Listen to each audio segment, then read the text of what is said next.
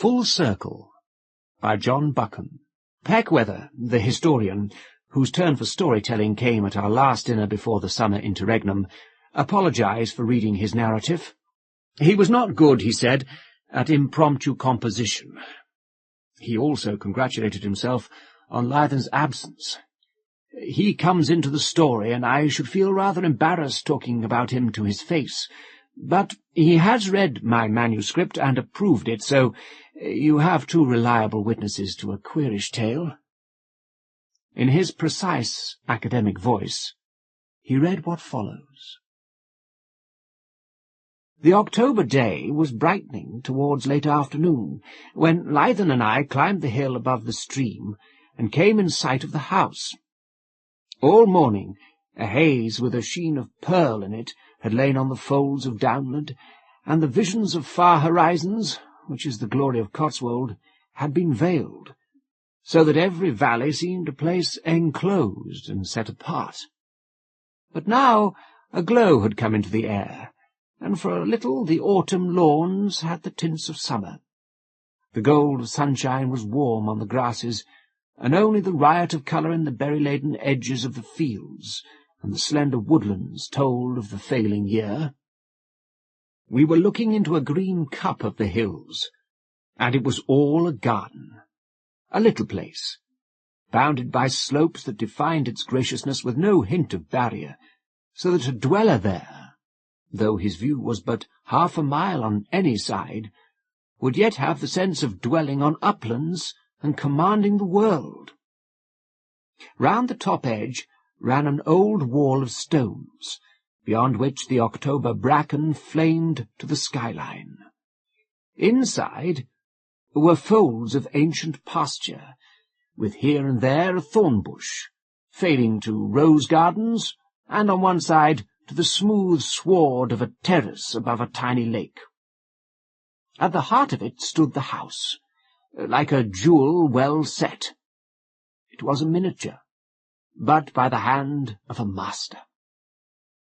The style was late 17th century, when an agreeable classic convention had opened to sunlight and comfort the dark magnificence of the Tudor fashion.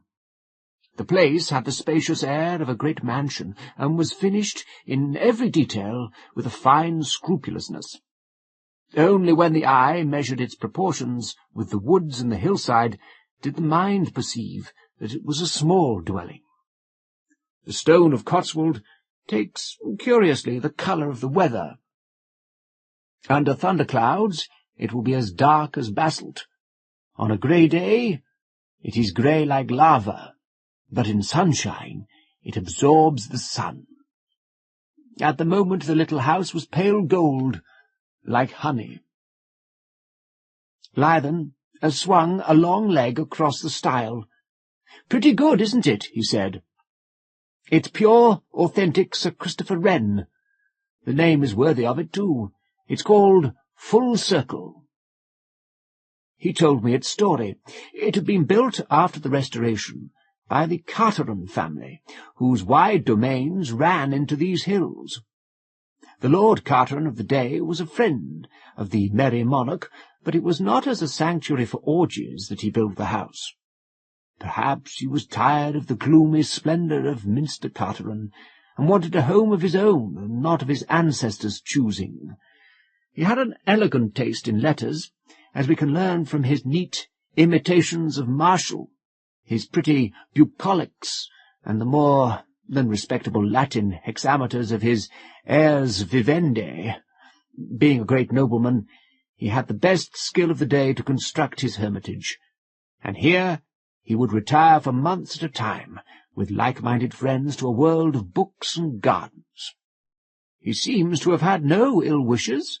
Contemporary memoirs speak of him charitably, and Dryden spared him 4 lines of encomium. A selfish old dog, Lythen called him. He had the good sense to eschew politics and enjoy life. His soul is in that little house.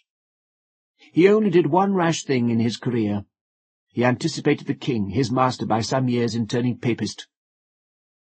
I asked about its later history. After his death it passed to a younger branch of the Carterets. It left them in the 18th century, and the Applebys got it. They were a jovial lot of hunting squires, and let the library go to the dogs.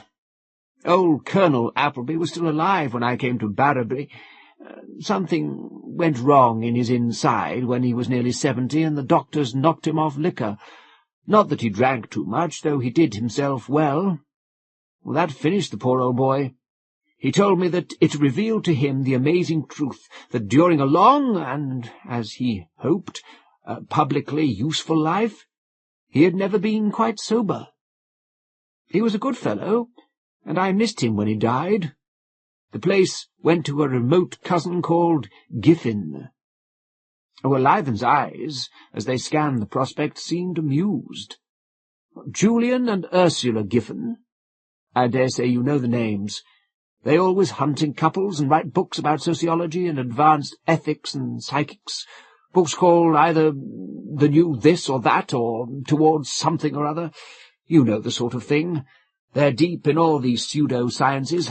Decent souls, but you can guess the type. I came across them in a case I had at the Old Bailey, defending a ruffian who was charged with murder. I hadn't a doubt he deserved hanging on 20 counts, but there wasn't enough evidence to convict him on this one. Doddridge was at his worst. It was just before they induced him to retire, and his handling of the jury was a masterpiece of misdirection. Of course there was a shindy. The thing was a scandal, and it all stirred up the humanitarians, till the murderer was almost forgotten in the iniquities of old Doddridge. You must remember the case. It filled the papers for weeks. Well, it was in that connection that I fell in with the Giffins. I got rather to like them, and I've been to see them at their house in Hampstead. Golly, what a place! Not a chair fit to sit down on, and colours that made you want to weep. I never met people with heads so full of feathers. I said something about that being an odd milieu for him. Oh, I like human beings, all kinds. It's my profession to study them, for without that the practice of the law would be a lean affair. There are hordes of people like the Giffins, only not so good, for they really have hearts of gold. They are the rootless stuff in the world today, in revolt against everything and everybody with any ancestry, a kind of innocent self-righteousness, wanting to be the people with whom wisdom begins and ends. They are mostly sensitive and tender-hearted, but they wear themselves out in an eternal dissidence. Can't build, you know, for they object to all tools, but very ready to crab. They scorn any form of Christianity, but they'll walk miles to patronize some wretched sect that has the merit of being brand new. Pioneers, they call themselves. Funny little unclad people, adventuring into the cold desert with no maps. Giffin once described himself and his friends to me as forward-looking, but that, of course, is just what they are not. To tackle the future you must have a firm grip of the past, and for them the past is only a pathological curiosity. They're up to their necks in the mud of the present, but good after a fashion, and innocent. Sordidly innocent. Fate was in an ironical mood when he saddled them with that wicked little house. Wicked did not seem to me to be a fair word. It sat honey-coloured among its gardens with the meekness of a dove. The sound of a bicycle on the road behind us made us turn round, and Lythen advanced to meet a dismounting rider. He was a tallish fellow, some 40 years old, perhaps, with one of those fluffy blonde beards that have never been shaved. Short-sighted, of course, and wore glasses. Biscuit-coloured knickerbockers and stockings clad his lean limbs. Lythen introduced me. We are walking to Borreby, and stopped to admire your house. Could we just have a glimpse inside? I want Peckweather to see the staircase. Mr. Giffin was very willing. I've been over to Clyston to send a telegram. We have some friends for the weekend who might interest you. Won't you stay for tea? Well, there was a gentle, formal curiosity about him, and his voice had the facile intonations of one who loves to talk. He led us through a little gate, and along a shorn green walk among the bracken to a postern which gave entrance to the garden. Here, though it was October, there was still a bright show of roses, and the jet of water from the leaden Cupid dripping noiselessly among fallen petals. And then we stood before the doorway, above which the old Carteron had inscribed a line of Horace. I have never seen anything quite like the little hall. There were two, indeed, separated by a staircase of wood that looked like olive. Both were paved with black and white marble, and the inner was oval in shape, with a gallery supported on slender walnut pillars. It was all in miniature, but it had a spaciousness which no mere size could give. Also, it seemed to be permeated by the quintessence of sunlight. Its air was of long-descended, confident, equable happiness. There were voices on the terrace beyond the hall. Giffen led us into a room on the left. "You remember the house in Colonel Appleby's time, Lythen?" This was the chapel. It had always been the chapel. "You see the change we have made. Oh, I beg your pardon, Mr. Peckwether. You're not by any chance a Roman Catholic?" The room had a white panelling, and on two sides deep windows. At one end was a fine Italian shrine of marble, and the floor was mosaic, blue and white in a quaint Byzantine pattern. There was the same air of sunny cheerfulness as in the rest of the house. No mystery could find a lodgment here. It might have been a chapel for 3 centuries, but the place was pagan. The Giffens' changes were no sort of desecration. A green baize table filled most of the floor, surrounded by chairs like a committee room. On new raw wood shelves were files of papers and stacks of blue books, those desiccated works into which reformers of society torture the English tongue. 2 typewriters stood on a side table. "It is our workroom," Giffen explained, "where we hold our Sunday moots. Ursula thinks that a weekend is wasted unless it produces some piece of real work. Often a quite valuable committee has its beginning here. We try to make our home a refuge for busy workers, where they need not idle, but can work under happy conditions. A college situate in a clearer air," Lythen quoted, but Giffen did not respond except with a smile. He had probably never heard of Lord Falkland. A woman entered the room, a woman who might have been pretty if she had taken a little pains. Her reddish hair was drawn tightly back and dressed in a hard knot, and her clothes were horribly incongruous in a remote manor-house. She had bright, eager eyes like a bird, and hands that fluttered nervously. She greeted Lythen with warmth. "We have settled down marvellously," she told him. "Julian and I feel as if we had always lived here, and our life has arranged itself so perfectly. My mother's cottages in the village will soon be ready, and the club is to be opened next week. Julian and I will carry on the classes ourselves for the first winter. Next year we hope to have a really fine programme. And then it is so pleasant to be able to entertain one's friends. Won't you stay to tea? Dr. Swope is here, and Mary Elliston, and Mr. Percy Blaker, you know, the Member of Parliament. Must you hurry off? I'm so sorry. What do you think of our workroom? It was utterly terrible when we first came here, a sort of decayed chapel, like a withered tuberose. We haven't let the air of heaven into it." I observed that I had never seen a house so full of space and light. "Ah, you notice that? It is a curiously happy place to live in. Sometimes I'm almost afraid to feel so light-hearted. But we look on ourselves as only trustees. It is a trust we have to administer for the common good. You know, it's a house on which you can lay your own impress. I can imagine places which dominate the dwellers, but Fullcircle is plastic, and we can make it our own just as much as if we had planned and built it. That's our chief piece of good fortune." We took our leave, for we had no desire for the company of Dr. Swope and Mr. Percy Blaker.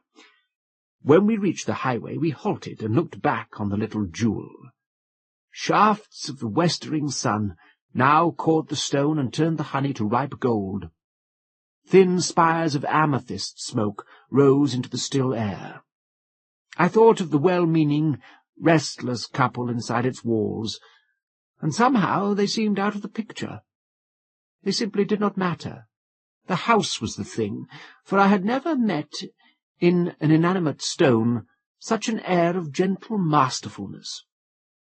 It had a personality of its own, clean-cut and secure, like a high-born old dame among the females of profiteers, and Mrs. Giffen claimed to have given it her impress.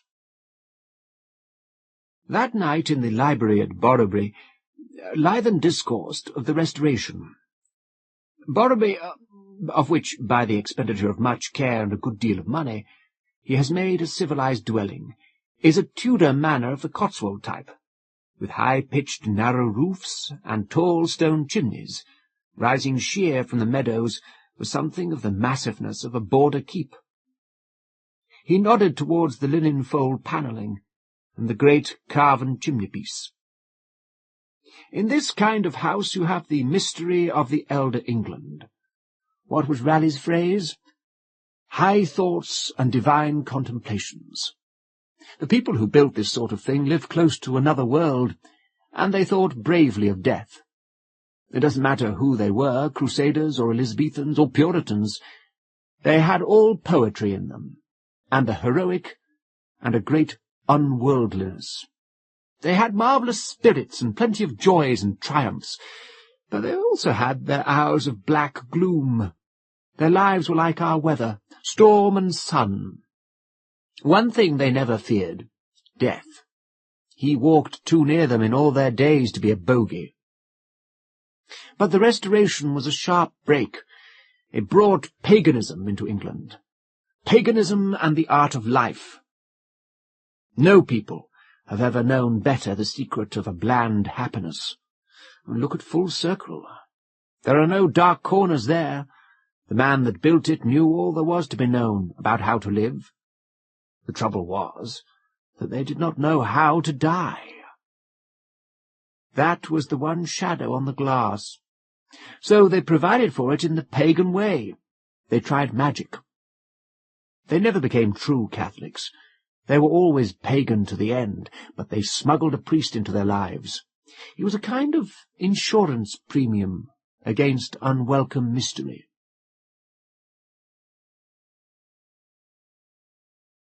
It was not till nearly 2 years later that I saw the Giffins again. The mayfly season was near its close, and I had snatched a day on a certain limpid Cotswold river.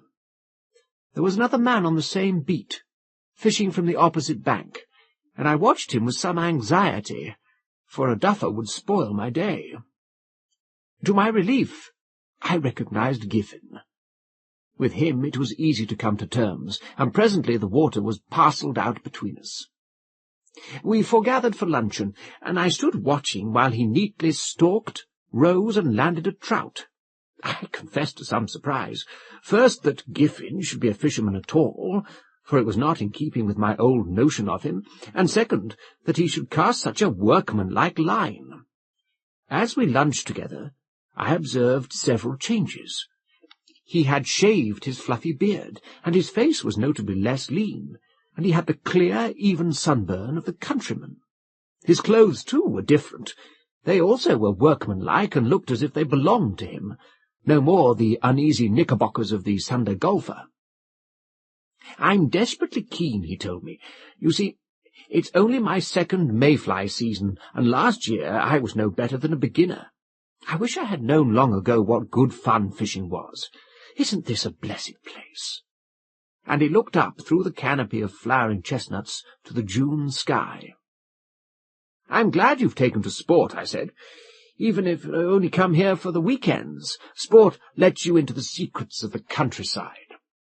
"Oh, we don't go much to London now," was his answer. "We sold our Hampstead house a year ago. I can't think how I could ever stick that place. Ursula takes the same view. I wouldn't leave Oxfordshire just now for £1,000. Do you smell the hawthorn?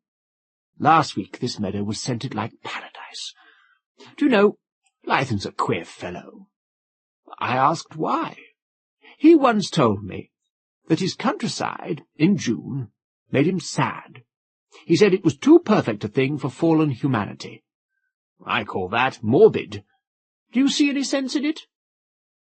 I knew what Lythen meant, but it would have taken too long to explain. I feel warm and good and happy here, he went on. I used to talk about living close to nature. Rot. I didn't know what nature meant. Now, he broke off. By Jove, there's a kingfisher. That is only the second I've seen this year. They're getting uncommon with us. With us. I liked the phrase. He was becoming a true countryman. We had a good day, not extravagantly successful, but satisfactory, and he persuaded me to come home with him to Fullcircle for the night, explaining that I could catch an early train next morning at the junction. So we extricated a little two-seater from a thicket of lilacs, and he drove me through 4 miles of sweet-scented dusk, with nightingales shouting in every thicket. I changed into a suit of his flannels in a bedroom looking out on the little lake where the trout were rising, and I remember that I whistled with pure light-heartedness. In that adorable house one seemed to be still breathing the air of the spring meadows. Dinner was my first big surprise. It was admirable, plain but perfectly cooked, and with that excellence of basic material which is the glory of a well-appointed country house. There was wine, too, which I am certain was a new thing. Giffen gave me a bottle of sound claret, and afterwards some more than decent port. My second surprise was my hostess. Her clothes, like her husband's, must have changed, for I did not notice what she was wearing, and I had noticed it only too clearly the last time we met. More remarkable still was the difference in her face. For the first time I realized that she was a pretty woman. The contours were softened and rounded, and there was a charming well-being in her eyes, very different from the old restlessness. She looked content, infinitely content. I asked about her mother's cottages. She laughed cheerfully. I gave them up after the first year. They didn't mix well with the village people. I'm quite ready to admit my mistake, and it was the wrong kind of charity. The Londoners didn't like it, felt lonesome, and sighed for the fried fish shop, and the village women were shy of them, afraid of infectious complaints, you know. Julian and I have decided that our business is to look after our own people. It may have been malicious, but I said something about the wonderful scheme of village education. Another relic of Cockneyism, laughed the lady, but Giffen looked a trifle shy. I gave it up because it didn't seem worth while. What is the use of spoiling a perfectly wholesome scheme of life by introducing unnecessary complications? Medicine is no good unless a man is sick, and these people are not sick. Education is the only cure for certain diseases the modern world has engendered, but if you don't find the disease, the remedy is superfluous. The fact is, I hadn't the face to go on with the thing. I wanted to be taught rather than to teach. There's a whole world round me of which I know very little, and my first business is to get to understand it. Any village poacher can teach me more of the things that matter than I have to tell him. Besides, we have so much to do, his wife added. There's the house and the garden and the home farm and the property. It isn't large, but it takes a lot of looking after. The dining-room was long and low-ceilinged, and had a white panelling in bold relief. Through the windows came odours of the garden, a faint tinkle of water. The dusk was deepening, and the engravings in their rosewood frames were dim, but sufficient light remained to reveal the picture above the fireplace. It showed a middle-aged man in the clothes of the late Carolines. The plump, tapering fingers of one hand held a book, and the other was hidden in the folds of a flowering waistcoat.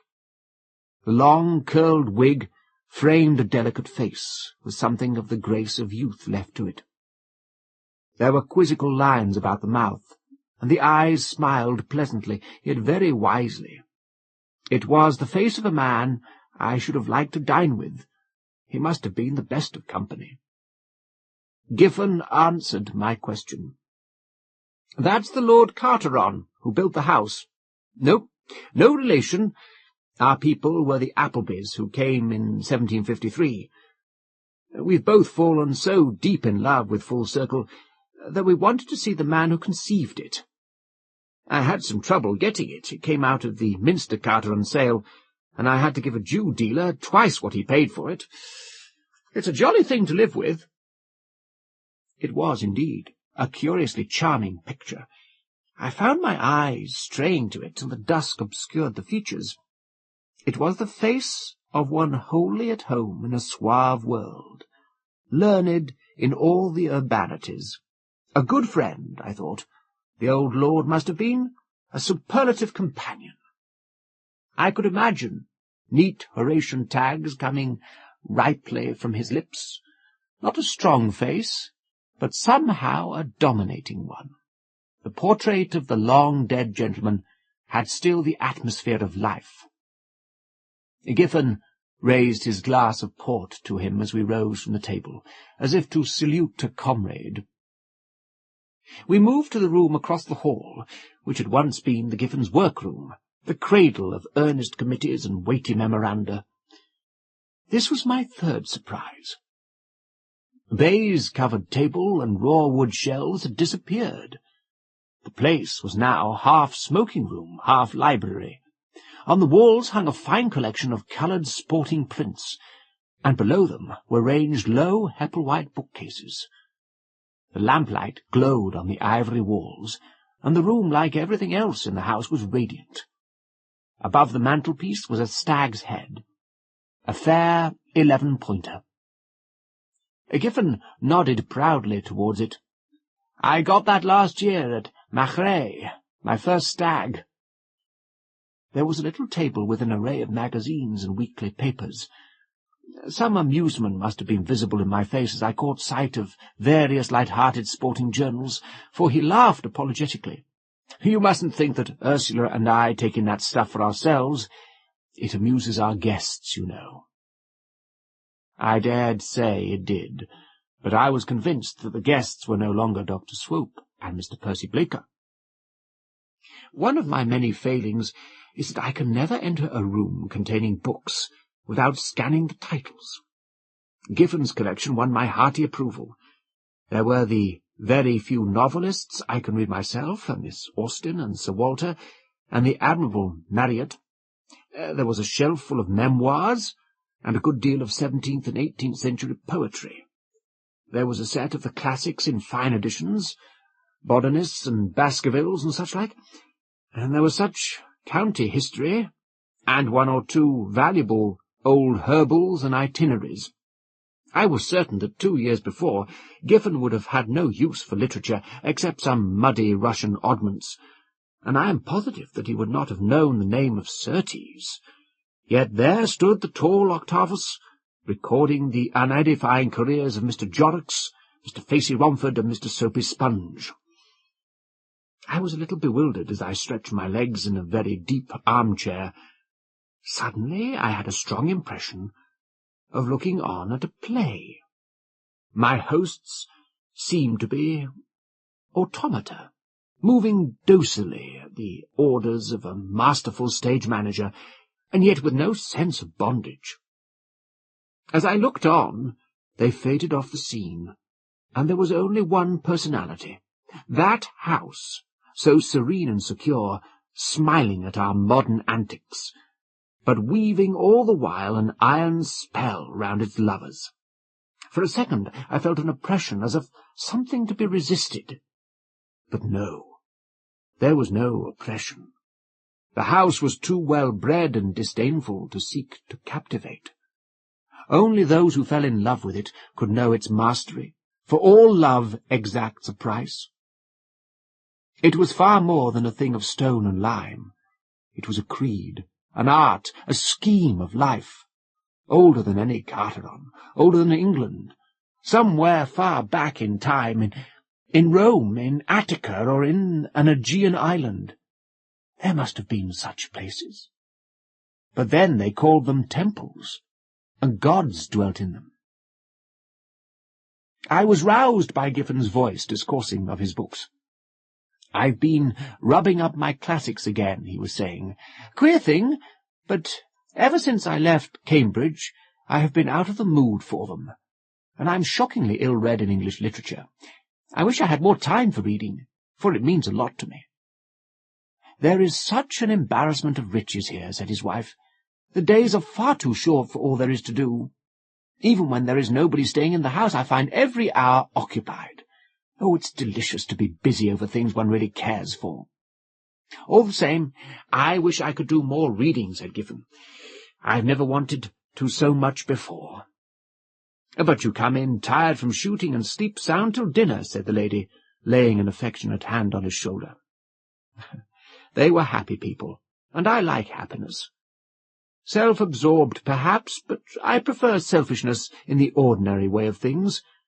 We are most of us selfish dogs, and altruism makes us uncomfortable. But I had somewhere in my mind a shade of uneasiness, for I was the witness of a transformation too swift and violent to be wholly natural. Years, no doubt, turn our eyes inward and abate our heroics, but not a trifle of 2 or 3. Some agency had been at work here, some agency other and more potent than the process of time. The thing fascinated and partly frightened me, for the Giffens, though I scarcely dared to admit it, had deteriorated. They were far pleasanter people. I liked them infinitely better. I hoped to see them often again.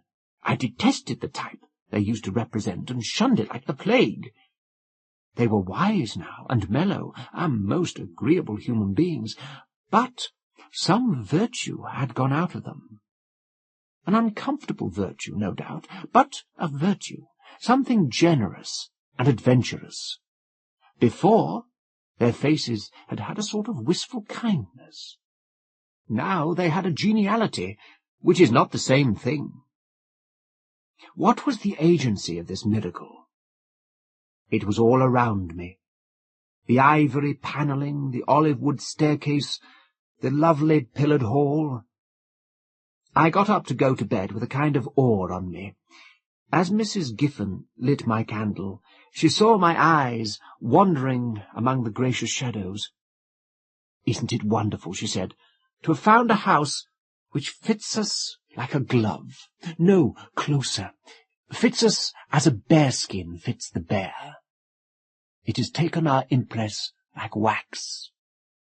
Somehow I didn't think that the impress had come from the Giffens' side. A November afternoon found Lythan and myself jogging homewards from a run with the Haythrop. It had been a wretched day. Twice we had found and lost, and then a deluge had set in which scattered the field. I had taken a hearty toss into a swamp, and got as wet as a man may be, but the steady downpour soon reduced every one to a like condition. When we turned towards Borreby, the rain ceased, and an icy wind blew out of the east, which partially dried our sopping clothes. All the grace had faded from the Cotswold valleys.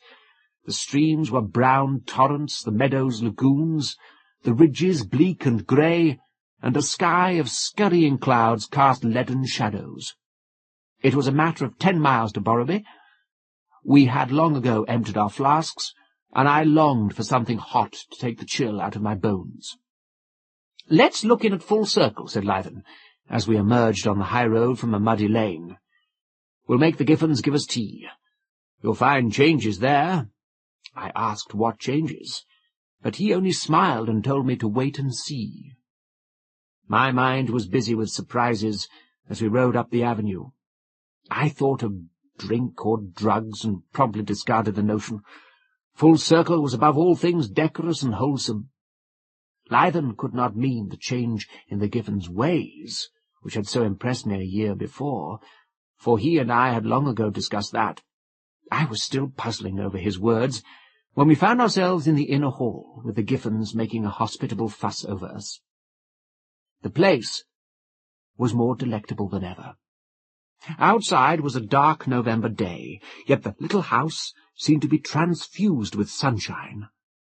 I do not know by what art the old builders had planned it, but the airy pilasters, the perfect lines of the ceiling, the soft colouring of the wood, seemed to lay open the house to a clear sky.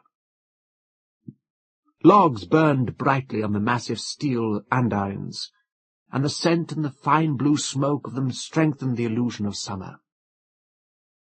Mrs. Giffen would have had us change into dry things, but Lythen pleaded a waiting dinner at Borreby. The two of us stood by the fireplace drinking tea, the warmth drawing out a cloud of vapour from our clothes to mingle with the wood smoke.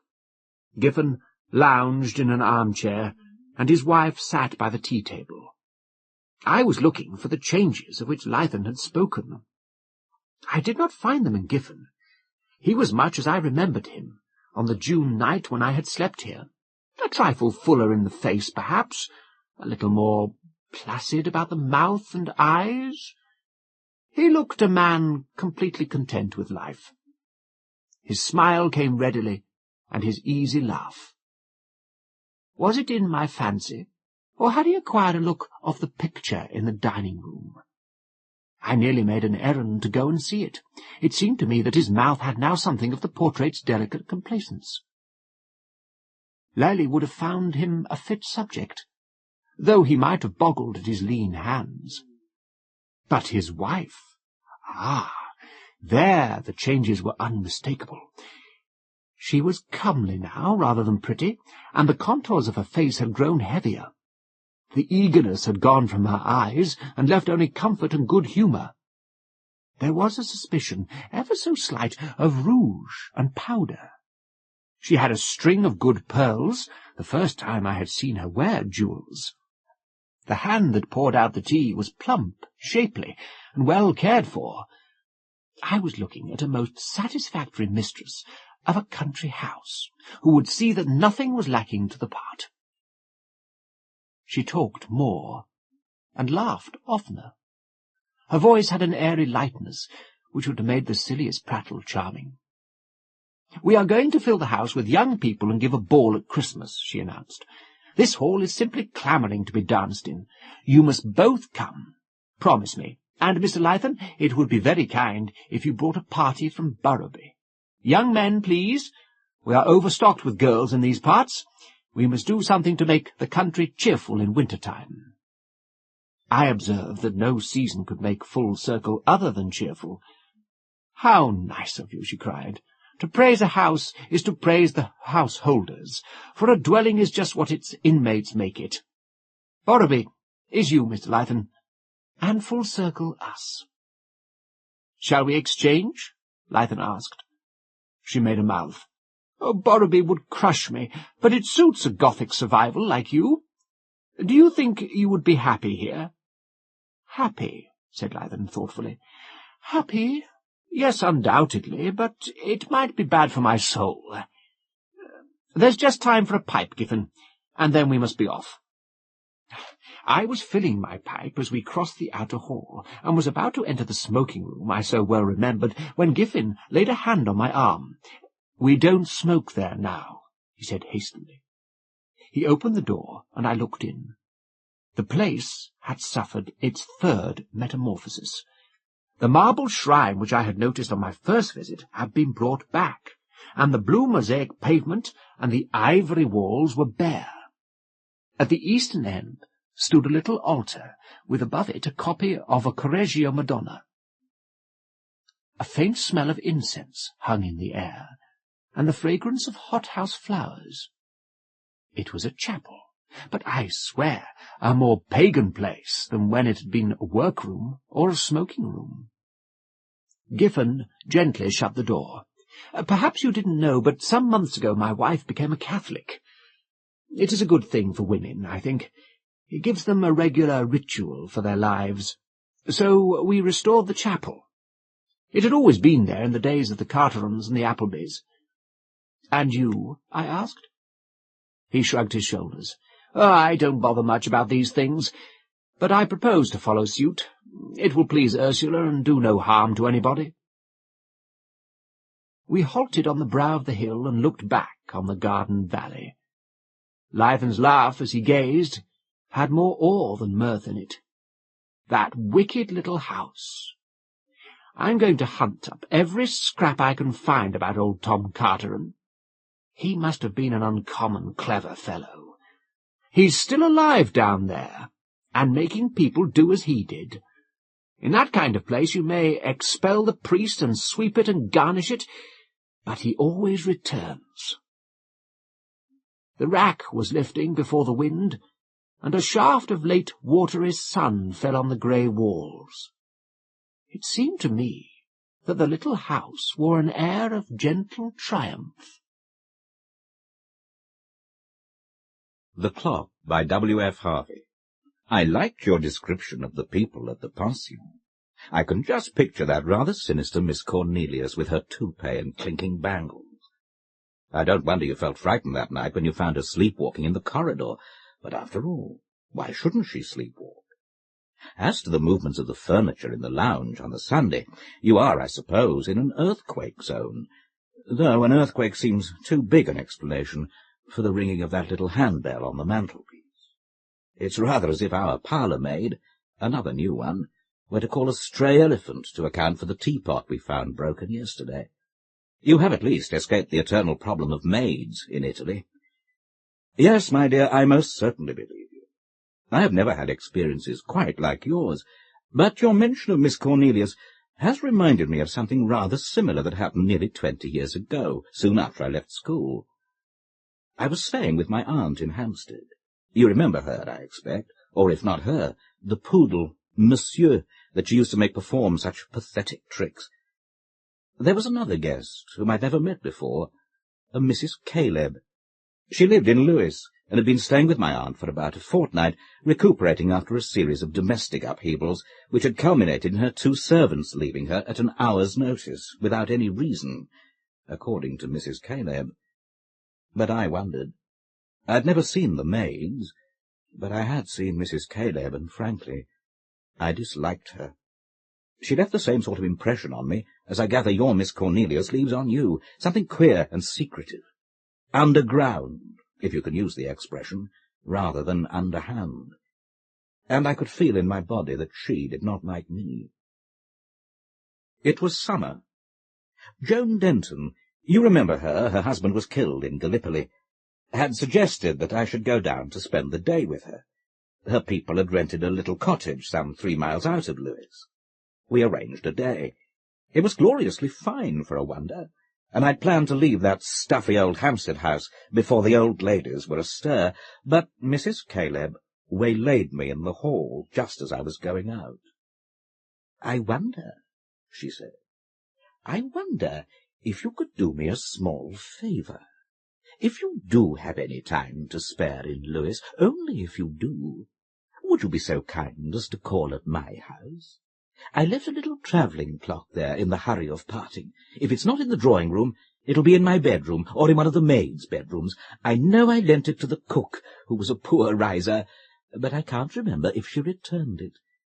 Would it be too much to ask? The house has been locked up for 12 days, but everything is in order. I have the keys here. The large one is for the garden gate, and the small one for the front door." I could only accept, and she proceeded to tell me how I could find Ashgrove House. "You will feel quite like a burglar," she said, "but mind, it's only if you have time to spare." As a matter of fact, I found myself glad of any excuse to kill time. Poor old Joan had been taken suddenly ill in the night. They feared appendicitis, and though her people were very kind and asked me to stay to lunch, I could see that I should only be in the way, and made Mrs. Caleb's commission an excuse for an early departure. I found Ashgrove without difficulty. It was a medium-sized red-brick house, standing by itself in a high-walled garden that bounded a narrow lane. A flagged path led from the gate to the front door, in front of which grew not an ash, but a monkey puzzle that must have made the rooms unnecessarily gloomy. The side door, as I expected, was locked.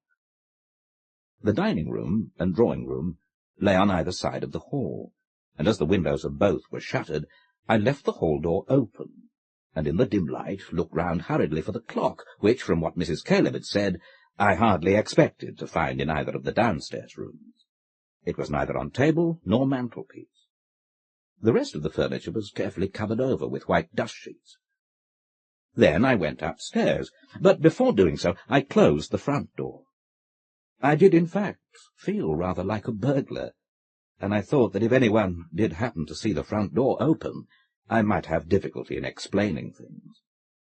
Happily, the upstairs windows were not shuttered. I made a hurried search of the principal bedrooms.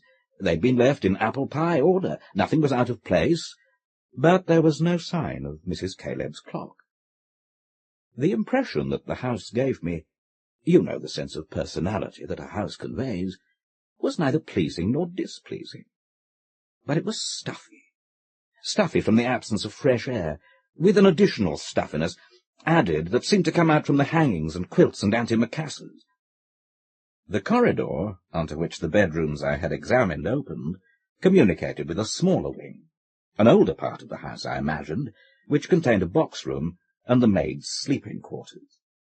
The last door that I unlocked, I should say that the doors of all the rooms were locked and relocked by me after I'd glanced inside them, contained the object of my search. Mrs. Caleb's travelling clock was on the mantelpiece, ticking away merrily. That was how I thought of it at first. And then, for the first time, I realized that there was something wrong. The clock had no business to be ticking. The house had been shut up for 12 days. No one had come in to air it or to light fires.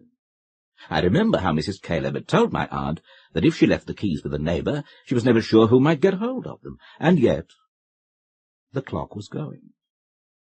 I wondered if some vibration had set the mechanism in motion, and pulled out my watch to see the time.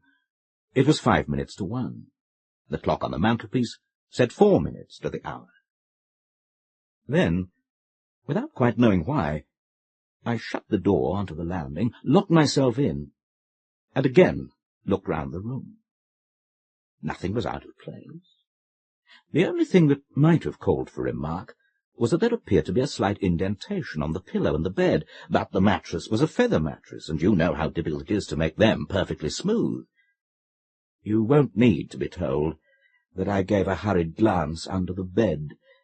Do you remember your supposed burglar in number 6 at St. Ursula's? And then, and much more reluctantly, opened the doors of 2 horribly capacious cupboards, both happily empty, except for a framed text with its face to the wall. By this time, I really was frightened. The clock went ticking on. I had a horrible feeling that an alarm might go off at any moment, and the thought of being in that empty house was almost too much for me. However, I made an attempt to pull myself together. It might, after all, be a 14-day clock. If it were, then it would be almost run down. I could roughly find out how long the clock had been going by winding it up. I hesitated to put the matter to the test, but the uncertainty was too much for me. I took it out of its case and began to wind. I'd scarcely turned the winding screw twice when it stopped. The clock clearly was not running down. The hands had been set in motion, probably, only an hour or 2 before. I felt cold and faint, and going to the window, threw up the sash, letting in the sweet, live air of the garden. I knew now that the house was queer, horribly queer. Could someone be living in the house? Was someone else in the house now? I thought that I'd been in all the rooms, but had I? I'd only just opened the bathroom door, and I'd certainly not opened any cupboards, except those in the room in which I was. Then, as I stood by the open window, wondering what I should do next, and feeling that I just couldn't go down that corridor into the darkened hall to fumble at the latch of the front door with I don't know what behind me, I heard a noise. It was very faint at first, and seemed to be coming from the stairs. It was a curious noise, not the noise of anyone climbing up the stairs, but you'll laugh if this letter reaches you by a morning post, of something hopping up the stairs, like a very big bird would hop. I heard it on the landing. It stopped. Then there was a curious scratching noise against one of the bedroom doors, the sort of noise you can make with the nail of your little finger scratching polished wood. Whatever it was coming slowly down the corridor, scratching at the doors as it went.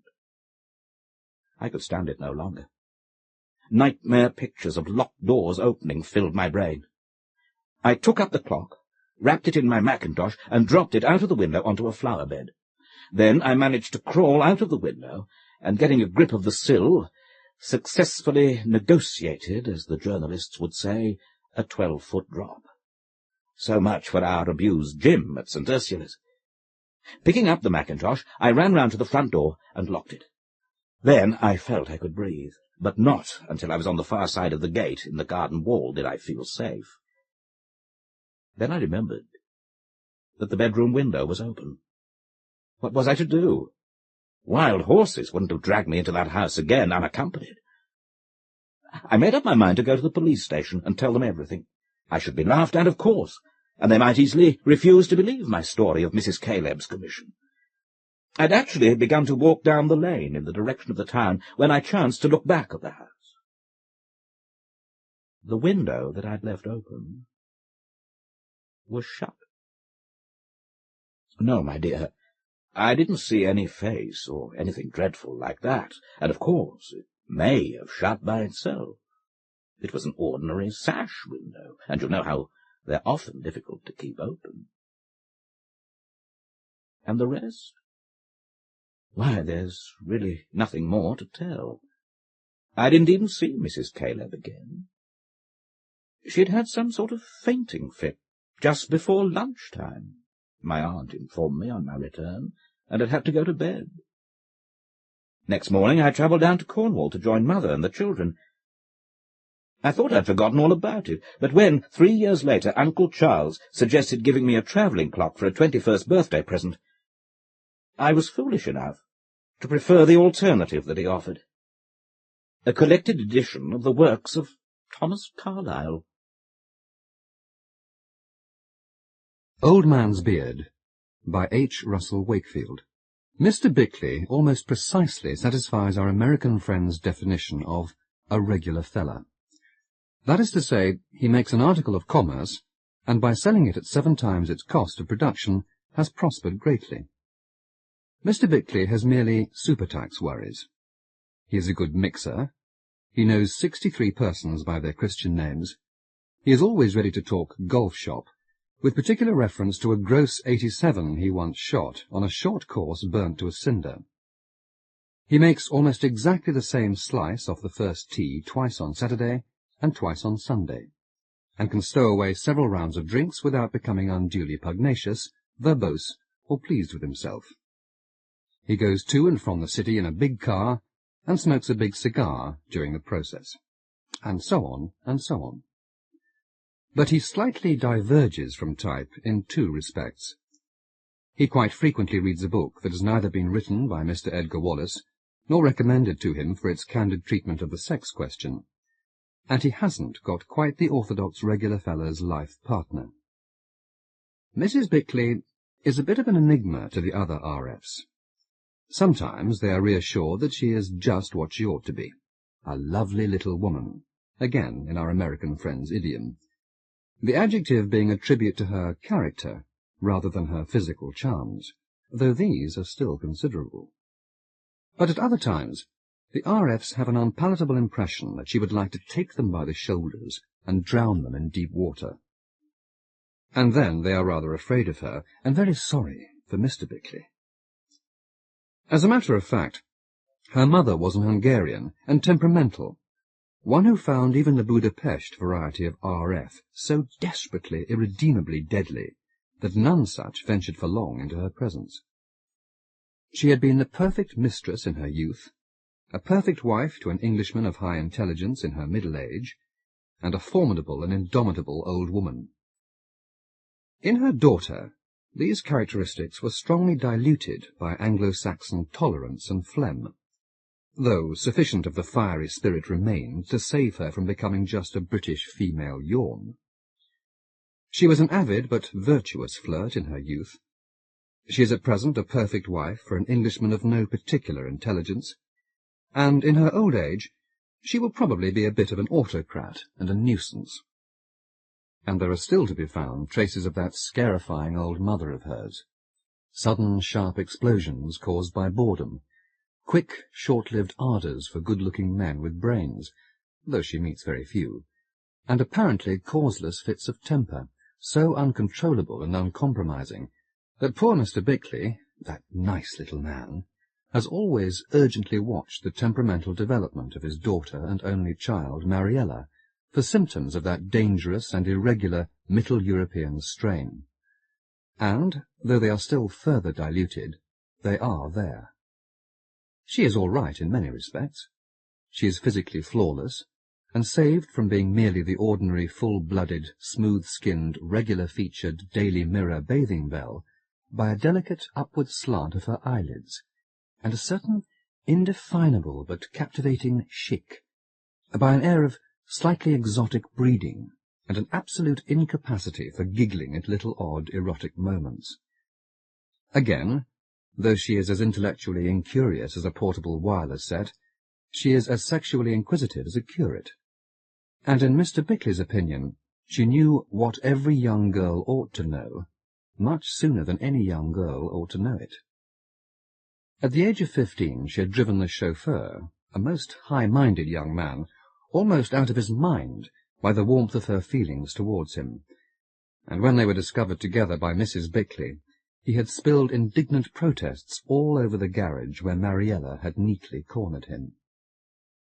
After this infatuation faded, she had experienced a succession of hurried, hot passions for a number of hopelessly ineligible youths, so that Mr. Bickley, with a meanness only excused by his desperation, once upbraided her mother for introducing this culpable and devilish strain into the staid and seemly Bickley stock. Whereupon, the old lady being in the ascendant, he got about 5 times as good as he gave, and spent a restless night composing a dignified letter to the Times on the dangers of mixed marriages. And then came the most desired return to Bickleyism, for Mariella accepted the hand, the in every way desirable hand, of young Arthur Randall. 6 weeks before, it hadn't been desirable at all, for then he had been extremely impecunious, and merely, or so at least it appeared, a superlative player of games. Mariella had seen him make 84 runs against Larwood, Barrett, and Staples when the dust was flying, and beat 3 men in succession to score the winning try against Wales, and as the applause rose and towered, she had made up her mind, and prepared herself for a long and fiercely contested battle with her father. And then Arthur's uncle suddenly slipped his anchor, leaving his nephew £80,000. Well, this timely and unexpected event eased the situation completely, and Mariella was soon flourishing a solitaire diamond ring, and the wedding was fixed for the end of October. The beginning of August found them all installed in a well-appointed furnished house at that aristocratic resort, Brinton-on-Sea, which Mr. Bickley had rented for 7 weeks. This confinement within 4 walls gave Mr. Bickley a not too earnestly desired opportunity of scrutinizing the character of his prospective son-in-law, so far as that young gentleman permitted him to do so. Physically, he was beyond criticism. Tall, lithe, and dark, he had exceptional vitality and perfect health. He was a joy to look upon, and the fact that he had stood up to the Notts fast bowlers for 2 hours, and had picked their short ones off his nose and plunked them up against the square-leg boundary, was sufficient evidence of his courage and pugnacity, as was that vicious hand-off which had turned the Welsh full-back Turtle and given him a very sore jawbone for a week. It would have been very soothing to have been able to couple these moral qualities and physical attributes with £80,000 and find nothing more to scrutinize. But Mr. Bickley reluctantly and irritably nosed up something else, something enigmatic elusive, buried so deep, as it were, that Mr. Bickley felt his nose was only long enough to unearth its fringes and vague outline. What was it? Well, it sometimes revealed itself in sudden and most unexpected flashes of brutal, ruthless insight, almost a devilish sort of flourished egoism, most singular in so usually commonplace a master of moving spheres and ovals. Yet was he ever quite commonplace? Wasn't that orthodox exterior possibly a very cunningly adjusted mask? Unpleasant questions which Mr. Bickley reprimanded his mind for asking about his prospective son-in-law. Yet they had some justification. For example, on one occasion they had all been sitting on the beach, and he had been reading out from the Daily Express an account of the lamentable defalcations of a former business acquaintance, with appropriate comments. And then young Randall had suddenly stared into his face with a most ironical and piercing expression and said, "There, but for a spot of caution and the grace of old Nick, went Horace Bickley." Which was exceedingly rude, and he hoped unjustified. It had taken him very much aback, though both Mariella and her mother had seemed amused. And then again, when they had been discussing a peculiarly unpleasant murder of a young woman by a solicitor's clerk, and marvelling how he could have brought himself to commit such an atrocity, young Randall had remarked with frigid detachment, "Well, she probably bored him, and if by slitting her gullet he prevented her from boring anyone else, I consider he did a service to society." He said something unexpected and in bad taste like that quite often. Did he mean such things? He certainly appeared to. So he couldn't be quite ordinary. Was that a good or a bad thing? Well, Mariella wasn't quite ordinary either. All those difficult adolescent tendencies, now so pleasantly dormant, that her foreign blood explained but didn't eliminate, and other little signs here and there, showed she had a slight streak of some kind. Perhaps their prospects of marital happiness would be increased by the fact that each was slightly peculiar. And certainly it was most reassuring that young Randall seemed so utterly devoted to Mariella, fiercely and fanatically so, and she seemed to have concentrated at last in a sort of smouldering and unvarying way. Mr. Bickley had waded his way through the evidence to a fairly favourable summing up, when something else came to worry him. Mariella didn't seem very flourishing. The family GP had described her as the most flawless physical specimen he had ever examined, and the son and sea and air of Brinton should have put the keenest edge on this brilliant Toledo blade, and the close presence of her lover should have made her spirit leap within her. But the actual result was depressingly different. After the first few days, she seemed limp and lethargic and snappy in the mornings. She shook this off during the day, but began to droop again at sundown, and showed a marked distaste for going to bed. Not a distaste born of overmastering vitality, but something less reassuring than that. Something less readily explicable. Her mother had noticed it, of course, and was rather worried, had questioned her gently, and been testily repulsed. Look at her now, for example, just come in from bathing on such a glorious day, and young Randall gazing at her with such undisguised adoration. What more could she want? Yet she seemed shadowed, brooding over something. She really almost looked ill, and yet, in a purely physical sense, radiantly healthy. It must be some mental trouble. But what conceivable reason could there be for it? Yes, she was looking in that way worse than he'd ever seen her look, worse even than when he'd kicked that ghastly young dancing-partner creature down the steps at home.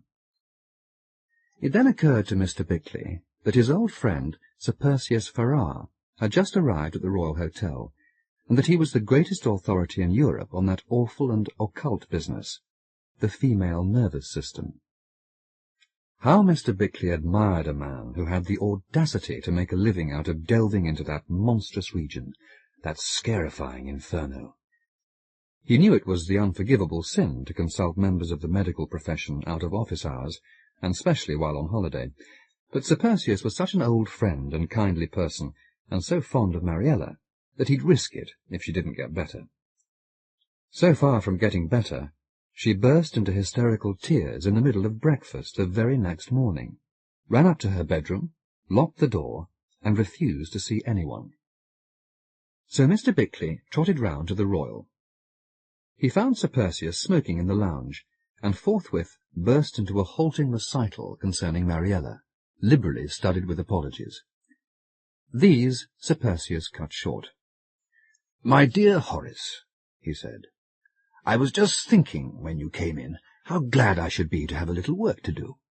I'm always like that after a week's idling, and though I'm very sorry that which will rescue me from my sloth is some trouble with my dear and exquisite Mariella, I don't suppose there's much wrong, and if I can set it right, I shall feel doubly grateful to you for allowing me to don my harness for an hour or two. I'll drop in casually after lunch." Which he did, and Mariella came out of her seclusion to greet him.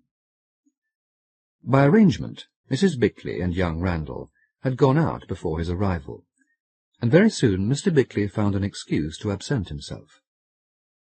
Sir Perseus was not a famous authority on the female nervous system for nothing, and within a quarter of an hour Mariella was telling him something to which he was listening with an absorbed and authoritative attention. At the end of half an hour he began to ask questions, and at the end of an hour he patted her hand and told her there was nothing seriously to fuss about, but that unless she objected, he would like her to put herself in his hands, by which he meant that she should tell him at once anything else which happened, and confide absolutely in him. She agreed thankfully, and then he left her with a very puzzled and thoughtful expression on his face, and, as arranged, met Mr. Bickley on the front. They sat down on a seat overlooking the sea, on which Sir Perseus stared for a time, while Mr. Bickley waited rather anxiously for him to speak. "I don't think it's anything at all serious," said Sir Perseus at length, "but very unpleasant for her, poor child. It's a nightmare that she's been having. I asked her if she were accustomed to dream, and she replied with great candour that ever since she could remember she had dreamed frequently and vividly of young men." Mr. Bickley shuffled on his seat, his thoughts winging back. "I suppose," he said, "that's quite usual, quite natural. I mean, most young girls dream of young men." Oh, quite, replied Sir Perseus. "But I gather that her dreams have been exceptionally, vivid. I was relieved to hear it, for it makes the deep etching of this nightmare less hard to explain. Apparently she experienced it for the first time 10 days ago, on the second evening she was here. She's had it twice since. It takes this form. As she relates it, her room appears to be divided into 2 parts. That in which she herself is in darkness. The rest of the room is highly lighted. In it there is a bed, rather a big bed, and on it is an old man with a longish grey beard wearing a nightshirt. He is apparently writhing in great agony. He's twisting over and over, his hands to his heart, his head flung back. And then he suddenly rolls over and drops from the bed to the floor and is hidden from her. Well, then the light seems to spread towards her across the carpet, and she sees between the bed and where she is placed a coffin on the ground, and it seems to her as though there must be many cracks in this coffin, for long grey hair is streaming through it, some coiled over the lid and some streaming upwards. And presently the lid starts slowly to rise, and then the whole room is in darkness, and she has the impression that something is moving towards her and then bending over her, and she feels something spreading over her face. Hair, she thinks, and she has a sensation of suffocation and awakes. "My God!" cried Mr. Bickley. "That is foul, dreadful. Poor little girl, what a bestial, terrifying experience. Yes, replied Sir Percius. It is one of the most disgusting and unnerving dreams of the kind that I've ever had described to me. There must be some explanation for it. Recurrent nightmares of this type are invariably the echo, stored in the subconscious, of some sharp experience once upon a time recorded. That sounds obscure, and it is so, but I have known very many such cases. Can you recall anything in Mariella's short existence which, when regurgitated, as it were, might cause this beastly dream? Anything to do with a grey-bearded man, for example? Nothing whatever, said Mr. Bickley emphatically. I have certainly come across grey-bearded men in the course of business and so on, but I cannot remember that Mariella ever met one. But what a lot of men Mariella has taken to, he thought to himself. It is conceivable there was one with a grey beard, but excessively improbable. I stress the detail of the beard, continued Sir Percius, because it seems to be the hair which sharply dominates this dream, and chiefly disturbs Mariella's mind. For example, when she broke down at breakfast, it was because, so she told me, she saw someone with a grey beard pass by the window, which shows how sensitive she is to and preoccupied by the hair element. And I'm convinced that she must have had some shock, long ago quite possibly, connected with a person so adorned, and that this vile dream is a throwback to this experience. I have told her to sift her memory for something of the kind. I am interested in her case, not only for professional reasons. I am very fond of her, and I feel it is up to me to exorcise this horror. She is too young and too innocent to be made a victim of such devilry. She has agreed to put herself in my hands, and consult me at once if there are any developments. I will send her a sleeping draught, and I suggest that she should not sleep alone.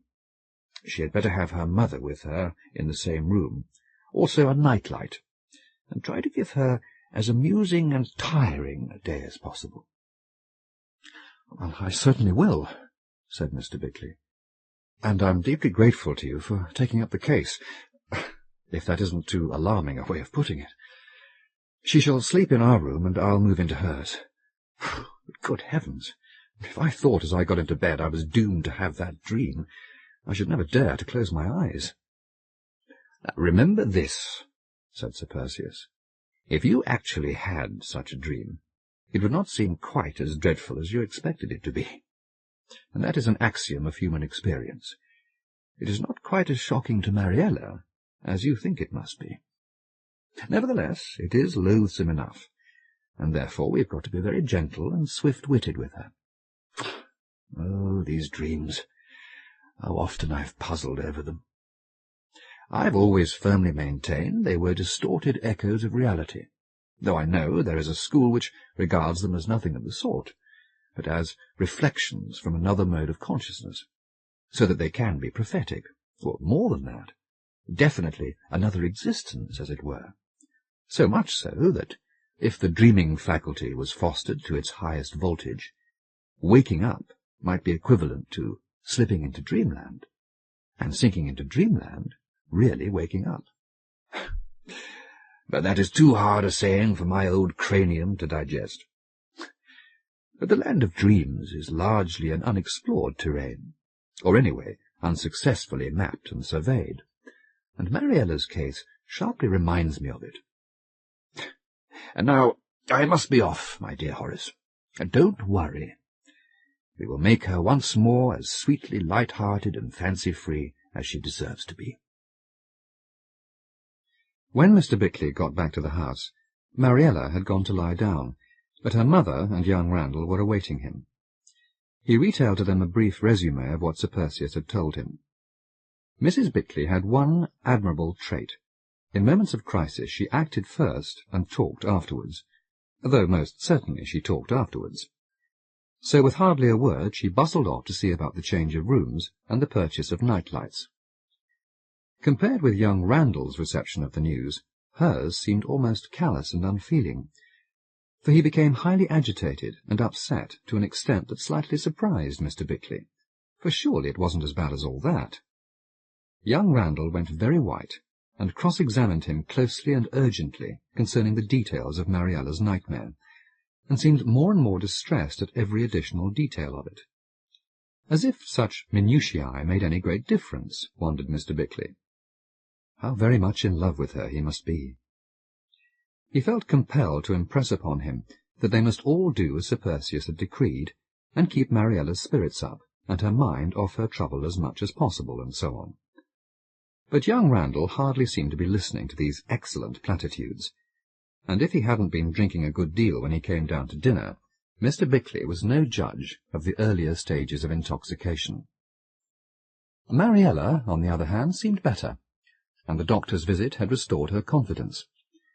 And this was justified, for under the influence of the sleeping draught she enjoyed 10 hours of dreamless slumber, and was very glad to have her mother by her side and a tiny light shining between them. The next morning she was in excellent spirits, and once more keenly appreciative of those glances of masculine admiration and feminine envy which she always evoked as she slipped her wrap from her shoulders and stepped slowly down the beach to the sea. She was, and still is for that matter, 5 feet 9 inches and a half in height, magnificently marshalled. The peculiar beauty of her figure is due to the fact that while she seems very long from hip to knee, she is 1 inch longer from knee to foot, and her torso, rippling, taut, and beautifully developed, is just exactly proportionately right. When the critical eye of the Brinton visitor turned from her perfection to the many other very good figures on the beach, their slight but recognizable flaws seemed brutally intensified. And then those tantalizingly lifted eyelids. Well, young Randall was deemed a damned lucky dog so soon to have all those rare felicities to sample. Yet on that occasion he didn't look as if he sufficiently appreciated the fact. He looked morose and hardly said a word. A thick night or a tiff, surmised the knowing onlookers. Sir Perseus looked in during the afternoon, and professed himself quite satisfied with the patient, and for 48 hours he had every reason to be. But 3 nights later Mrs. Bickley woke up suddenly and looked across to Mariella. She was lying on her back and moving about with a slight, incessant restlessness. "Shall I wake her?" thought her mother. "No, I'll wait a little while. It may be nothing." Presently Mariella's motions became more rapid, pronounced, and urgent. And then she sat up in bed and began thrusting with her hands, and then brushing her face, as if to free it from something which was spreading over it. This impressed her mother very horribly, and she jumped out of bed and went over to her, spoke her name, and touched her gently. And presently she awoke, her eyes staring, her body trembling. And then she burst into tears. Her mother gave her a sleeping draught, stroked her hair and comforted her, and took her to her own bed. Soon her sobbing became less violent, and, as the drug allied itself with her exhaustion, she fell into a deep sleep. Mrs. Bickley, however, didn't close her eyes again that night. Early next morning she rang up Sir Perseus, who was vaguely reassuring. "Whatever the cause," he said, "it cannot be expected that complete recovery can be immediate." For the present, he ordered a sleeping draught every night. Mariella seemed listless but fairly cheerful, and after her bathe, almost her usual self. Mr. Bickley was worried, but succeeded in disguising the fact. Young Randall was told nothing about it. And then there was another 3 days' pause, and everyone's spirits rose again.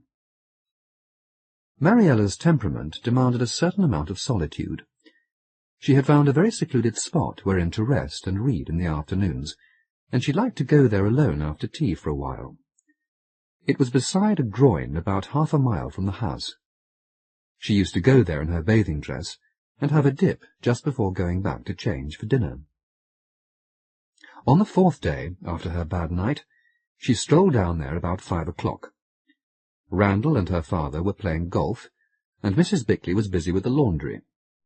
Mariella usually returned about 6:30, but on this occasion 7:15 struck, and still she had not appeared. "We'd better go and fetch her," said Mr. Bickley to young Randall. "She may have gone to sleep." He tried to keep all trace of uneasiness out of his voice, but each knew the other was anxious as they walked at top speed towards that cosy little spot under the shelter of the groin. What they saw when they reached it made young Randall leap recklessly down the 15 feet from the sea wall to the beach, while Mr. Bickley ran for the steps. For Mariella lay sprawled down the shingle. Her beach cloak had draped itself over her head, so that only her legs were visible. Her book lay where she had flung it, almost at the water's edge. Young Randall pulled back the cloak. Her face was dead white, and she was unconscious. He dashed down to the sea, soaked his handkerchief, and squeezed the water over Mariella's face, but she showed no sign of recovery. "We must carry her back," said Mr. Bickley. By good fortune, a taxi was passing just as they got her to the top of the steps, and 3 minutes later she was lying on her bed, and Mr. Bickley was telephoning to Sir Perseus. He was in, and the taxi was sent to fetch him. Meanwhile, Mrs. Bickley and young Randall were busy with restoratives and hot water bottles. Mariella was just conscious, but quite dazed when Sir Perseus arrived. After a few hurried words with Mr. Bickley, he went upstairs and asked to be left alone with his patient. Half an hour later, he left her in charge of her mother and came downstairs. He was looking grave as he joined the 2 men in the study. Though he had something else almost monopolizing his mind, the attention of his expert eye was fleetingly seized by the appearance of young Randall, who was looking almost as ill as his young woman, he thought. "Well," he said, "the bare facts are these. Mariella was resting against the breakwater and reading, when she felt something tickling her neck. She paid no heed for a while, and then the irritation became more insistent. She looked round casually, and, according to her account, streamers of grey hair were flowing through the cracks in the woodwork and coiling round her neck. She remembers nothing more." Young Randall poured himself out half a tumbler of neat whisky and drained it. "Oh, what is it? What is it?" cried Mr. Bickley desperately. "It is, to put it crudely, an hallucination," replied Sir Perseus, "and I will not disguise from you the fact that it is a serious matter. A nightmare is one thing, a violent waking illusion of this kind quite another. I must tell you one thing. She says she occasionally has the impression that someone is whispering in her ear." "But good God," said Mr. Bickley miserably, "that sounds like madness." "It sounds like nothing of the sort," replied Sir Perseus sharply. "Now get any such idea out of your head. Mariella is ill, but she's absolutely sane." "Of course she's sane," said young Randall violently. Sir Perseus looked across at him, and once more his expert eye was steeply challenged by that look about him. "Well, what does she hear whispered?"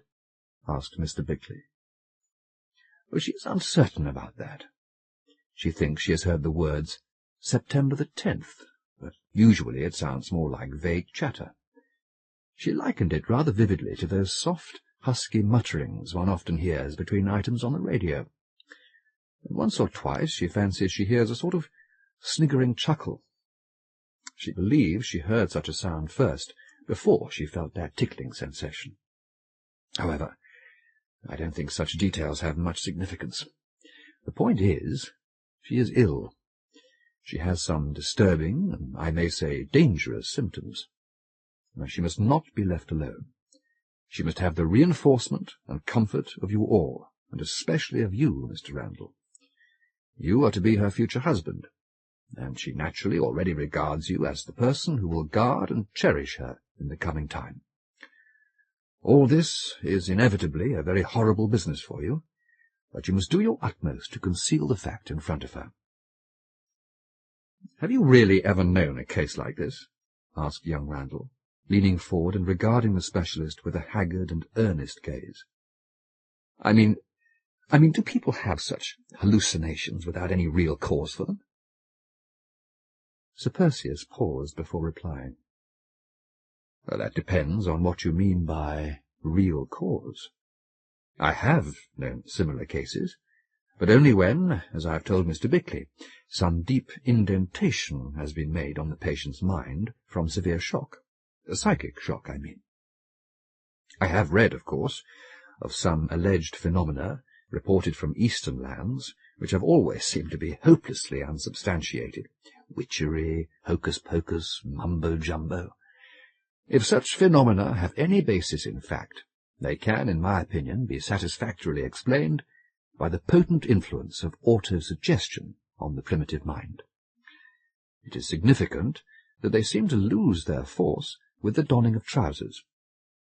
But we are wandering from the point, the subject on hand, and I must go and get something to eat. And Mariella, he concluded impressively, is a healthy-minded Western girl. She isn't a Zulu or a Southeast Islander, and she is in great trouble. Now, I do not wish to minimize the extent of that trouble, but she can and must be cured, and you too, and of course her mother, but you especially, Mr. Randall, can greatly assist the process of recovery by your tact, your love, your intelligent determination. Mr. Bickley saw him out, and while he was doing so, young Randall drank another half-tumbler of neat whisky. Mariella recovered slowly. The next day she had several attacks of semi-hysteria, and she insisted that everything grey should be taken from her room. And she had a strong but diminishing antipathy for hair, so much so that she asked her mother to wear a shawl over her head. And the latter cut away the ribbon streamers from the electric fan, because she noticed Mariella staring at them in a rather strange way as they fluttered in the draught. Young Randall spent several hours a day with her, and appeared to be attempting, without complete success, to be obeying Sir Perseus's instructions. The latter came every afternoon, and was breezily chatty and reassuring, but it was a full week before his patient was well enough to come downstairs, though she had no relapse in the meantime. But Sir Perseus was less reassured by this than he allowed himself to appear. She never referred to her condition or trouble, and seemed indeed rather disinterested in her progress. And yet, so it seemed to Sir Perseus, she was psychically abnormal, subtly so, almost as though she were entranced, hypnotized, though in a very sly, unobtrusive way. He attributed this vague spiritual eccentricity to shock, and he told himself that she would either make a slow but sure recovery, or relapse suddenly and violently and become past his aid. She talked very little, and paid the very slightest heed to anything anyone else said, and spent most of the day sitting in a chair on the beach and staring out to sea. Somehow she doesn't seem quite a free agent, thought Sir Perseus.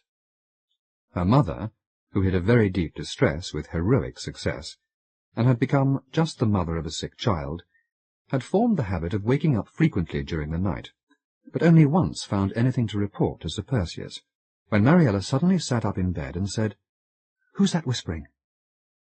and then sank back again and went to sleep, though she muttered at intervals, as if discussing something almost under her breath with someone who was visiting her in her dreams. That happened during the early hours of September the 9th. On the next morning there was a remarkable change in her.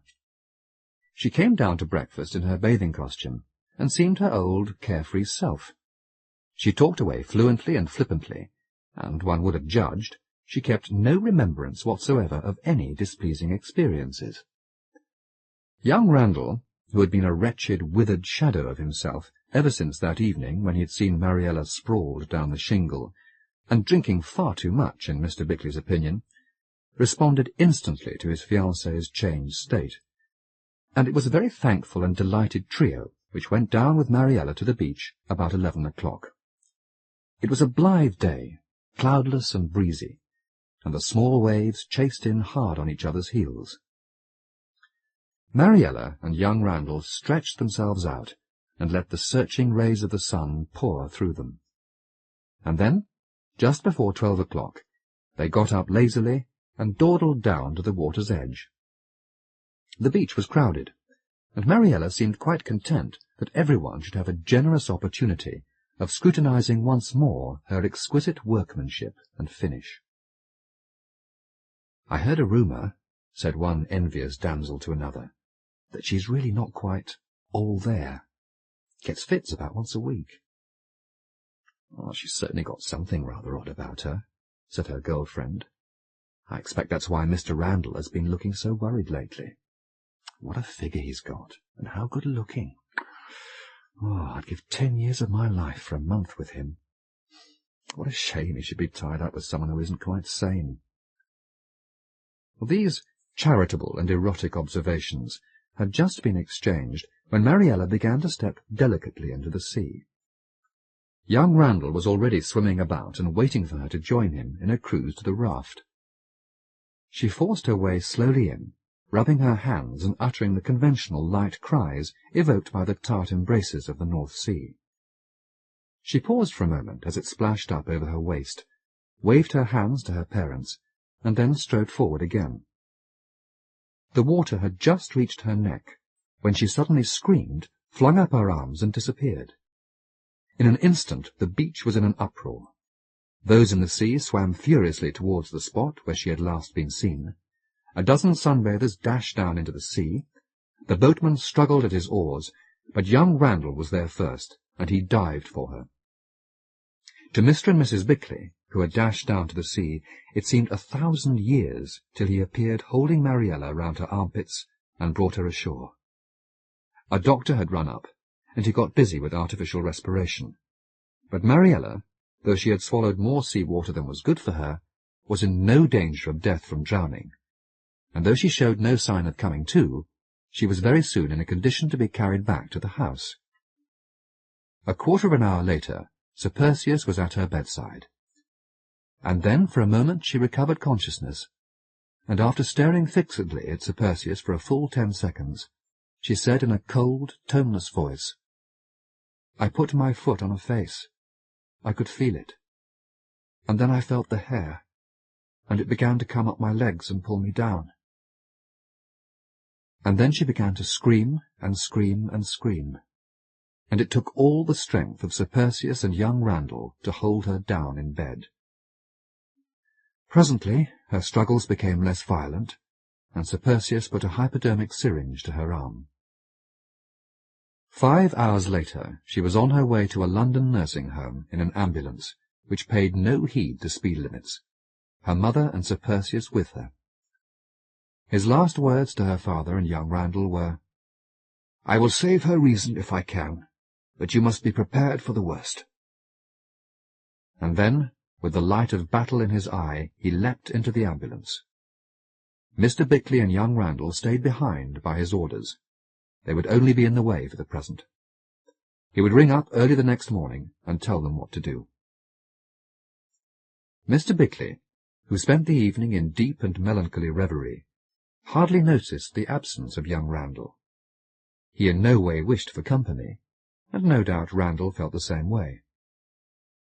Could Mariella have had some affair with a greybeard?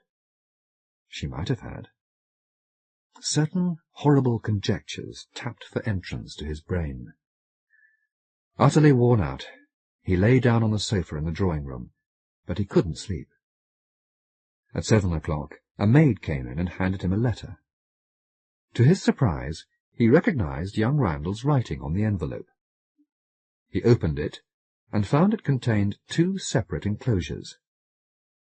The first he took up was headed, Letter 2, Letter 1 to be read first. So he unfolded number 1 and read as follows. Dear Mr. Bickley, when you get this, I shall be lying in the gorse patch below the 8th tee, and I shall have even less brains in my head than I was born with. Incidentally, it will be the first time I was ever on the left-hand side of that fairway. No doubt that sounds very flippant, but once I had finally made up my mind to shoot myself, and knew I should have the guts to do it, 4 hours ago, I became almost light-hearted, in a way exalted, scrubbed and robed for death. This mood would not have lasted, but it will remain with me at least long enough. The fact is, I poisoned my uncle, which was not nearly so difficult a feat as it sounds, for his doctor was half-witted, and I made a careful study of his habits and his medicine chest. He was a vile, disgusting old sadist, and I feel no remorse whatsoever. Killing him seemed as natural a performance as beating down a wasp, and by killing him I did many people a service. For everyone who served him and was in his employ breathed a sigh of relief when they heard of his death. However, I am no altruist, and I should never have taken the serious risk entailed by experimenting with his sleeping draught, but for one thing. It came to my knowledge that he was about to make a new will, and cutting me right out of it. Consequently, I should have to give up Mariella. Now, I'm not going to dwell on what that knowledge meant to me, for I know you realize how I feel about her. Life without her is unthinkable. Well, why am I going to kill myself? For this reason. My uncle had a rather long grey beard. That is why. The moment I heard of Mariella's nightmares, I had a dreadful suspicion that my plans had failed. When I heard why she had that seizure on the beach, I almost believed it was hopeless. What happened this morning convinced me that the rest was up to me. Now I have no belief in a future life. My uncle was one of the few people I have met who deserve to go to the conventional hell, and I have never met anyone bad enough to merit the conventional heaven. Nevertheless, by some agency, Mariella is being attacked, and I have a curious feeling of certainty that those attacks will cease when I am dead. Her sanity, I am convinced, depends on what I am about to do. Now, I have worked out what I believe to be a consistent and plausible explanation of this, but I shall not go into it, for I must hurry, and very probably it would sound like lunacy to anyone but me. If, however, I am wrong, and I meet Uncle Walter hereafter, and find out something, then he'll really know what hell can be. But I'm afraid that is too optimistic a prospect. Now I want you to do something for me. I want you to tear up this letter as soon as you've read it, and send the other to the coroner, or whatever the procedure is. I can't bear to think that people might point at Mariella as someone who almost married a murderer, and I don't want her to know I was one. She won't, and I am reconciled to the fact. Sorrow for me for long. When she is well again, I shall just seem part of a horrible memory, and as she forgets that, she will forget me. And I'd rather it was so. Goodbye. I was once so happy with you all. A.R. When he had finished reading it, Mr. Bickley tore the letter to small pieces and burnt it in the grate. And then he took up the other and read, Dear Mr. Bickley, I am about to shoot myself in the gorse below the 8th tee, because I have discovered a horrible secret about myself. There is no need to tell you what this is, and I'd rather no one knew it, but it makes it impossible for me to marry your daughter, and life without her is unthinkable, so I am doing this. A.R. Mr. Bickley put this epistle back into its envelope and went to the telephone. The following April, Mariella returned from a long sea voyage perfectly restored to health. The following August, she became affianced to a certain Mr. Peter Raines, whose past is as bland and innocent as an infant's posterior, but concerning whose future stupendous prophecies are made. He has just left Oxford, where he was president of the Union, and only the fact that he has been adopted as Conservative candidate for a Midland constituency has prevented him from completing a really brilliant and daring novel. As it is, he is about to publish a slim volume of essays entitled Constructive Toryism. Mariella is blissfully happy, and if she dreams at all, it is of this formidable young thinker. except just once when she had a very sharp dream vision of someone dark and lithe, beautifully poised, and flicking Larwood's cannonballs from his nose to the rails. She has just one idiosyncrasy. She cannot remain in the same room with a grey-bearded male person. But the owners of such are fortunately uncommon, and even in Scotland becoming rarer every day. Mr. and Mrs. Bickley are very well indeed. Mr. Jones, by Edith Wharton. Lady Jane Link was unlike other people. When she heard that she had inherited Bells, the beautiful old place which had belonged to the Links of Thudney for something like 600 years, the fancy took her to go and see it, unannounced. She was staying at a friend's nearby in Kent, and the next morning she borrowed a motor and slipped away alone to Thudney Blazes, the adjacent village. It was a lustrous, motionless day. Autumn bloom lay on the Sussex downs, on the heavy trees of the Weald, on streams moving indolently far off across the marshes. Farther still, Dungeness, a fitful streak, floated on an immaterial sea, which was perhaps, after all, only sky. In the softness, Thudney Blazes slept. A few aged houses bowed about a duck-pond, a silvery spire, orchards thick with dew. Did Thudney Blazes ever wake? Lady Jane left the motor to the care of the geese on a miniature common, pushed open a white gate into a field, the griffoned portals being padlocked, and struck across the park toward a group of carved chimney stacks. No one seemed aware of her. In a dip of the land, the long, low house, its ripe brick masonry overhanging a moat deeply sunk about its root, resembled an aged cedar spreading immemorial red branches. Lady Jane held her breath and gazed. A silence distilled from years of solitude lay on lawns and gardens. No one had lived at Bells since the last Lord Thudney, then a penniless younger son, had forsaken it 60 years before to seek his fortune in Canada, and before that he and his widowed mother, distant poor relations, were housed in one of the lodges, and the great place, even in their day, had been as mute and solitary as the family vault. Lady Jane, daughter of another branch to which an earldom and considerable possessions had accrued, had never seen Bells, hardly heard its name. A succession of deaths and the whim of an old man she had never known now made her heir to all this beauty, and as she stood and looked, she was glad she had come to it from so far, from impressions so remote and different.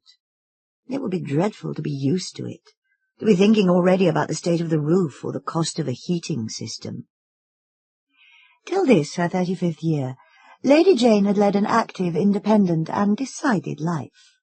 One of several daughters, moderately but sufficiently provided for, she had gone early from home, lived in London lodgings, travelled in tropic lands, spent studious summers in Spain and Italy, and written 2 or 3 brisk business-like little books about cities, usually dealt with sentimentally.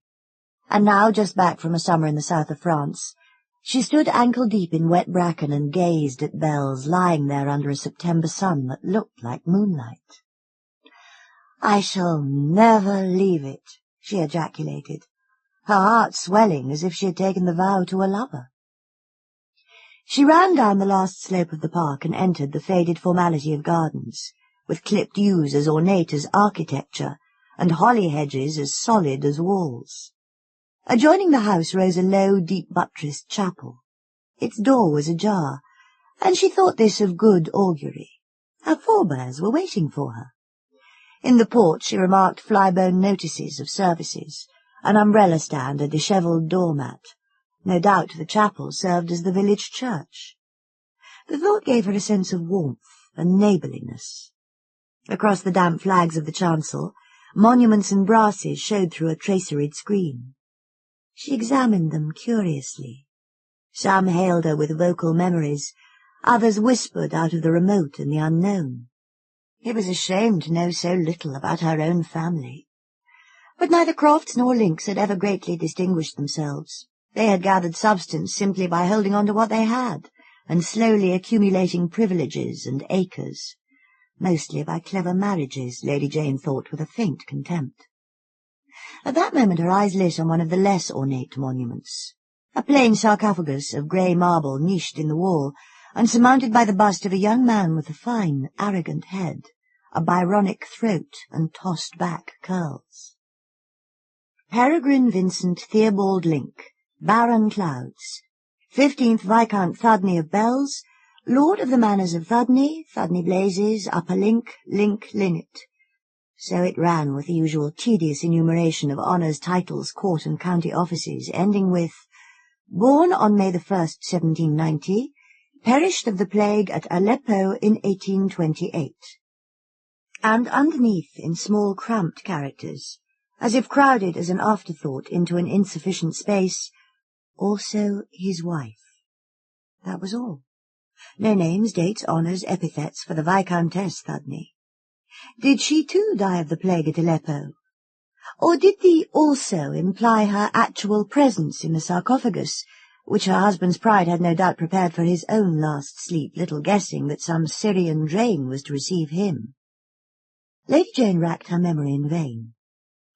All she knew was that the death without issue of this Lord Thudney had caused the property to revert to the Croft Links, and so in the end brought her to the chancel step where, shyly, she knelt for a moment, vowing to the dead to carry to their trust. She passed on to the entrance court, and stood at last at the door of her new home, a blunt tweed figure in heavy mud-stained shoes. She felt as intrusive as a tripper, and her hand hesitated on the doorbell. I ought to have brought someone with me, she thought. An odd admission on the part of a young woman who, when she was doing her books of travel, had prided herself on forcing single-handed the most closely guarded doors. But those other places, as she looked back, seemed easy and accessible compared to bells. She rang, and a tinkle answered, carried on by a flurried echo, which seemed to ask what in the world was happening. Lady Jane through the nearest window caught the spectral vista of a long room with shrouded furniture.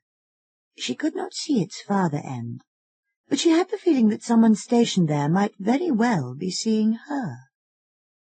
Just at first, she thought, I shall have to invite people here, to take the chill off. She rang again, and the tinkle again prolonged itself, but no one came. At last she reflected that the caretakers probably lived at the back of the house, and pushing open a door into the courtyard wall, she worked her way around to what seemed a stable-yard.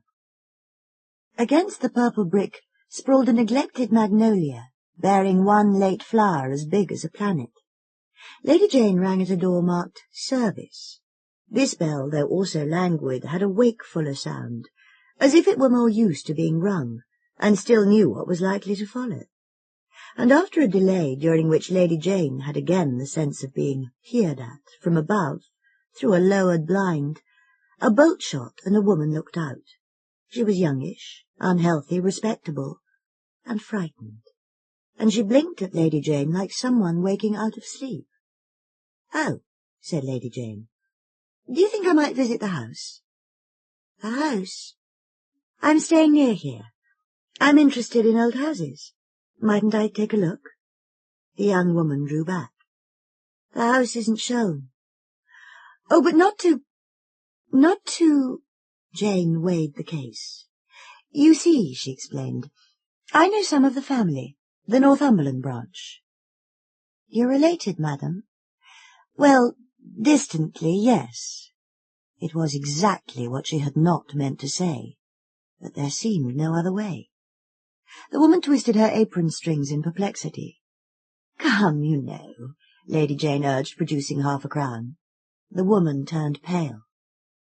"I couldn't, madam. Not without asking." It was clear she was sorely tempted. "Well, ask, won't you?" Lady Jane pressed the tip into a hesitating hand. The young woman shut the door and vanished. She was away so long that the visitor concluded her half-crown had been pocketed and there was an end, and she began to be angry with herself, which was more often her habit than to be so with others. "Well, for a fool, Jane, you're a complete one," she grumbled. A returning footstep, listless, reluctant. The tread of one who was not going to let her in. It began to be rather comic. The door opened, and the young woman said in her dull sing-song, "Mr. Jones says that no one is allowed to visit the house." She and Lady Jane looked at each other for a moment, and Lady Jane read the apprehension in the other's eyes. "Mr. Jones?" "Oh? Yes, of course. Keep it." She waved away the woman's hand. "Thank you, madam." The door closed again, and Lady Jane stood and gazed up at the inexorable face of her own home. "But you didn't get in. You actually came back without so much as a peep?" Her story was received that evening at dinner with mingled mirth and incredulity. "But, my dear, you mean to say that you asked to see the house and they wouldn't let you?" "Who wouldn't?" Lady Jane's hostess insisted. "Mr. Jones." "Mr. Jones?" "He said no one was allowed to visit it." "Who on earth is Mr. Jones?" "The caretaker, I suppose. I didn't see him." "Didn't see him either, but I never heard such nonsense. Why in the world didn't you insist?" "Yes, why didn't you?" they all chorused, and she could only answer a little lamely, "I think I was afraid." "Afraid? You, darling?" There was fresh hilarity. "Of Mr. Jones?" "I suppose so." She joined in the laugh, yet she knew it was true. She had been afraid. Edward Stramer, the novelist, an old friend of her family, had been listening with an air of abstraction, his eyes on his empty coffee-cup. Suddenly, as the mistress of the house pushed back her chair, he looked across the table at Lady Jane. "It's odd. I've just remembered something. Once, when I was a youngster, I tried to see bells. Over 30 years ago it must have been." He glanced at his host. "Your mother drove me over, and we were not let in." There was a certain flatness in this conclusion, and someone remarked that Bells had always been known as harder to get into than any other house hereabouts. "Yes," said Stramer, "but the point is that we were refused in exactly the same words. Mr. Jones said no one was allowed to visit the house." "Ah, he was in possession already 30 years ago? Unsociable fellow, Jones. Well, Jane, you've got a good watchdog." They moved to the drawing-room, and the talk drifted to other topics. But Stramer came and sat down beside Lady Jane. "It is queer, though, that at such a distance of time we should have been given exactly the same answer." She glanced up at him curiously. "Yes. And you didn't try to force your way in either." "Oh, no. It was not possible." "So I felt," she agreed. "Well, next week, my dear, I hope we shall see it all, in spite of Mr. Jones," their hostess intervened, catching their last words as she moved towards the piano. "I wonder if we shall see Mr. Jones," said Stramer. Bells was not nearly as large as it looked. Like many old houses, it was very narrow, and but 1 story high, with servants' rooms in the low attics, and much space wasted in crooked passages and superfluous stairs. If she closed the great salon, Jane thought, she might live there comfortably with the small staff which was the most she could afford. It was a relief to find the place less important than she had feared. For already in that first hour of arrival she had decided to give up everything else for Bells. Her previous plans and ambitions, except such as might fit in with living there, had fallen from her like a discarded garment, and things she had hardly thought about, or had shrugged away with the hasty subversiveness of youth, were already laying quiet hands on her. All the lives from which her life had issued, with what they bore of example or admonishment. The very shabbiness of the house moved her more than splendours, made it, after its long abandonment, seem full of the careless daily coming and going of people long dead, people to whom it had not been a museum or a page of history, but cradle, nursery, home, and sometimes, no doubt, a prison. If those marble lips in the chapel could speak! If she could hear some of their comments on the old house which had spread its silent shelter over their sins and sorrows, their follies and submissions! A long tale to which she was about to add another chapter, subdued and humdrum beside some of those earlier annals, yet probably freer and more varied than the unchronicled lives of the great-aunts and great-grandmothers buried there so completely that they must hardly have known when they passed from their beds to their graves. Piled up like dead leaves, Jane thought, layers and layers of them, to preserve something for ever budding underneath. Well, All these piled-up leaves had at least preserved the old house in its integrity, and that was worth while. She was satisfied to carry on such a trust. She sat in the garden looking up at those rosy walls iridescent with damp and age. She decided which windows should be hers, which rooms given to the friends from Kent who were motoring over, Stramer among them, for a modest housewarming. Then she got up and went in. The hour had come for domestic questions, for she had arrived alone, unsupported even by the old family housemaid her mother had offered her. She preferred to start afresh, convinced that her small household could be staffed from the neighbourhood. Mrs. Clem, the rosy-cheeked old person who had curtsied her across the threshold, would doubtless know. Mrs. Clem, summoned to the library, curtsied again. She wore black silk, gathered and spreading as to skirt, flat and perpendicular as to bodice. On her glossy false front was a black lace cap with ribbons, which had faded from violet to ash colour, and a heavy watch-chain descended from the lava brooch under her crochet collar. Her small, round face rested on the collar like a red apple on a white plate, neat, smooth, circular, with a pursed-up mouth, eyes like back seeds, and round, ruddy cheeks with a skin so taut that one had to look close to see that it was as wrinkled as a piece of old crackly. Mrs. Clem was sure that there would be no trouble about servants. She herself could do a little cooking, though her hand might be a bit out, but there was her niece to help, and she was quite of her ladyship's opinion that there was no need to get in strangers. They were mostly a poor lot, and besides they might not take to bells. There were persons who didn't. Mrs. Clem smiled a sharp little smile like the scratch of a pin, as she added that she hoped her ladyship wouldn't be one of them. As for under-servants, well, a boy, perhaps. She had a great-nephew she might send for. But about women, under-housemaids, if her ladyship thought they couldn't manage as they were, well, she really didn't know. Thudney Blazes? Oh, she didn't think so. There was more dead than living at Thudney Blazes. Everyone was leaving there, or in the churchyard.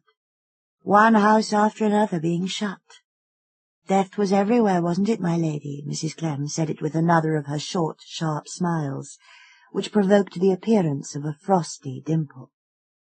But my niece Georgiana is a hard worker, my lady.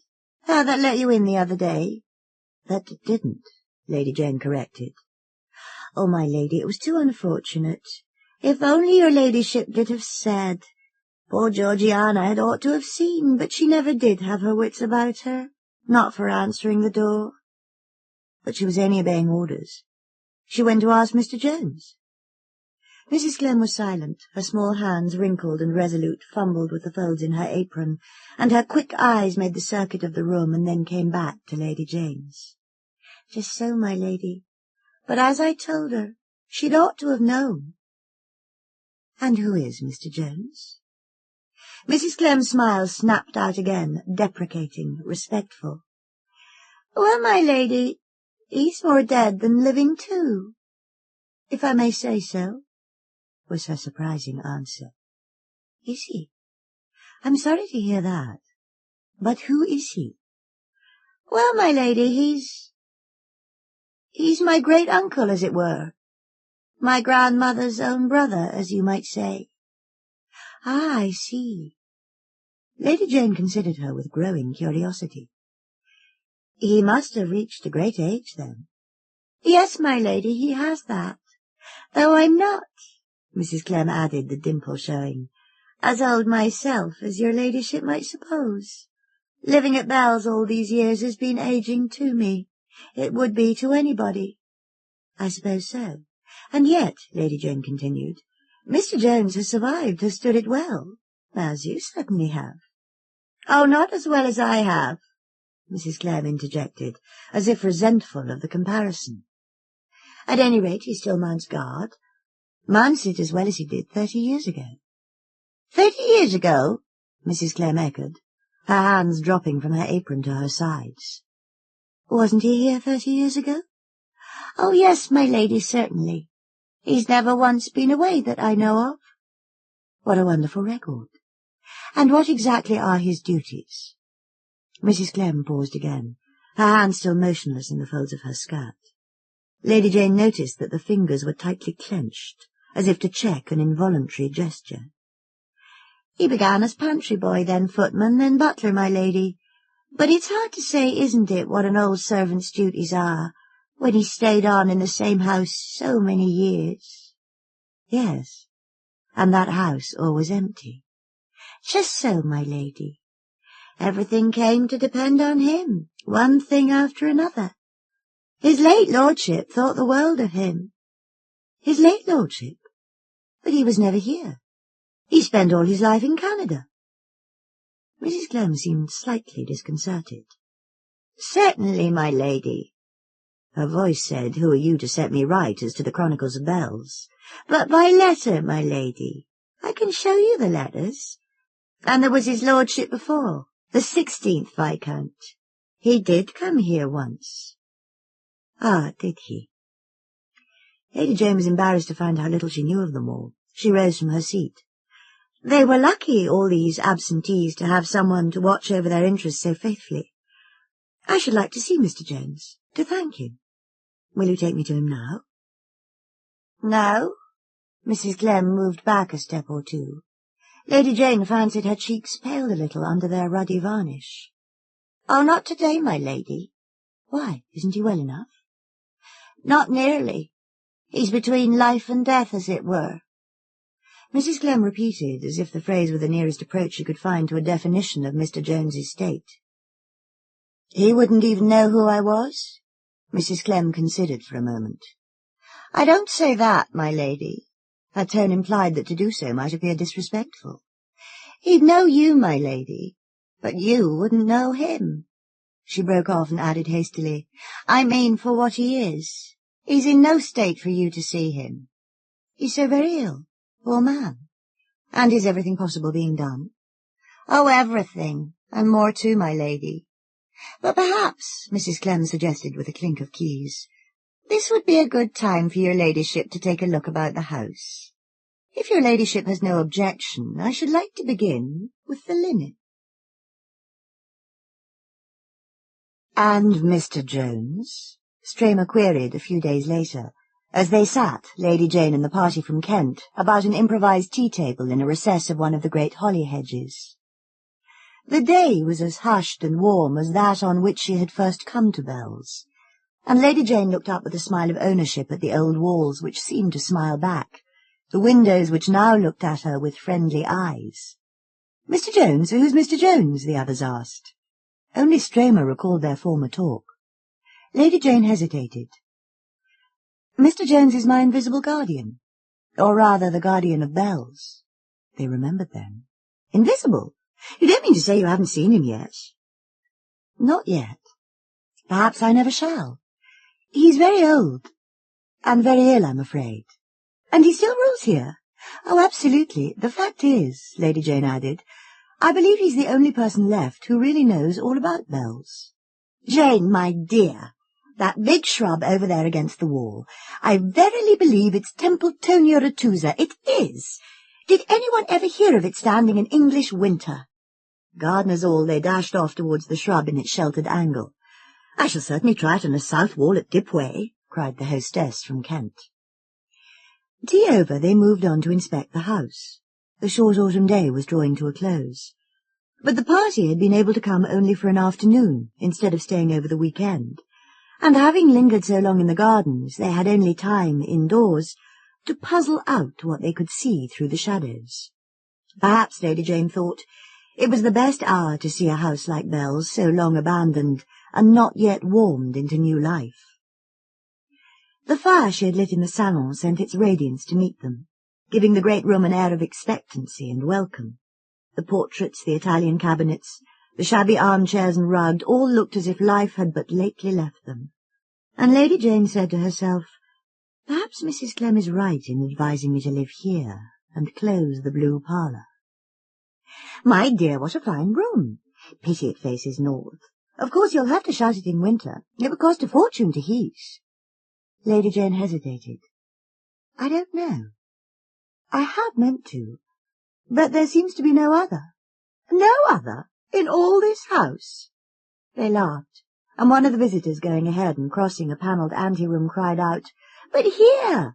A delicious room, windows south, yes, and west. The warmest of the house. This is perfect." They followed, and the blue room echoed with exclamations. "Those charming curtains with the parrots, and the blue of that petit point fire screen. But, Jane, of course you must live here. Look at this citron wood desk." Lady Jane stood on the threshold. "It seems that the chimney smokes hopelessly." "Hopelessly? Nonsense. Have you consulted anybody? I'll send you a wonderful man. Besides, if you put in one of those one-pipe heaters at Dipway—" Stramer was looking over Lady Jane's shoulder. "What does Mr. Jones say about it?" "He says no one has ever been able to use this room. Not for ages. It was the housekeeper who told me. She's his great niece and seems simply to transmit his oracles." Stramer shrugged. "Well, he's lived at Bell's longer than you have. Perhaps he's right." "How absurd!" one of the ladies cried. "The housekeeper and Mr. Jones probably spend their evenings here and don't want to be disturbed. Look! Ashes on the hearth. What did I tell you?" Lady Jane echoed the laugh as they turned away. They had still to see the library, damp and dilapidated, the panelled dining-room, the breakfast-parlour, and such bedrooms as had any old furniture left. Not many, for the late Lords of Bell's at one time or another had evidently sold most of its removable treasures. When the visitors came down, their motors were waiting. A lamp had been placed in the hall, but the rooms beyond were lit only by the broad, clear band of western sky showing through uncurtained casements. On the doorstep one of the ladies exclaimed that she had lost her handbag. No, she remembered. She had laid it on the desk in the blue room. Which way was the blue room? "I'll get it," Jane said, turning back. She heard Stramer following. He asked if he should bring the lamp. "Oh, no, I can see." She crossed the threshold of the blue room, guided by the light from its western window. Then she stopped. Someone was in the room already. She felt, rather than saw, another presence. Stramer behind her paused also. He did not speak or move. What she saw, or thought she saw, was simply an old man with bent shoulders turning away from the citron-wood desk. Almost before she had received the impression, there was no one there, only the slightest stir of the needlework curtain over the farther door. She heard no step or other sound. "There's the bag," she said, as if the act of speaking and saying something obvious were a relief.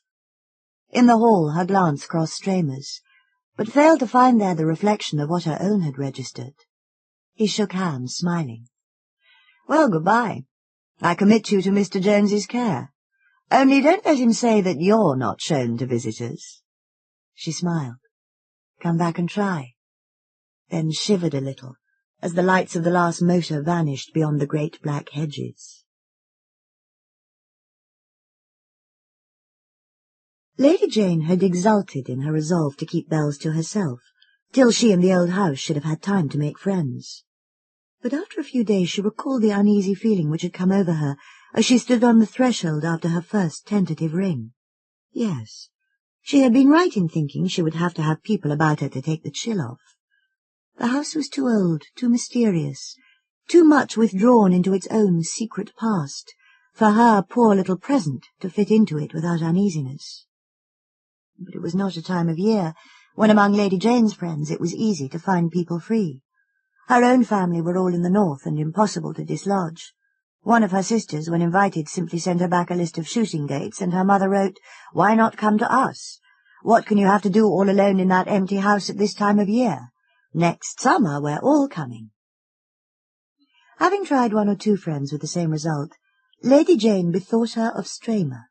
He was finishing a novel, she knew, and at such times he liked to settle down somewhere in the country where he could be sure of not being disturbed. Bell's was a perfect asylum, and though it was probable that some other friend had anticipated her and provided the requisite seclusion, Lady Jane decided to invite him. "Do bring your work and stay till it's finished, and don't be in a hurry to finish. I promise that no one shall bother you." And she added half nervously, "Not even Mr. Jones." As she wrote, she felt an absurd impulse to blot the words out. He might not like it, she thought, and the he did not refer to Stramer. Was the solitude already making her superstitious? She thrust the letter into an envelope and carried it herself to the post office at Thudney Blazes. 2 days later, a wire from Stramer announced his arrival. He came on a cold, stormy afternoon just before dinner, and as they went up to dress, Lady Jane called after him, "We shall sit in the blue parlour this evening." The housemaid, Georgiana, was crossing the passage with hot water for the visitor. She stopped and cast a vacant glance at Lady Jane. The latter met it and said carelessly, "You here, Georgiana? The fire in the blue parlour?" While Lady Jane was dressing, she heard a knock, and saw Mrs. Clem's round face just inside the door, like a red apple on a garden wall. "Is there anything wrong about the salon, my lady?" Georgiana understood that I want the fire in the blue parlour. Yes. What's wrong with the salon is that one freezes there. But the chimney smokes in the blue parlour. Well, we'll give it a trial, and if it does, I'll send for someone to arrange it. Nothing can be done, my lady. Everything has been tried, and— Lady Jane swung about suddenly. She had heard Stramer singing a cheerful hunting song in a cracked voice in his dressing-room at the other end of the corridor. "That will do, Mrs. Clem. I want the fire in the blue parlour." "Yes, my lady." The door closed on the housekeeper. "So you decided on the salon after all," Stramer said, as Lady Jane led the way there after their brief repast. "Yes, I hope you won't be frozen. Mr. Jones swears that the chimney in the blue parlour isn't safe, so until I can fetch the mason over from Strawbridge." "Oh, I see." Stramer drew up to the blaze in the great fireplace. "We're very well off here, though heating this room is going to be ruinous.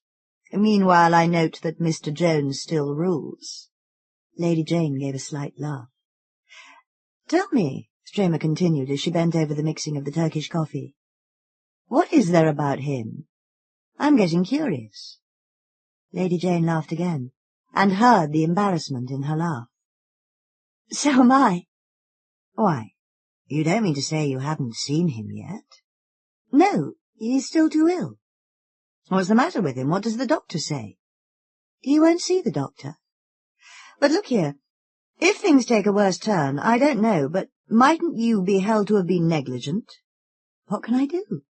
"Mrs. Clem says he has a doctor who treats him by correspondence. I don't see that I can interfere." "Isn't there someone besides Mrs. Clem whom you can consult?" She considered. Certainly as yet she had not made much effort to get into relations with her neighbours. "I expected the vicar to call, but I've inquired. There's no vicar any longer at Thudney Blazes. A curate comes from Strawbridge every other Sunday, and the one who comes now is new. Nobody about the place seems to know him. But I thought the chapel here was in use. It looked so when you showed it to us the other day." "I thought so too. It used to be the parish church of Link Linnet and Lower Link, but it seems that was years ago. The parishioners objected to coming so far, and there weren't enough of them. Mrs. Clem says that nearly everybody has died off or left. It's the same at Thudney Blazes." Stramer glanced about the great room with its circle of warmth and light by the hearth, and the sullen shadows huddled at its far end as if hungrily listening. With this emptiness at the centre, life was bound to cease gradually on the outskirts. Lady Jane followed his glance. "Yes, it's all wrong. I must try to wake the place up." "Why not open it to the public? Have a visitors' day?" She thought a moment. In itself the suggestion was distasteful. She could imagine few things that would bore her more. Yet to do so might be a duty, a first step towards re-establishing relations between the lifeless house and its neighbourhood. Secretly she felt that even the coming and going of indifferent, unknown people would help to take the chill from those rooms, to brush from their walls the dust of too heavy memories. "Who's that?" asked Stramer.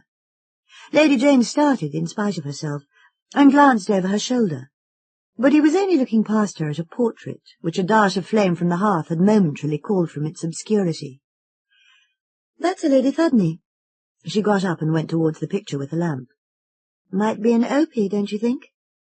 It's a strange face under the smirk of the period." Stramer took the lamp and held it up. The portrait was that of a young woman in a short-waisted muslin gown caught beneath the breast by a cameo. Between clusters of beribboned curls, A long, fair oval looked out dumbly, inexpressively, in a stare of frozen beauty. "It's as if the house had been too empty even then," Lady Jane murmured.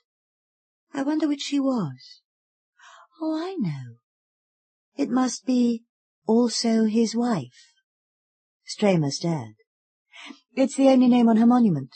The wife of Peregrine Vincent Theobald, who perished of the plague at Aleppo in 1828. Perhaps she was very fond of him, and this was painted when she was an inconsolable widow." "They didn't dress like that as late as 1828. Stramer, holding the lamp closer, deciphered the inscription on the border of the lady's India scarf. "Juliana, Viscountess Thudney, 1818. She must have been inconsolable before his death, then." Lady Jane smiled. "Let's hope she grew less so after it." Stramer passed the lamp across the canvas. "Do you see where she's painted? In the blue parlour. Look, the old panelling, and she's leaning on the citron wood desk. They evidently used the room in winter then." The lamp paused on the background of the picture, a window framing snow-laden paths and hedges in icy perspective. "Curious," Stramer said, "and rather melancholy to be painted against that wintry desolation. I wish you could find out more about her. Have you dipped into your archives?" "No, Mr. Jones." "He won't allow that either?" "Yes, but he's lost the key of the muniment room. Mrs. Clem has been trying to get a locksmith." "Surely the neighbourhood can still produce one?" "There was one at Thudney Blazes, but he died the week before I came." "Of course." "Of course?"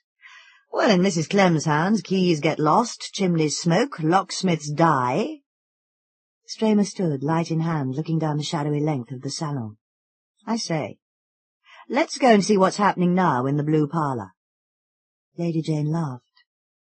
A laugh seemed easy, with another voice nearby to echo it. "Let's—" She followed him out of the salon, across the hall in which a single candle burned on a far-off table, and past the stairway yawning like a black funnel above them. In the doorway of the blue parlour, Stramer paused. "Now then, Mr. Jones?" It was stupid, but Lady Jane's heart gave a jerk. She hoped the challenge would not evoke the shadowy figure she had half seen that other day. "Lord, it's cold." Stramer stood looking about him. "Those ashes are still on the hearth. Well, it's all very queer." He crossed over to the citron wood desk. "That's where she sat for her picture, and in this very armchair, look." "Oh, don't!" Lady Jane exclaimed. The words slipped out unawares. "Then what?" "Try those drawers." She wanted to reply, for his hand was stretched towards the desk. "I'm frozen. I think I'm starting a cold. Do come away," she grumbled, backing towards the door. Stramer lighted her out without comment. As the lamplight slid along the walls, Lady Jane fancied that the needlework curtain over the farther door stirred, as it had that other day. But it may have been the wind rising outside. The salon seemed like home when they got back to it. "There is no Mr. Jones." Stramer proclaimed it triumphantly when they met the next morning. Lady Jane had motored off early to Strawbridge in quest of a mason and a locksmith. The quest had taken longer than she had expected, for everybody in Strawbridge was busy on jobs nearer by, and unaccustomed to the idea of going to bells, with which the town seemed to have had no communication within living memory. The younger workmen did not even know where the place was, and the best Lady Jane could do was to coax a locksmith's apprentice to come with her, on the understanding that he would be driven back to the nearest station as soon as his job was over. As for the mason, he had merely taken note of her request, and promised half-heartedly to send somebody when he could. "Rather off our beat, though," she returned, discouraged and somewhat weary, as Stramer was coming downstairs after his morning's work. "No, Mr. Jones?" she echoed. "Not a trace. I've been trying the old Glamis experiment, situating his room by its window. Luckily the house is smaller." Lady Jane smiled. "Is this what you call locking yourself up with your work?" "I can't work, that's the trouble. Not till this is settled.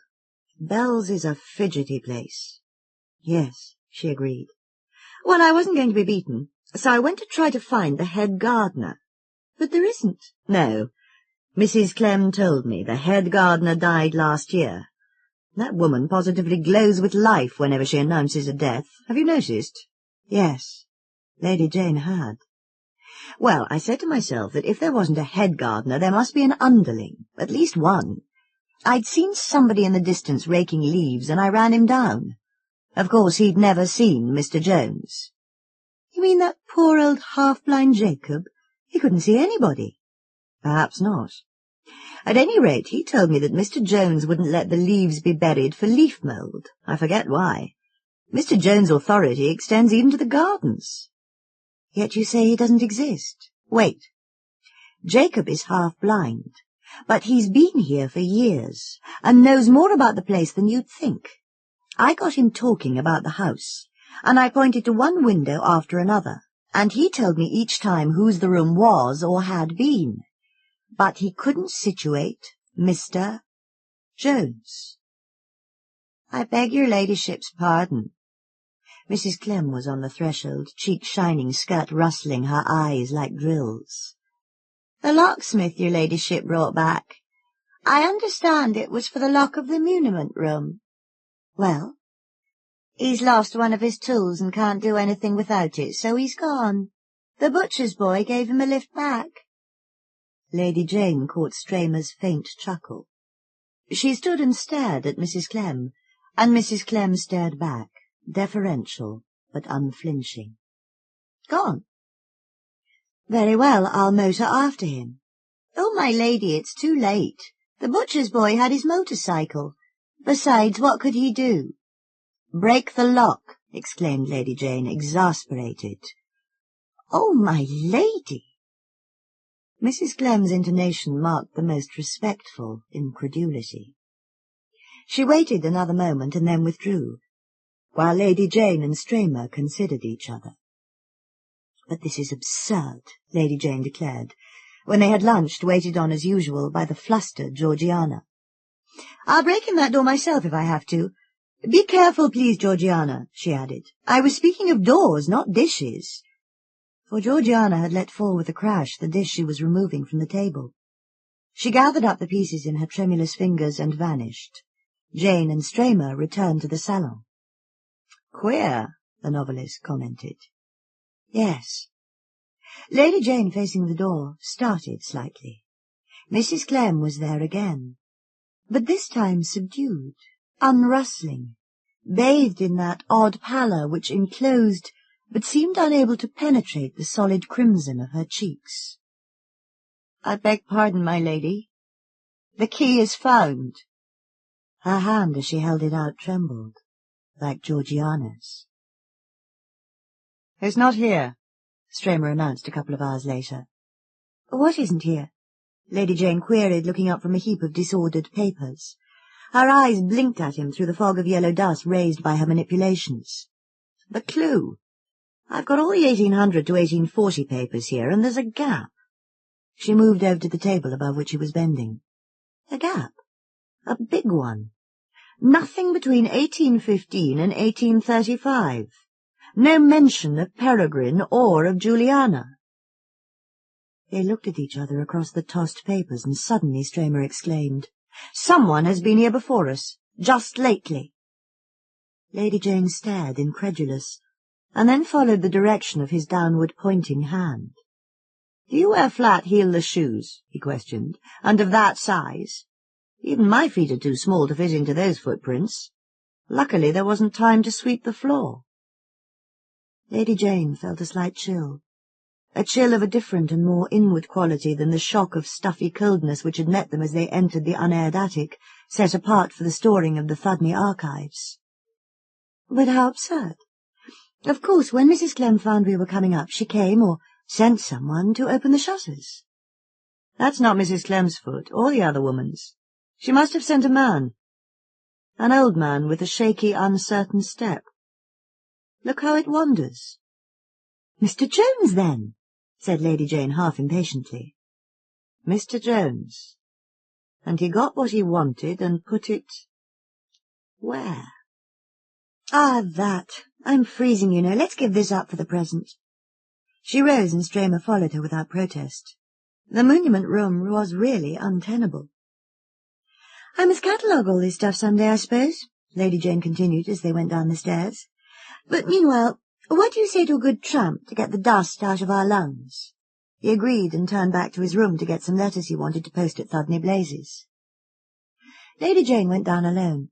It was a fine afternoon, and the sun, which had made the dust clouds of the muniment room so dazzling, sent a long shaft through the west window of the blue parlour and across the floor of the hall. Certainly Georgiana kept the oak floors remarkably well. Considering how much else she had to do, it was so— Lady Jane stopped, as if an unseen hand had jerked her violently back. On the smooth parquet before her, she had caught the trace of dusty footprints, the prints of broad-soled, heelless shoes, making for the blue parlour and crossing its threshold. She stood still, with the same inward shiver that she had felt upstairs. Then, avoiding the footprints, she too stole very softly towards the blue parlour, pushed the door wider, and saw in the long dazzle of autumn light, as if translucid, edged with the glitter, an old man at the desk. "Mr. Jones?" A step came up behind her. Mrs. Clem with the post-bag. "You called, my lady?" Yes." When she turned back to the desk, there was no one there. She faced about on the housekeeper. "Who was that?" "Where, my lady?" Lady Jane, without answering, moved towards the needlework curtain, in which she had detected the same faint tremor as before. "Where does that door go to? Behind the curtain?" "Nowhere, my lady. I mean, there is no door." Mrs. Clem had followed. Her step sounded quick and assured. She lifted up the curtain with a firm hand. Behind it was a rectangle of roughly plastered wall, where an opening had visibly been bricked up. "When was that done?" "The wall built up? I couldn't say. I've never known it otherwise," replied the housekeeper. The two women stood for an instant measuring each other with level eyes. Then the housekeeper's was slowly lowered, and she let the curtain fall from her hand. "There are a great many things in old houses that nobody knows about," she said. "There shall be as few as possible in mine," said Lady Jane. "My lady?" The housekeeper stepped quickly in front of her. "My lady, what are you doing?" she gasped. Lady Jane had turned back to the desk at which she had just seen, or fancied she had seen, the bending figure of Mr. Jones. "I am going to look through these drawers," she said. The housekeeper still stood in pale immobility between her and the desk. "No, my lady, no. You won't do that."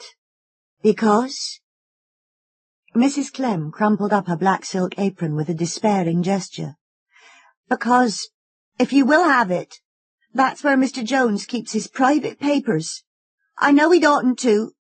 "Ah, then it was Mr. Jones I saw here." The housekeeper's arms sank to her sides, and her mouth hung open on an unspoken word. "You saw him?"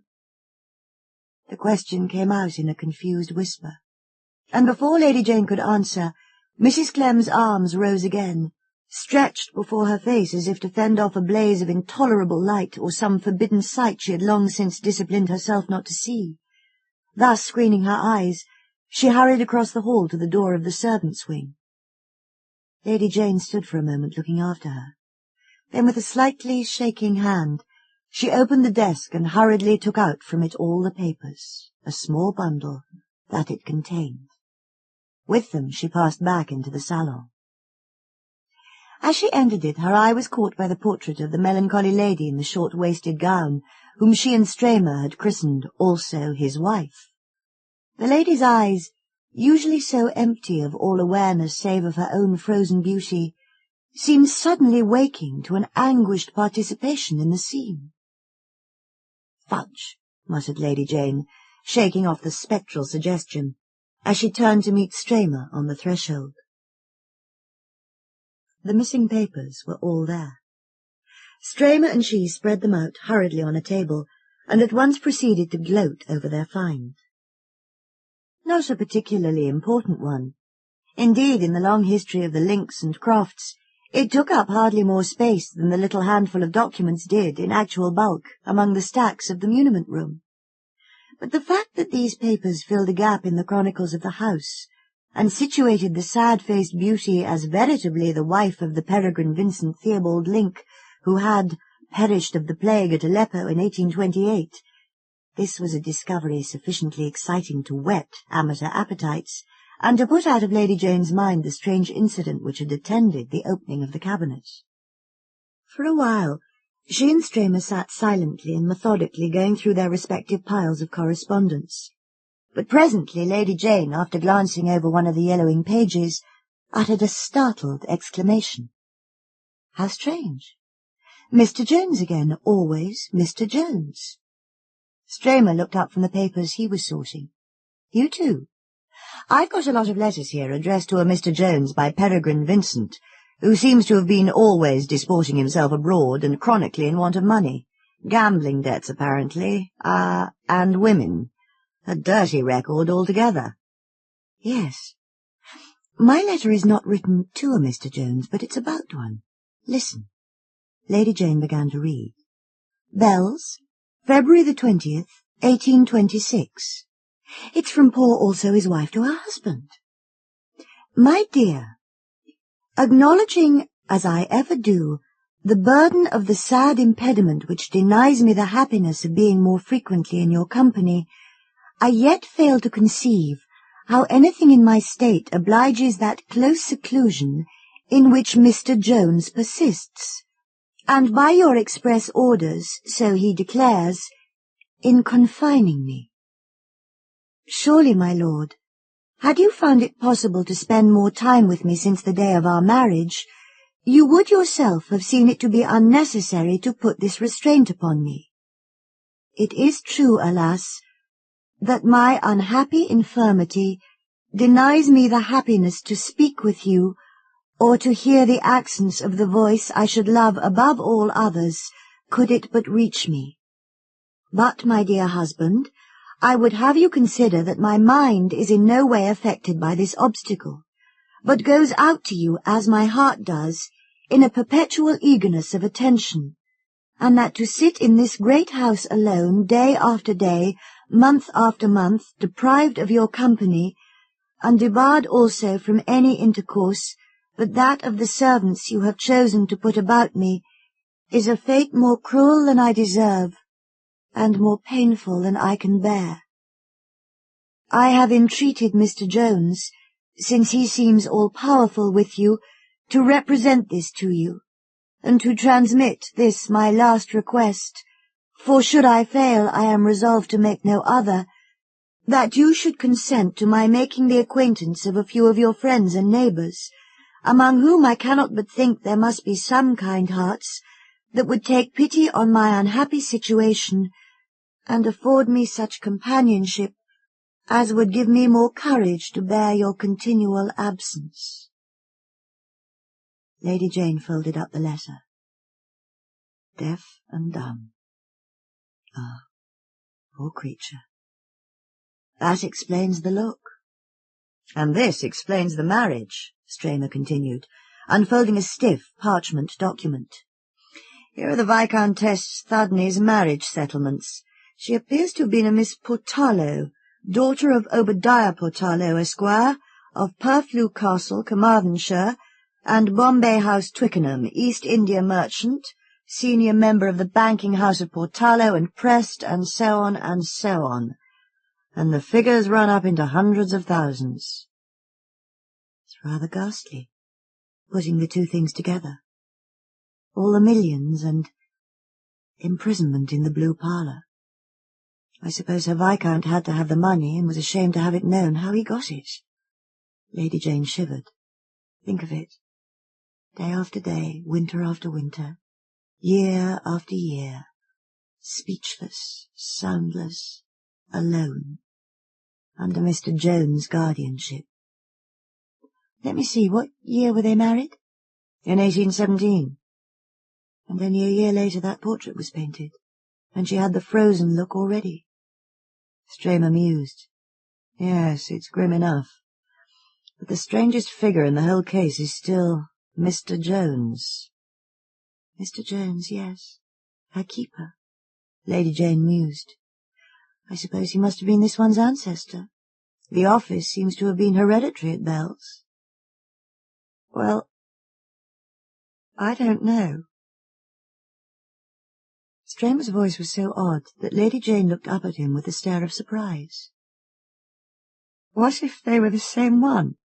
Suggested Stramer with a queer smile. The same? Lady Jane laughed.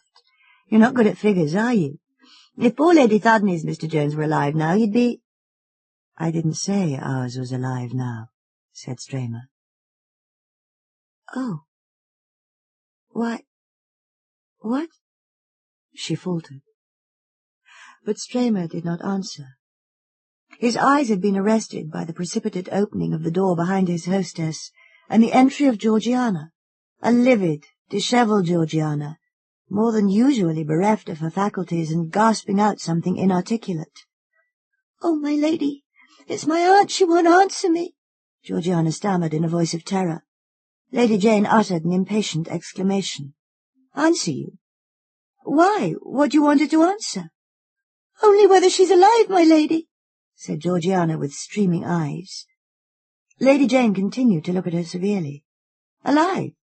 Alive? Why on earth shouldn't she be? She might as well be dead. By the way she just lies there." "Your aunt dead? I saw her alive enough in the blue parlour half an hour ago," Lady Jane returned. She was growing rather blasé with regard to Georgiana's panics, but suddenly she felt this to be of a different nature from any of the others. "Where is it your aunt's lying?" "In her own bedroom on her bed," the other wailed, "and won't say why." Lady Jane got to her feet, pushing aside the heaped-up papers, and hastening to the door with Stramer in her wake. As they went up the stairs, she realized that she had seen the housekeeper's bedroom only once, on the day of her first obligatory round of inspection when she had taken possession of Bell's. She did not even remember very clearly where it was, but followed Georgiana down the passage and through a door which communicated, rather surprisingly, with a narrow, walled-in staircase that was unfamiliar to her. At its top, she and Stramer found themselves on a small landing upon which 2 doors opened. Through the confusion of her mind, Lady Jane noticed that these rooms with their special staircase, leading down to what had always been called his lordship's suite, must obviously have been occupied by his lordship's confidential servants. In one of them, presumably, had been lodged the original Mr. Jones. The Mr. Jones of the yellow letters. The letters purloined by Lady Jane. As she crossed the threshold, Lady Jane remembered the housekeeper's attempt to prevent her touching the contents of the desk. Mrs. Clem's room, like herself, was neat, glossy, and extremely cold. Only Mrs. Clem herself was no longer like Mrs. Clem. The red apple glaze had barely faded from her cheeks, and not a lock was disarranged in the unnatural lustre of her false front. Even her cap ribbons hung symmetrically along either cheek. But death had happened to her, and had made her into someone else. At first glance it was impossible to say if the unspeakable horror in her wide-open eyes were only the reflection of that change, or of the agent by whom it had come. Lady Jane, shuddering, paused a moment while Stramer went up to the bed. Her hand is warm still, but no pulse. He glanced about the room. "A glass anywhere?" The cowering Georgiana took a hand-glass from the neat chest of drawers, and Stramer held it over the housekeeper's drawn-back lip. "She's dead," he pronounced. "Oh, poor thing. But how?" Lady Jane drew near and was kneeling down, taking the inanimate hand in hers, when Stramer touched her on the arm, and then silently raised a finger of warning. Georgiana was crouching in the farther corner of the room, her face buried in her lifted arms. "Look here," Stramer whispered.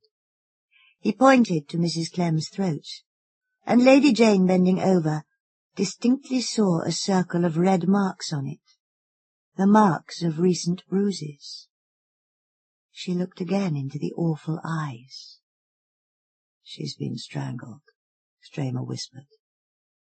Lady Jane, with a shiver of fear, drew down the housekeeper's lids. Georgiana, her face hidden, was still sobbing convulsively in the corner. There seemed in the air of that cold, orderly room something that forbade wonderment and silenced conjecture. Lady Jane and Stramer stood and looked at each other without speaking. At length Stramer crossed over to Georgiana and touched her on the shoulder. She appeared unaware of the touch, and he grasped her shoulder and shook it. "Where is Mr. Jones?" he asked. The girl looked up, her face blurred and distorted with weeping, her eyes dilated as if with a vision of some latent terror. "Oh, sir, she's not really dead, is she?" Stramer repeated his question in a loud, authoritative tone, and slowly she echoed it in a scarce-heard whisper. "Mr. Jones?" "Get up, my girl, and send him here to us at once, or tell us where to find him." Georgiana, moved by the old habit of obedience, struggled to her feet and stood unsteadily, her heaving shoulders braced against the wall. Stramer asked her sharply if she had not heard what he had said. "Oh, poor thing, she's so upset." Lady Jane intervened compassionately. "Tell me, Georgiana, where shall we find Mr. Jones?" The girl turned to her, with eyes as fixed as the dead woman's. "You won't find him anywhere," she slowly said. "Why not?" "Because he's not here." "Not here? Where is he, then?" Stramer broke in. Georgiana did not seem to notice the interruption. She continued to stare at Lady Jane with Mrs. Clem's awful eyes. "He's in his grave, in the churchyard. These years and years he is. Long before ever I was born. My aunt hadn't even seen him herself, not since she was a tiny child. That's the terror of it. That's why she always had to do what he told her to, because you couldn't ever answer him back." Her horrified gaze turned from Lady Jane to the stony face and fast glazing pupils of the dead woman. "You hadn't ought to have meddled with his papers, my lady. That's what he's punished her for. When it came to those papers, he wouldn't ever listen to human reason. He wouldn't." Then, flinging her arms above her head, Georgiana straightened herself to her full height, before falling in a swoon at Stramer's feet. Smee, by A. M. Burrage. "No," said Jackson, with a deprecatory smile. "I'm sorry. I don't want to upset your game. I shan't be doing that, because you'll have plenty without me. But I'm not playing any games of hide-and-seek." It was Christmas Eve, and we were a party of 14, with just the proper leavening of youth. We had dined well. It was the season for childish games, and we were all in the mood for playing them. All, that is, except Jackson. When somebody suggested hide-and-seek, there was rapturous and almost unanimous approval. His was the one dissentient voice. It was not like Jackson to spoil sport, or refuse to do as others wanted. Somebody asked him if he were feeling seedy. "No," he answered. "I feel perfectly fit, thanks.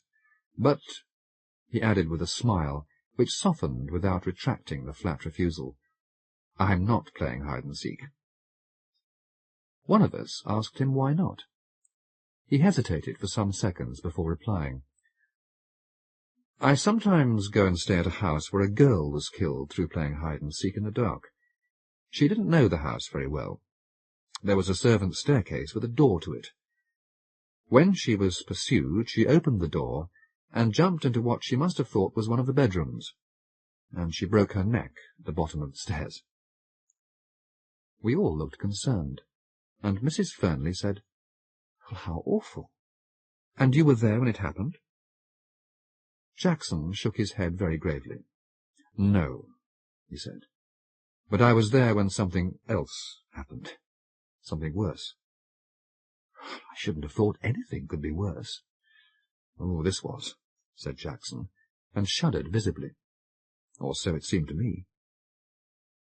I think he wanted to tell the story, and was angling for encouragement. A few requests, which may have seemed to him to lack urgency, he affected to ignore, and went off at a tangent. I wonder if any of you have played a game called Smee. It's a great improvement on the ordinary game of hide-and-seek. The name derives from the ungrammatical colloquialism, "It's me." You might care to play it, if you're going to play a game of that sort. Let me tell you the rules. Every player is presented with a sheet of paper. All the sheets are blank, except one, on which is written Smee. Nobody knows who is Smee except Smee himself, or herself, as the case may be. The lights are then turned out, and Smee slips from the room and goes off to hide, and after an interval the other players go off in search, without knowing whom they are actually in search of. One player meeting another challenges with the word Smee, and the other player, if not the one concerned, answers Smee. The real Smee makes no answer when challenged, and the second player remains quietly by him. Presently they will be discovered by a third player, who, having challenged and received no answer, will link up with the first two. Well, this goes on until all the players have formed a chain, and the last to join is marked down for a forfeit. It's a good, noisy, romping game, and in a big house it often takes a long time to complete the chain. You might care to try it. And I'll pay my forfeit and smoke one of Tim's excellent cigars here by the fire until you get tired of it. I remarked that it sounded a good game, and asked Jackson if he had played it himself. "Oh, yes," he answered. "I played it in the house I was telling you about." "And she was there? The girl who broke—" "No, no," Mrs. Fernley interrupted. "He told us he wasn't there when it happened." Jackson considered. "Well, I don't know if she was there or not. I'm afraid she was. I know that there were 13 of us, and there ought only to have been 12. And I'll swear that I didn't know her name, or I think I should have gone clean off my head when I heard that whisper in the dark. No, you don't catch me playing that game, or any other like it, any more. It spoiled my nerve quite a while, and I can't afford to take long holidays. Besides, it saves a lot of trouble and inconvenience to own up at once to being a coward." Tim Vouse, the best of hosts, smiled around at us, and in that smile there was a meaning which is sometimes vulgarly expressed by the slow closing of an eye. "There's a story coming," he announced. "Oh, there's certainly a story of sorts," said Jackson, "but whether it's coming or not—" He paused and shrugged his shoulders. "Well, you're going to pay a forfeit instead of playing? Please, but have a heart and let me down lightly. It's not just a sheer cussedness on my part." "Payment in advance," said Tim, "ensures honesty and promotes good feeling. You are therefore sentenced to tell the story here and now." And here follows Jackson's story, unrevised by me, and passed on without comment to a wider public. Some of you, I know, have run across the Sankstons. Christopher Sankston and his wife, I mean. They're distant connections of mine. Well, at least, Violet Sankston is. About 8 years ago they bought a house between the North and South Downs on the Surrey and Sussex border, and 5 years ago they invited me to come and spend Christmas with them. It was a fairly old house. I couldn't say exactly what period, and it certainly deserved the epithet rambling. It wasn't a particularly big house, but the original architect, whoever he may have been, had not concerned himself with economizing in space, and at first you could get lost in it quite easily. Well, I went down for that Christmas, assured by Violet's letter that I knew most of my fellow guests, and that the 2 or 3 who might be strangers to me were all lambs. Unfortunately, I'm one of the world's workers, and I couldn't get away until Christmas Eve, although the other members of the party had assembled on the preceding day. Even then, I had to cut it rather fine to be there for dinner on my first night. They were all dressing when I arrived, and I had to go straight to my room and waste no time. I may even have kept dinner waiting a bit, for I was last down, and it was announced within a minute of my entering the drawing-room. There was just time to say hello to everybody I knew, to be briefly introduced to the 2 or 3 I didn't know, and then I had to give my arm to Mrs. Gorman. I mentioned this as the reason why I didn't catch the name of a tall, dark, handsome girl I hadn't met before. Everything was rather hurried, and I'm always bad at catching people's names. She looked cold and clever, and rather forbidding, the sort of girl who gives the impression of knowing all about men, and the more she knows of them, the less she likes them. I felt that I wasn't going to hit it off with this particular lamb of Violet's, but she looked interesting all the same, and I wondered who she was. I didn't ask, because I was pretty sure of hearing somebody address her by name before very long. Unluckily, though, I was a long way off her at table, and as Mrs. Gorman was at the top of her form that night, I soon forgot to worry about who she might be. Mrs. Gorman is one of the most amusing women I know, an outrageous but quite innocent flirt, with a very sprightly wit which isn't always unkind. She can think half a dozen moves ahead in conversation, just as an expert can in a game of chess. We were soon sparring, or rather, I was covering against the ropes, and I quite forgot to ask her in an undertone the name of the cold, proud beauty. The lady on the other side of me was a stranger, or had been until a few minutes since, and I didn't think of seeking information in that quarter. There was a round dozen of us, including the Saxtons themselves, and we were all young, or trying to be. The Saxtons themselves were the oldest members of the party, and their son Reggie, in his last year at Marlborough, must have been the youngest. When there was talk of playing games after dinner, it was he who suggested Smee. He told us how to play it, just as I've described it to you. His father chipped in as soon as we all understood what was going to be required of us. "If there are any games of that sort going on in the house," he said, "for goodness' sake be careful of the back stairs on the first-floor landing. And there's a door to them, and I've often meant to take it down. In the dark, anybody who doesn't know the house very well might think they were walking into a room. A girl actually did break her neck on those stairs about 10 years ago, when the Ainsteys lived here." I asked how it happened. "Oh," said Saxton, "there was a party here one Christmas time, and they were playing hide-and-seek, as you proposed doing. The girl was one of the hiders. She heard somebody coming, ran along the passage to get away, and opened the door of what she thought was a bedroom, evidently with the intention of hiding behind it while her pursuer went past. Unfortunately, it was the door leading to the back stairs, and that staircase is as straight and almost as steep as the shaft of the pit. She was dead when they picked her up." We all promised for our own sakes to be careful. Mrs. Gorman said that she was sure nothing could happen to her, since she was insured by 3 different firms, and her next of kin was a brother whose consistent ill luck was a byword in the family. You see, none of us had known the unfortunate girl, and as the tragedy was 10 years old, there was no need to pull long faces about it. Well, we started the game almost immediately after dinner. The men allowed themselves only 5 minutes before joining the ladies, and then young Reggie Saxton went round and assured himself that the lights were out all over the house, except in the servants' quarters, and in the drawing-room, where we were assembled. We then got busy with 12 sheets of paper, which he twisted into pellets, and shook up between his hands before passing them round. 11 of them were blank, and Smee was written on the 12th. The person drawing the latter was the one who had to hide. I looked and saw that mine was a blank. A moment later, out went the electric lights, and in the darkness I heard somebody get up and creep to the door. After a minute or so, somebody gave a signal, and we made a rush for the door.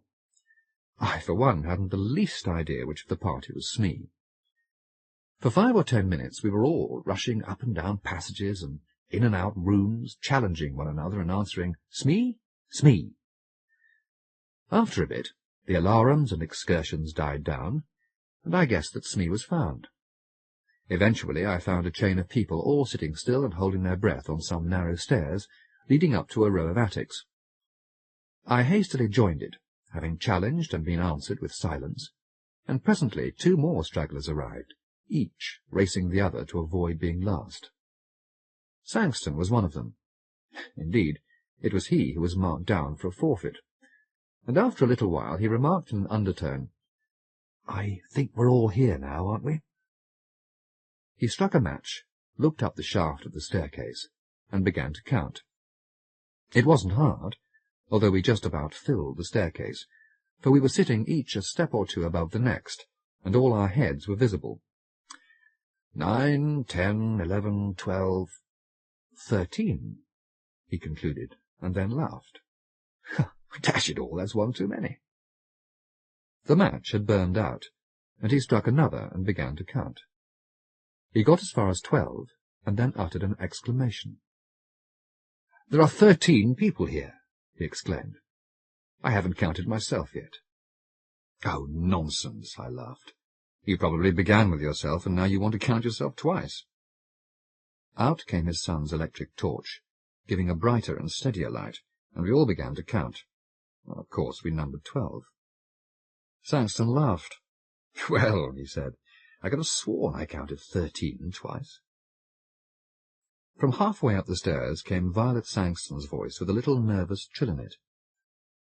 "I thought there was somebody sitting 2 steps above me. Have you moved up, Captain Ransom?" Ransom said that he hadn't. He also said he thought there was somebody sitting between Violet and himself. Just for a moment there was an uncomfortable something in the air, a little cold ripple which touched us all. For that little moment it seemed to all of us, I think, that something odd and unpleasant had happened, and was liable to happen again. Then we laughed at ourselves and at one another, and were comfortable once more. There were only 12 of us, and there could only have been 12 of us, and there was no argument about it. Still laughing, we trooped back to the drawing-room to begin again. Well, this time I was Smee, and Violet Sangston ran me to earth while I was still looking for a hiding-place. Well, that round didn't last long, and we were a chain of 12 within 2 or 3 minutes. Afterwards there was a short interval. Violet wanted a wrap fetched for her, and her husband went up to get it from her room. He was no sooner gone than Reggie pulled me by the sleeve. I saw that he was looking pale and sick. "Quick," he whispered, "while Father's out of the way. Take me into the smoke-room and give me a brandy or a whisky or something." Outside the room I asked him what was the matter, but he didn't answer at first, and I thought it better to dose him first and question him afterwards. So I mixed him a pretty dark-complexioned brandy and soda, which he drank at a gulp, and then began to puff as if he had been running. "I've had rather a turn," he said to me with a sheepish grin. "Well, what's the matter?" "I don't know. But you were Smee just now, weren't you?" Well, of course, I didn't know who Smee was, and while Mother and the others ran into the west wing and found you, I turned east. There's a deep clothes cupboard in my bedroom. I'd marked it down as a good place to hide when it was my turn, and I had an idea that Smee might be there. I opened the door in the dark, felt round, and touched somebody's hand. "Smee?" I whispered, and not getting any answer, I thought I'd found Smee. Well, I don't know how it was, but an odd, creepy feeling came over me. I can't describe it, but I felt that something was wrong. So I turned on my electric torch, and there was nobody there. Now, I swear I touched a hand, and I was filling up the doorway of the cupboard at the time, so nobody could get out and past me. He puffed again. "What do you make of it?" he asked. "You imagine that you had touched a hand," I answered, naturally enough. He uttered a short laugh. "Of course, I knew you were going to say that," he said. "But I must have imagined it, mustn't I?" He paused and swallowed. "I mean, it couldn't have been anything else but imagination, could it?" I assured him that it couldn't, meaning what I said, and he accepted this, but rather with the philosophy of one who knows he is right, but doesn't expect to be believed. We returned together to the drawing-room, where, by that time, they were all waiting for us and ready to start again. It may have been my imagination, although I'm almost sure it wasn't, but it seemed to me that all enthusiasm for the game had suddenly melted like a white frost in strong sunlight. If anybody had suggested another game, I'm sure we should all have been grateful and abandoned Smee. Only nobody did. Nobody seemed to like to. I, for one, and I can speak for some of the others too, was oppressed with the feeling that there was something wrong. I couldn't have said what I thought was wrong.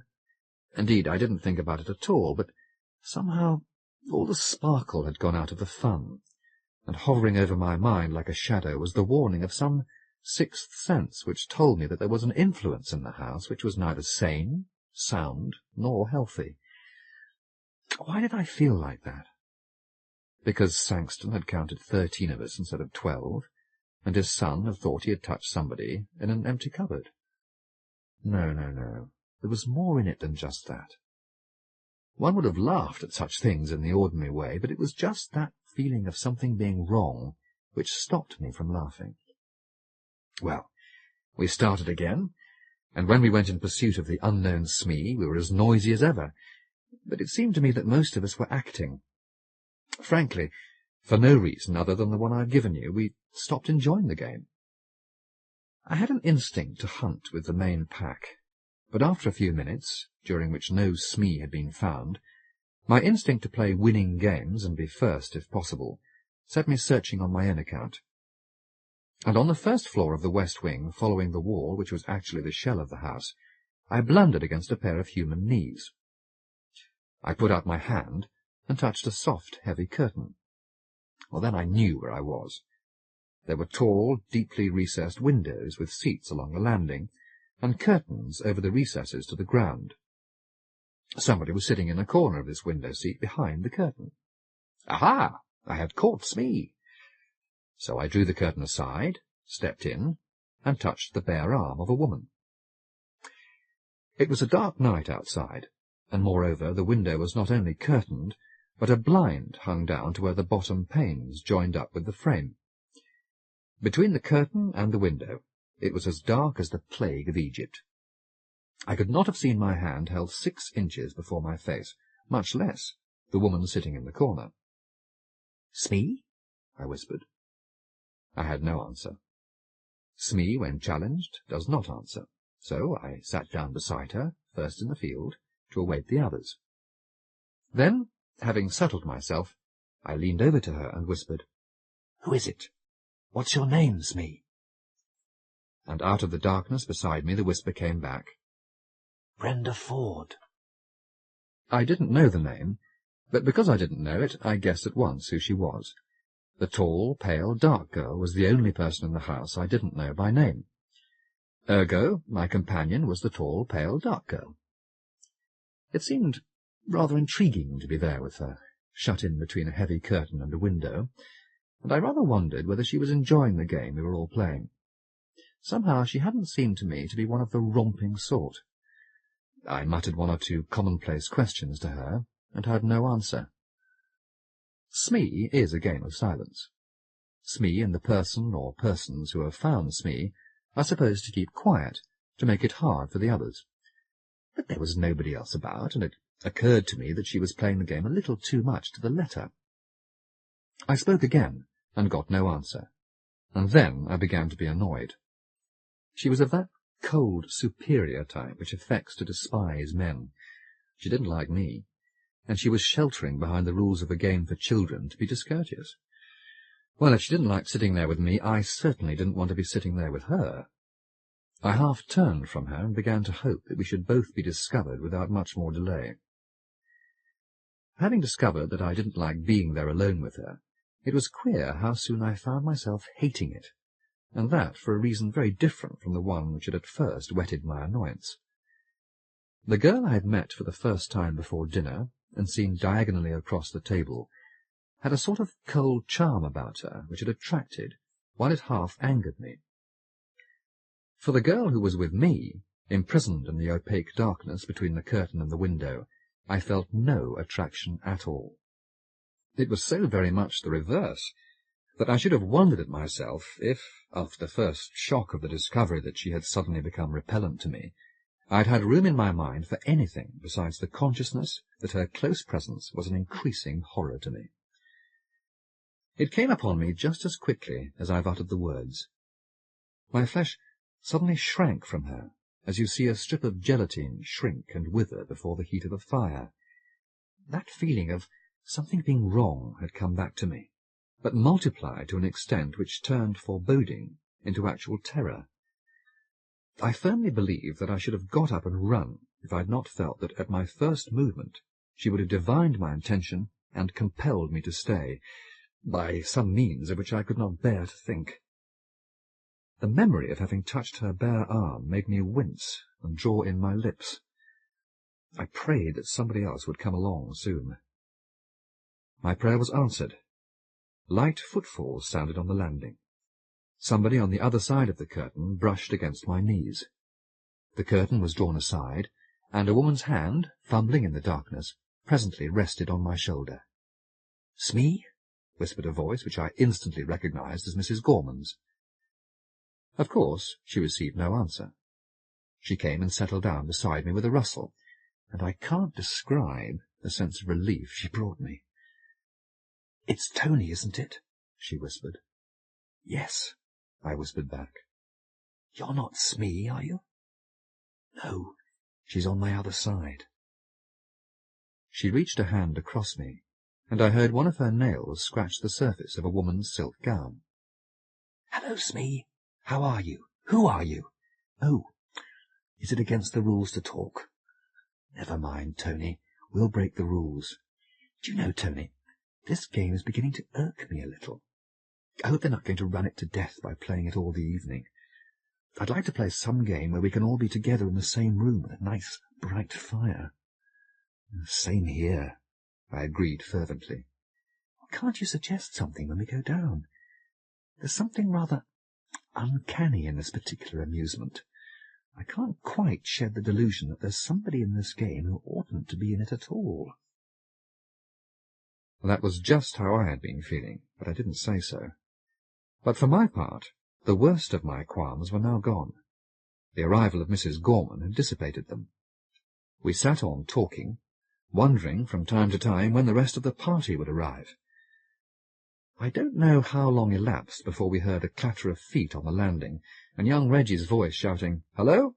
Hello there, anybody there?" "Yes," I answered. "Mrs. Gorman with you?" "Yes." "Well, you're a nice pair. You've both forfeited. We've all been waiting for you for hours." "Well, why, you haven't found Smee yet," I objected. "You haven't, you mean? I happen to have been Smee myself." "But Smee's here with us," I cried.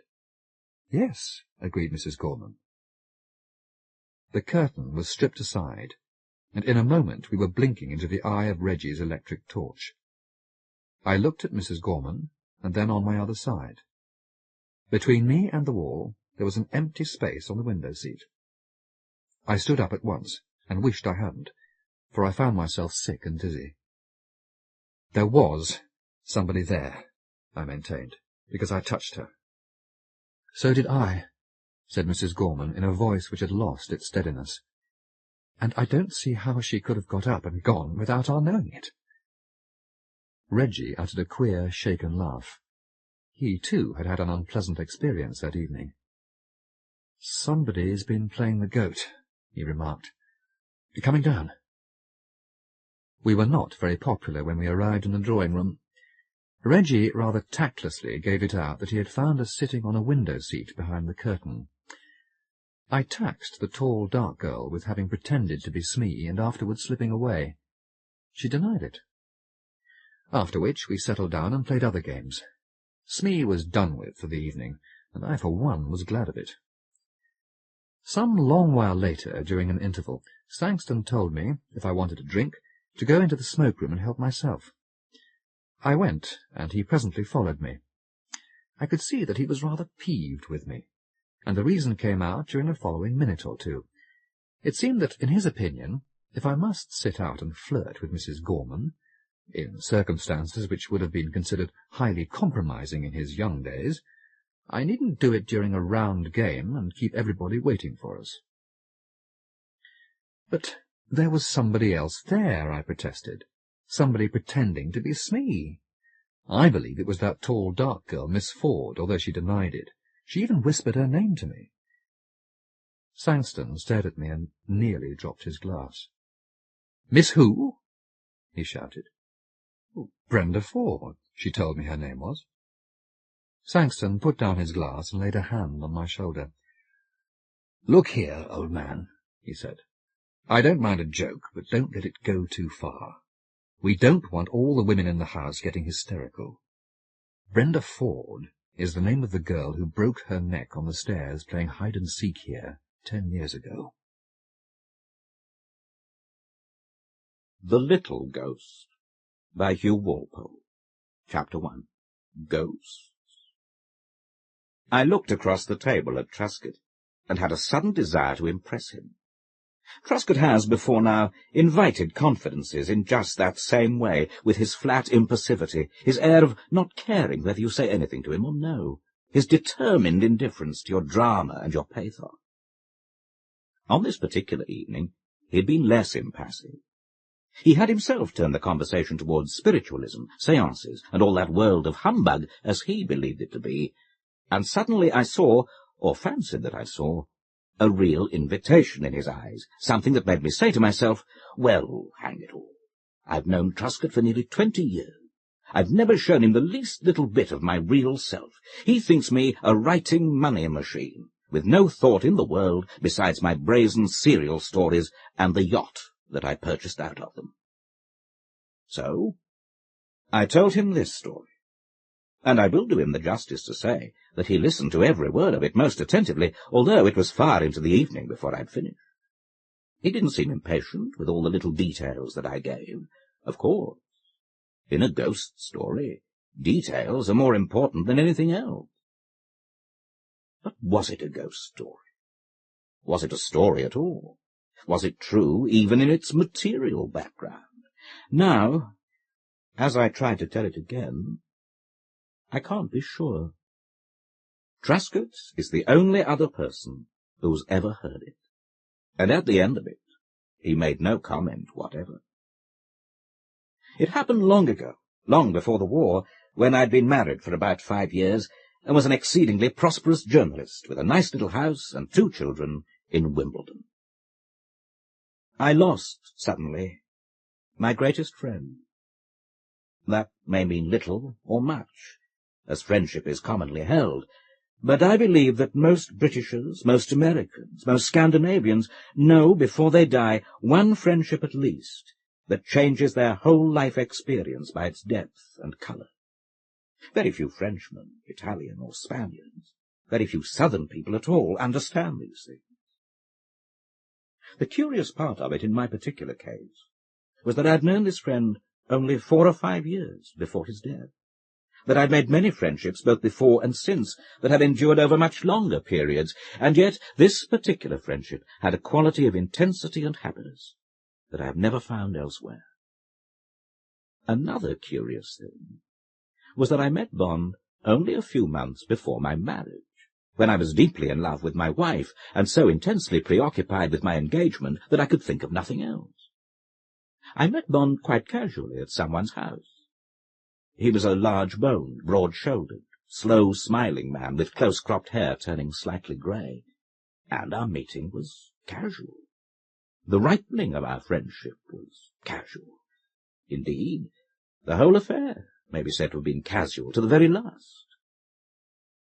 It was, in fact, my wife who said to me one day, when we'd been married about a year or so, "Why, I believe you care more for Charlie Bond than for anyone else in the world." She said it in that sudden, disconcerting, perceptive way that some women have. I was entirely astonished. Of course, I laughed at the idea. I saw Bond frequently. He came often to the house. My wife, wiser than many wives, encouraged all my friendships, and she herself liked Charlie immensely. I don't suppose that anyone disliked him. Some men were jealous of him. Some men, the merest acquaintances, called him conceited. Women were sometimes irritated by him, because so clearly he could get on very easily without them. But he had, I think, no real enemy. How could he have had? His good nature, his freedom from all jealousy, his naturalness, his sense of fun, the absence of all pettiness, His common sense, his manliness, and at the same time his broad-minded intelligence, all these things made him a most charming personality. I don't know that he shone very much in ordinary society. He was very quiet, and his wit and humour came out best with his intimates. I was the showy one, and he always played up to me, and I think I patronized him a little, and thought deep down in my subconscious self that it was lucky for him to have met such a brilliant friend, but he never gave a sign of resentment. I believe now that he knew me, with all my faults and vanities and absurdities, far better than anyone else, even my wife did. And that is one of the reasons, to the day of my death, why I shall always miss him so desperately. However, it was not until his death that I realized how close we had been. One November day, he came back to his flat, wet and chilled, didn't change his clothes, caught a cold which developed into pneumonia, and after 3 days was dead. It happened that week I was in Paris, and I returned to be told on my doorstep by my wife of what had occurred. At first I refused to believe it. When I'd seen him a week before, he'd been in splendid health, with his tanned, rather rough and clumsy face, his clear eyes, no fat about him anywhere. He had looked as though he would live to 1,000. And then, when I realized that it was indeed true, I did not during the first week or two grasp my loss. I missed him, of course, was vaguely unhappy and discontented, railed against life, wondering why it was always the best people who were taken and the others left. But I was not actually aware that for the rest of my days things would be different, and that day of my return from Paris was a crisis in my human experience. Suddenly, one morning, walking down Fleet Street, I had a flashing, almost blinding need of bond that was like a revelation. From that moment I knew no peace. Everyone seemed to me dull, profitless, and empty. Even my wife was a long way away from me, and my children, whom I dearly loved, counted nothing to me at all. I didn't, after that, know what was the matter with me. I lost my appetite, I couldn't sleep, I was grumpy and nervous. I didn't myself connect it with bond at all. I thought that I was overworked. And when my wife suggested a holiday, I agreed, got a fortnight's leave from my newspaper, and went down to Glebeshire.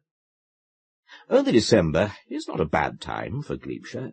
It is just then the best spot in the British Isles. I knew a little village beyond St. Mary's Moor that I'd not seen for 10 years, but always remembered with romantic gratitude, and I felt that that was the place for me now.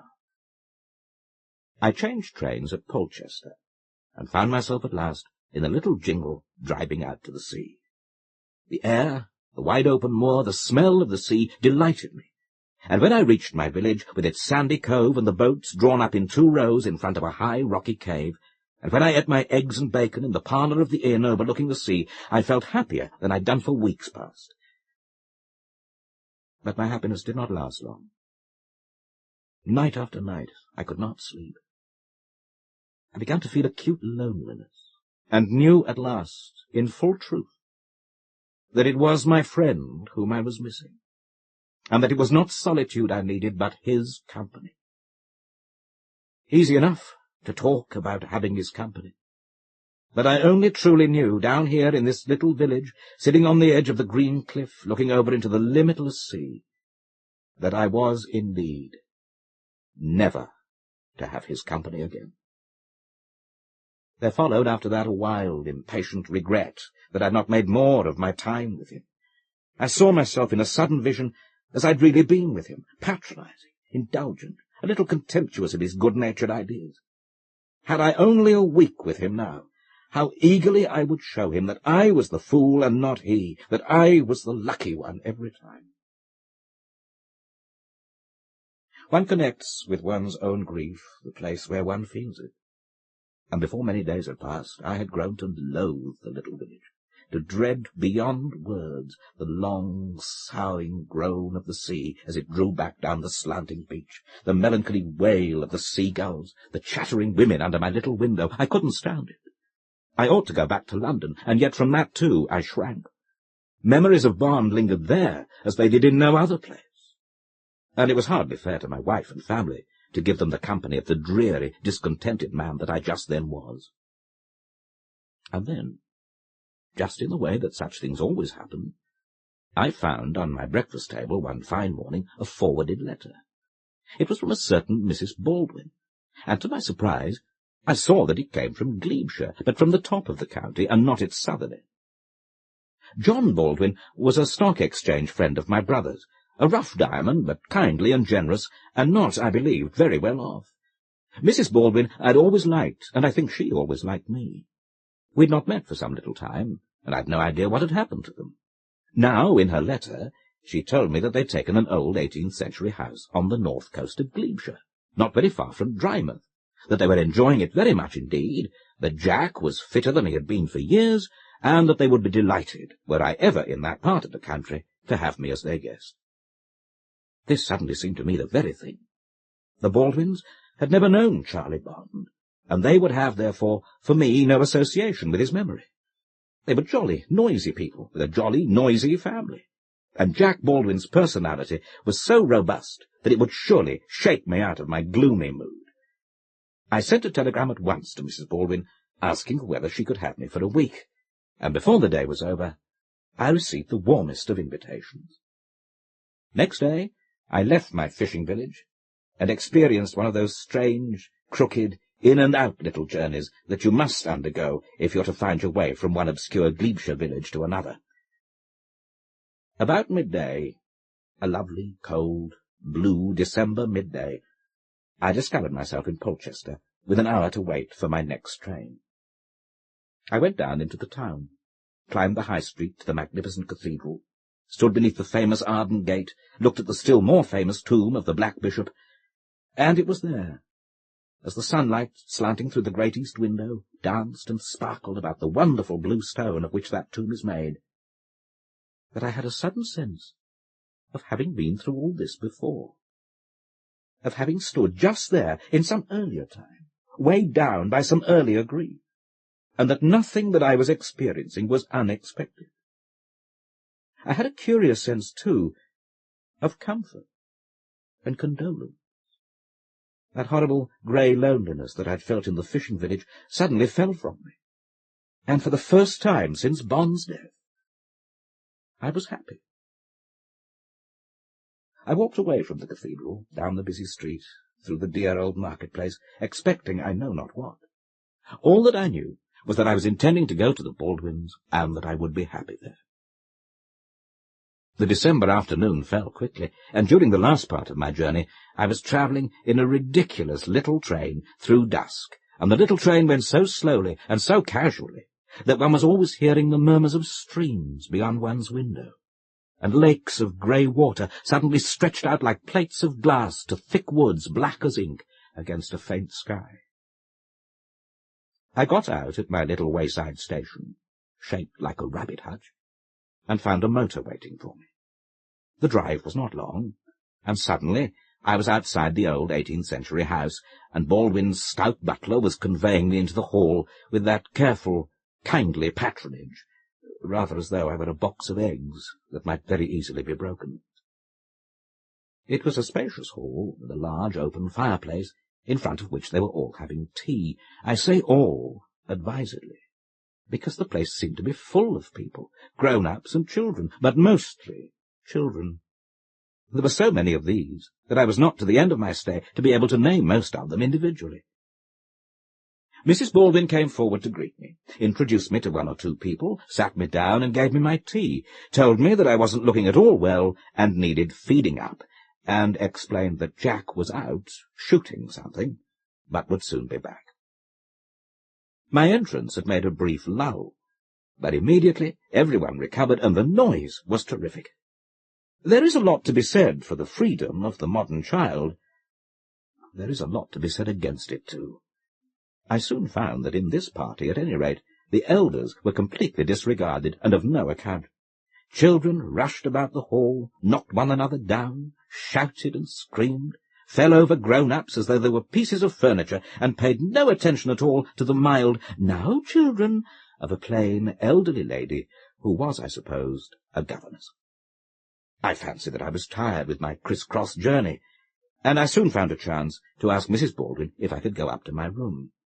She said, "I expect you find these children noisy. Poor little things. They must have their fun. Jack always says that one can only be young once, and I do so agree with him." I wasn't myself feeling very young that evening. I was really about 900 years old, so that I agreed with her, and eagerly left youth to its own appropriate pleasures. Mrs. Baldwin took me up the fine, broad staircase. She was a stout, short woman, dressed in bright colours, with what is known, I believe, as an infectious laugh. Tonight, although I was fond of her, and knew very well her good, generous heart, she irritated me, and for some reason that I could not quite define. Perhaps I felt at once that she was out of place there, and that the house resented her. But in all this account, I'm puzzled by the question as to whether I imagine now, on looking back, all sorts of feelings that were not really there at all, but come to me now, because I know of what happened afterwards. But I am so anxious to tell the truth, the whole truth, and nothing but the truth, and there is nothing in the world so difficult to do as that. We went through a number of dark passages, up and down little pieces of staircase that seemed to have no beginning, no end, and no reason for their existence. And she left me at last in my bedroom, said that she hoped I would be comfortable, and that Jack would come and see me when he came in, and then paused for a moment, looking at me. "You really don't look well," she said. "You've been overdoing it. You're too conscientious. I always said so. You shall have a real rest here, and the children will see that you're not dull." Her last two sentences seemed scarcely to go together. I could not tell her about my loss. I realized suddenly, as I'd never realized in our older acquaintance, that I should never be able to speak to her about anything that really mattered. She smiled, laughed, and left me. I looked at my room, and loved it at once. Broad and low-ceilinged, it contained very little furniture, an old four-poster, charming hangings of some old rose-coloured damask, an old gold mirror, an oak cabinet, some high-backed chairs, and then, for comfort, a large arm-chair with high elbows, a little quaintly shaped sofa dressed in the same rose colour as the bed, a bright crackling fire, and a grandfather clock. The walls, faded primrose, had no pictures, but on one of them, opposite my bed, was a gay sampler worked in bright colours of crimson and yellow, and framed in oak. I liked it. I loved it, and drew the armchair in front of the fire, nestled down into it, and before I knew, I was fast asleep. How long I slept, I don't know, but I suddenly woke with a sense of comfort and well-being, which was nothing less than exquisite.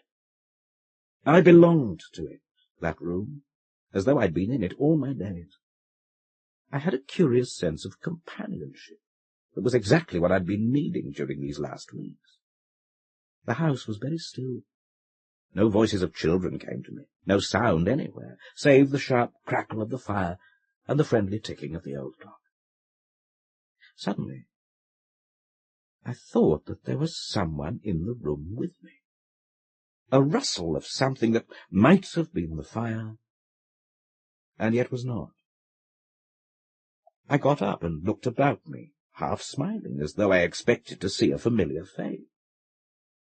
There was no one there, of course, and yet I had just that consciousness of companionship that one has when someone whom one loves very dearly and knows very intimately is sitting with one in the same room.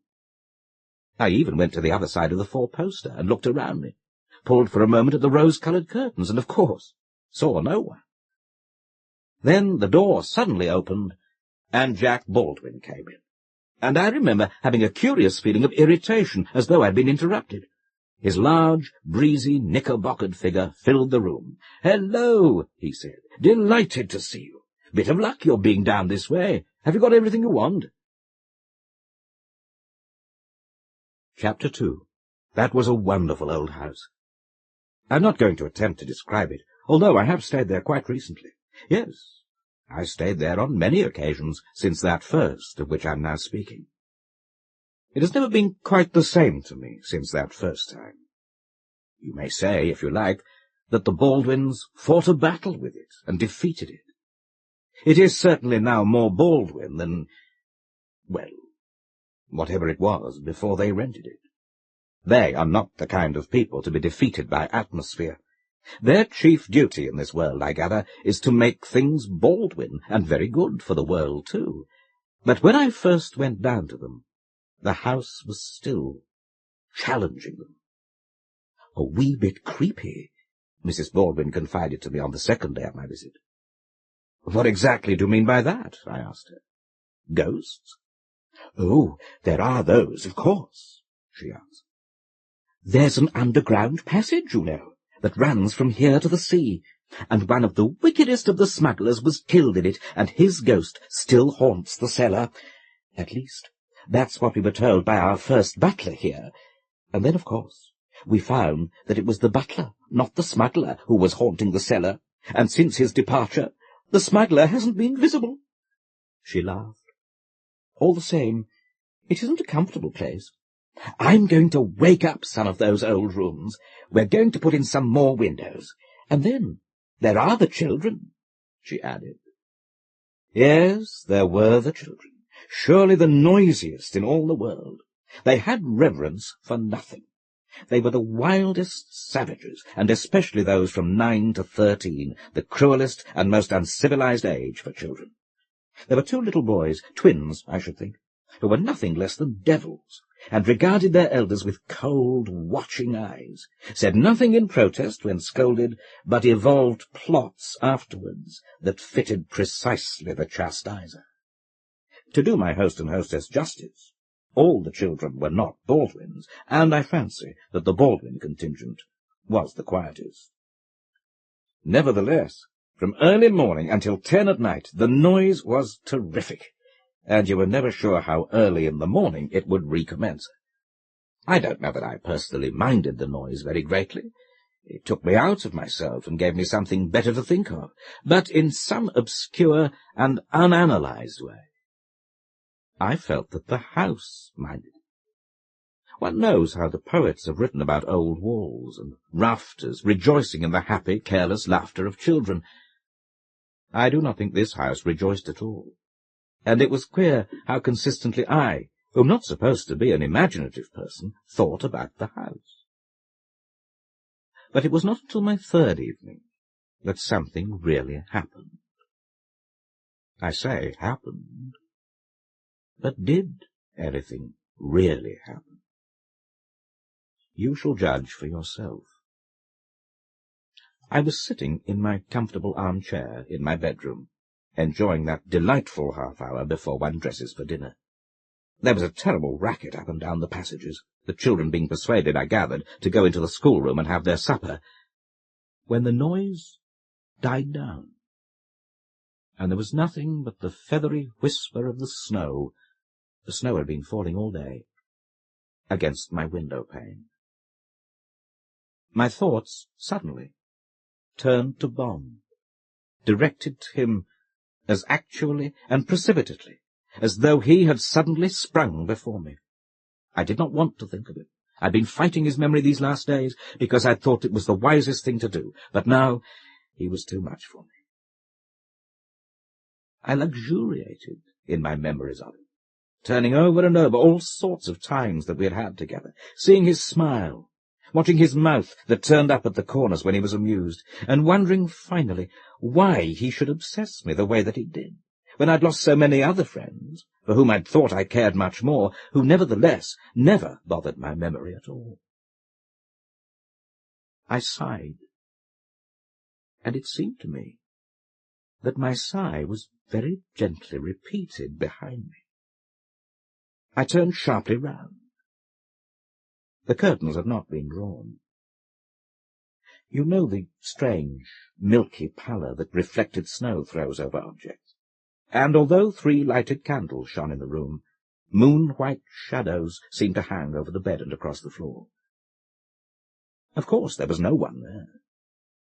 And yet I stared and stared about me, as though I were convinced that I was not alone.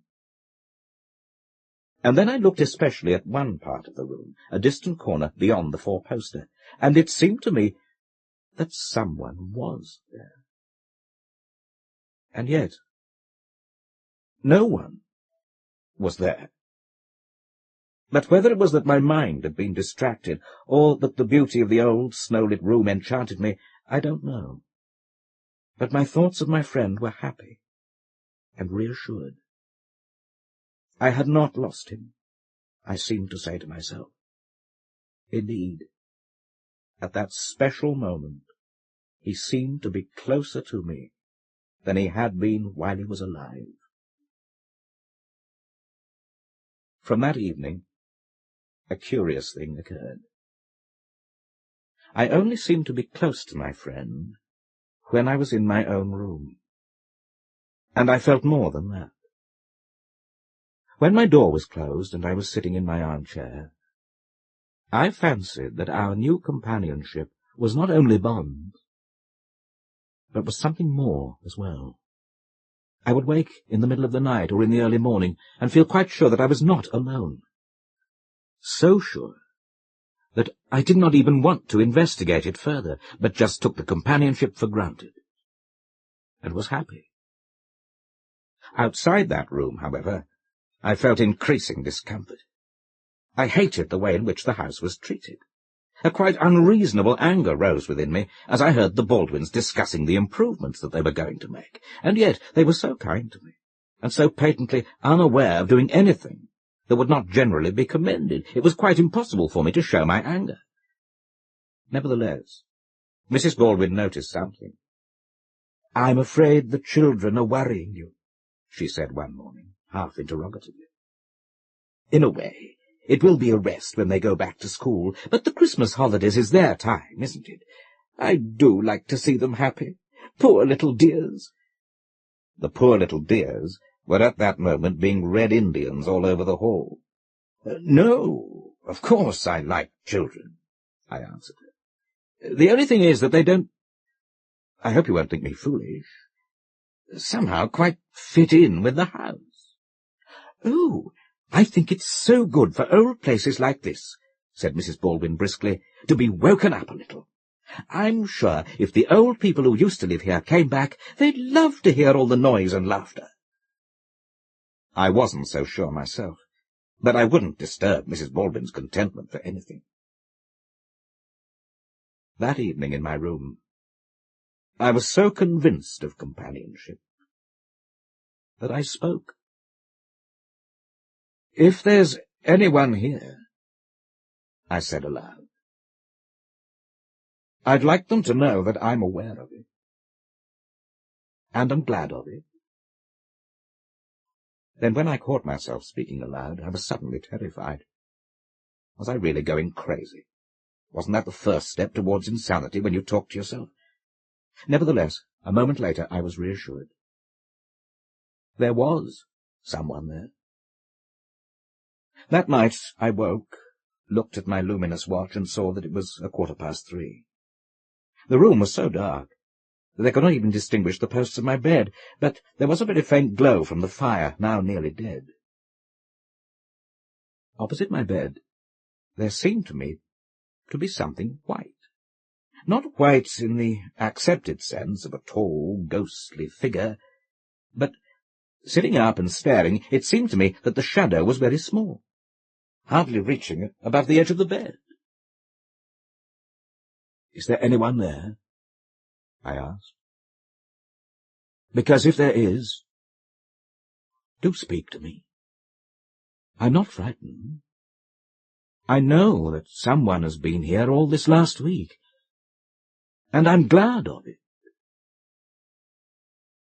Very faintly then, and so faintly that I cannot to this day be sure that I saw anything at all, the figure of a child seemed to me to be visible. We all know how we have at one time or another fancied that we've seen visions and figures, and then have discovered that it was something in the room, a chance hanging of a coat, the reflection of a glass, a trick of the moonlight that has fired our imagination. I was quite prepared for that in this case, but it seemed to me then that as I watched, the shadow moved directly in front of the dying fire, and delicate as the leaf of a silver birch, like the trailing rim of some evening cloud, the figure of a child hovered in front of me. Curiously enough, the dress, which seemed to be of some silver tissue, was clearer than anything else. I did not, in fact, see the face at all, and yet I could swear in the morning that I had seen it, that I knew large, black, wide-open eyes, a little mouth very faintly parted in a timid smile, and that beyond anything else, I had realized in the expression of that face fear and bewilderment, and a longing for some comfort.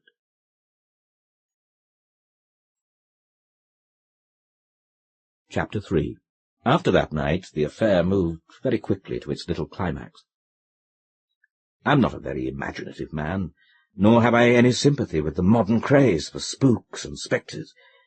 I've never seen, nor fancied that I'd seen, anything of a supernatural kind since that visit, but then I've never known since that time such a desperate need of companionship and comfort. And is it not perhaps because we do not want things badly enough in this life that we do not get more of them? However that may be, I was sure on this occasion that I had some companionship that was born of a need greater than mine. I suddenly took the most frantic and unreasonable dislike to the children in that house. It was exactly as though I had discovered somewhere in a deserted part of the building some child who had been left behind by mistake by the last occupants, and was terrified by the noisy exuberance and ruthless selfishness of the new family. For a week I had no more definite manifestation of my little friend, but I was as sure of her presence there in my room as I was of my own clothes and the armchair in which I used to sit. It was time for me to go back to London, but I could not go. I asked everyone I met as to legends and stories connected with the old house, but I never found anything to do with the little child. I looked forward all day to my hour in my room before dinner, the time when I felt the companionship closest. I sometimes woke in the night and was conscious of its presence, but, as I have said, I never saw anything. One evening the older children obtained leave to stay up later. It was somebody's birthday. The house seemed to be full of people, and the presence of the children led after dinner to a perfect riot of noise and confusion. We were to play hide-and-seek all over the house. Everybody was to dress up. There was, for that night at least, to be no privacy anywhere. We were all, as Mrs. Baldwin said, to be 10 years old again. I hadn't the least desire to be 10 years old. But I found myself caught into the game, and had, in sheer self-defence, to run up and down the passages and hide behind doors. The noise was terrific. It grew and grew in volume. People got hysterical. The smaller children jumped out of bed and ran about the passages. Somebody kept blowing a motor horn. Somebody else turned on a gramophone. Suddenly, I was sick of the whole thing, retreated into my room, lit one candle, and locked the door. I'd scarcely sat down in my chair when I was aware that my little friend had come. She was standing near to the bed, staring at me, terror in her eyes. I've never seen anyone so frightened. Her little breasts panting beneath her silver gown, her very fair hair falling about her shoulders, her little hands clenched. Just as I saw her, there were loud knocks on the door, many voices shouting to be admitted, a perfect babble of noise and laughter. The little figure moved, and then— how can I give any idea of it? I was conscious of having something to protect and comfort. I saw nothing. Physically, I felt nothing. And yet I was murmuring, There, don't mind. They shan't come in. I'll see that no one touches you. I understand. I understand.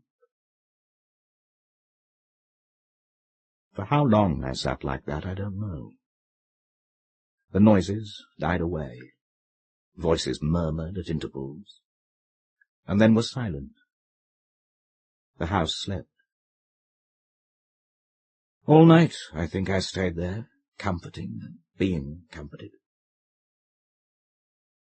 I fancy now, but how much of it may not be fancy, that I knew that the child loved the house, had stayed so long as was possible, at last was driven away, and that was her farewell not only to me, but all that she most loved in this world and the next. I do not know. I could swear to nothing. What I am sure of is that my sense of loss in my friend was removed from that night, and never returned. Did I argue with myself that that child companionship included also my friend? Again, I do not know. But of one thing I am now sure, that if love is strong enough, physical death cannot destroy it. And however platitudinous that may sound to others, it is platitudinous no longer when you have discovered it by actual experience for yourself. That moment, in that firelit room, when I felt that spiritual heart beating with mine, is, and always will be, enough for me. One thing more. Next day I left for London, and my wife was delighted to find me so completely recovered, happier, she said, than I'd ever been before. 2 days afterwards, I received a parcel from Mrs. Baldwin. In the note that accompanied it, she said, "I think that you must have left this by mistake behind you. It was found in the small drawer in your dressing-table." I opened the parcel, and discovered an old blue silk handkerchief wrapped round a long, thin wooden box. The cover of the box lifted very easily, and I saw inside it an old, painted wooden doll, dressed in the period, I should think, of Queen Anne. The dress was very complete, even down to the little shoes and the little grey mittens on the hands. Inside the silk skirt there was sewn a little tape, and on the tape, in very faded letters, Anne Trelawney, 1710. Ahoy, Sailor Boy, by A.E. Coppard. Archie Mallon, a young sailor just off the sea, rambled into a tavern one summer evening with a bundle under his arm. There was hearty company and sawdust on the floor, but he was looking for a night's lodging, and they could not do with him there, so they sent him along to the widow Silvertuff, who keeps a button and bull's-eye shop down by the shore. You would know her again. She's a mulatto with a restive eye. And could she give him a night's lodging? He'd be off by the first train in the morning. Would have gone tonight, only the last train had beat it. Just a bed? She could. So he threw down his bundle, bought a packet of butterscotch, and went off back to the tavern, the Cherry Tree. Outside it was a swing sign showing about 40 painted cherries as fat as tomatoes on a few twigs with no more than a leaf apiece. Inside there was singing and hearty company and sawdust on the floor. "Happy days," said the sailor, drinking and doing as others do. Well, this fair young stranger, you must know, was not just a common seaman. He wore a dressy uniform with badges on his arm and looked a dandy. He could swap tales with any of them there, and he sang a song in a pleasant country voice, but at times his face was sad and his eyes mournful. "Been to Sitka," so he said, but said in such a way that nobody liked to ask him where that was, or where he was bound for now. They thought, indeed, that maybe some of his family had grief or misfortune come upon them, and no one wanted to go blundering into the sort of private matters that put a man down. But when someone spoke about the numbers of people dying in the neighbourhood just then, the sailor became rather contentious. "Oh, plenty of people die every hour, but you don't know any of them. There's thousands die every day, but devil a one of them all is known to you or to me. I don't know them, and you don't know them. and if you don't know them, it's all the same, death or life. Of course, when a big one falls, like President Roosevelt, it might be, or old Charlie the linen draper over at Crofter's, you hear about that. But else you don't know 'em, so what does it matter to you, if you ain't acquainted with 'em? I'll tell you what, it's very curious how few of the people you do know ever seem to die. But it's true, they don't. I knew my own father, of course, has died, and a friend or two that died was well known to me. But I don't know any of these other corpses, nor what becomes of them. I don't care. And that's as true as the dust on the road. Young fella, an oldish man drinking rum said, you are young yet. When you get to my age, you will find your friends are tumbling off like tiles from a roof. And what becomes of them? They'll get their true sleep. That all there is to it, then? Oh, there's goodly mercy everywhere. According to your goings-on before, so it is. Whatsoever you does here must be paid for there. Aye, said the sailor with a general wink. Even up yonder money talks, I suppose? God help you, to be thinking of that, the old man cried. Money talks, 'tis true, but there's only two ways it gives you any satisfaction. One is earning it, the other spending it. There's many, though, the sailor said, as spends a lot they don't earn. Ah, that's their own lookout, said the other, with his glass of rum in his hand. And you can take your mighty oath it's the sacramental truth. You can't thread a camel through a needle's eye. Dust to dust, you know. Ashes to ashes. Here, growled the landlord. Tip us a lively song, someone. I feels like I was going to be haunted. So they persuaded the young sailor to sing his song. What's become of all the lasses used to smile up on a hearty, luck my lay, luck my laddie, heave and ho. What's the news of Jane and Katie with their mira farsolati? I dunno, Archie Mellin, I dunno. Where's the lass as swore she'd wed me when I shipped again this way? Luck my lay, luck my laddie, heave and ho. Was it booze or was it blarney? Was it just my bit of pay? I dunno, Archie Mellin, I dunno. Oh, young men are fond of pleasure, but the girls are full of vice. Luck my lay, luck my laddie, heave and ho. Is there ne'er a pretty creature who's as simple as she's nice? I dunno, Archie Mellin, I dunno. They gave him a hearty clap for singing it, though it wasn't very lively. Oh, I never heard that ballad before, the old rum man said. Well, you wouldn't, replied the sailor. And I thought I knew most every song as ever was, most of 'em. Well, you wouldn't know that one, the sailor said, because I made it myself. Ah, the other gleefully cried. I knew there was some craft about it. And it's true, added the singer, true as the dust in the road. With that he got up, pushed his drink back on the table, and away he went. With a bit of a lurch now and then, he strode moodily along the sea wall of the little harbour. Most of the shops were closed, and a calm midsummer dusk was nestling on street and sea. At the end of a rocky mole protruding seawards, he was quite alone, and leaned on a parapet. The moon rose drowsily over the bay, whose silent waters only moved when near the shore. The waves frilled pettishly on grey rocks veined with silica. A ship passed over the sad evening sea, its lamps faintly glowing, and a few houses on shore beamed with lights as well. The mountains round were black already, though the sky behind them was pearly. Somewhere a bell was ringing. He wished himself gone out of the dull little town, but he was bound to stay until morning, and so, after sighing away a half-hour or more, he turned at 10 o'clock to ramble back to his lodging. But on the border of the town, he took a turn up onto a little rampart of the hills, a place newly laid out on its banks in municipal fashion, with shrubs and young birch trees, and seats on winding paths. Up there, he lounged down on one of the seats under the slim birches, between whose branches he saw the now risen moon over a darker bay, the harbour with its red and green lights, 1 or 2 funnels, a few masts and spars.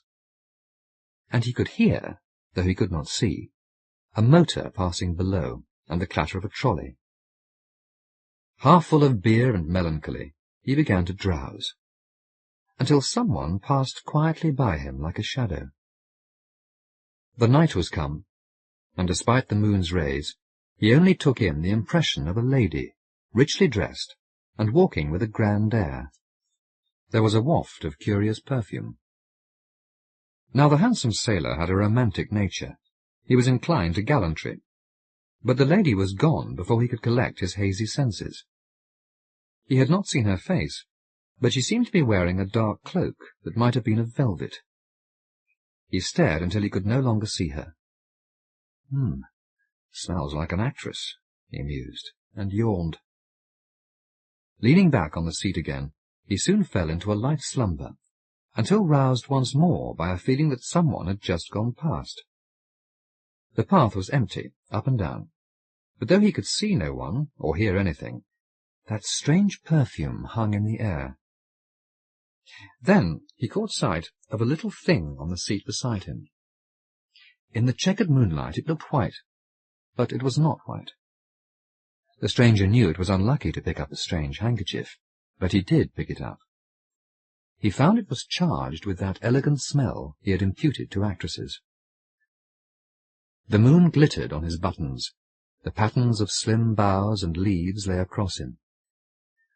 "I dunno, Archie Mellin, I dunno," he hummed, and stuffing the scented handkerchief into his breast pocket, he sat blinking in the direction he had seen the mysterious lady take. It was late. She had gone up the hill. She ought to be coming down again soon. "Oh, that's a nice smell, so help me," he observed, and pulled the handkerchief from his pocket again. "I'll bet it's hers." While twiddling it musingly in his fingers, he maintained an expectant gaze along the upward path. "Couldn't have been any handkerchief there when I sat down, or I'd have seen it." As he replaced it in his pocket, he concluded, "I bet a crown she dropped it here on purpose." "Well, you done it, Jane. You done it." Leaning with his arm along the back of the seat, he sat so that he would be facing her when she came down the hill again, and he waited for her. It was in his mind that he ought to have followed her. She might be waiting for him somewhere up there. But she would be coming back. They always did. And he felt a little unwilling to move now. Time passed very slowly. In the gloss of the moon his brass buttons shone like tiny stars. The patterns of leaves and branches were draped solemnly across his body, and seemed to cling to his knees. He held his breath, and strained his ears to catch a sound of her returning footsteps. As still as death it was. And then the shock came. The sudden feeling that there, round about him, just behind him, some malignant thing was watching, was about to pounce and rend him, and he shrank at once like a touched nerve, waiting for some certainty of horror, or relief. And it gave him a breathless tremble when his eyes swiveled round, and he did see something there, sitting on the seat behind him. But it was all right. It was her. Calmly he said, "Hello? How did you get here?" God almighty! His brain had been on the point of bursting. She did not reply. She sat gracefully, but still and silent, in a black velvet cloak, one knee linked over the other. Whether she had a hat or not he could not tell. There was a dark veil covering her head and face. But none the less, he could tell she was a handsome woman all right. Her arms were folded under the cloak, where her fingers must have been clinging to hold it tight around her. "I saw you go by," began the young sailor, "but I didn't hear you come back." Well, she did not answer him then. She did not utter a word, but she certainly did pay a lot of attention to what he said to her, and her eyes gleamed quite friendly under her veil. So Archie kept on chaffing her, because he was sure she had not dumped herself down there beside him in that lonely spot at that time of night for nothing. and of course he felt quite gay. She nodded a lot at the things he said to her, but it was quite some time before she opened her mouth to him, and then he was rather surprised, because she was a fine, well-built girl, with a lovely bosom and all that, but her voice really did surprise him. "I have never been here before," was what she said, but her voice was thin and reedy, as if she had asthma or something. "I happened to see you, so I came along." "Ah, that's dandy," said Archie, and he hauled up to her and was for putting his arm around her straight away. "No, you must not do that." And although she did not move or shrink away, she spoke so sadly that somehow that jaunty sailor was baffled. She was a perfect lady. He sat up and behaved himself. The girl stared through the trees at the lights down in the harbour, and you could not hear a whisper down there, or anywhere else in the world. She said, "I was lonely." "I bet you was," was his uncouth reply, and he kept his own arms folded. This was the queerest piece he had met for a long time. "Please don't be angry," she said, turning to him. "No, sure," he answered heartily. "I'd like to know your name, though. Mine's Archie Mallin. I'm a sailor." "My name?" She gave a sigh. "It was Frida Listowel." "Well, ain't it now?" he quizzed her. She shook her head. "Married?" pursued the sailor. "No." The question seemed faintly to amuse her. "You lost it, then?"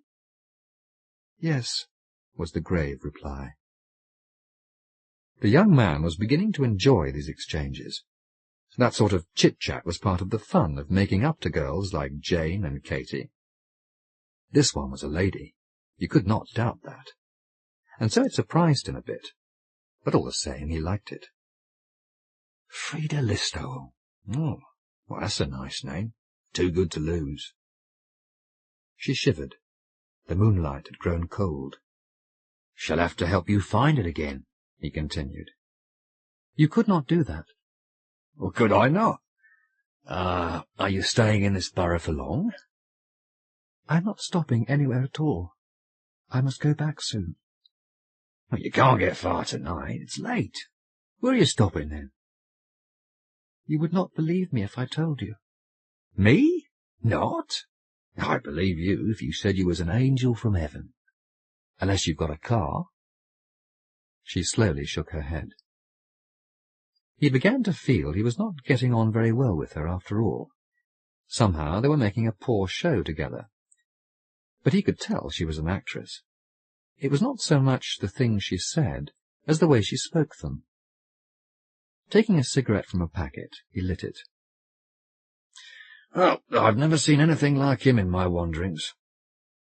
He held the packet towards her, indicating the picture of a fat-head seaman with whiskers, and the word hero on his hat. "Have one?" he asked her, but she declined. So he leaned his elbows on his knees and puffed smoke at the ground between his boots. And she had very elegant shoes on, and silk stockings on her fine legs. He couldn't take his eyes off them. But what was she trying to put across? Where did she live, then? Without turning, he spoke towards the ground at his feet. "Are you all right?" "No," she replied, and there was despair in her voice that woke an instant sympathy in him. He sat up and faced her. "What's wrong, Miss Frida? Can I butt in at all?" For the first time she seemed to relax her grave airs, and echoed, "Can you butt in?" It almost amused her. "Oh, no. Thank you, thank you, thank you. But no." The refusal was so definite that he could not hope to prevail against it. He could only murmur half apologetically, "Well, if you wanted my help, I'd do my best. You know, say the word." "Ah, I was sure of that," was the almost caressing rejoinder. My dear, dear friend, but you—" In agitation she sat up, her hands clasped together, slipping out from her cloak. He saw them for the first time. They were gloved. Then she parted her hands and almost hissed, "What do you think I am?" It startled him. There was certainly something the matter with her. "You'd better let me see you home. Serious, Miss Frida?"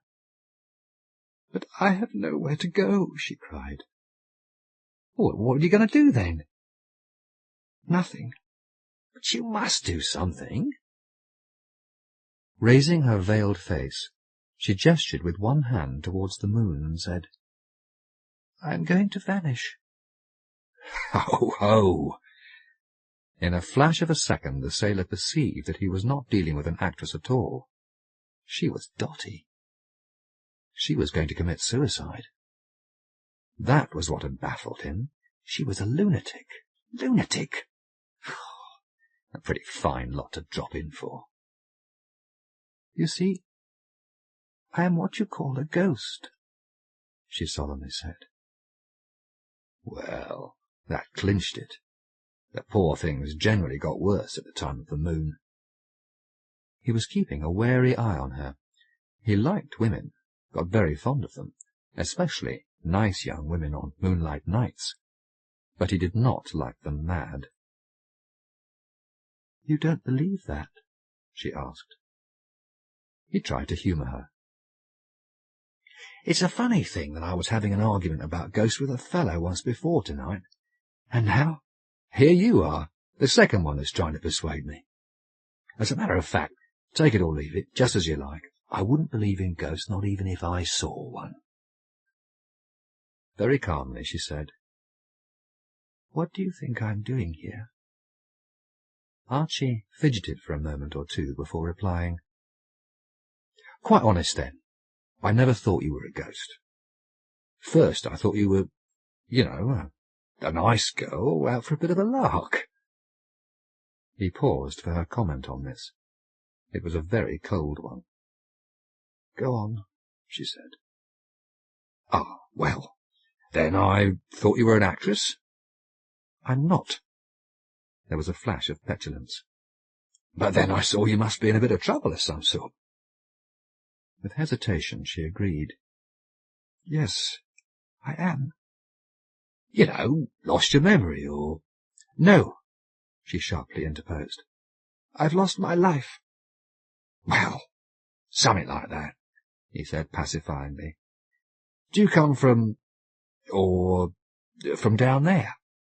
He nodded towards the town. Quietly she answered, "I come from heaven." The poor fellow was almost suffering with bewilderment. A sailor lacks subtlety, and he was adrift, so he almost leapt at his little bit of a joke. "Ah, that's it. You're an angel. I guess that." "There are no angels in heaven," cried the girl. "Ain't?" said he. "No, I have never seen one there." Archie mumbled that would be a great disappointment to him later on. "What do you think heaven is?" the lady asked. He was obliged to admit that he had not up to that moment been able to give very much thought to the matter. "I can tell you," she said gravely. "Well, do." She was so patient that somehow he was giving up that notion of her being just mad. And anyway, he didn't know how to deal with a lunatic.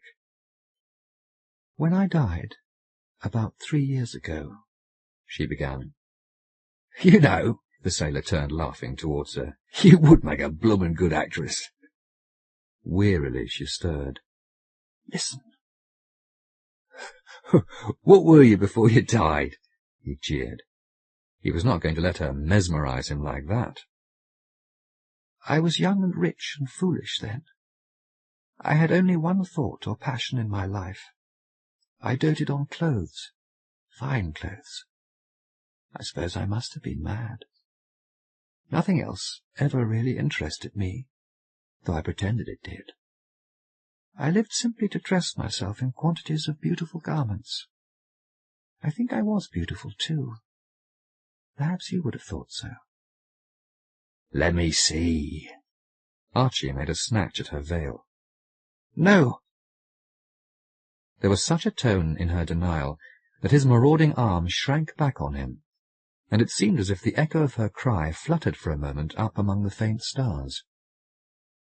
Take care. Her gravity quelled him. That was my life, that and nothing else. Day by day, even hour by hour, to array myself in the richest gowns I could procure. What vanity! And I believed that I was thus honouring my body and delighting my soul. What madness! In everything I did, my only thought was of the clothes I might wear, what scope the occasion would give me thus to shine. That was all my joy. Life seemed to have no other care, meaning, or end. No other desire, no other bliss. I poured out fortunes on silk, satin, and brocades, and imagined that by doing so I was a benefactor to all. "Oh, but damn it!" interjected Archie.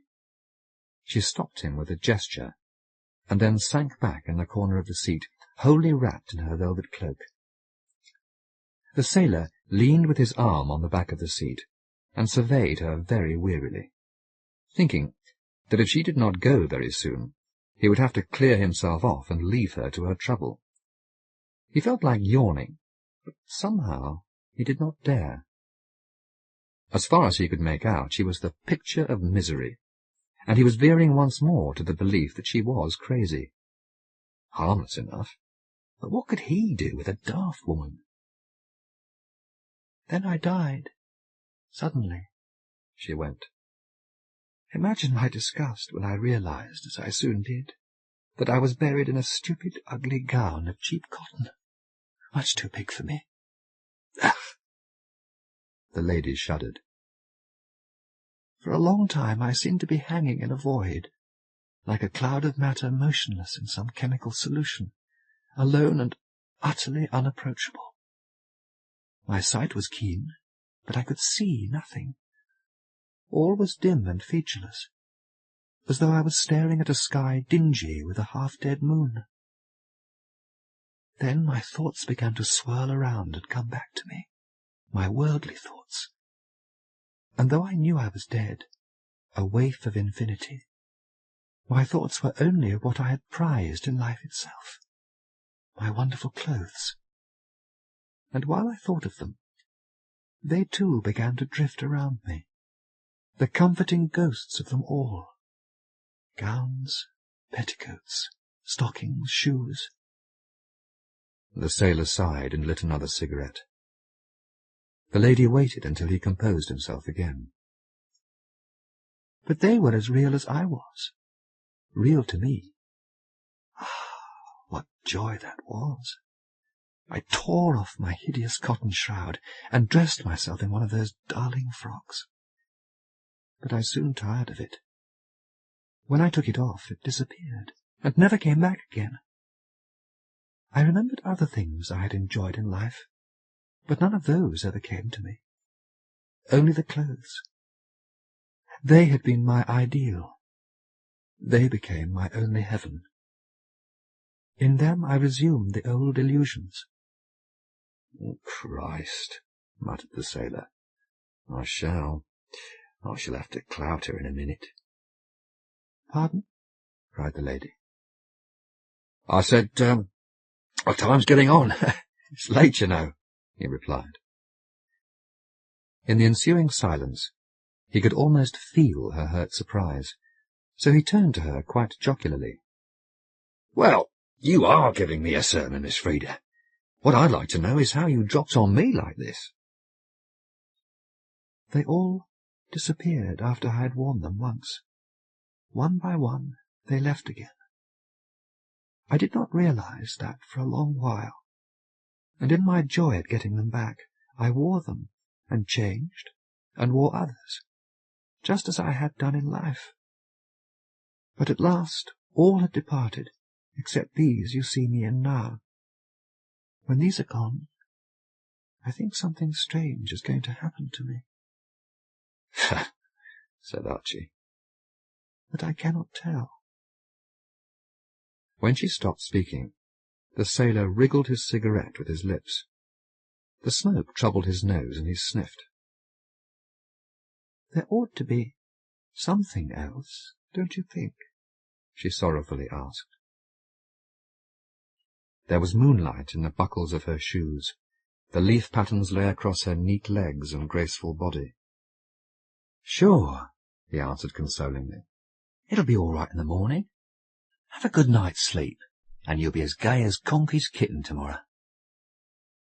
The lady did not speak or move for some minutes, and when the silence became too tiresome, the sailor had to ask, "Well, what are you going to do now?" I wish, she sighed, I could be buried very deep, under the floor of the sea. "Oh, you'll get over that," he heartily assured her. Then she seemed to be summing him up, as if he only irritated her now. But I am dead, I tell you. I am nothing but a wraith in the ghosts of my old clothes. Her persistence annoyed him. He could not believe she was a lunatic, and this other business was the sort of lark he did not take kindly to.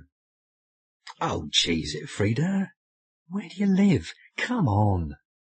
You've been trying to put the dreary on me all this time, but I'm not that type of jacko. I'm a sailor, I am. So, suppose you give us a kiss, and say night-night, and toddle off home like a good girl." And yet he waited for that gesture from her. It did not come. "You do not believe me?" she asked. "No, I've been doing my best, and you're a blooming fine actress, aren't you? But I can't bite in. Can't." Up he stood, almost indignant. The girl sat where she was, and the sailor lingered. For, to tell the truth, he still did not want to leave her. After all, she might be queer. He was still adrift. Perhaps, if he walked off, she would follow him. He had taken but one step away when he heard her voice murmuring. With a frown he listened. "I could prove it very easily." "How?" He swung round. "By taking off my clothes," she said. My, wasn't that a good one? Your clothes off? Here?" A silent nod was the answer, and it revived at once all his extravagant fancies. "Oh, well, now you're talking, Frida." He flung himself back on the bench beside her again.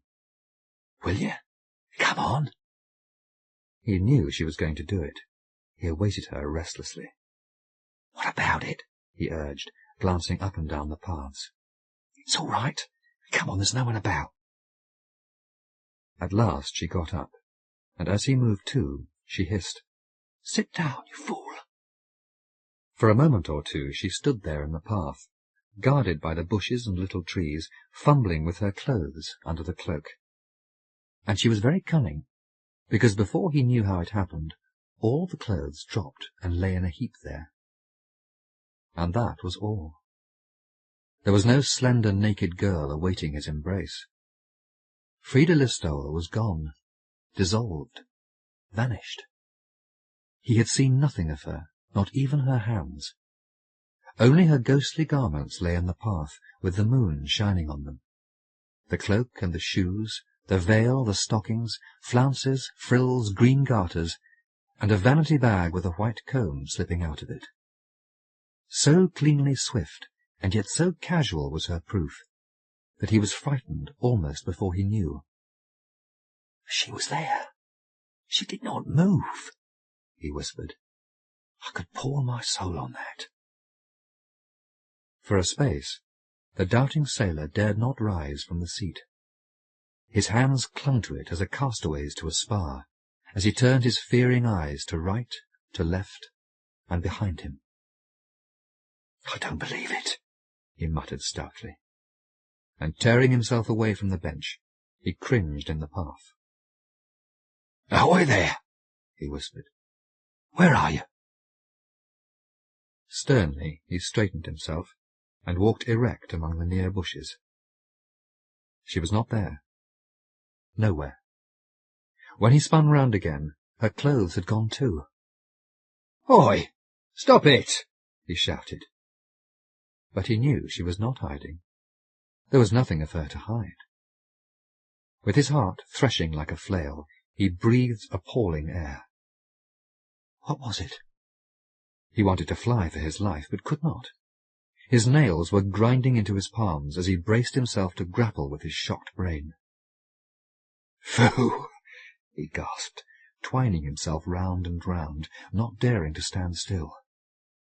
"Phoo!" Sweat was blinding him, and thrusting one hand to his pocket, he pulled out a handkerchief. It was the perfumed wisp he had found on the seat an hour before. As he caught its scent again, he remembered.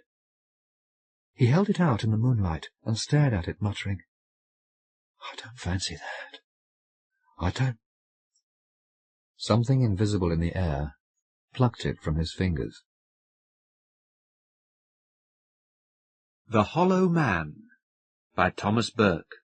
He came up one of the narrow streets which lead from the docks, and turned into a road whose farther end was gay with the lights of London. At the end of this road he went deep into the lights of London, and sometimes into its shadows. Farther and farther he went from the river, and did not pause until he had reached a poor quarter near the centre. He made a tall, spare figure, clothed in a black mackintosh. Below this could be seen brown dungaree trousers. A peaked cap hid most of his face. The little that was exposed was white and sharp. In the autumn mist that filled the lighted streets as well as the dark, he seemed a wraith, and some of those who passed him looked again, not sure whether they had seen, indeed, a living man. One or two of them moved their shoulders, as though shrinking from something.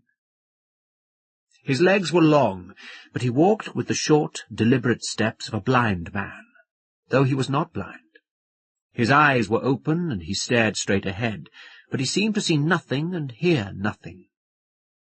Neither the mournful hooting of sirens across the black water of the river, nor the genial windows of the shops in the big streets near the centre drew his head to right or left. He walked as though he had no destination in mind, yet constantly at his corner or that he turned. It seemed that an unseen hand was guiding him to a given point, of whose location he was himself ignorant. He was searching for a friend of 15 years ago, and the unseen hand, or some dog instinct, had led him from Africa to London, and was now leading him along the last mile of his search to a certain little eating-house. He did not know that he was going to the eating-house of his friend, Nameless. But he did know, from the time he left Africa, that he was journeying towards Nameless, and he now knew that he was very near to Nameless.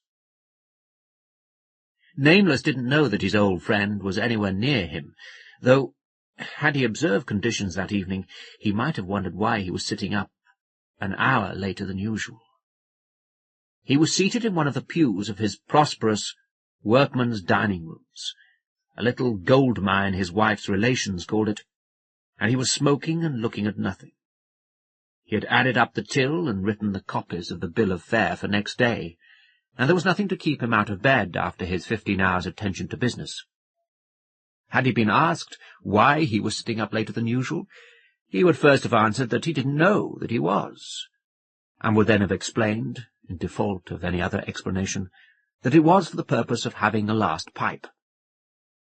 He was quite unaware that he was sitting up and keeping the door unlatched, because a long-parted friend from Africa was seeking him, and slowly approaching him, and needed his services. He was quite unaware that he had left the door unlatched at that late hour, 11:30, to admit pain and woe. But even as many bells sent dolefully across the night from their steeples their disagreement as to the point of 11:30, Pain and woe were but 2 streets away from him. The mackintosh and dungarees and the sharp white face were coming nearer every moment.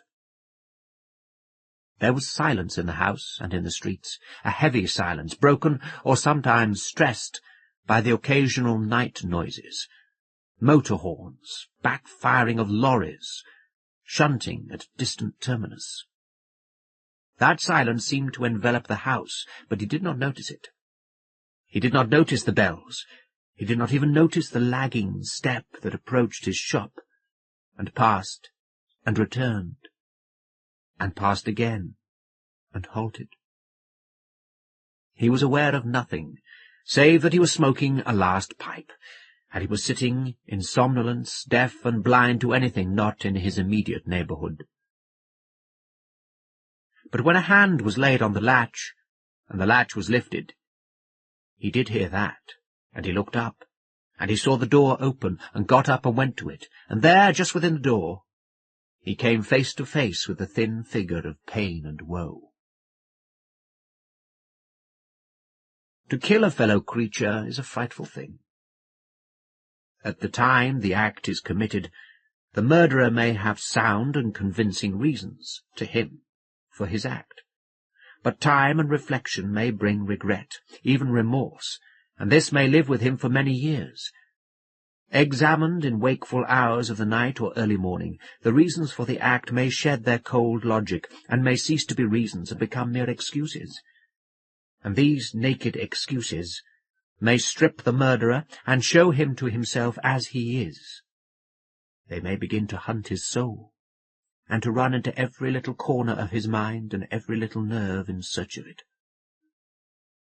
And if to kill a fellow creature, and to suffer recurrent regret for an act of heated blood, is a frightful thing, it is still more frightful to kill a fellow creature and bury his body deep in an African jungle, and then 15 years later, at about midnight, to see the latch of your door lifted by the hand you had stilled, and to see the man, looking much as he did 15 years ago, walk into your home and claim your hospitality. When the man in mackintosh and dungarees walked into the dining rooms, Nameless stood still, stared, staggered against a table, supported himself by a hand, and said, The other man said, Nameless. Then they looked at each other. Nameless with head thrust forward, mouth dropped, eyes wide, the visitor with a dull, glazed expression, as if Nameless had not been the man he was, thick, bovine, and costive. He would have flung up his arms and screamed. At that moment he felt the need of some such outlet, but did not know how to find it. The only dramatic expression he gave to the situation was to whisper instead of speak. 20 emotions came to life in his head and spine, and wrestled there, but they showed themselves only in his staring eyes and his whisper. His first thought, or rather spasm, was ghosts, indigestion, nervous breakdown. His second, when he saw that the figure was substantial and real, was impersonation. But a slight movement on the part of the visitor dismissed that. It was a little habitual movement, which belonged only to that man, an unconscious twitching of the third finger of the left hand. He knew then that it was Gopak. Gopak, a little changed, but still miraculously 32. Gopak, alive, breathing and real, no ghost, no phantom of the stomach. He was as certain of that as he was that 15 years ago he had killed Gopak stone-dead and buried him. The blackness of the moment was lightened by Gopak. In thin, flat tones he asked, "May I sit down? I'm tired." He sat down and said, "So tired." Nameless still held the table. He whispered, "Go back. Go back. But I killed you. I killed you in the jungle. You were dead. I know you were. Gopak passed his hand across his face. He seemed about to cry. I know you did. I know. That's all I can remember about this earth. You killed me. The voice became thinner and flatter. And then they came and disturbed me. They woke me up and brought me back. He sat with shoulders sagged, arms drooping, hands hanging between knees. After the first recognition, he did not look at Nameless. He looked at the floor. Came and disturbed you? Nameless leaned forward and whispered the words. Woke you up? Who? The leopard men. The what? The leopard men. The watery voice said it as casually, as if it were saying the night watchman. The leopard men? Nameless stared, and his fat face crinkled in an effort to take in the situation of a midnight visitation from a dead man, and the dead man talking nonsense. He felt his blood moving out of its course. He looked at his own hand to see if it was his own hand. He looked at the table to see if it was his table. The hand and the table were facts, and if the dead man was a fact, and he was, his story might be a fact. It seemed anyway as sensible as the dead man's presence. He gave a heavy sigh from the stomach. The leopard men. Yes, I heard about them out there. Tales. Gopak slowly wagged his head. Not tales. They're real. If they weren't real, I wouldn't be here, would I? Nameless had to admit this. He had heard many tales out there about the leopard men, and had dismissed them as jungle yarns, but now it seemed jungle yarns had become commonplace fact in a little London shop. The watery voice went on. They do it. I saw them. I came back in the middle of a circle of them. They killed a nigger to put his life into me. They wanted a white man for their farm, so they brought me back. You may not believe it. You wouldn't want to believe it. You wouldn't want to see or know anything like them. But I wouldn't want any man to. But it's true. That's how I'm here. But I left you. Absolutely dead. I made every test. It was 3 days before I buried you, and I buried you deep. I know. But that wouldn't make any difference to them. It was a long time after when they came and brought me back. And I'm still dead, you know. It's only my body they brought back. The voice trailed into a thread. And I'm so tired. Sitting in his prosperous eating-house, Nameless was in the presence of an achieved miracle, but the everyday solid appointments of the eating-house wouldn't let him fully comprehend it. Foolishly, as he realized when he had spoken, he asked Gopak to explain what had happened, asked a man who couldn't really be alive to explain how he came to be alive. It was like asking nothing to explain everything. Constantly as he talked, he felt his grasp on his own mind slipping. The surprise of a sudden visitor at a late hour, the shock of the arrival of a long-dead man, and the realization that this long-dead man was not a wraith, were too much for him.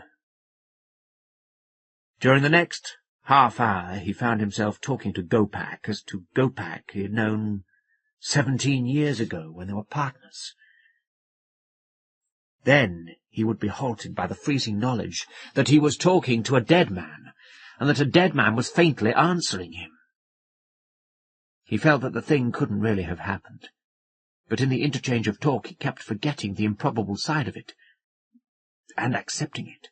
With each recollection of the truth, his mind would clear and settle in one thought. I've got to get rid of him. How am I going to get rid of him? But how did you get here?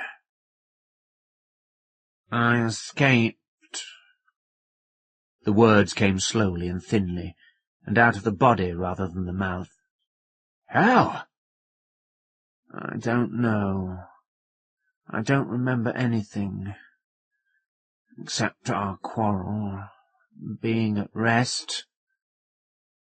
But why come all the way here? Why didn't you stay on the coast? I don't know, but you're the only man I know, the only man I can remember. How did you find me? I don't know, but I had to find you. You're the only man who can help me. But how can I help you? The head turned weakly from side to side. I don't know, but nobody else can. Nameless stared through the window, looking onto the lamp-lit street and seeing nothing of it. The everyday being which had been his half an hour ago had been annihilated.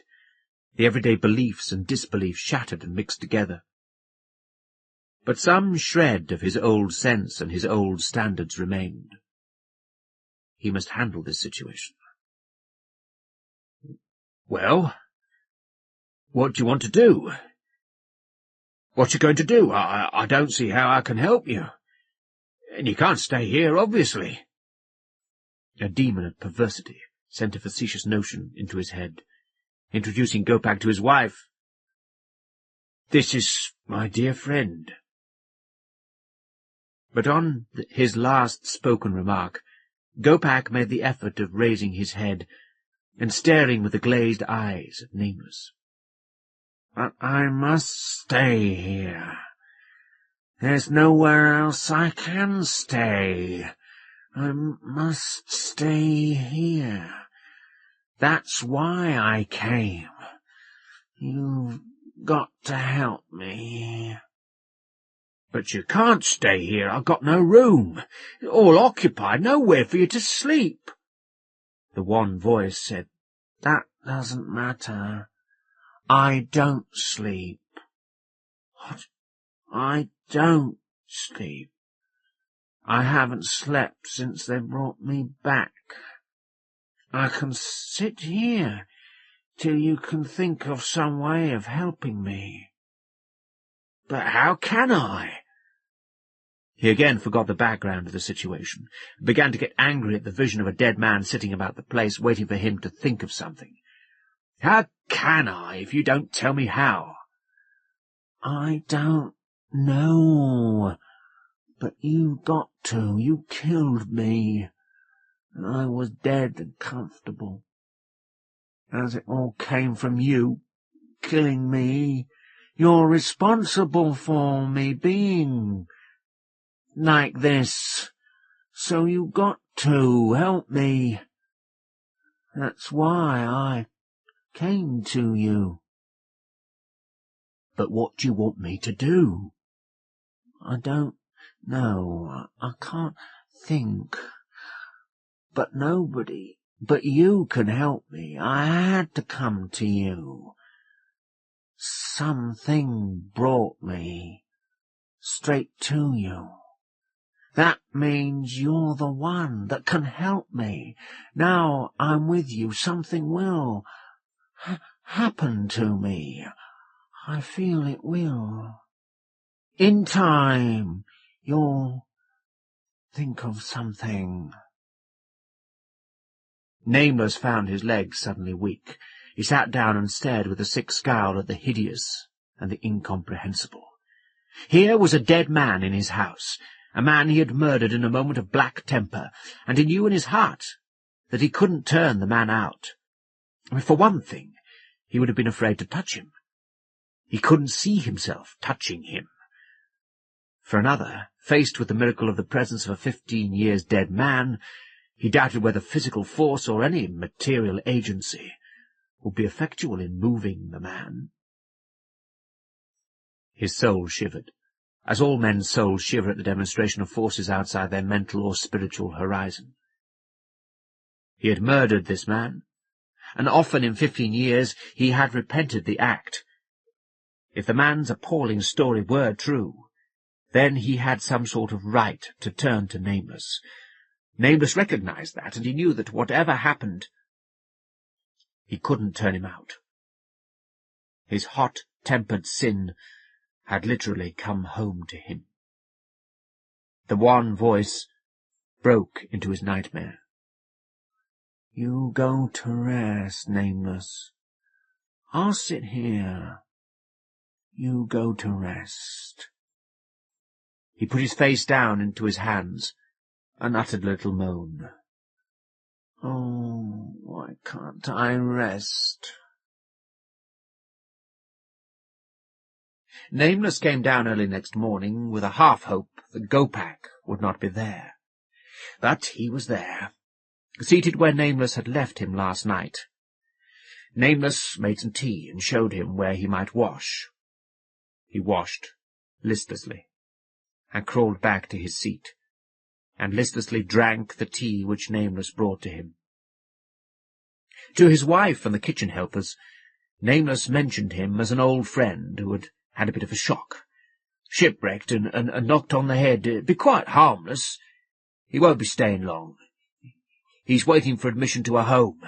A good pal to me in the past, and it's the least I can do to let him stay here a few days. Suffers from sleeplessness and prefers to sit up at night. I mean, he's quite harmless.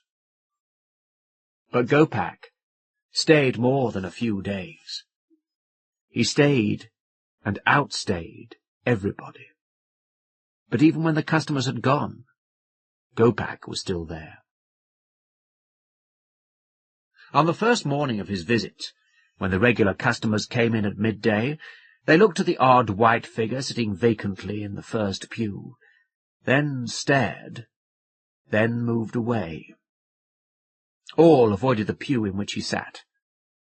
Nameless explained him to them, but his explanation did not seem to relieve the slight tension which settled on the dining-room. The atmosphere was not so brisk and chatty as usual. Even those who had their backs to the stranger seemed to be affected by his presence. At the end of the first day, Nameless, noticing this, told him that he had arranged a nice corner of the front room upstairs, where he could sit by the window, and took his arm to take him upstairs. But Gopak feebly shook the hand away and sat where he was. "No, I don't want to go. I'll stay here. I'll stay here. I don't want to move." And he wouldn't move. After a few more pleadings, Nameless realized with dismay that his refusal was definite, that it would be futile to press him or force him, that he was going to sit in that dining-room forever. He was as weak as a child and as firm as a rock. He continued to sit in that first pew, and the customers continued to avoid it, and to give queer glances at it. It seemed that they half recognized that he was something more than a fellow who had had a shock. During the second week of his stay, 3 of the regular customers were missing, and more than one of those that remained made acidly facetious suggestions to Nameless that he park his lively friend somewhere else. He made things too exciting for them, or that whoopee took them off their work and interfered with digestion.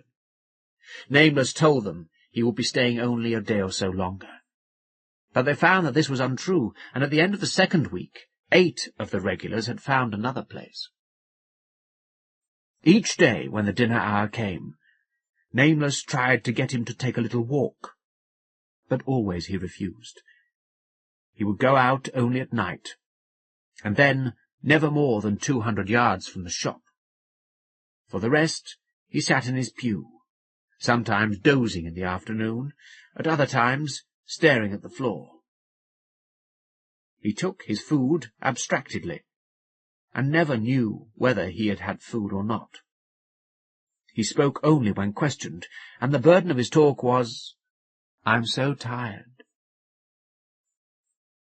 One thing only seemed to arouse any light of interest in him. One thing only drew his eyes from the floor. That was the 17-year-old daughter of his host, who was known as Bubbles, and who helped with the waiting.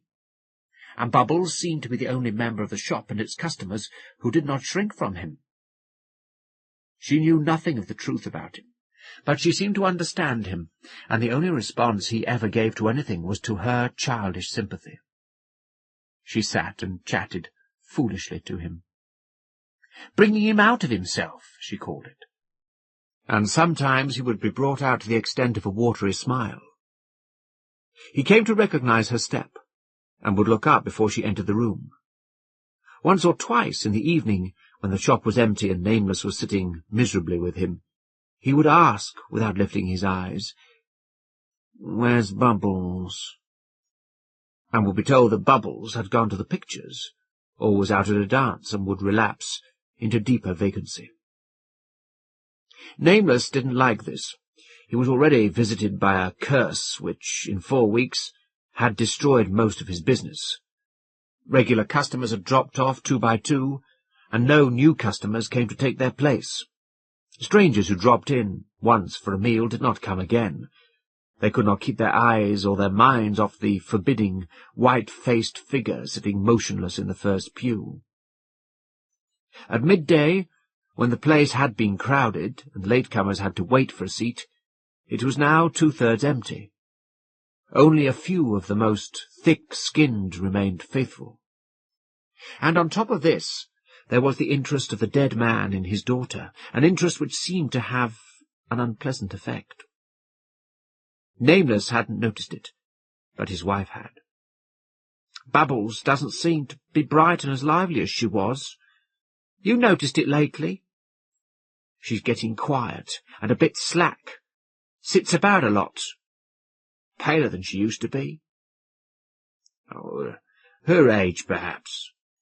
"No, she's not one of these thin, dark sort. No, it's something else. Just the last week or 2 I've noticed it. Of her food. Sits about doing nothing. No interest. Maybe nothing. Just out of sorts, perhaps. How much longer's that horrible friend of yours going to stay?" The horrible friend stayed some weeks longer. 10 weeks in all, while Nameless watched his business drop to nothing, and his daughter get pale and peevish. He knew the cause of it. There was no home in all England like his, no home that had a dead man sitting in it for 10 weeks. A dead man, brought after a long time from the grave, to sit and disturb his customers and take the vitality from his daughter. He couldn't tell this to anybody. Nobody would have believed such nonsense. But he knew that he was entertaining a dead man, and knowing that a long dead man was walking the earth, he could believe in any result of the fact. He could believe that almost anything that he would have derided 10 weeks ago. His customers had abandoned his shop, not because of the presence of a silent, white-faced man, but because of the presence of a dead, living man. Their minds might not know it, but their blood knew it. And as his business had been destroyed, so he believed would his daughter be destroyed. Her blood was not warming her. Her blood told her only that this was a long-ago friend of her father's, and she was drawn to him. It was at this point that Nameless, having no work to do, began to drink. And it was well that he did so, for out of the drink came an idea, and with that idea he freed himself from the curse upon himself and his house. The shop now served scarcely 6 customers at midday. It had become ill-kempt and dusty, and the service and the food were bad. Nameless took no trouble to be civil to his few customers. Often, when he was notably under the drink, he went to the trouble of being very rude to them. They talked about this, They talked about the decline of his business and the dustiness of the shop and the bad food. They talked about his drinking, and, of course, exaggerated it. And they talked about the queer fellow who sat there day after day and gave everybody the creeps. A few outsiders, hearing the gossip, came to the dining-rooms to see the queer fellow and the always tight proprietor. But they did not come again, and there were not enough of the curious to keep the place busy. It went down until it served scarcely 2 customers a day, and Nameless went down with it into drink. Then one evening, out of the drink, he fished an inspiration. He took it downstairs to Gopak, who was sitting in his usual seat, hands hanging, eyes on the floor. "Gopak, listen. You came here because I was the only man who could help you in your trouble. You understand? You listening?" A faint "Yes," was his answer. "Well, now, you told me I'd got to do something. Well, I've thought of something. Listen, you say I'm responsible for your condition and got to get you out of it because I killed you. I did. We had a row.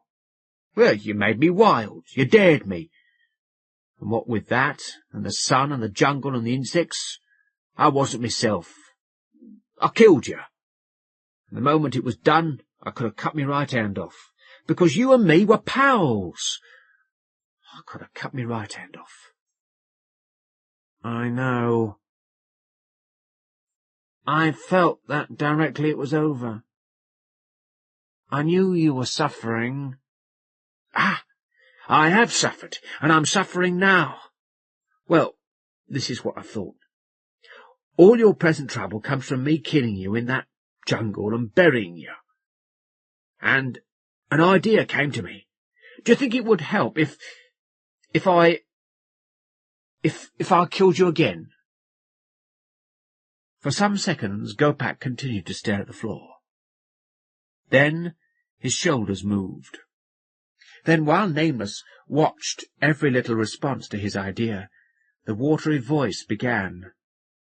"Yes, yes, that's it, that's what I was waiting for. That's why I came here. I can see now. That's why I had to get here. Nobody else could kill me, only you. I've got to be killed again. Yes, I see. Nobody else would be able to kill me, only the man who first killed me. Yes, you found what we're both waiting for. Anybody else could shoot me, stab me, hang me, but they couldn't kill me. Only you. That's why I managed to get here and find you." The watery voice rose to a thin strength. "That's it, and you must do it. Do it now. You don't want to, I know, but you must. You must." His head drooped, and he stared at the floor. Nameless, too, stared at the floor. He was seeing things. He had murdered a man, and had escaped all punishment save that of his own mind, which had been terrible enough, but now he was going to murder him again, not in a jungle, but in a city. And he saw the slow points of the results. He saw the arrest. He saw the first hearing. He saw the trial. He saw the cell. He saw the rope. He shuddered. Then he saw the alternative, the breakdown of his life, a ruined business, poverty, the poorhouse. A daughter, robbed of her health and perhaps dying, and always the curse of the dead living man who might follow him to the poorhouse. Better to end it all, he thought. Rid himself of the curse which Gopak had brought upon him and his family, and then rid his family of himself with a revolver. Better to follow up his idea. He got stiffly to his feet. The hour was late evening, 10:30, and the streets were quiet. He had pulled down the shop blinds and locked the door. The room was lit by one light at the farther end. He moved about uncertainly and looked at Gopak. How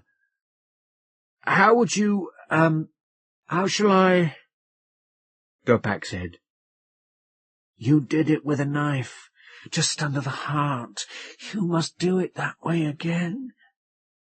Nameless stood and looked at him for some seconds. Then, with an air of resolve, he shook himself. He walked quickly to the kitchen. 3 minutes later his wife and daughter heard a crash, as though a table had been overturned. They called, but got no answer. When they came down, they found him sitting in one of the pews, wiping sweat from his forehead. He was white and shaking, and appeared to be recovering from a faint. "What's the matter? You all right?" He waved them away. "Yes, I'm all right. A touch of giddiness. Smoking too much, I think." "Yes. Or drinking. Where's your friend? Out for a walk?" No, he's gone off. Said he wouldn't impose any longer, and he'd go and find an infirmary." He spoke weakly, and found trouble in picking words. "Didn't you hear that bang when he shut the door? I thought it was you that fell down." No. It was him when he went. I couldn't stop him." Just as well, I think." She looked about her. "Things seem to have gone all wrong since he's been here." There was a general air of dustiness about the place. The tablecloths were dirty, and not from use, but from disuse. The windows were dim. A long knife, very dusty, was lying on the table under the window. In a corner by the door leading to the kitchen, unseen by her, lay a dusty mackintosh and dungaree, which appeared to have been tossed there. But it was over by the main door, near the first pew, that the dust was thickest, a long trail of it, greyish-white dust. Really, this place gets more and more slapdash. I mean, just look at that dust by the door. Looks as though somebody's been spilling ashes all over the place." Nameless looked at it, and his hand shook a little, but he answered more firmly than before. "Yes, I know. I'll have a proper clean-up tomorrow." For the first time in 10 weeks, he smiled at them. A thin, haggard smile, but a smile. Et in Sempiternum Pereant, by Charles Williams. Lord Arglay came easily down the road. About him the spring was as gaudy as the restraint imposed by English geography ever lets it be. The last village lay a couple of miles behind him. As far in front, he had been told, was a main road on which he would meet a motor bus to carry him near his destination. A casual conversation in a club had revealed to him, some months before, that in a country house of England there were supposed to lie a few yet unpublished legal opinions of the Lord Chancellor Bacon. Lord Arglay, being no longer Chief Justice, and having finished and published his History of Organic Law, had conceived that the editing of these papers might provide a pleasant variation upon his present business of studying the more complex parts of the Christian schoolmen. He had taken advantage of a week-end spent in the neighbourhood to arrange, by the goodwill of the owner, a visit of inspection. Since, as the owner had remarked, with a bitterness due to his financial problems, everything that is smoked isn't bacon, Lord Arglay had smiled. It hurt him a little to think that he had smiled, and said, which was true enough, that Bacon himself would not have made a better joke. It was a very deserted part of the country through which he was walking. He had been careful to follow the directions given him, and in fact there were only 2 places where he could possibly have gone wrong, and at both of them Lord Arglay was certain he had not gone wrong. but he seemed to be taking a long time, a longer time than he had expected. He looked at his watch again, and noted with sharp disapproval of his own judgment that it was only 6 minutes since he had looked at it last. It had seemed more like 16. Lord Arglay frowned. He was usually a good walker, and on that morning he was not conscious of any unusual weariness. His host had offered to send him in a car, but he had declined. For a moment, as he put his watch back, he was almost sorry he had declined. A car would have made short time of this road, and at present his legs seemed to be making rather long time of it. Or, Lord Arglay said aloud, making time rather long. He played a little, as he went on, with the fancy that every road in space had a corresponding measure in time, that it tended merely of itself to hasten or delay all those that drove or walked upon it. The nature of some roads, quite apart from their material effectiveness, might urge men to speed, and of others to delay, so that the intentions of all travellers were counterpointed continually by the media they used. The courts, he thought, might reasonably take that into consideration in case of offences against right speed, and a man who accelerated upon one road would be held to have acted under the improper influence of the way, whereas one who did the same on another would be known to have defied and conquered the way. Lord Arglay just stopped himself, looking at his watch again. It was impossible that it should be more than 5 minutes since he had last done so. He looked back to observe, if possible, how far he had since come. It was not possible. The road narrowed and curved too much. There was a cloud of trees high up behind him. It must have been half an hour ago that he passed through it, yet it was not merely still in sight, but the trees themselves were in sight. He could remark them as trees. He could almost, if he were a little careful, count them. He thought, with some irritation, that he must be getting old more quickly and more unnoticeably than he had supposed. He did not much mind about the quickness, but he did mind about the unnoticeableness.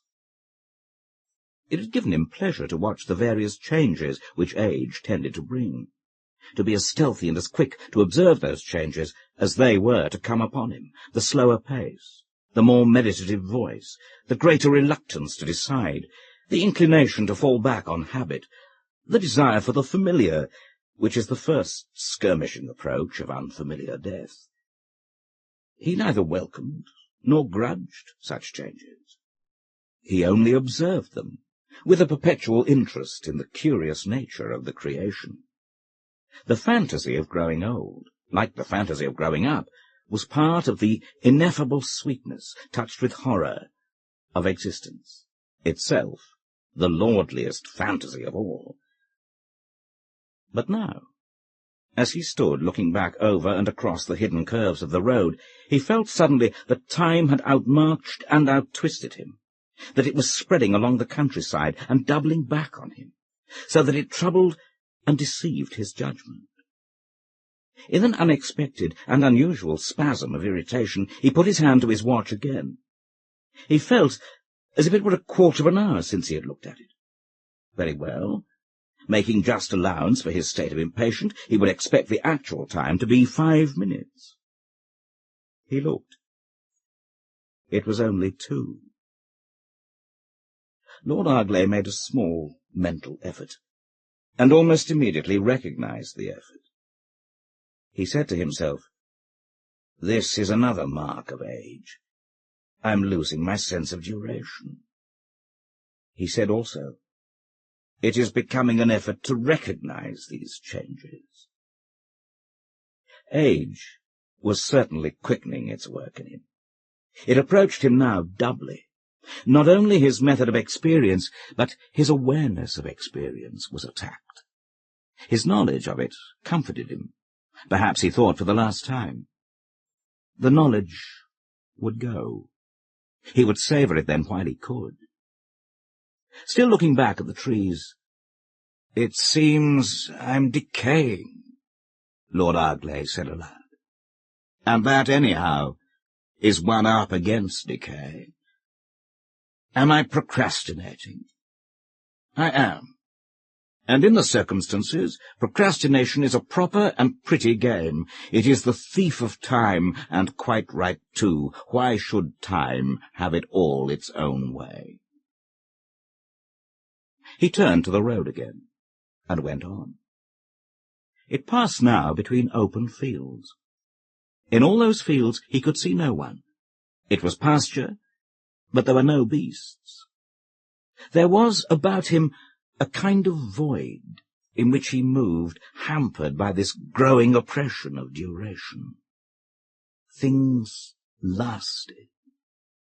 He had exclaimed in his time against the too swift passage of the world. This was a new experience. It was lastingness. Almost, he could have believed, everlastingness.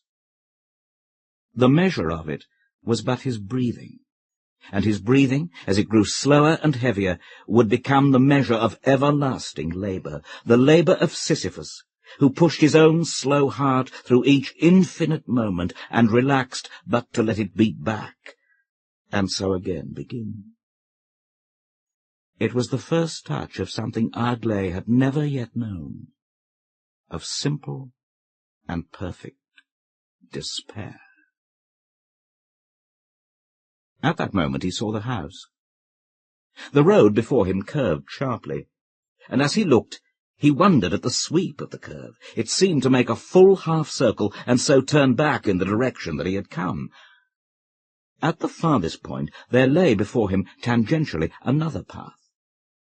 The sparse hedge was broken by an opening which was more than footpath and less than road. It was narrow, even when compared with the narrowing way by which he had come, yet hard and beaten as if by the passage of many feet. There had been innumerable travellers, and all solitary, all on foot.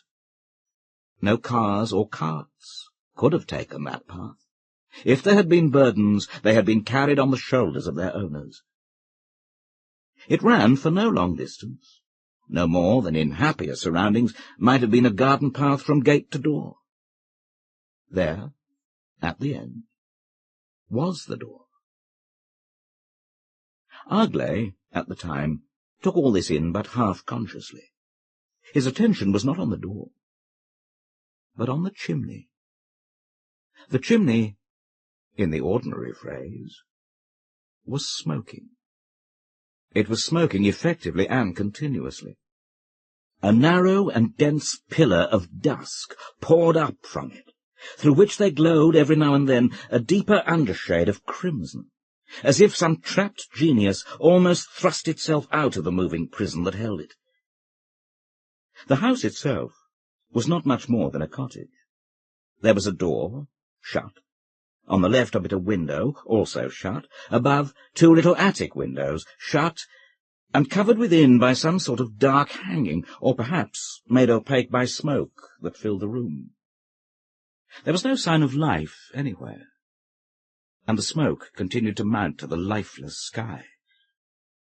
It seemed to Aglaé curious that he had not noticed this grey pillar in his approach, that only now, when he stood almost in the straight and narrow path leading to the house, did it become visible, an exposition of tall darkness reserved to the solitary walkers upon that wearying road. Lord Aglaé was the last person in the world to look for responsibilities.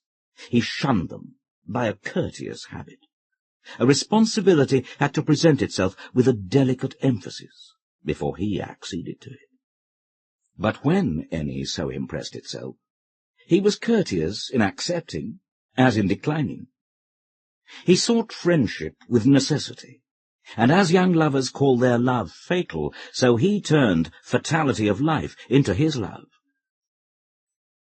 It seemed to him, as he stood and gazed at the path, the shut door, the smoking chimney, that here perhaps was a responsibility being delicately emphatic.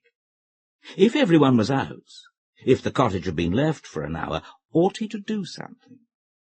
Of course, they might be busy about it within, in which case a thrusting stranger would be inopportune.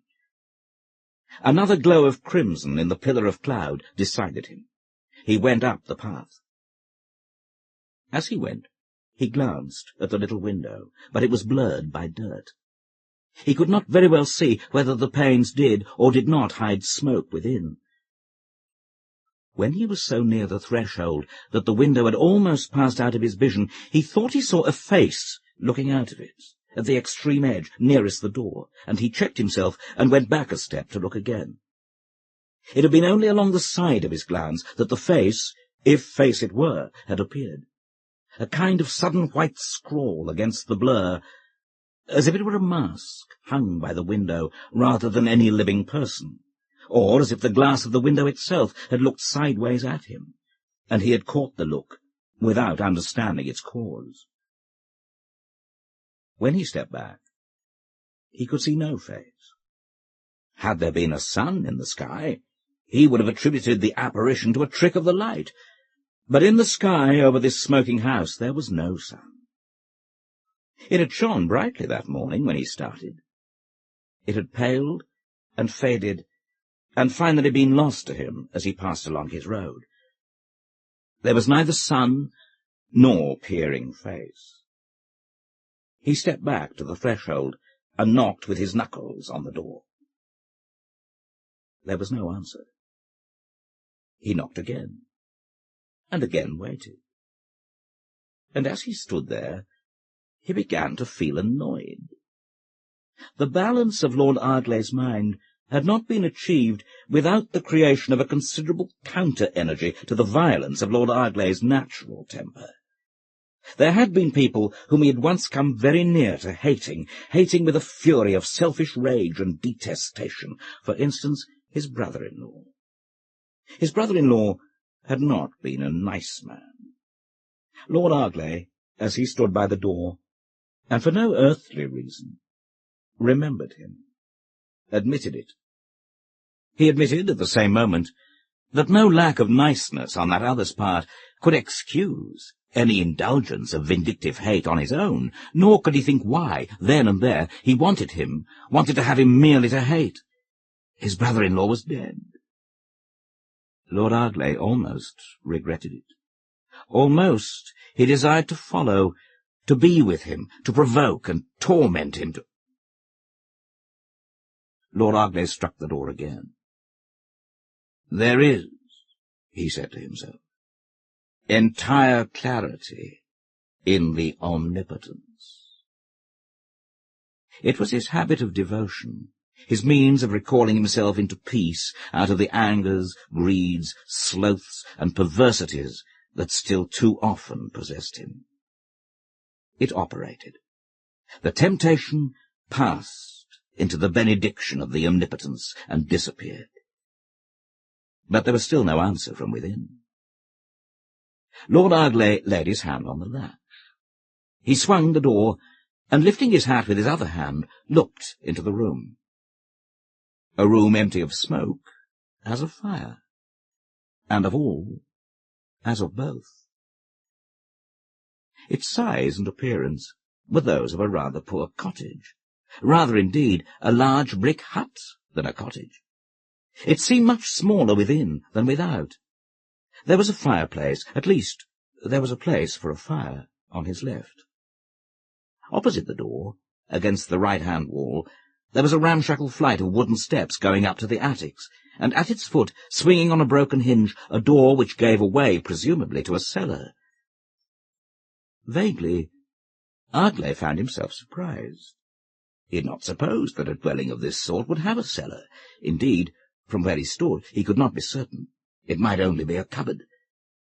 But unwarrantably, it seemed more. A hinted, unseen depth, as if the slow, slight movement of the broken wooden door measured that labour of Sisyphus, as if the road ran past him and went coiling spirally into the darkness of the cellar. In the room there was no furniture, neither fragment of paper nor broken bit of wood. There was no sign of life, no flame in the grate, nor drift of smoke in the air. It was completely and utterly void. Lord Ardleigh looked at it. He went back a few steps, and looked up again at the chimney. Undoubtedly the chimney was smoking. It was received into a pillar of smoke. There was no clear point where the dark chimney ended and the dark smoke began. House leaned to roof, roof to chimney, chimney to smoke, and smoke went up for ever and ever over those roads where men crawled infinitely through the smallest measurements of time. Arglay returned to the door, crossed the threshold, and stood in the room. Empty of flame, empty of flame's material, holding within its dank air the very opposite of flame, the chill of ancient years. The room lay round him. Lord Arglay contemplated it.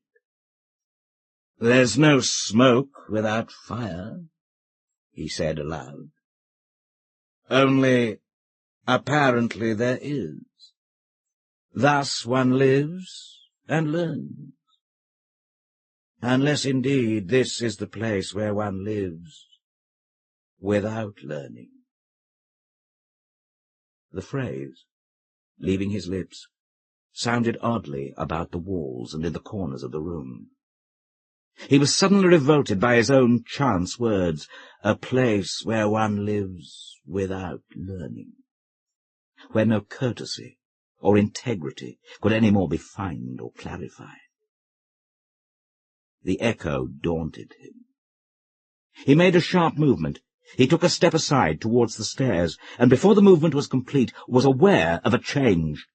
The dank chill became a concentration of dank and deadly heat, pricking at him, entering his nostrils and his mouth. The fantasy of life without knowledge materialized, inimical in the air. Life without knowledge, corrupting life without knowledge, jungle and less than jungle. And though still the walls of the bleak chamber met his eyes, a shell of existence, it seemed that life, withdrawn from all those normal habits of which the useless memory was still drearily sustained by the thin phenomenal fabric, was collecting and corrupting in the atmosphere behind the door he had so rashly passed, outside the other door, which swung crookedly at the head of the darker hole within. He had recoiled from the heat, but not so as to escape it. He had even taken a step or two up the stairs, when he heard from without a soft approach. Light feet were coming up the beaten path to the house. Some other good Samaritan, Arglay thought, who would be able to keep his twopence in his pocket. For certainly, whatever was the explanation of all this, and wherever it lay, in the attics above or in the pit of the cellar below, responsibility was gone. Lord Arglay did not conceive that either he or anyone else need rush about the country in an anxious effort to preserve a house which no one wanted and no one used. Prematurely enjoying the discussion, he waited. Through the doorway, someone came in. It was, or seemed to be, a man of ordinary height, wearing some kind of loose, dark overcoat that flapped about him. His head was bare, so, astonishingly, were his legs and feet. At first, as he stood just inside the door, leaning greedily forward, his face was invisible, and for a moment Arglay hesitated to speak. Then the stranger lifted his face, and Arglay uttered a sound. It was emaciated beyond imagination.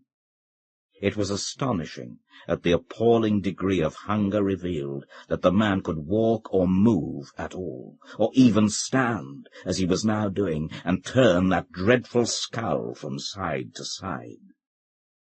Arglay came down the steps of the stair in one jump. He cried out again. He ran forward, and as he did so, the deep, burning eyes in the turning face of bone met his full and halted him. They did not see him, or if they saw, did not notice. They gazed at him and moved on. Once only in his life had Arglay seen eyes remotely like those. Once, when he had pronounced the death sentence upon a wretched man who had broken under the long strain of his trial and filled the court with shrieks. Madness had glared at Lord Arglay from that dock, but at least it had looked at him and seen him. These eyes did not. They sought something, food, life, or perhaps only a form and something to hate. And in that energy the stranger moved. He began to run round the room. The bones that were his legs and feet jerked up and down, the head turned from side to side. He ran circularly, round and again round, crossing and recrossing, looking up, down, around, and at last, right in the centre of the room, coming to a halt where, as if some terrible pain of starvation gripped him, he bent and twisted downward until he squatted grotesquely on the floor. There, squatting and bending, he lowered his head and raised his arm. And as the fantastic black coat slipped back, Arglay saw a wrist, saw it marked with scars. He did not at first think what they were. Only when the face and wrist of the figure, swaying in its pain, came together, did he suddenly know. They were teeth marks. They were bites. The mouth closed on the wrist and gnawed. Arglay cried out and sprang forward, catching the arm, trying to press it down, catching the other shoulder, trying to press it back. He achieved nothing. He held, he felt, he grasped. He could not control. The long limb remained raised, the fierce teeth gnawed. But as Arglay bent, he was aware once more of that effluvia of heat risen round him, and breaking out with more violence, when suddenly the man, if it were man, cast his arm away, and with a jerk of movement rose once more to his feet.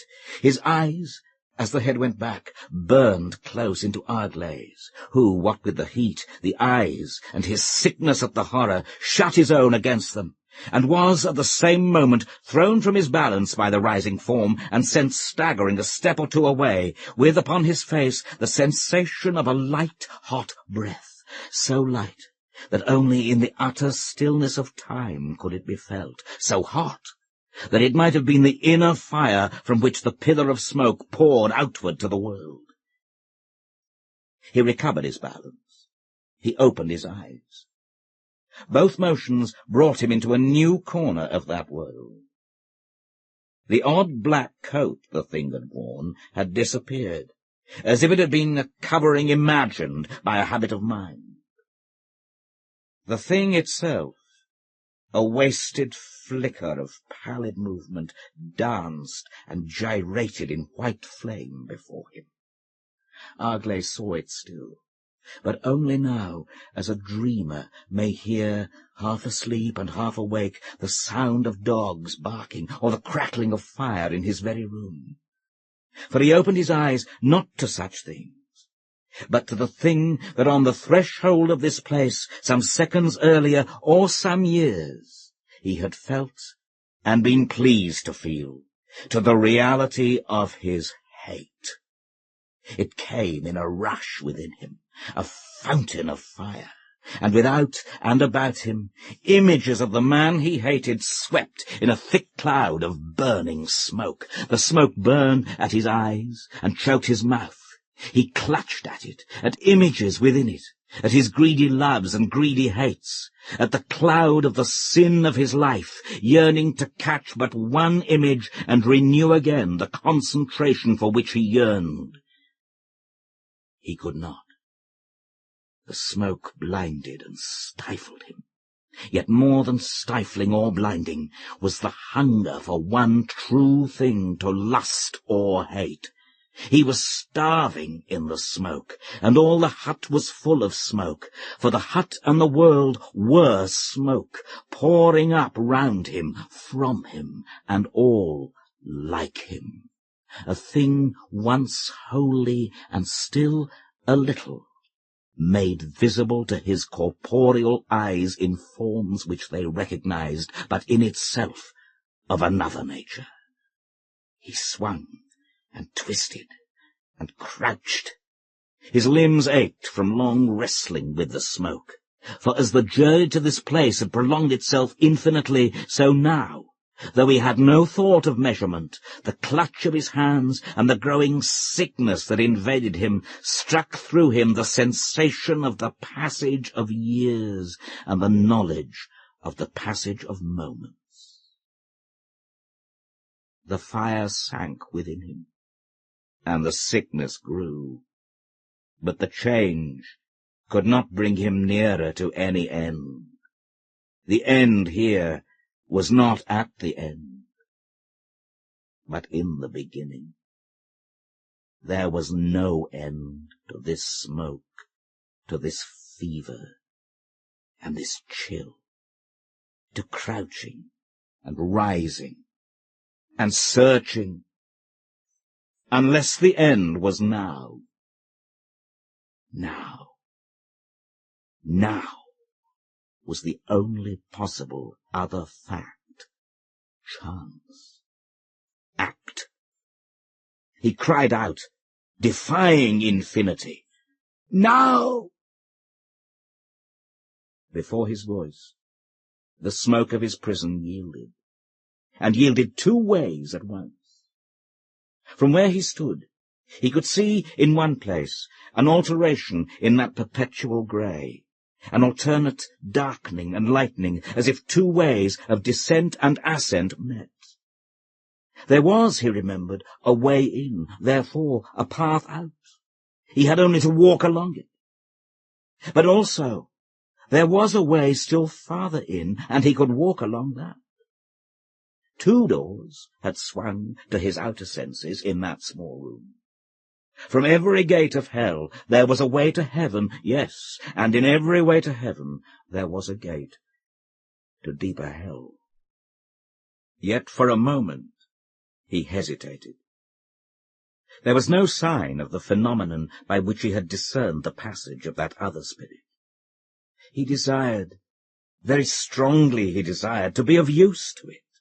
He desired to offer himself to it, to make a ladder of himself, if that should be desired, by which it might perhaps mount from the nature of the lost, from the dereliction of all minds that refuse living and learning, postponement and irony, whose dwelling is necessarily in their undying and perishing selves. Slowly, unconsciously, he moved his head as if to seek his neighbour. He saw, at first he felt, nothing. His eyes returned to that vibrating oblong of an imagined door, the heart of the smoke beating in the smoke. He looked at it. He remembered the way. He was on the point of movement when the stinging heat struck him again, but this time from behind. It leapt through him. He was seized in it, and loosed from it. Its rush abandoned him. The torrent of its fiery passage struck the darkening hollow in the walls. At the instant that it struck, there came a small sound. There floated up a thin, shrill pipe, too short to hear, too certain to miss, faint and quick, as from some single insect in the hedgerow or the field, and yet more than single, a weak wail of multitudes of the lost. The shrill lament struck his ears, and he ran. He cried as he sprang, "Now is God! Now is glory in God!" And as the dark door swung before him, it was the threshold of the house that received his flying feet. As he passed, another form slipped by him, slinking hastily into the house. Another of the hordes going so swiftly up that straight way, hard with everlasting time, each driven by his own hunger, and each alone. The vision, a face looking in as a face had looked out, was gone. Running still, but more lightly now, and with some communion of peace at heart, Ugly came into the curving road. The trees were all about him. The house was at their heart. He ran on through them. Beyond he reached the spring day and the sun. At a little distance, a motor bus, gaudy within and without, was coming down the road. The driver saw him. Lord Ardleigh instinctively made a sign, ran, mounted. As he sat down, breathless and shaken, "E quindi uscimo," his mind said, "a riveder le stelle." And from there we went out to see once more the stars. Bosworth Summit Pound by L.T.C. Rolt. With the exception of the lock-keepers in their lonely cottages by the cold Bosworth and Cannon's Hanger locks, and of the infrequent boatmen who navigate its narrow, tortuous course, very few people are familiar with the little-used North Midlands section of the Great Central Canal. Many have crossed over it, and perhaps caught a brief glimpse of its still, reed-fringed waters as they hurried northward by those great main road and rail routes which stride so arrogantly across the Midland shires. Yet they are seldom sufficiently interested to inquire whither this forgotten water road leads. Again, antiquaries and those who make it their hobby to collect village churches will be familiar with the splendid brooch spire of St. Peter's, Cold Bosworth, which, standing foursquare to the winds of the wolds, is such a prominent local landmark. But when they stand in the nave to admire the remarkable 14th-century rood screen, or the delicate tracery of the clerestory windows, they do not realize that the waters of the Great Central Canal lie directly beneath their feet. In fact, the church of St. Peter stands upon that great belt of limestone which extends from the Dorset coast to the Yorkshire border, and which here forms the central watershed of England. As a glance at a contoured map will show, the erosion of the small streams which may carry the rain-water from the church roof to the Humber, the Wash, or the Bristol Channel has considerably narrowed the ridge at this point. Consequently, it was here that the canal engineers decided to cut the watershed by a tunnel over a mile long. Just above the lock called Bosworth Top, and within a few hundred yards of the churchyard wall, the canal disappears underground, but as both lock and tunnel portal are hidden in the thick undergrowth of Bosworth Wood, a stranger standing in the churchyard would be unaware of their existence. Before he leaves the precincts of St. Peter's, I would draw the visitor's attention to a tombstone standing on the north side of the churchyard. The stone itself is of no particular merit, while it bears no inscription to attract the eye of the collector of curious epitaphs. It may therefore easily escape notice. Although a frequent visitor to the church, I must confess that I never noticed it myself, until my attention was drawn to it by Fawcett's story. It was then that I appreciated that the inscription, though simple, is, after all, somewhat singular. It reads, "Here lies the body of Mary Grimsden, of Cannon's Hanger, in this parish, aged 25 years. Here lies also the body of John Fortescue Lofthouse, of Coppice Farm, Cold Bosworth, died 14th February, 1841, aged 31 years. In death they were not divided."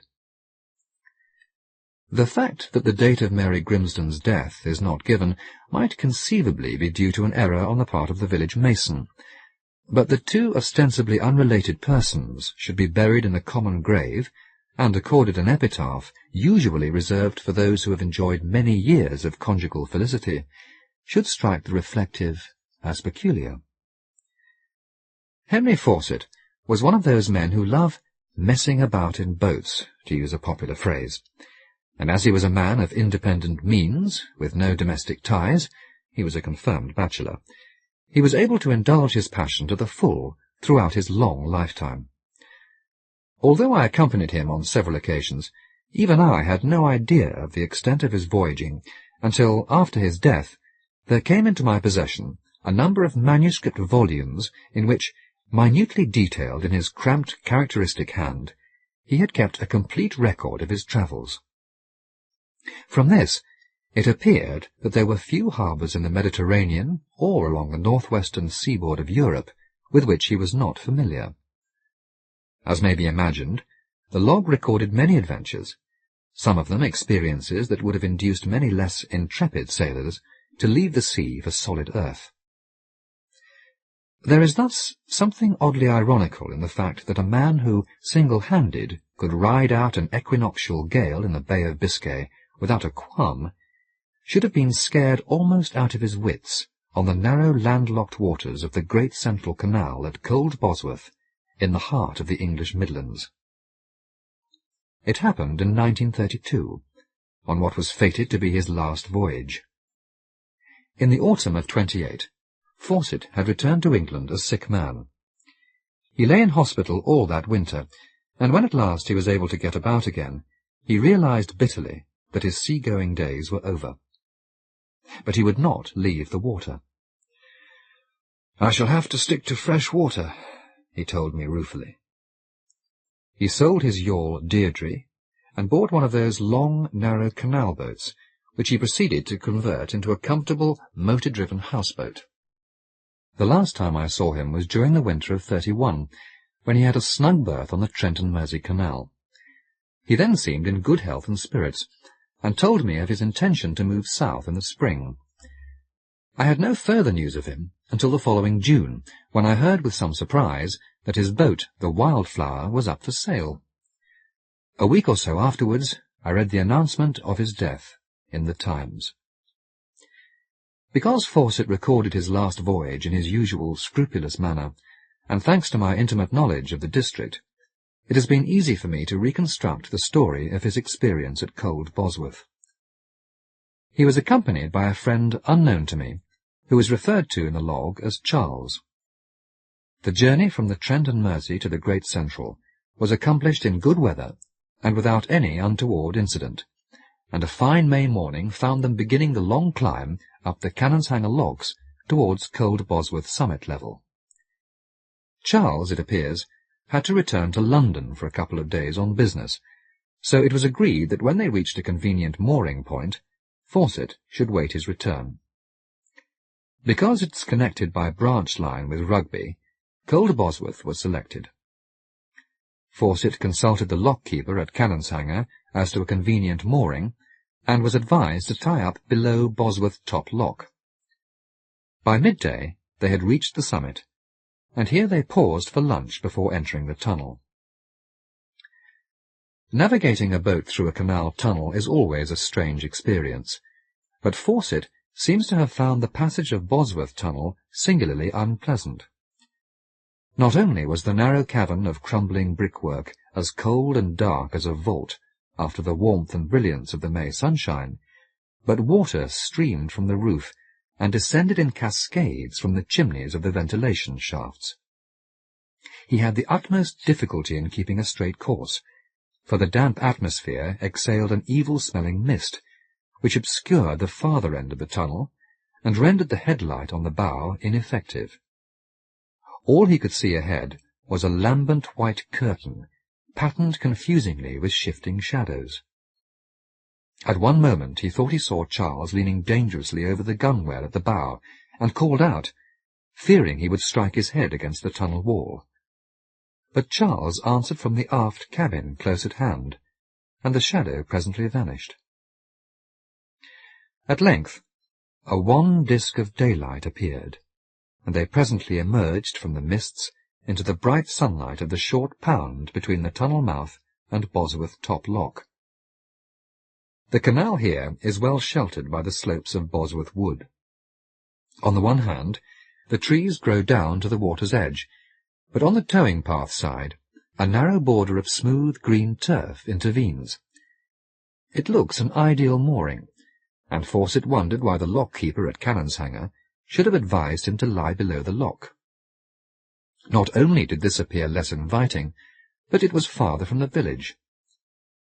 His recommendation seemed even less explicable, when, having brought the Wildflower alongside the bank, Charles discovered rusty mooring rings buried beneath the turf. Obviously it was here that, in the days of horse-drawn traffic, the horses were detached and led over the hill while the boats were laboriously legged through the tunnel. Now the horse-path has become a little-used footway, climbing up the wooded slope towards the village, and in places almost blinded by the thick undergrowth of briar and hazel. It was up this path that Charles set forth half an hour later, just in time to catch the afternoon train from that sleepy station called Cold Bosworth and Marlborough Road. Fawcett was too well accustomed to his own company to feel lonely or at a loss after the departure of his friend. When he had brewed himself a pot of tea, he filled his pipe, got out his rod, and sat out on the deck fishing. Though he caught nothing, he was well content, for the contemplation of his motionless float was little more than an excuse for the enjoyment of a fine evening. The westering sunlight threw golden, moted rays between trees resplendent with new leaf, and the wood was loud with bird-song. The smoke of Fawcett's pipe made a thin blue column in the windless air. Yet when the sun left the wood, and the shadows began to gather around the mouth of the tunnel, it grew chilly, and he went below. He cooked himself a liberal supper, wrote up the log for the day, and then, with a sigh of contentment, turned in to his comfortable bunk. But for some unaccountable reason, he was denied his customary sound sleep. After a fitful doze, during which he tossed and turned uneasily, he suddenly awoke to full consciousness, and the dawn was already breaking before he slept again. Two distracting sounds contributed to this wakefulness. One was a soft, recurrent thudding, as though some resilient object floating in the water occasionally nudged the hull of the boat. The other was a faint but desolate wailing, rising and falling in mournful, irregular cadences and sounding now close about the boat and now infinitely far off. It seemed to come from the direction of the tunnel, and though Fawcett could see through his cabin window a pattern of branches in motionless silhouette against the moonlight, he concluded it must be some trick of the wind blowing over the top of one of the ventilation shafts. With the aid of a boat-hook he might, he reflected, dispose of one of these disturbances at all events. Yet, for some reason, he felt singularly disinclined to leave his bed. He excused himself upon the grounds that the night seemed to be remarkably cold for the time of the year. The following day passed uneventfully. After his uncomfortable night, Fawcett slept late, and consequently it was nearly noon when, breakfast disposed of, he set off for Cold Bosworth to replenish his stores at the village shop. On his return, he spent the rest of another glorious afternoon happily engaged upon the numerous small jobs which can always be found on a boat. Charles was due to return the following morning, and this was a good opportunity to get everything ship-shape before they continued their journey. Tomorrow there must be no lying late abed, so he turned in early, and this time fell almost immediately into a deep sleep. Whether what followed was a dream or not must be left for the reader to judge. He suddenly found himself standing on the stern of the Wildflower and peering into the mouth of the tunnel.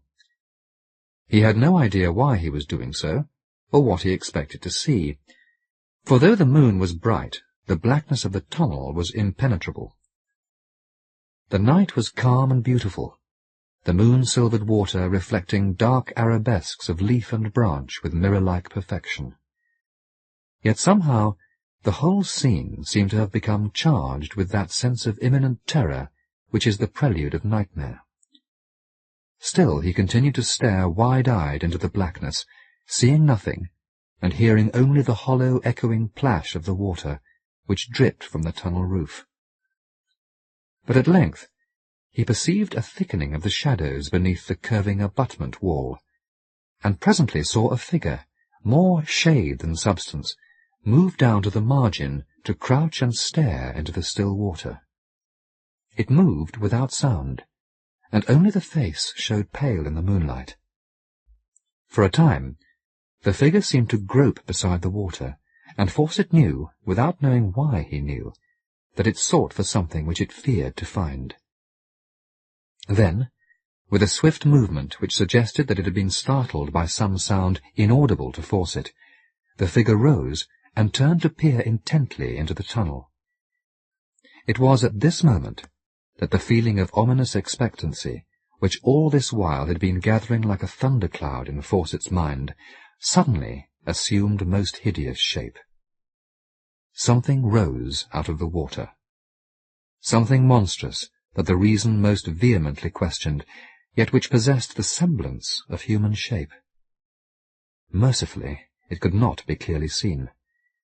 The face, if face there was, seemed to be hidden by dark hair as by a veil, but the phosphorescence of corruption dimly suggested a nakedness of obscene distension. The dark watcher on the bank, with a gesture of despair, made to turn away, but stumbled. Upon the instant, his fearful antagonist fell upon him with such lithe and intent purpose, that the issue of the brief and soundless encounter was never in doubt, and soon the waters had closed over them both. Now long before this, Fawcett should have awakened with a shout to find himself trembling and sweating in his bed. But he maintains that there was no awakening, that his fear gradually ebbed away, until he realized that he was in truth shivering in his pyjamas on the aft deck of the Wildflower. I have little doubt that the physical and mental rigours of this experience were at least partly responsible for his early death, for there is no further entry in the log, and I conjecture that it was his friend Charles who took the Wildflower on to Wharton Junction, where she lay until she was sold. My recollection of Fawcett convinced me that he had experienced something more than a nightmare, accompanied by a risky feat of somnambulism, and it was this conviction which took me to cold Bosworth. I will not weary the reader with all the details of a search which took me from the lock-keeper at Cannon's Hanger, through the dusty files of the Marlborough Messenger, to the tomb in the churchyard, to which I have already referred. The lock-keeper at Cannon's Hanger proved to be uncommunicative and sceptical, though he admitted that the Summit Pound east of the tunnel was said by the boatmen to be disturbed, and that on this account they would never tie up there.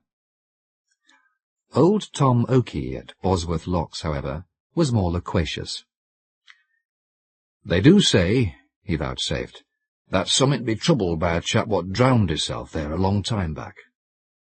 And it was this observation which was really the starting point of my research. The story begins, not with the chap what drowned hisself, but with Mary Grimsden. She lived with her widowed mother in a small cottage, pulled down many years ago, which stood on common land on the fringe of Cannon's Hanger Woods. They appear to have been of gipsy stock, and Rebecca Grimsden is described as a herbalist.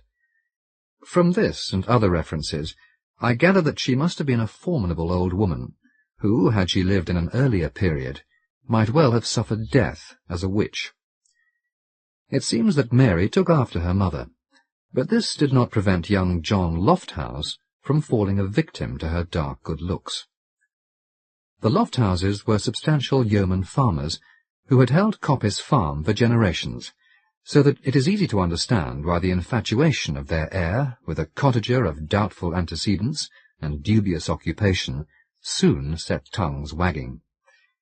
Eventually, news of the affair reached the ears of his family, and the young man, who by this time may have realized the extent of his folly, undertook to see his Mary no more. Yet rumour hinted that the girl was with child by young John, and that she intended by this means to retaliate against her faithless lover and his family. But from this embarrassing eventuality, the family of Lofthouse was spared by an unforeseen and surprising circumstance. At dusk on a fine evening in the August of 1840, Mary Grimsden walked out of the little cottage at Cannon's Hanger and never returned. Despite a most extensive search, no trace of her could be found, and though he had forsworn her, it was remarked that John Lofthouse appeared to be deeply affected by her loss. Though old Rebecca Grimsden persisted that she had been the victim of foul play, the village seems to have come to the conclusion that Mary's gypsy blood had got the better of her. Hardly had the talk aroused by this affair died down, when, in February of the following year, on the night of the 14th to be exact, it found fresh and startling matter in the disappearance of John Lofthouse. But this time the mystery was soon solved. A local boatman, who had delivered a cargo of lime for Coppice Farm, and was working late down the Bosworth locks, claimed to have seen on the towpath the figure of young Mr. John walking swiftly and alone in the direction of the tunnel. Acting upon the strength of this evidence, it was decided to drag the canal, beginning at the east portal of the tunnel. This led, almost immediately, to a discovery of a most shocking nature. For not only was the body of John Lofthouse recovered, but entangled with it in the grappling irons was another. Because the latter had been long dead, it was unrecognizable, nor was it possible to determine the cause of death. Death in such a form is never pleasant to behold, but this discovery seems to have had a singularly disconcerting effect upon the beholders. Though the canal had been dragged without result at the time of Mary's disappearance, Rebecca Grimston identified a ring recovered with the body as having belonged to her daughter. Had it not subsequently been confirmed by other more reliable witnesses, it is doubtful if this evidence of identification would have been admissible, for, to judge from her conduct at the inquest, the old woman was out of her mind. Usually grim enough, there is a peculiar quality of the macabre about the account of the proceedings of this inquest. In the first place, when ordered to view the bodies of the deceased, the jury was so affected that proceedings had to be suspended for a time. When the hearing was eventually resumed, Rebecca Grimston's interruptions made matters worse, for she seemed to be labouring under the ghastly illusion that she was attending her daughter's nuptials. Together with other singular observations, which are not recorded, she kept reiterating that she had fulfilled her promise to provide her daughter with a bridegroom, an assertion which proved so disquieting that the coroner was compelled to order her removal from the court. Despite evidence that John Lofthouse had become increasingly morose since Mary Grimston's disappearance, an open verdict was returned in both cases, perhaps in deference to the feelings of the young man's family. Yet why that family should have consented to the burial of their son in a common grave with a gypsy girl, and why they caused to be erected over it so curious a memorial, is not explained. I have formed my own conclusion, which I prefer not to discuss. While we shall never know what occurred on that sultry August night so long ago, when Mary Grimston disappeared, I may mention in conclusion a discovery of my own which I consider significant. I was exploring the wood which gives Coppice Farm its name, when I came across a circular wall of old brickwork, and, upon investigation, found that it protected the mouth of one of the ventilation shafts of Bosworth Tunnel. The wall was not so high that an active man might not thereby rid himself of a heavy and unwelcome burden, and as I leant over the parapet, I could hear, as from a well, the drip of water far below. I returned in the gathering dusk of that winter evening past the east portal of the tunnel and along the towing path. The water looked black, and was very still under the shadow of the trees. Though I would assure the reader that I am not a credulous man, I have to admit that I felt disinclined to stop and look about me, but hurried on, keeping as far as possible from the water's edge, and must confess to a feeling of profound relief when I reached the lower level below the top lock. An Encounter in the Mist by A.N.L. Munby. I am in the fortunate position of having a good deal of leisure. This, however, has its disadvantages. My family is a large one, and has never been backward in calling upon my services, and if ever a trustee or an executor is required, my name is the first that springs to mind. I assume this is because I have plenty of time on my hands, for I'm hardly vain enough to think that I have any aptitude for worldly affairs. But whatever the cause, I not infrequently find myself clearing up the estates and going through the papers of some deceased relative, generally a dull and thankless task. The papers of my late maternal uncle, Giles, who died in 1912, looked like proving no exception. He had achieved some small distinction as a geologist in the 70s of the last century. I believe his monograph on the fossils of the Middle Chalk was a standard textbook in its day. I had painstakingly arranged for the disposal of his belongings, and had managed to persuade the Natural History Museum at South Kensington to accept 11 large cabinets of geological specimens. His letters and papers I had removed to my flat, and was examining them at my leisure. They were copious, and extremely uninteresting, and it was only by exercise of considerable willpower that I persevered to the end.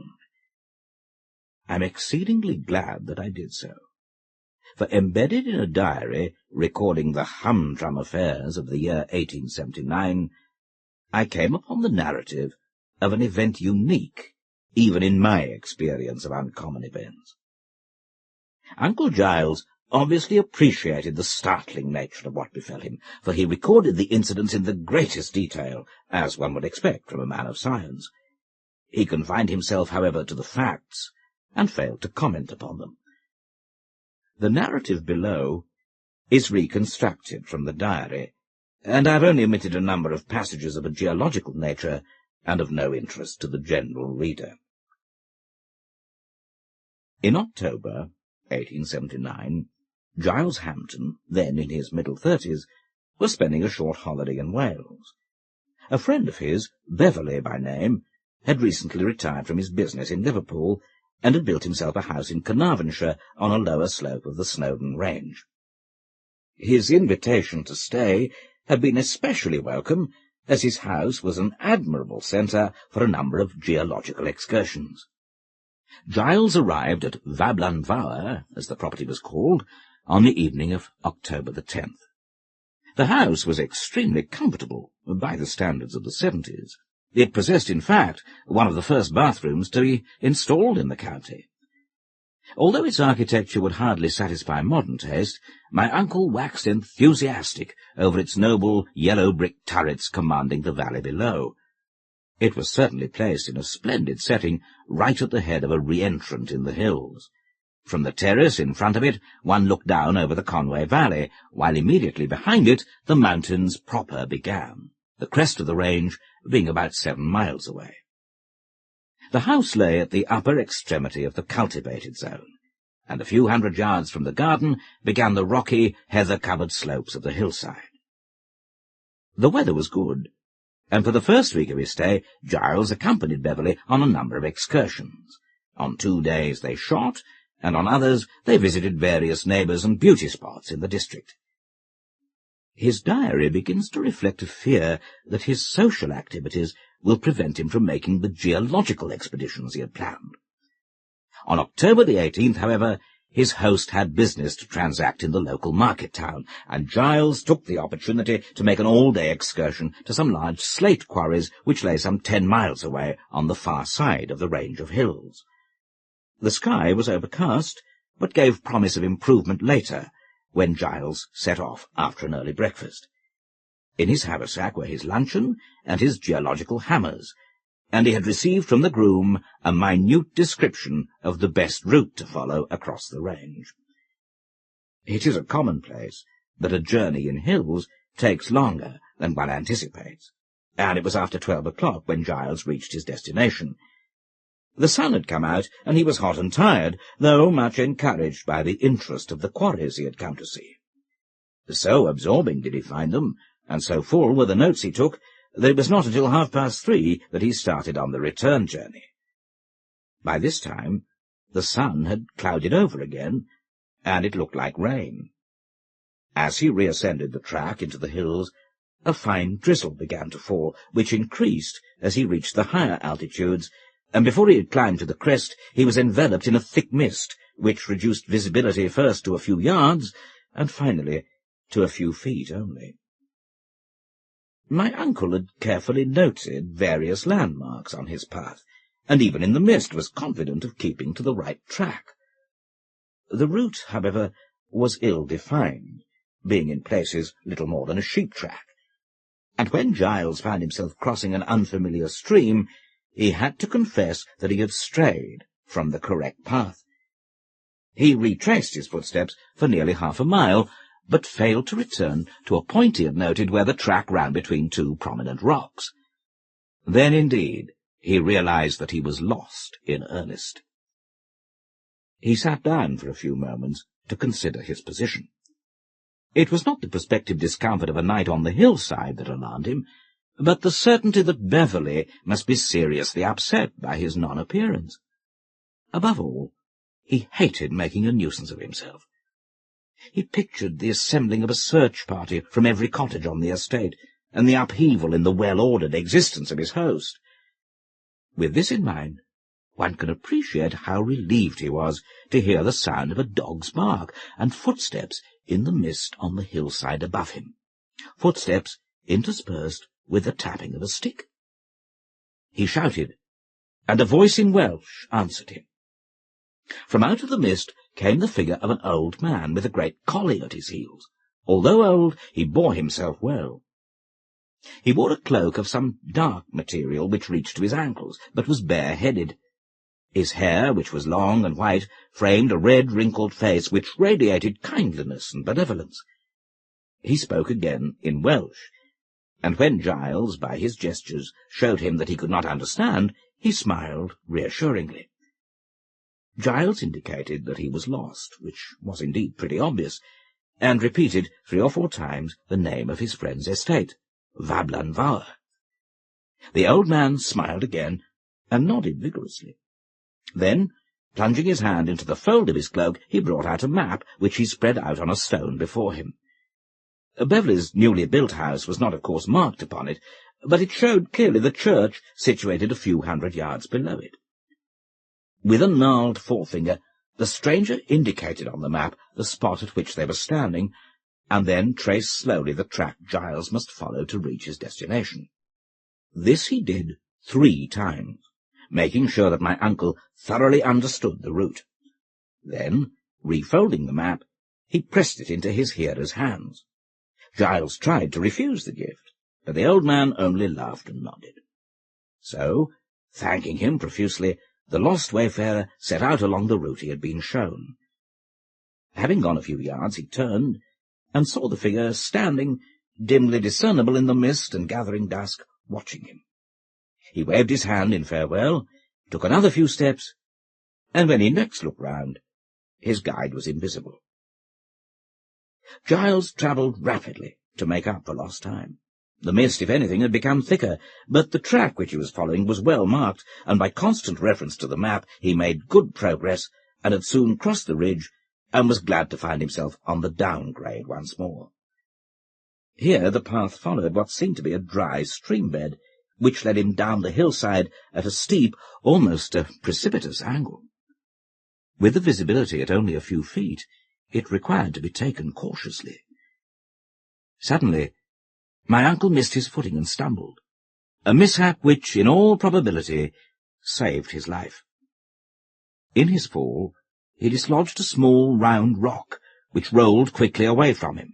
He heard it gather momentum and go clattering over a few yards of the track. Then the sound ceased. Several seconds later, he heard a crash hundreds of feet below.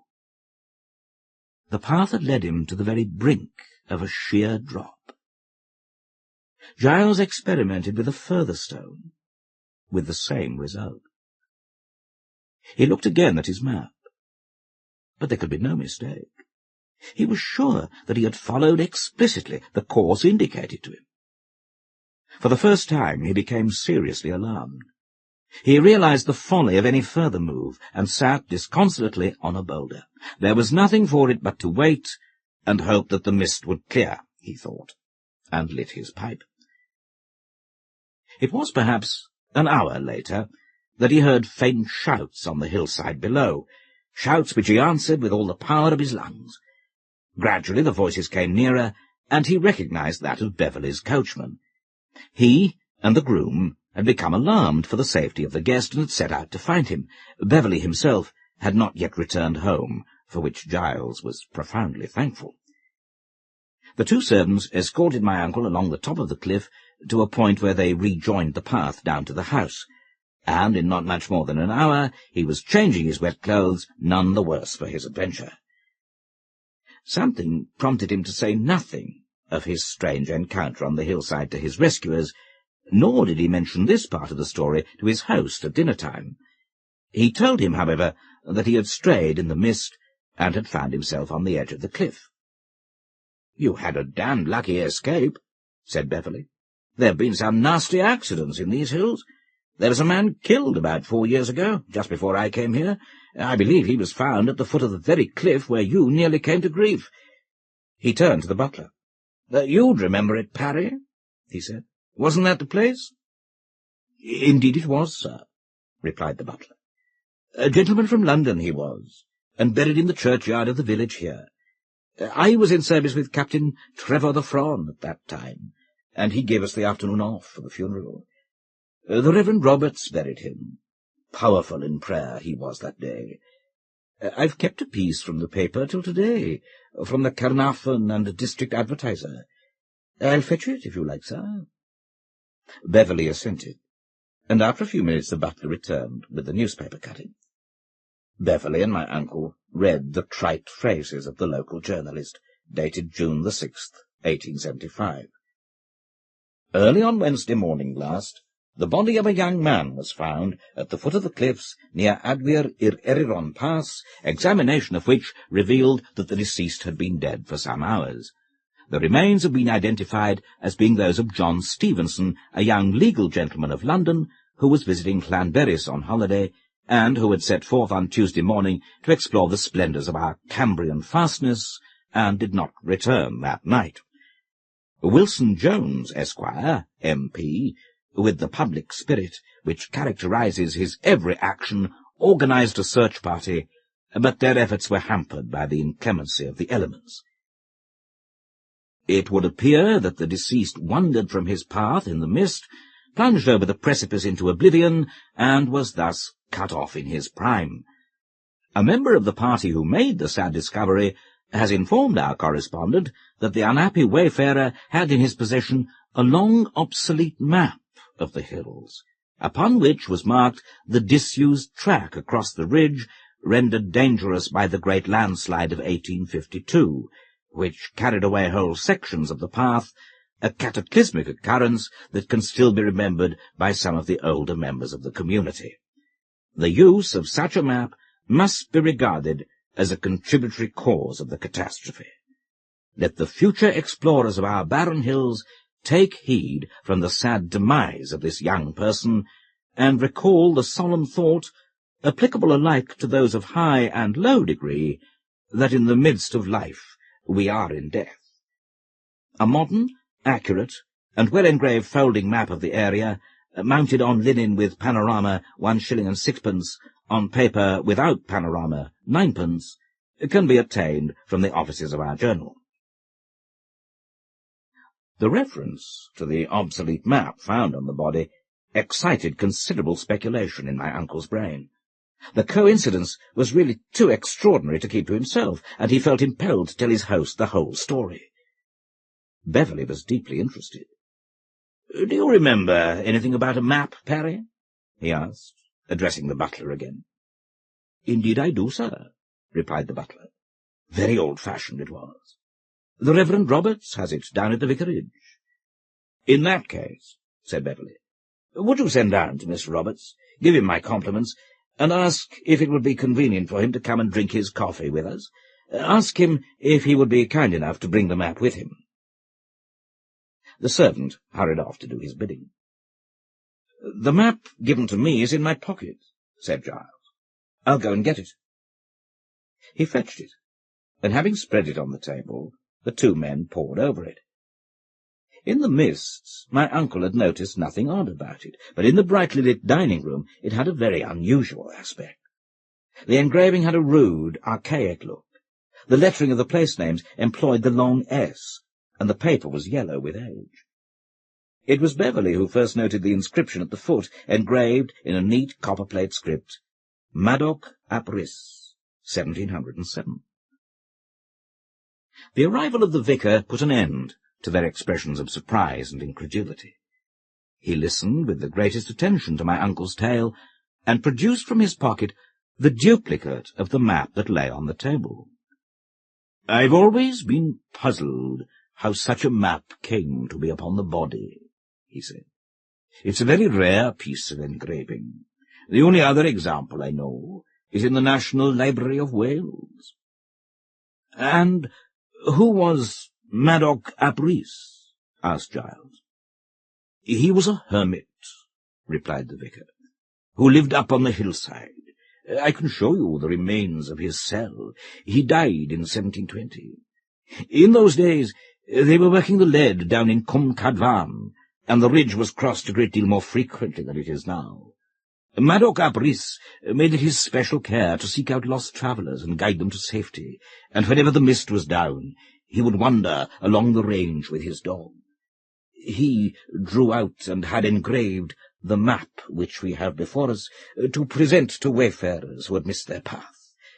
There is a local superstition that he is still to be seen on the hillside, but I must confess that until today I had never taken it very seriously." Such is the story of my Uncle Giles's adventure, and I trust that the reader will agree with me as to its unique quality. Malevolent spirits who lead travellers to their death are common to the folklore of all nations and all periods, but in a very different category is this case of the ghost of a benevolent hermit, who revisited the scene of his former acts of kindness, and with the best intentions in the world, inadvertently sent unsuspecting wanderers to their destruction. Hand in Glove by Elizabeth Bowen, read by Kate Binchy. Jasmine Lodge was favourably set on a residential prettily wooded hillside in the south of Ireland, overlooking a river, and still better, the roofs of a lively garrison town. Around 1904, which was the flowering period of the Miss Trevors, girls could not have had a more auspicious home. The neighbourhood spun merrily round the military. Ethel and Elsie, a spirited pair, garnered the full advantage. No ball, hop, picnic, lawn tennis, croquet, or boating party was complete without them. In winter, though they couldn't afford to hunt, they trimly bicycled to all meets, and on frosty evenings with their guitars set off to soirees, snug inside their cab in their fur-tipped capes. They possessed an aunt, a Mrs. Varley, née Alicia Trevor, a formerly notable local belle, who, drawn back again in her widowhood to what had been the scene of her early triumphs, occupied a back bedroom in Jasmine Lodge. Mrs. Varley de Grey had had no luck. Her splashing match, in its time the talk of two kingdoms, had ended up in disaster. The well-born captain in a cavalry regiment having gone so far as to blow out his brains in India, leaving behind him nothing but her and debts. Mrs. Varley de Grey had returned from India with nothing but 7 large trunks crammed with recent finery, and she also had been impaired by shock. This had taken place while Ethel and Elsie, whose father had married late, were still unborn. So it was that for as long as the girls recalled, their aunt had been the sole drawback to Jasmine Lodge. Their parents had orphaned them somewhat thoughtlessly by simultaneously dying of scarlet fever, when Ethel was just out and Elsie soon to be. They were therefore left lacking a chaperone, and with their gift of putting everything to some use, propped the aunt up in order that she might play that role. Only when her peculiarities became too marked did they feel it necessary to withdraw her. By that time, however, all the surrounding ladies could be said to compete for the honour of taking into society the sought-after Miss Trevors. From then on, no more was seen or heard of Mrs. Varley de Grey. "Oh, just a trifle unwell, but nothing much." She remained upstairs at the back, When the girls were giving one of their little parties, or a couple of officers came to call, the key of her room would be turned in the outer lock. The girls hung Chinese lanterns from the creepered veranda and would sit lightly strumming on their guitars. Not less fascinating was their badinage, accompanied by a daring flash of the eyes. They were known as the clever Miss Trevors, not because of any taint of dogmatism or book-learning. No, when a gentleman cried, "Those girls have brains," he meant it wholly in admiration, but because of their accomplishments, ingenuity, and agility. They took leading parts in theatricals, lent spirit to numbers of drawing-room games, were naughty mimics, and sang duets.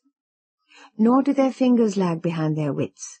They constructed lampshades, crepe paper flowers, and picturesque hats, and above all varied their dresses marvellously. No one could beat them for ideas, nipping, slashing, or fitting.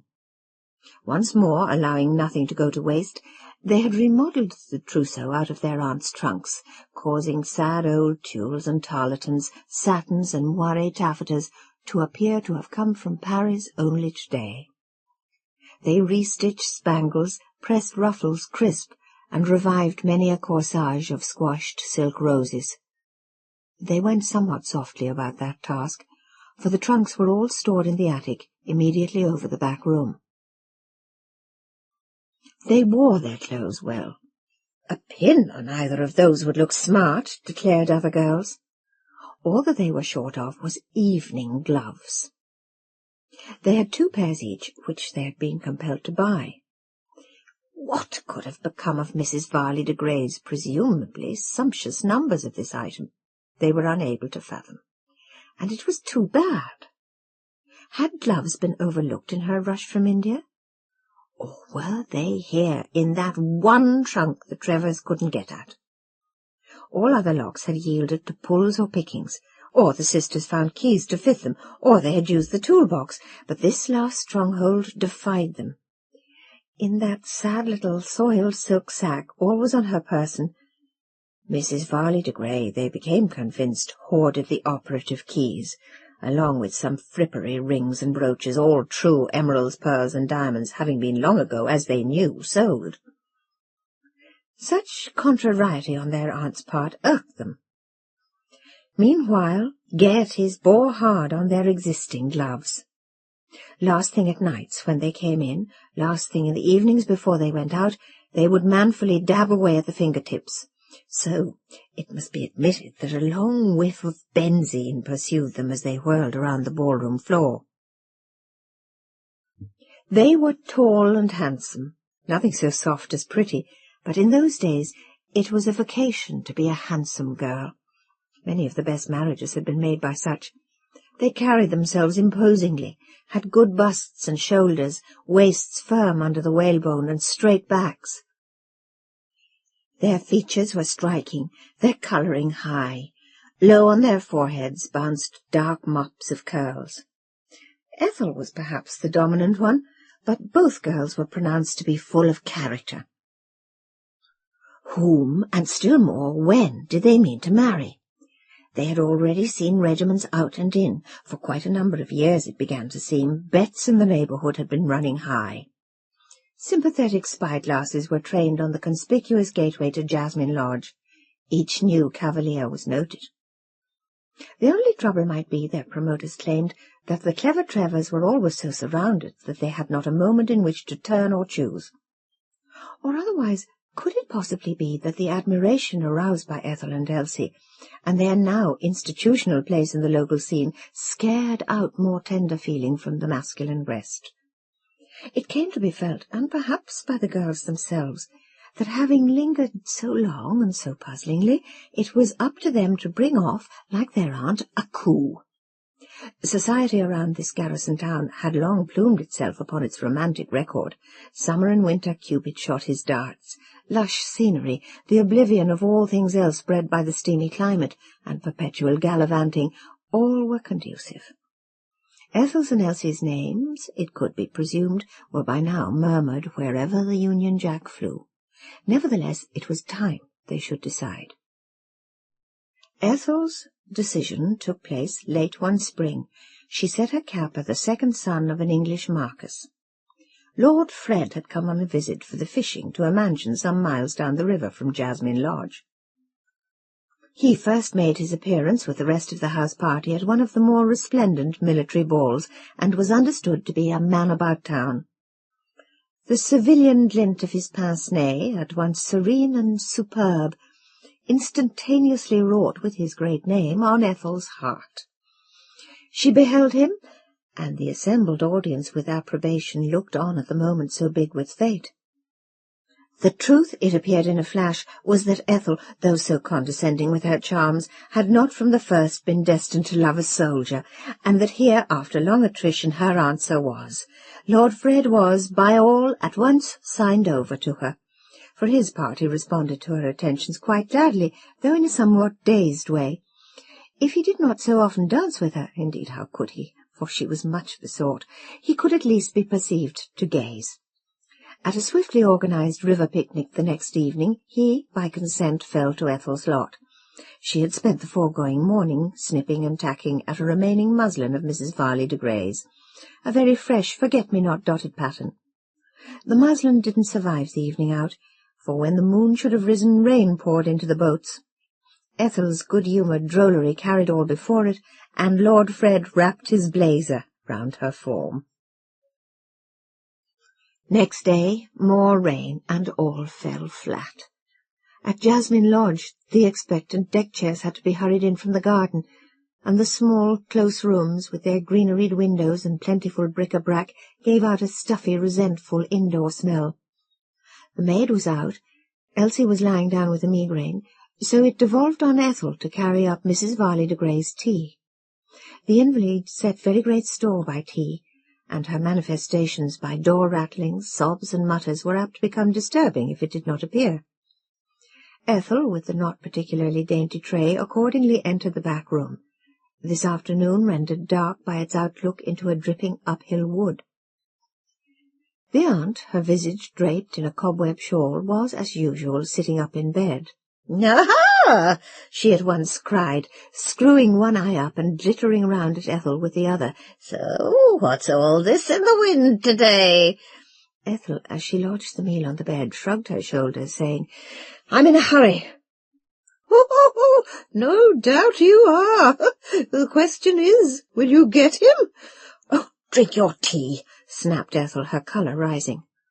The old wretch responded by popping a lump of sugar into her cheek and sucking at it while she fixed her wink on her niece. She then observed, "I could tell you a thing or two. We've had enough of your fabrications, auntie." "Fabrications?" croaked Mrs. Varley de Grey. "And who's been the fabricator, I'd like to ask? Who's so nifty with the scissors and needle? Who's been going a-hunting in my clothes?" "Oh, what a fib!" exclaimed Ethel, turning her eyes up. "Those old musty, miserable bundles of things of yours, would Elsie or I consider laying a finger on them?" Mrs. Varley de Grey replied, as she sometimes did, by heaving up and throwing the tray at Ethel. Naught, therefore, but cast-off kitchen china nowadays was ever exposed to risk, and the young woman, not trying to gather the debris up, statuesquely and thoughtfully stood with her arms folded, watching tea steam rise from the carpet. Today the effort required seemed to have been too much for Aunt Alicia, who collapsed on her pillows faintly blue in the face. "Rats in the attic," she muttered. "I've heard them. Rats in the attic. Now, where's my tea?" "You've had it," said Ethel, turning to leave the room. However, she paused to study a photograph in a tarnished, elaborate silver frame. "Really? Quite an Adonis, poor Uncle Harry. From the first glance, you say, he never looked back?" "My lovely tea," said her aunt, beginning to sob. As Ethel slowly put down the photograph, her eyes could be seen to calculate. Her mouth hardened, and a reflective cast came over her brow. Step by step, once more she approached the bed, and as she did so, altered her tune. She suggested, in a beguiling tone, You said you could tell me a thing or two. Time went on. Lord Fred, though forever promising, still failed to come quite within Ethel's grasp. Ground gained 1 hour seemed to be lost the next. It seemed, for example, that things went better for Ethel in the afternoons in the open air than at the dressier evening functions. It was when she swept down on him in full plumage that Lord Fred seemed to contract. Could it be that he feared his passions? She hardly thought so. Or did her complexion not light up well? When there was a question of dancing, he came so late that her programme was already black with other names, whereupon he would heave a gallant sigh. When they did take the floor together, he held her so far at arm's length, and with his face turned so far away, that when she wished to address him, she had a shout. She told herself this must be the London style, but it piqued her naturally. Next morning all would be as it was before, with nobody so completely assiduous as Lord Fred, but through it all he still never came to the point. And worse, the days of his visit were running out. He would soon be back in the heart of the London season. "Will you ever get him, Ethel, now, do you think?" Elsie asked with trying solicitude, and no doubt the neighbourhood wondered also. She conjured up all her fascinations, but was something further needed to do the trick. It was now that she began to frequent her aunt. In that dank little back room looking into the hill, proud Ethel humbled herself to prize out the secret. Sessions were close and long. Elsie, in mystification outside the door, heard the dotty voice of their relative rising, falling, with now and then blood-curdling little knowing laughs. Mrs. Varley de Grey was back in the golden days. All was though, of a sudden, it would break off, drop back into pleas, whimpers, and jagged breathing. No doctor, though she constantly asked for one, had for years been allowed to visit Mrs. Varley de Grey. The girls saw no reason for that expense, or for the interference which might follow. Aunt's affliction, they swore, was confined to the head. All she required was quiet, and that she got. Knowing, however, how gossip spreads, they would let no servant near her for more than a minute or two, and then with one of themselves on watch at the door. They had much to bear from the fetid state of her room. "You don't think you'll kill her, Ethel?" the out-of-it Elsie asked. "Forever sitting on top of her as you do now? Can it be healthy, egging her on to talk? What's this attraction all of a sudden? Whatever's this which has sprung up between you two? She and you are becoming quite hand in glove." Elsie merely remarked this, and soon forgot she had her own fish to fry. It was Ethel who had cause to recall the words. For the afternoon of the very day they were spoken, Aunt Alicia whizzed off on another track, screamed for what was impossible, and, upon being thwarted, went into a seizure unknown before. The worst of it was, at the outset, her mind cleared.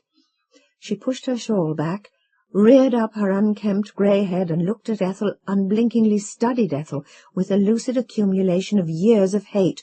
"You fool of a gawk," she said, and with such contempt. "Coming running to me to know how to trap a man. Could you learn, if it was from Venus herself? Wait now till I show you beauty. Bring down those trunks." "Oh, Auntie!" "Bring them down, I say. I'm about to dress myself up." "Oh, but I cannot. They're heavier. I'm single-handed." "Heavy?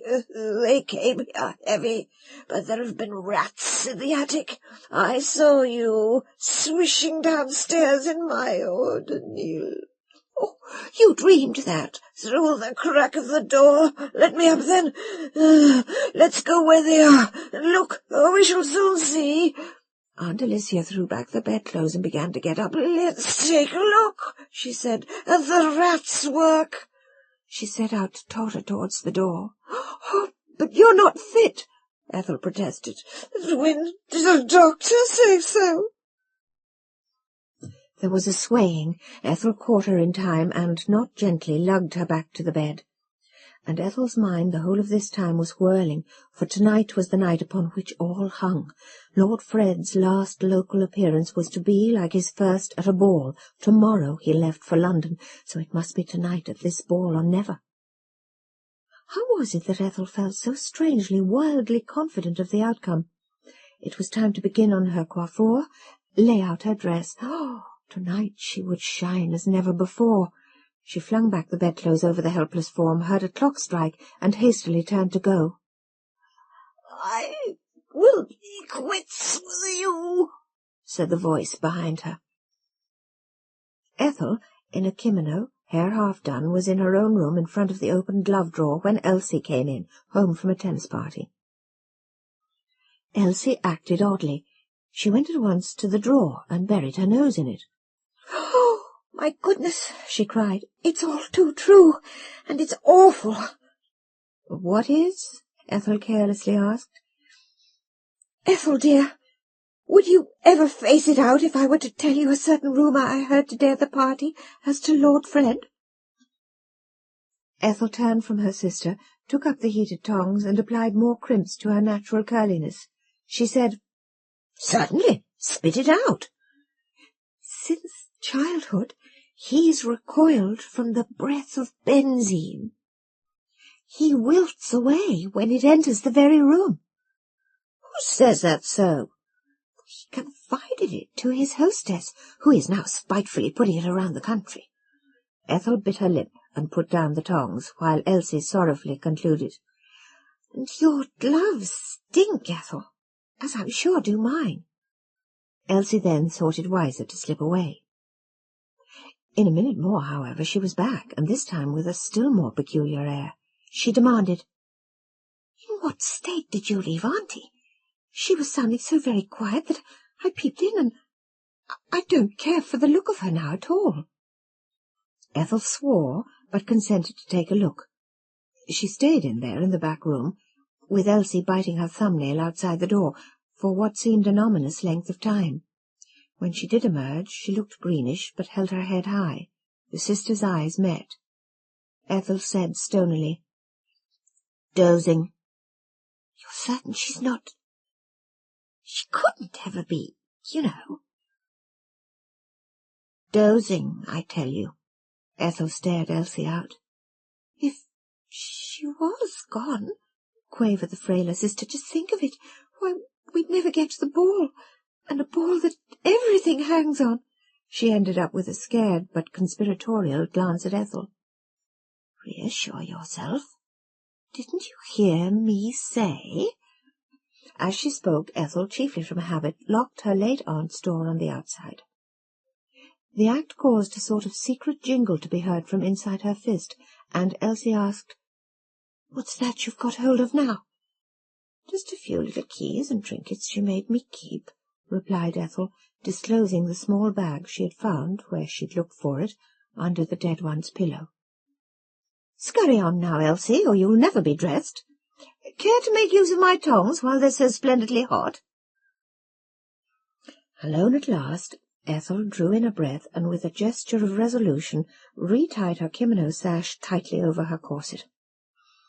She shook the key from the bag and regarded it, murmuring, "Providential," then gave a glance upward towards where the attics were. The late spring sun had set, but an apricot afterglow, not unlike the light cast by a Chinese lantern, crept through the upper story of Jasmine Lodge.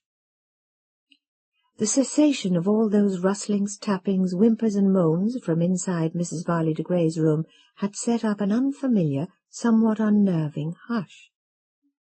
Not till a whiff of singeing hair announced that Elsie was well employed did Ethel set out on the quest which held all her hopes. Success was imperative. She must have gloves. Gloves. Gloves.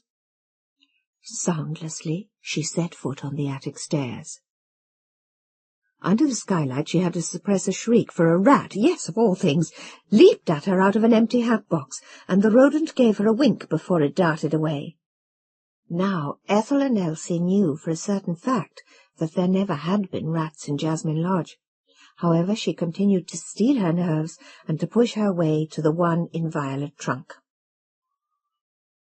All Mrs. Varley de Grey's other Indian luggage gaped and yawned at Ethel, void, showing its linings, on end or toppling, forming a barricade around the object of her search. She pushed, pitched, and pulled, scowling as the dust flew into her hair. But the last trunk, when it came into view and reach, still had something select and bridal about it. On top, the initials, E.V. de G, stared out, quite luminous in a frightening way, for indeed how dusky the attic was. Shadows not only multiplied in the corners, but seemed to finger their way up the sloping roof. Silence pierced up through the floor from the room below. And worst, Ethel had the sensation of being watched by that pair of fixed eyes she had not stayed to close. She glanced this way, that way, backward over her shoulder, but Lord Fred was at stake. She knelt down and got to work with the key. This trunk had 2 neat brass locks, one left, one right, along the front of the lid. Ethel, after fumbling, opened the first. Then, so great was her hurry to know what might be within, that she could not wait, but slipped her hand in under the lifted corner. She pulled out one pricelessly lacy tip of what must be a bride veil, and gave a quick laugh. Must not this be an omen? She pulled again, but the stuff resisted, almost as though it were being grasped from inside the trunk. She let go, and either her eyes deceived her, or the lace began to be drawn back slowly in again, inch by inch. What was odder was that the spotless fingertip of a white kid glove appeared for a moment as though exploring its way out, and then withdrew. Ethel's heart stood still, but she turned to the other lock. Was a giddy attack overcoming her? For as she gazed, the entire lid of the trunk seemed to bulge upward, heave and strain, so that the E.V. de G upon it rippled. Untouched by the key in her trembling hand, the second lock tore itself open. She recoiled, while the lid slowly rose of its own accord. She should have fled, but oh, how she craved what lay there exposed, layer upon layer, wrapped in transparent paper, of elbow-length magnolia pure white gloves, bedded on the inert folds of the veil. Lord Fred, thought Ethel, you're now within my grasp. That was her last thought, nor was the grasp to be hers. Down on her knees again, breathless with lust and joy, Ethel flung herself forward onto that sea of kid, scrabbling and seizing. The glove she had seen before was now, however, readier for its purpose.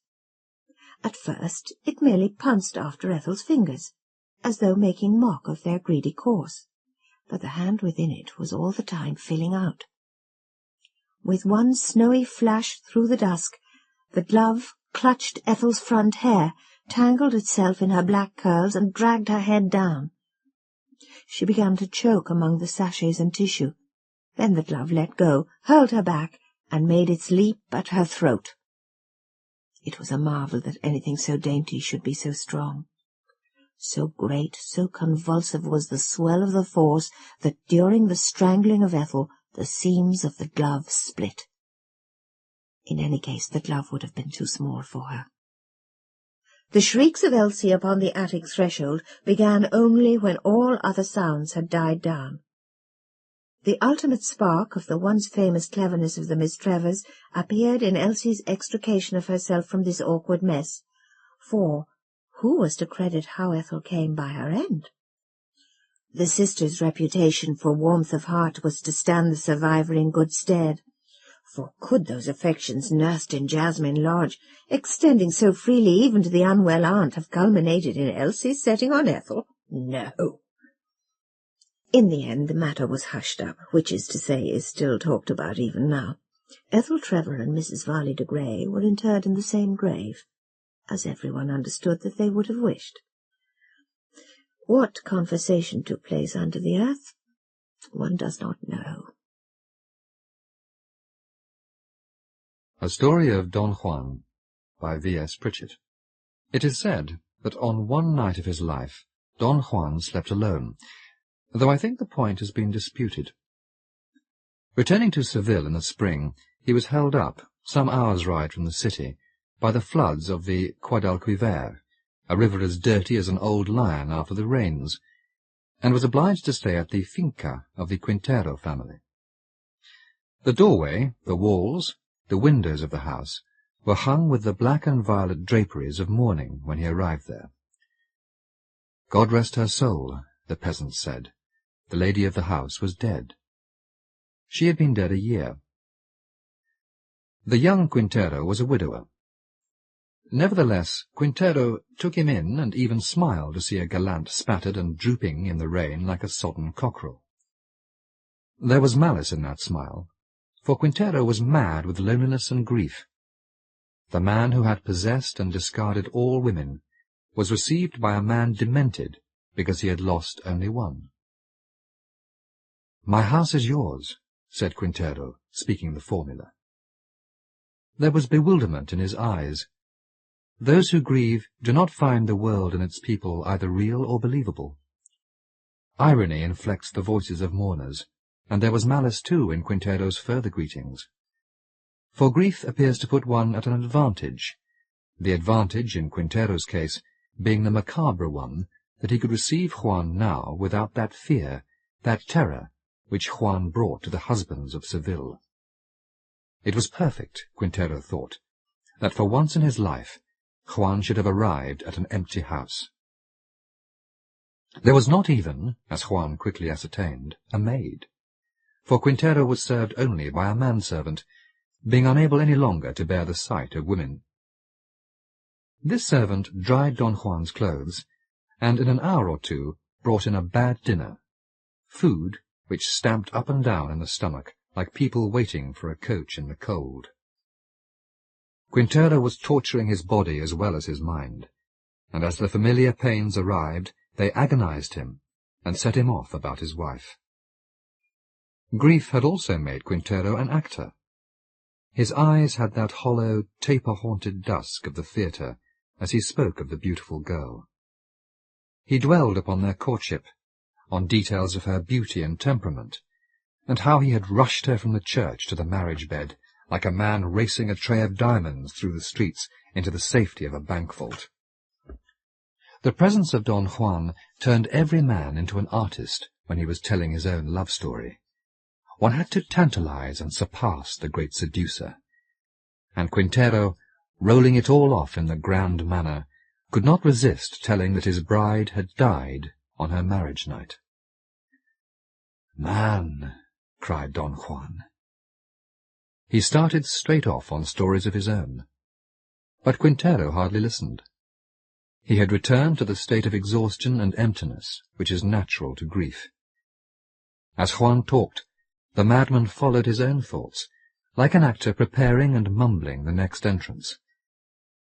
And the thought he had had when Juan had first appeared at his door returned to him, that Juan must be a monster to make a man feel triumphant that his own wife was dead. Half listening, and indigestion aiding, Quintero felt within himself the total hatred of all the husbands of Seville for this diabolical man.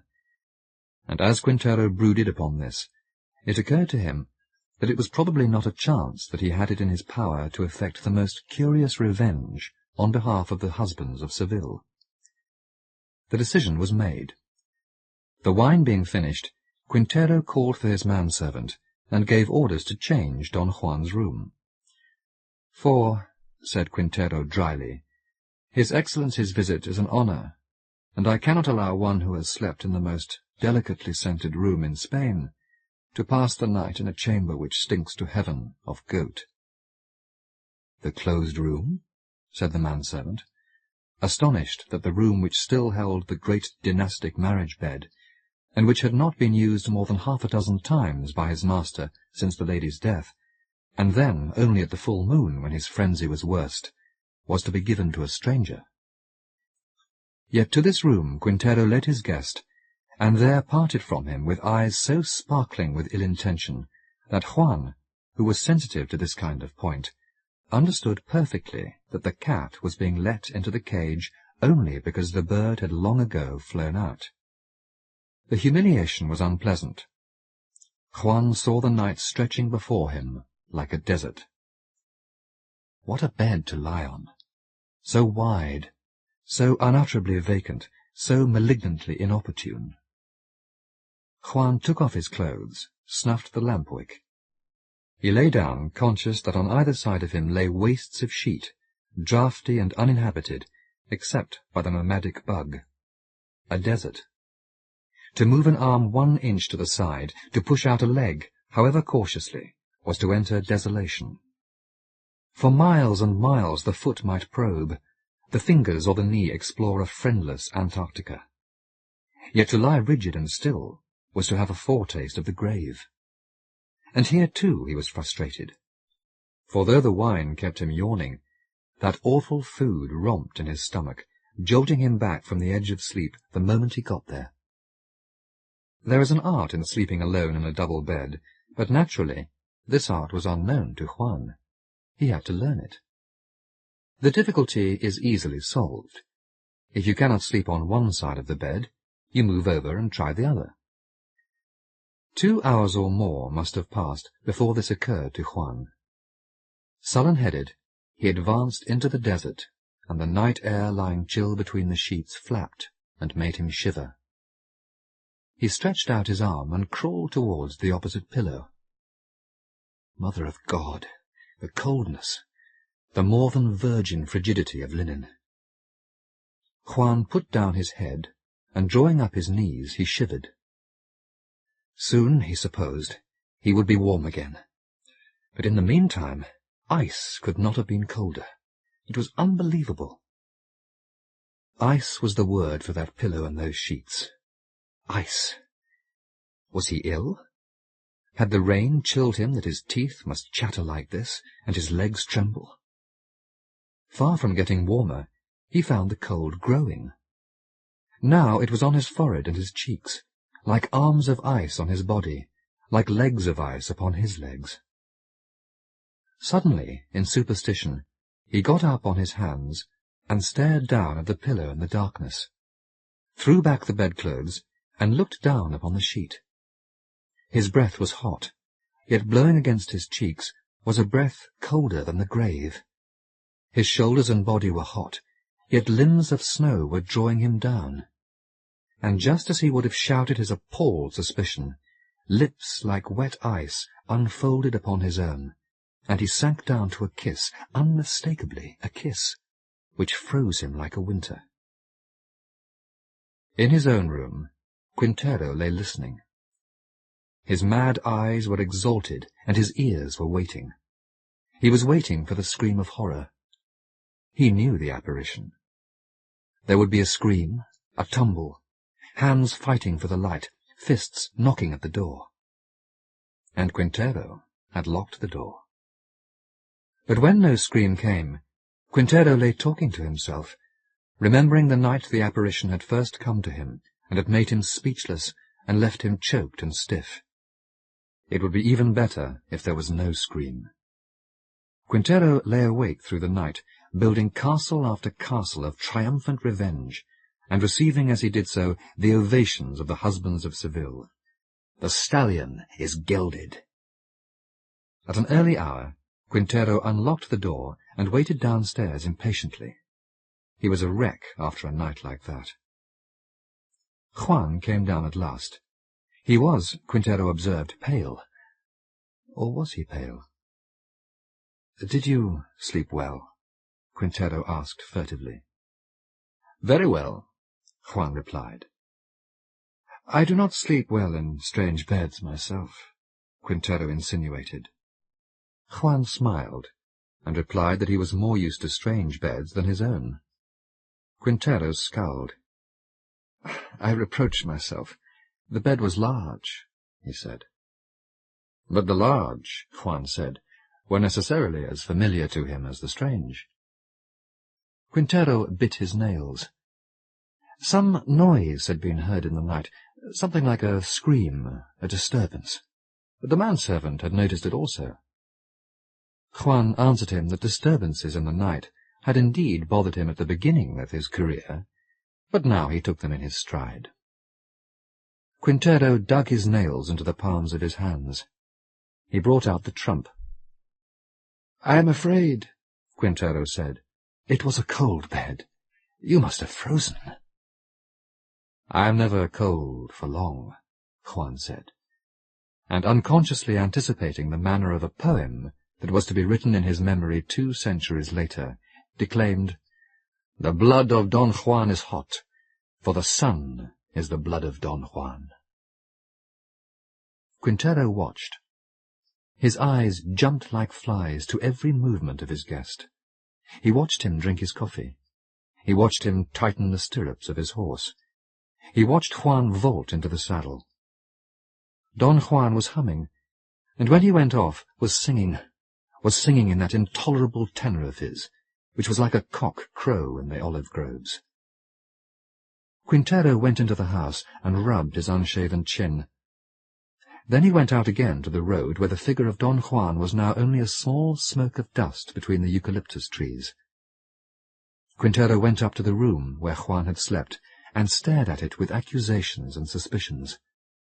He called the manservant. "I shall sleep here tonight," Quintero said. The manservant answered carefully. Quintero was mad again, and the moon was still only in its first quarter. The man watched his master during the day, looking toward Seville. It was too warm after the rains. The country steamed like a laundry. And then, when the night came, Quintero laughed at his doubts. He went up to the room, and as he undressed, he thought of the assurance of those ice-cold lips, those icicle fingers, and those icy arms. She had not come last night. Oh, what fidelity! To think, he would say in his remorse to the ghost, that malice had so disordered him that he had been base and credulous to use the dead for a trick. Tears were in his eyes as he lay down, and for some time he dared not turn on his side and stretch out his hand to touch what, in his disorder, he had been willing to betray. He loathed his heart. He craved, yet how could he hope for it now, the miracle of recognition and forgiveness? It was this craving which moved him at last. His hands went out, and they were met. The hands, the arms, the lips moved out of their invisibility and soundlessness towards him. They touched him, they clasped him, they drew him down, but what was this? He gave a shout. He fought to get away, kicked out and swore. And so the manservant found him wrestling with the sheets, striking out with fists and knees, roaring that he was in hell. Those hands, those lips, those limbs, he screamed, were burning him. They were of ice no more. They were of fire. Cushi, by Christopher Woodforde. Although it is little more than 40 miles from London, you would be likely to lose your way in trying to find Rooksgate Green in Hertfordshire. It is hidden away in the chalky hills, and is curiously suited to its name. The green is large, and is still common ground. There is a pond, and there are many geese. Around it are scattered cottages of various sizes and considerable antiquity. A road runs through the green. It is no longer gated, but the gateposts still remain at each end of the green. Just beyond there is a dilapidated, clunch-built church, which is the parish church of Cotterley, although it is nearly 3 miles from that village. By the church is a very large and ugly red-brick rectory, surrounded by tall elms, in which the rooks live noisily. If you visited Rooksgate Green on a cold winter's day, you would be sure that no place in England could be colder. If you visited in high summer, you would know how hot those chalk uplands can be. It might not be expected that Rooksgate Green produces much news for the large world around it. Indeed, it seems never to have done so.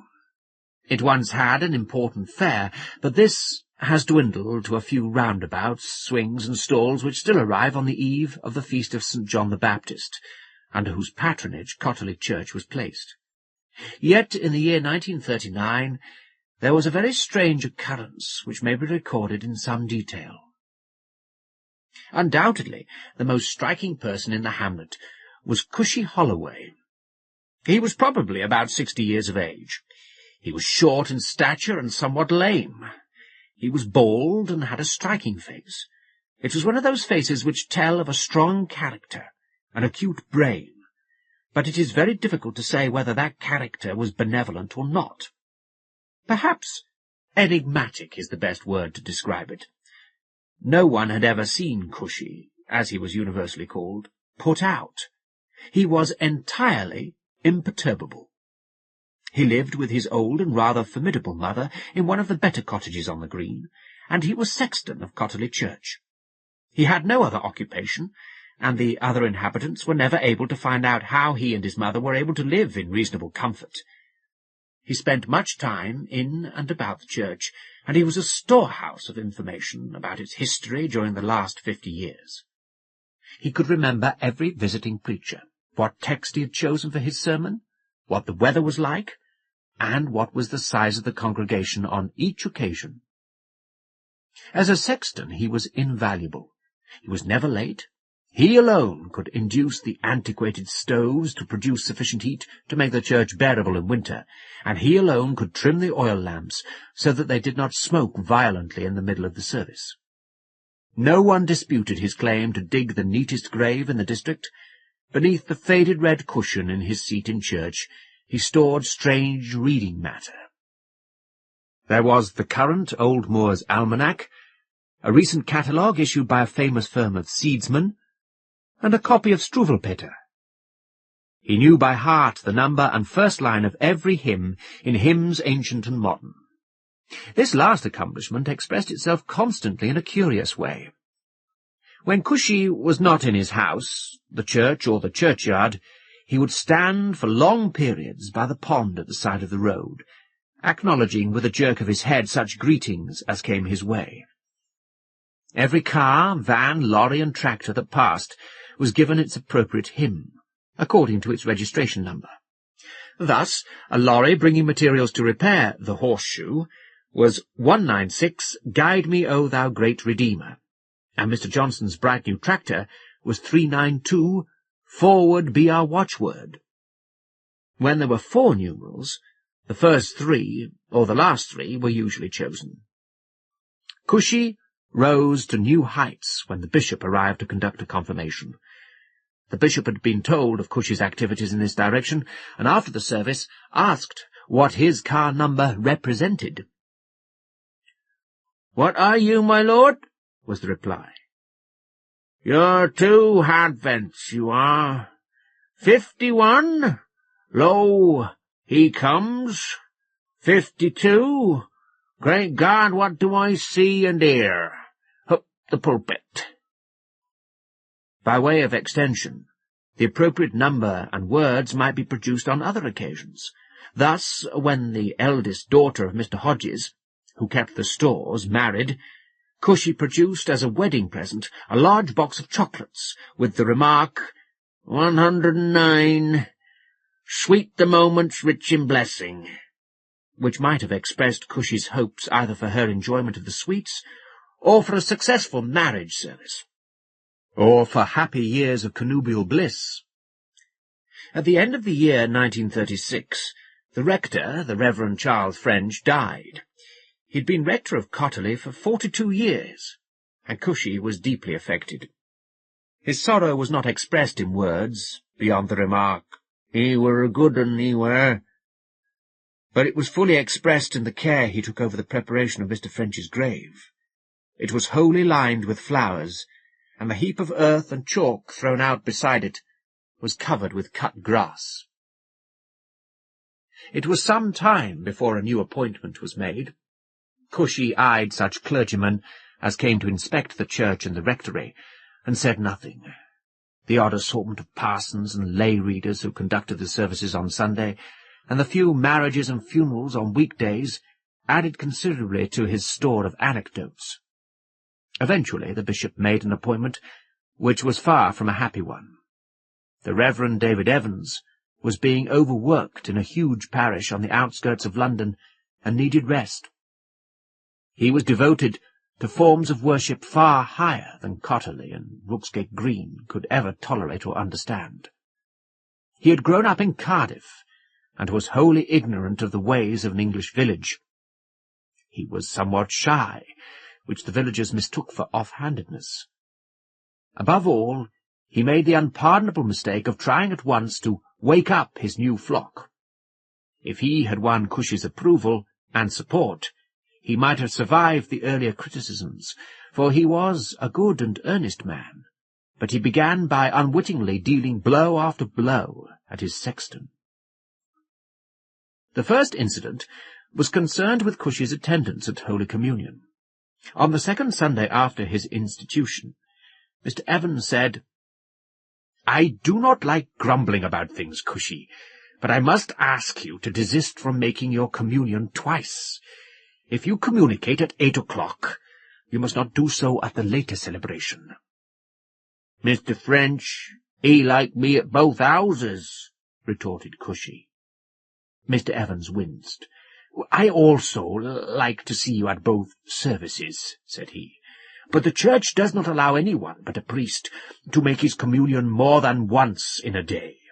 And while we are on the subject, I would much prefer, that you do not dust the choir stalls with your handkerchief when you are returning from the altar." Cushi said nothing. The second incident was the forbidding by Mr. Evans of a very curious custom. Cushi had what Rooksgate Green people described as a wonderful way with cats. Indeed, there was something uncanny about it. His cats were always jet black and were named Ought 1, Ought 2, Ought 3, and so on. They had been trained, no one knew how, to follow him in a well-ordered line. By custom they were allowed to accompany him to baptisms. During the service the cats sat in a semicircle. Long ago the dumbness of the godparents had caused Cushi to answer for them, so that the responses were apt to run, "Hi, Will, back or two. Hi, Will, sit up or four." The Green sharply criticised the rector for the banning of the cats. They had come to believe that their presence foreshadowed good luck for the newly baptized infants. A third alteration in Cushy's routine concerned the funerals. In the past, when Mr. French pronounced the solemn words, "Earth to earth, ashes to ashes, dust to dust," Cushi had thrown large lumps of clunch upon the coffin with 3 resounding thuds. Mr. Evans regarded this as irreligious, and likely to harrow the feelings of the mourners unnecessarily. In this he was wrong. The people of Rooksgate Green understood the mortality of man better than did the inhabitants of Sedgewillow Lane, Cardiff, and of Borough Drive, SE18. Nevertheless, Mr. Evans persisted in himself dropping a few grains of earth into the grave. Cushi did not remark upon these changes to other people, and it could not be divined how much he minded them. But perhaps signs were not wanting that Mr. Evans did not have it quite all his own way. For instance, he wore white linen vestments, whereas Mr. French had always worn a surplice and stole. Mr. Evans had shown forbearance here, because he liked bright colours suitable to the church's seasons. Cushi viewed the vestments with a suspicion bred of a very Protestant ancestry. The church was damp, and the vestments could not be left there during the week. They were carried to church each Sunday in a suit-case. Mr. Evans asked Cushi to call for them and to lay them out in readiness, and to carry them back afterwards. Mr. Evans could not but notice how often they were torn, or a button was missing, but he did not feel able to ask Cushi if he had anything to do with it. Matters continued thus for about a 12-month. Mr. Evans found that the comparatively large congregations of the first few weeks were dwindling. He commented upon this to his rural dean. "Oh, don't worry," replied the worthy. "It is always the same. They come just once or twice to hear how you preach, and you won't see them again until the harvest festival."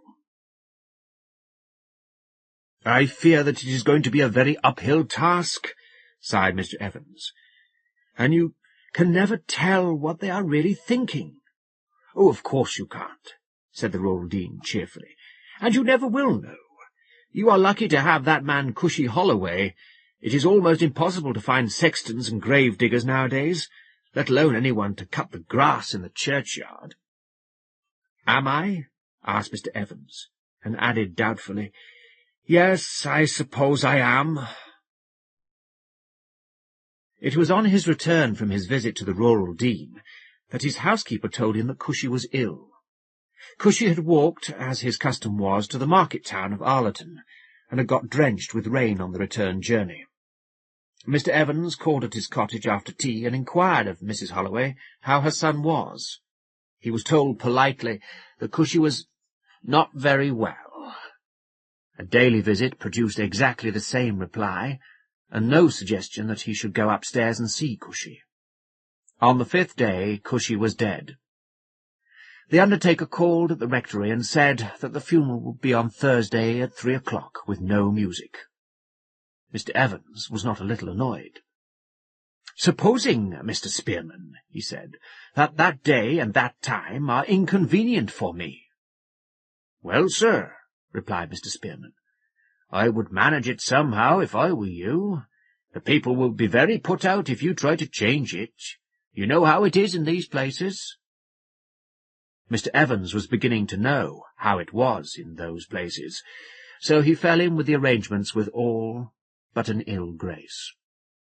The whole village turned out for the funeral, some attending the service in church and at the graveside, some going to the church only, and some looking on from a distance, according to a quite indefinable rule. On the next Sunday evening, following local custom, Mr. Evans spoke about Cushi before he preached, and after the sermon announced Cushi's favourite hymn. 386, The Sower Went Forth Sowing, a hymn for which he had a particular loathing. On the following day he called upon Mrs. Holloway. She opened the door, but did not make room for him to enter. He began to express some sentiments of sympathy. She interrupted him with simple dignity. "You didn't like my Cushi, and my Cushi couldn't abide you, so it's best to say nothing." Mr. Evans found the door shut in his face and turned away, more sharply rebuffed than he had ever been in his life before. It was only a week after this that Mr. Evans himself took to his bed. The doctor came and examined him. When he had finished, he said that he would call again in the morning. Meanwhile, Mr. Evans was to lie still and to take some tablets, which must be got from the chemist as soon as possible. At 10 o'clock that night, he received a message to say that Mr. Evans had passed away in his sleep. He was not altogether surprised, and was able to tell the coroner that the state of Mr. Evans' heart made an inquest unnecessary. Mr. Spearman's services were again required. Some long-distance telephone conversations resulted in the arrangement that he should make the best possible, unpolished oak coffin, and dispatch the mortal remains of Mr. Evans to Cardiff for burial. The village was comparatively unaffected by the death of Mr. Evans. He had not been long amongst them, and they had not been impressed by what they had seen of him. The general verdict, that "he wouldn't never have done for the likes of we," was perhaps a fair epitaph upon his short ministry at Rooksgate Green. So matters might have rested. The advent of evacuees, the blackout, the ARP and Home Guard, and all the restrictions of war were fully occupying their minds. The living of Cotterley was taken by a quiet and inoffensive missionary who had recently returned from India. His parishioners found little to criticize in him, save that he was too apt to bring his Indian experiences into his sermons, and to cover a small table by the south door of the church with booklets and pamphlets, showing the activities and needs of coloured Christians. It will never be known why some German airman decided to unloose his bombs upon Rooksgate Green. Perhaps a few scattered lights suggested to him that it was larger and a more important place. Be that as it may, he let fall 6 large bombs. As far as could be immediately discovered in the darkness, they had neither killed nor wounded man nor beast, although windows and ceilings suffered, especially those of the rectory. It was first discovered by Harry Pitman and Walter Broom that one of the bombs had fallen in the churchyard. When daylight came, they inspected the damage. The bomb had fallen in that part of the churchyard where the most recent burials had taken place. One coffin had been excavated by the missile, and its lid had been torn off, exposing the grisly contents. Harry took one glance at it and turned quickly away. Walter was reading the name upon the brass plate on the coffin lid. "Goose!" exclaimed he. "It's old Cushi!" "No," replied Walter, going over to look at it. He spelt out the name. "You're right, though," he said after a pause. "It's poor old Cushi. Whatever would he have said to that, Waltz?" They turned, as if by common consent, to look into the coffin once again.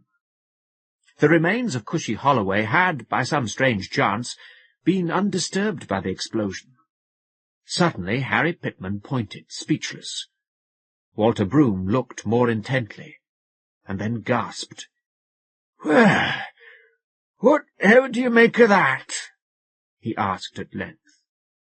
That was the undoubted fact that within what remained of his arms, Cushi was hugging a human skull. "We can't leave things like this for the women and children to see," said Harry.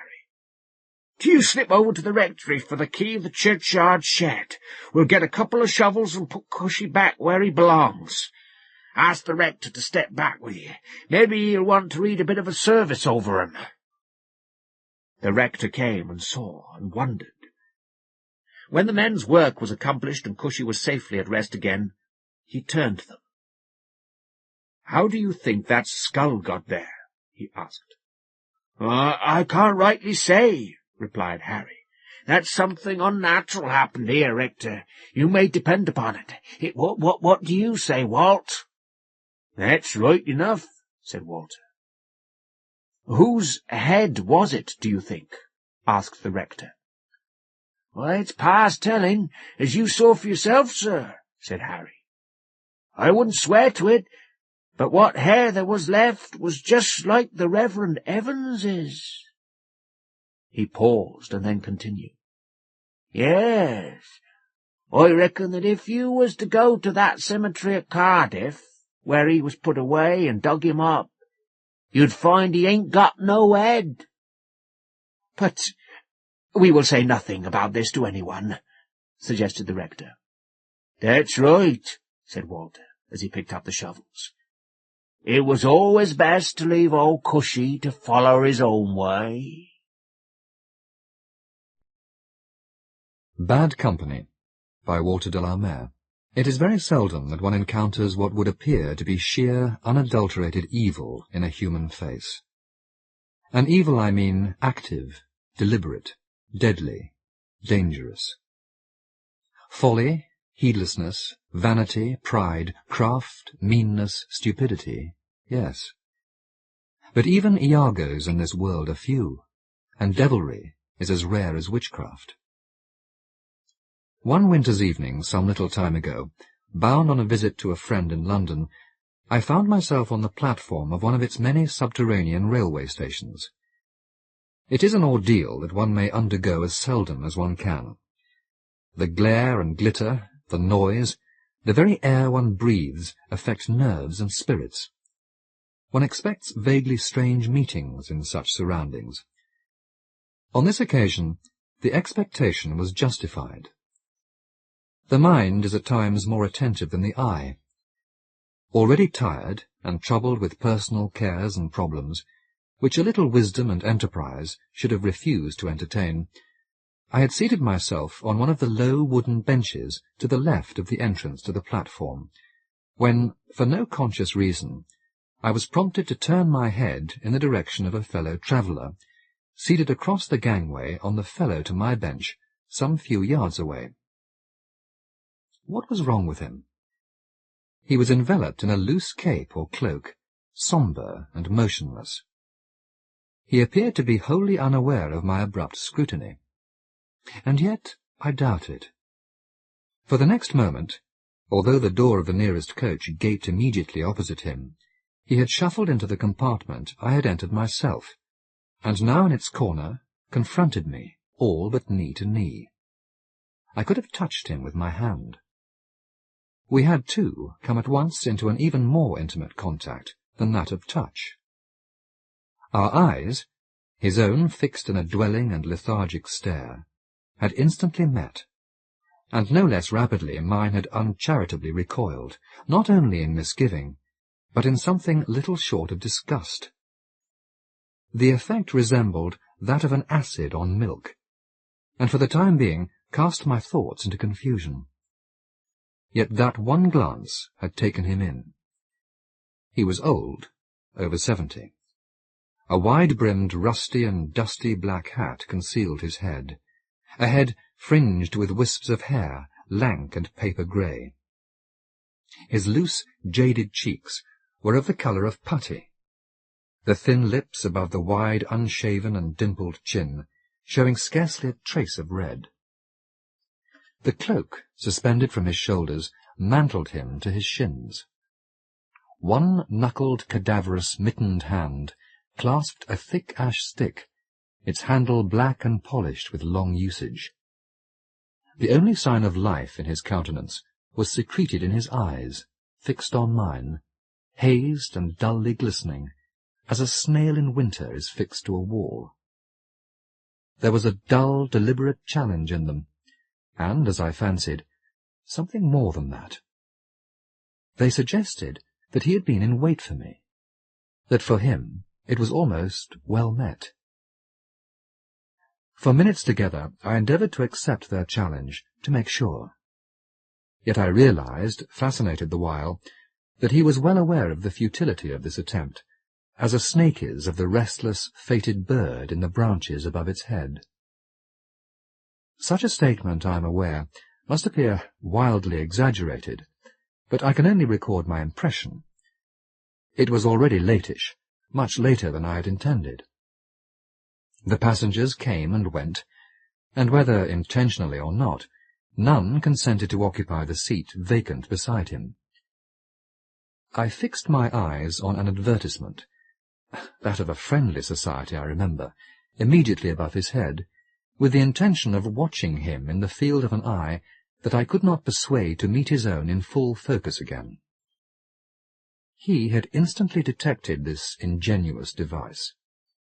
By a fraction of an inch he had shifted his grasp upon his stick.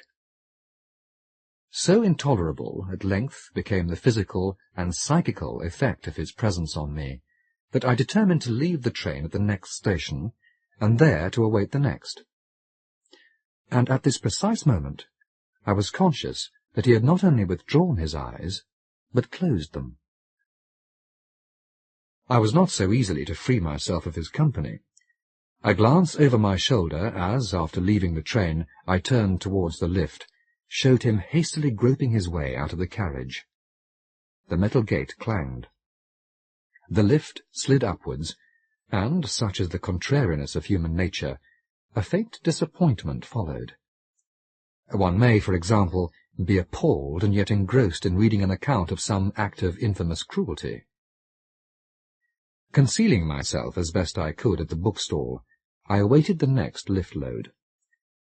Its few passengers having dispersed, he himself followed. In spite of age and infirmity, he had, then, ascended alone the spiral staircase. Glancing, it appeared, neither to right nor left, he passed rapidly through the barrier. And yet, had he not seen me?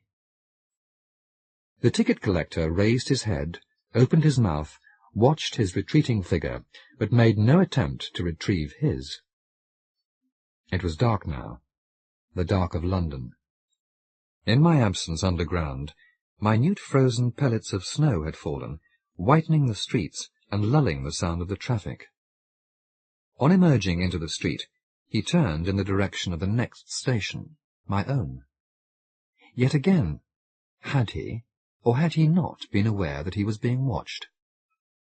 However that might be, my journey lay his way, and that way my feet directed me, although I was already later than I had intended. I followed him, led on, no doubt, in part, merely by the effect he had had on me. Some 20 or 30 yards ahead, his dark shapelessness showed, distinct against the whitening pavement. The waters of the Thames, I was aware, lay on my left. A muffled blast from the siren of a tug announced its presence. Keeping my distance, I followed him on. 1 lamp-post, 2, 3.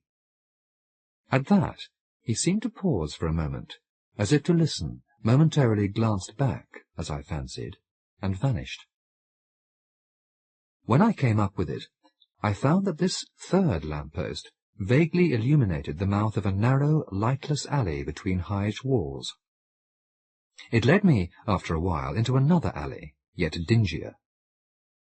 The wall on the left of this was evidently that of a large garden.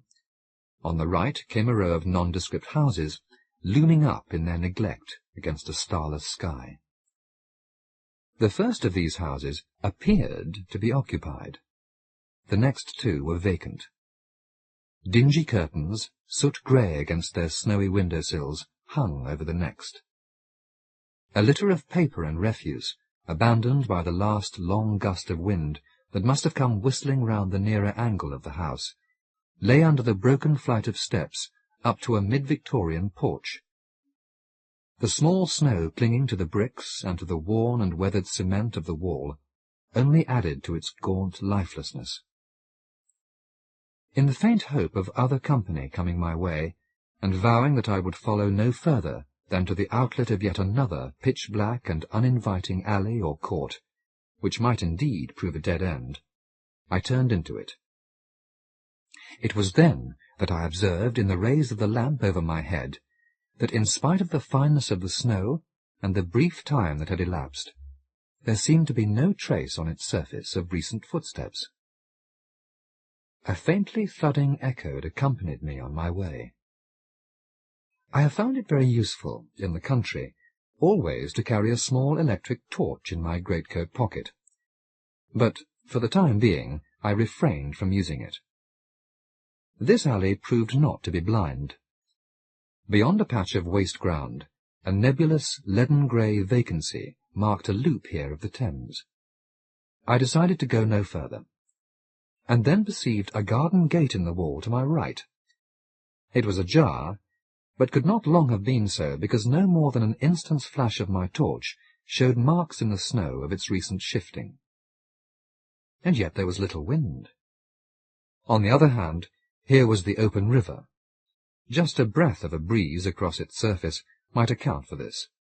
The cracked and blistered paint was shimmering with a thin coat of rime, of hoarfrost, and, as if a finger had just now scrawled it there, a clumsy arrow showed, its V pointing inward. A tramp, an errand boy, mere accident might have accounted for this. It may indeed have been a mark made some time before on the paint. I paused in an absurd debate with myself, chiefly, I think, because I felt some little alarm at the thought of what might follow, yet led on also by the conviction that I had been intended, decoyed, to follow. I pushed the gate a little wider open, peered in, and made my way up a woody path beneath ragged, unpruned, and leafless fruit trees towards the house. The snow's own light revealed a ramshackle flight of steps up to a poor, Frenchified sort of canopy above French windows, one half of their glazed doors ajar. I ascended, and peered into the intense gloom beyond it, and thus and then prepared to retrace my steps as quickly as possible. I called, in tones as near those of a London policeman as I could manage, "Hello there! Is anything wrong? Is anyone wanted?" After all, I could at least explain to my fellow passenger, if he appeared, that I found both his gate and his window open, and the house was hardly pleasantly situated. No answer was returned to me. In doubt and disquietude, but with a conviction that all was not well, I flashed my torch over the walls and furniture of the room and its heavily framed pictures. How could anything be well, with unseen company such as this besieging one's senses? Ease and pleasant companionship the room may once have been capable of giving. In its dirt, cold, and neglect, it showed nothing of that now. I crossed it, paused again in the passage beyond it, and listened. I then entered the room beyond that. Venetian blinds, many of the slats of which had outworn their webbing, and heavy crimson chenille side-curtains concealed its windows. The ashes of a fire showed beyond rusty bars of the grate under a black marble mantelpiece. An oil lamp on the table with a green shade exuded the stink of paraffin. Beyond was a table littered with books and papers, and an overturned chair. There I could see the bent-up old legs, perceptibly lean beneath the trousers, of the occupant of the room. In no doubt of whose remains these were, I drew near, and with bared teeth and icy trembling fingers drew back the fold of the cloak that lay over the face. Death has a strange sorcery. A shuddering revulsion of feeling took possession of me. This cold, once genteel, hideous, malignant room, and this. The skin of the blue, loose cheek was drawn tight over the bone. The mouth lay a little open, showing the dislodged false teeth beneath. The dull, unspeculative eyes stared out from beneath lowered lids towards the black mouth of the chimney above the fireplace. Vileness and iniquity had left their marks on the lifeless features, and yet it was rather with compassion than with horror and disgust that I stood regarding them. What desolate solitude, what misery must this old man, abandoned to himself, have experienced during the last years of his life, encountering nothing but enmity and the apprehension of his fellow creatures. I am not intending to excuse or even commiserate what I cannot understand, but the almost complete absence of any goodness in the human spirit cannot but condemn the heart to an appalling isolation. Had he been murdered, or had he come to a violent but natural end?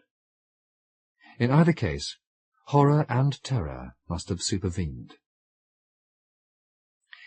That I had been enticed, deliberately led on to this discovery, I hadn't the least doubt, extravagant though this too may seem. Why? What for? I could not bring myself to attempt to light the lamp. Besides, in that last vigil, it must have burnt itself out. My torch revealed a stub of candle on the mantelpiece. I lit that. He seemed to have been engaged in writing when the enemy of us all had approached him in silence and had struck him down. A long and unsealed envelope lay on the table. I drew out the contents.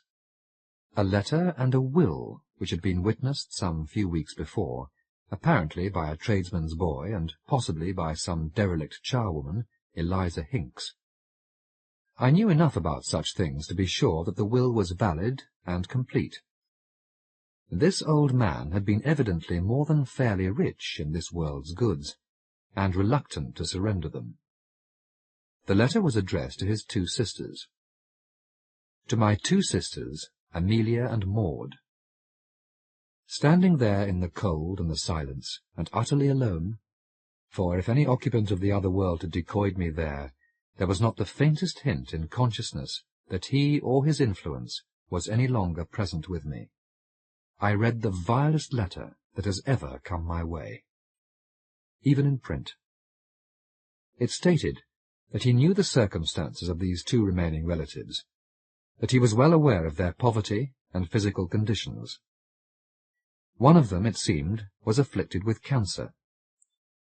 He then proceeded to explain that, although they should by the intention of their mother have had a due share in her property and in the money she had left, it rejoiced him to think that his withholding of this knowledge must continually have added to their wretchedness. Why he so hated them was only vaguely suggested.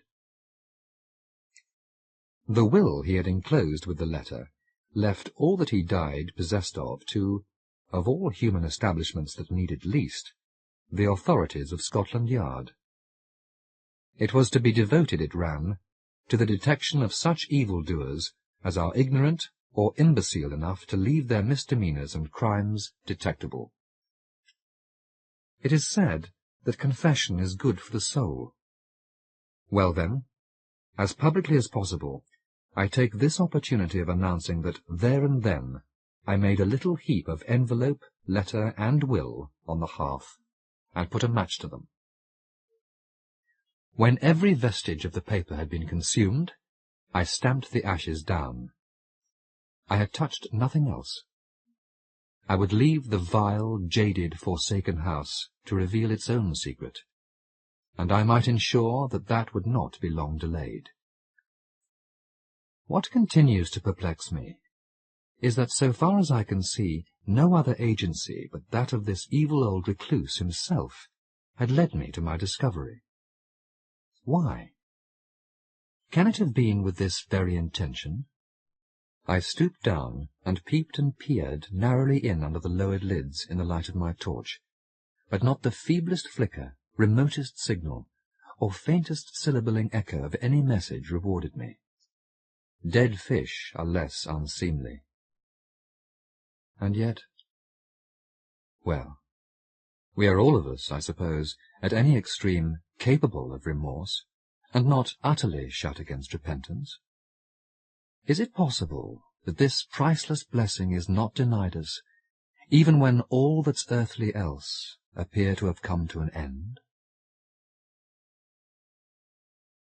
The Bottle of 1912 by Simon Raven. In the spring of 1947, I returned, you might say, from the dead. Never mind what I had been doing. I suppose you would call me a spy. I had penetrated into a world so remote that it was a long time before I learned of the end of the war, and even longer before my task was done, and I could make my way back by slow and careful stages to the headquarters in Delhi. Here they were in the fever which precedes departure, for India would be independent in a few months, and besides being thus preoccupied, they were rather embarrassed to see me. "We didn't expect to see you again," said Stetson accusingly. "We gave you up last summer." "It all took longer than we thought, evidently. How long will it take you to make out your report?" "A week? 10 days? And then I suppose I can go home." "Yes," said Stetson. "You can go home." "By the way," I said, "you should have all my mail here. I gave this as my holding address." "We did have it, but we sent it off to your next of kin when we ceased to expect you back. A married sister in Kent, I think." "That's right. You'll just have to wait a few days longer for your bills. After all, you've waited some years already." Yes, I thought. 4 years. Ever since 1943, when I left England, reported to Stetson, and went off into the hills. A few days more would hardly matter. But I should like to have read the letters from my sister, to have heard the news of her husband and my little nephew and the farm in Kent. And there was another thing, something that had not really occurred to me in the mountains, but was obvious now that I was back in the familiar world. My sister would think I was dead, or at best, missing. In 1946, she would have received the parcel with my mail in it, along with a polite letter from Stetson. "Very much regret. Has failed to report back. Must reluctantly conclude." So that, for all I knew, there was a tablet bearing my name on the church wall by now. How awkward it was, coming back from the dead. No wonder Stetson had been so put out. But it would be easier with my sister.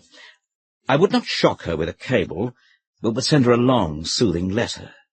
She wouldn't have time to reply, but that didn't matter. She would have been prepared, and gently. I would tell her to keep my mail and to expect me in about 10 days. I should be flown home, Stetson said, and I should warn her as soon as I reached London. So I wrote to my sister, then I settled to my report for Stetson, and 9 days later I left by air for home. And so now, at last, I was to see them all again, the only family I had. My sister Anne, Richard, her husband, my nephew, and my godson, Robin. Robin had been 5 when I left in 1943, a merry, bubbling infant, Now he would be 9, gravely dressed in grey shorts and knee stockings, rather reserved, I anticipated, in his smart prep school blazer. Very different from the trusting baby who had trotted round the room in his blue pyjamas on my last night at home. "Robin can stay up a little longer," Anne had said. "This is a special occasion." "Yes," said Richard. "We must have a bottle of the 1912. On any special occasion, grave or gay, Richard would open a bottle or two of the famous 1912. There had been, Richard would say, no year to equal it. If only his father had realized soon enough and bought more. I remember how, on that distant evening in 1943, he had said, "I've only a dozen left now, but I shall save a bottle for the day you come back." "When will Uncle Jonathan come back?" asked Robin. "Quite soon," I said. "How soon is quite soon?" "When the war's over. The time will pass very quickly." "Sometimes it does," said Robin reflectively. "Sometimes not. What makes the time go so slow, and then suddenly fast?" "You'll be busy," I said. "Busy learning things at school. Time always goes fast for busy people." "Will you be busy, Uncle Jonathan?" "I expect so." "So, the time will go fast for both of us till Uncle Jonathan comes home again. Robin is very glad," said Robin. Then he gave me a hug and a kiss, and was taken away to bed by Anne. "The government is going to take this place over as a hospital," Richard had said later, gently tilting the decanter of 1912 over my glass. "I'm not really too upset. It's very difficult for Anne just now, with no servants and Robin at a demanding age. It's next August they're coming, I think." "Where will you live?" "I'm having a sort of flat done up over the stables. It wasn't easy to arrange. The work permits and so on were endless, but they agreed finally, because I shall still be farming the land. It'll be quite comfortable, and I shall still be living more or less in my own home, and if things go well after the war, perhaps we can move back. Government concerns are like women. Easy to get into a house, impossible to get out." Richard laughed. "We want no cynicism from departing heroes," he said. Then Anne rejoined us. "Robin is asleep," she said. "He put Uncle Jonathan before Mummy and Daddy in his prayers tonight. Afterwards, he told me it was just this once, because Uncle Jonathan was going away to the war." And 2 big tears had rolled slowly down her cheeks. This, then, was the family to which I was returning after so long. My sister Anne, her gentle husband with his cherished acres of Kentish soil, and my nephew, Robin, now, I must suppose, an unknown quantity, and, of course, the last bottle of 1912. How wonderful it would be to sit with them all again, above the stables, or perhaps in the old house itself, hearing Richard's quiet voice tell of the crops or the summer's cricket, persuading Robin to take me back into his life and to talk of his school and his friends, and drinking the noblest of all wines from Anne's beautiful glass. I was not ashamed that I thought almost as much of the wine as of the people I loved, for that bottle of wine had become a symbol to me as the years went on. It was the symbol of my return. When it appeared, cradled in Richard's careful hands, it would be a sign that the years of pain were finally done, and that at last and for ever I was home. What more seemly offering to the returning soldier, and what more fitting object for his thoughts? Wine, that maketh glad the heart of a man. My aeroplane was punctual, but in London I came up against a mild difficulty. I had promised in my letter from Delhi to warn Anne as soon as I reached England. Enquiring from the telephone exchange, I found that Richard's house was now listed as hospital, and that they had no number for Richard himself, whom I must presume was still living with Anne above the stables. That Richard should not be listed was really natural enough, because at the time when he had the stables done up to live in, neither love nor money could procure private telephones, and this, according to the exchange, was still the case. But how to warn Anne? I toyed with the idea of ringing the hospital and asking them to take over a message, but did not fancy talking to some sniffish matron who would make me feel she was being put upon. In the end, I dictated a wire, incurring some expense by making it elaborately plain in the address that the recipient lived in an annex of the hospital. I should be arriving by train, I told Anne, at 9:30 that night. There was no one to meet me at the station. No petrol. Had that wretched wire misfired after all my trouble? So I took a taxi to the gate of the park, where, having only a small case, I yielded to a sentimental impulse and paid off the driver.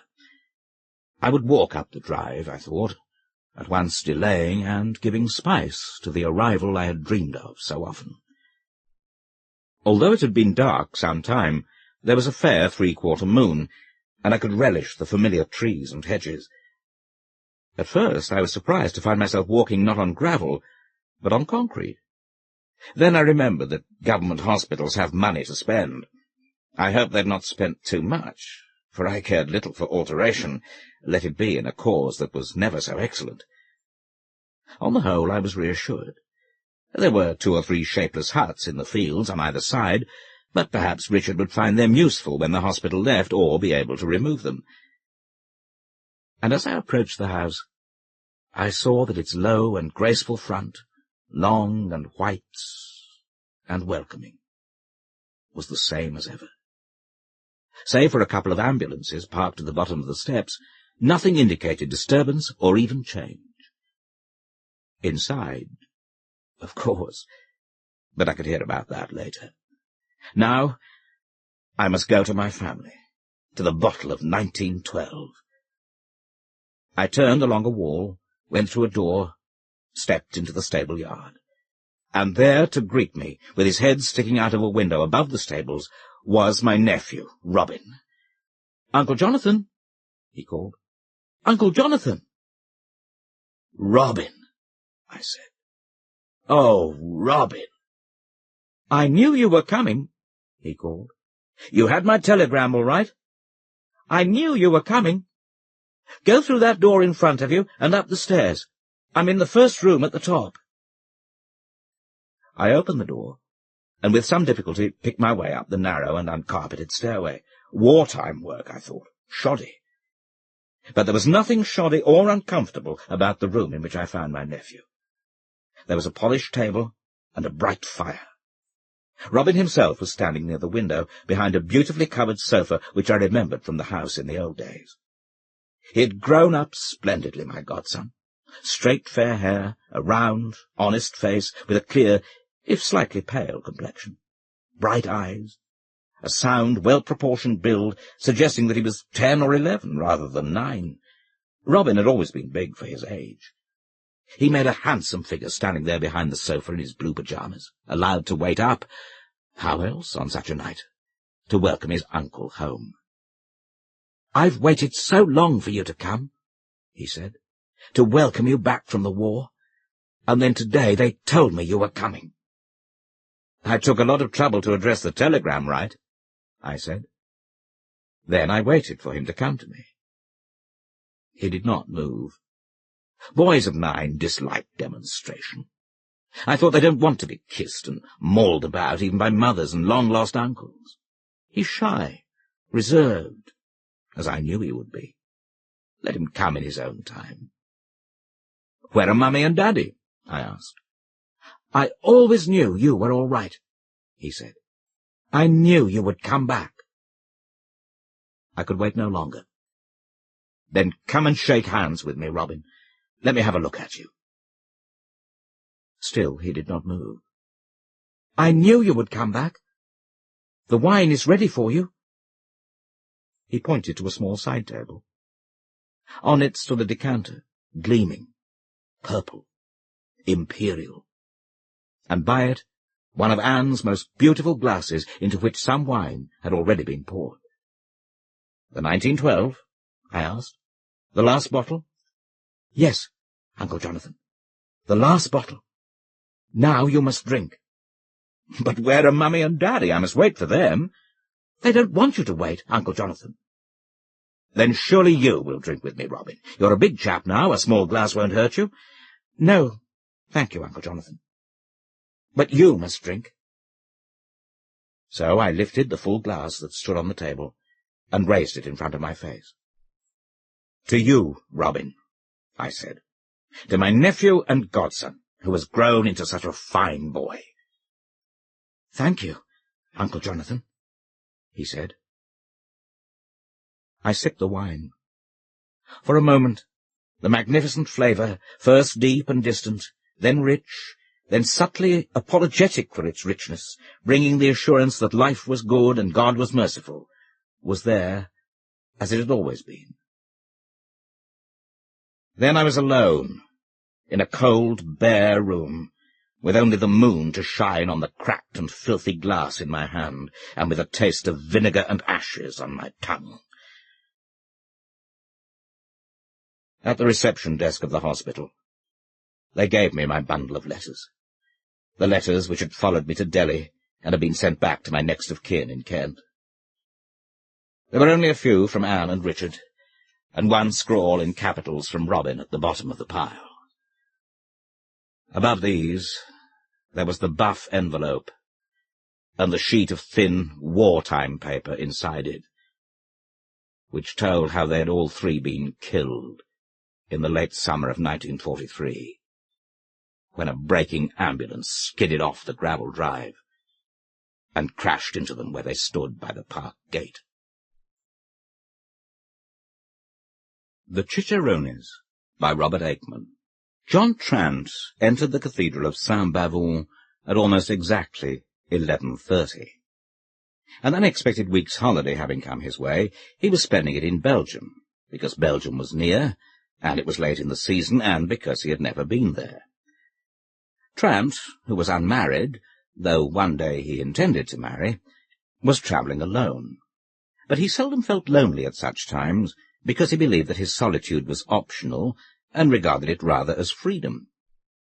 He was 32, and saw himself as quite ordinary, except perhaps in this very matter of travel, which he thought he took more seriously and systematically than most. The hour at which he entered the cathedral was important, because he had been inconvenienced in other towns by the irritating continental habit of shutting tourist buildings between noon and 2 o'clock, even big churches. In fact, he had been in two minds as to whether to visit the cathedral at all, with so little time in hand. One could not even count upon the full half-hour, because the driving out of visitors usually began well before the moment of actual closure. It was a still morning, very still, but overcast. Men were beginning to wait, one might say, for the year, finally, to die. The thing that struck Trant most as he entered the vast building was how silent it seemed to be within, how empty. Other Belgian cathedrals had contained 20 or 30 scattered people praying, or anyway kneeling, priests importantly on the move, followed by acolytes, and, of course, Americans. There had always been dingy bustle, ritual action, and neck craning. Here there seemed to be no one, other, doubtless, than the people in the tombs. Trant again wondered whether the informed did not know that it was already too late to go in. He leant against a column at the west end of the nave, as he always did, and read the history of the cathedral in his blue guide. He chose this position in order that when he came to the next section to be perused, the architectural summary, he could look about him to the best advantage. He usually found, none the less, that he soon had to move if he were to follow what the guidebook had to say, as the architecture of few cathedrals can be apprehended, even in outline, by a newcomer from a single point. So it was now. Trant found that he was losing the thread, and decided he would have to take up the guidebook's trail. Before doing so, he looked around him for a moment. The cathedral seemed still to be quite empty. It was odd, but a very pleasant change. Trant set out along the south aisle of the nave, holding the guidebook like a breviary. "Carved oak pulpit," said the guidebook, "with marble figures, all by Laurent Delvaux." Trant had observed it vaguely from afar, but as, looking up from the book, he began consciously to think about it, he saw something extraordinary. Surely there was a figure in the pulpit, not standing erect, but slumped forward over the preacher's cushion. Trant could see the top of a small, bald head with a deep fringe, almost a halo of white hair, and on each side widespread arms with floppy hands. Not that it appeared to be a priest. The figure was wearing neither white nor black, but on the contrary, bright colours, several of them. Though considerably unnerved, Trant went forward, past the next column in the arcade between the nave and the aisle, and looked again through the next bay. He saw at once that there was nothing. At least, there was only a litter of minor vestments and scripts in coloured bindings. Trant heard a laugh. He turned. Behind him stood a slender, brown-haired young man in a grey suit. "Excuse me," said the young man. "I saw it myself, so don't be frightened." He spoke quite clearly, but had a vague, foreign accent. "It was terrifying," said Trant. "Out of this world."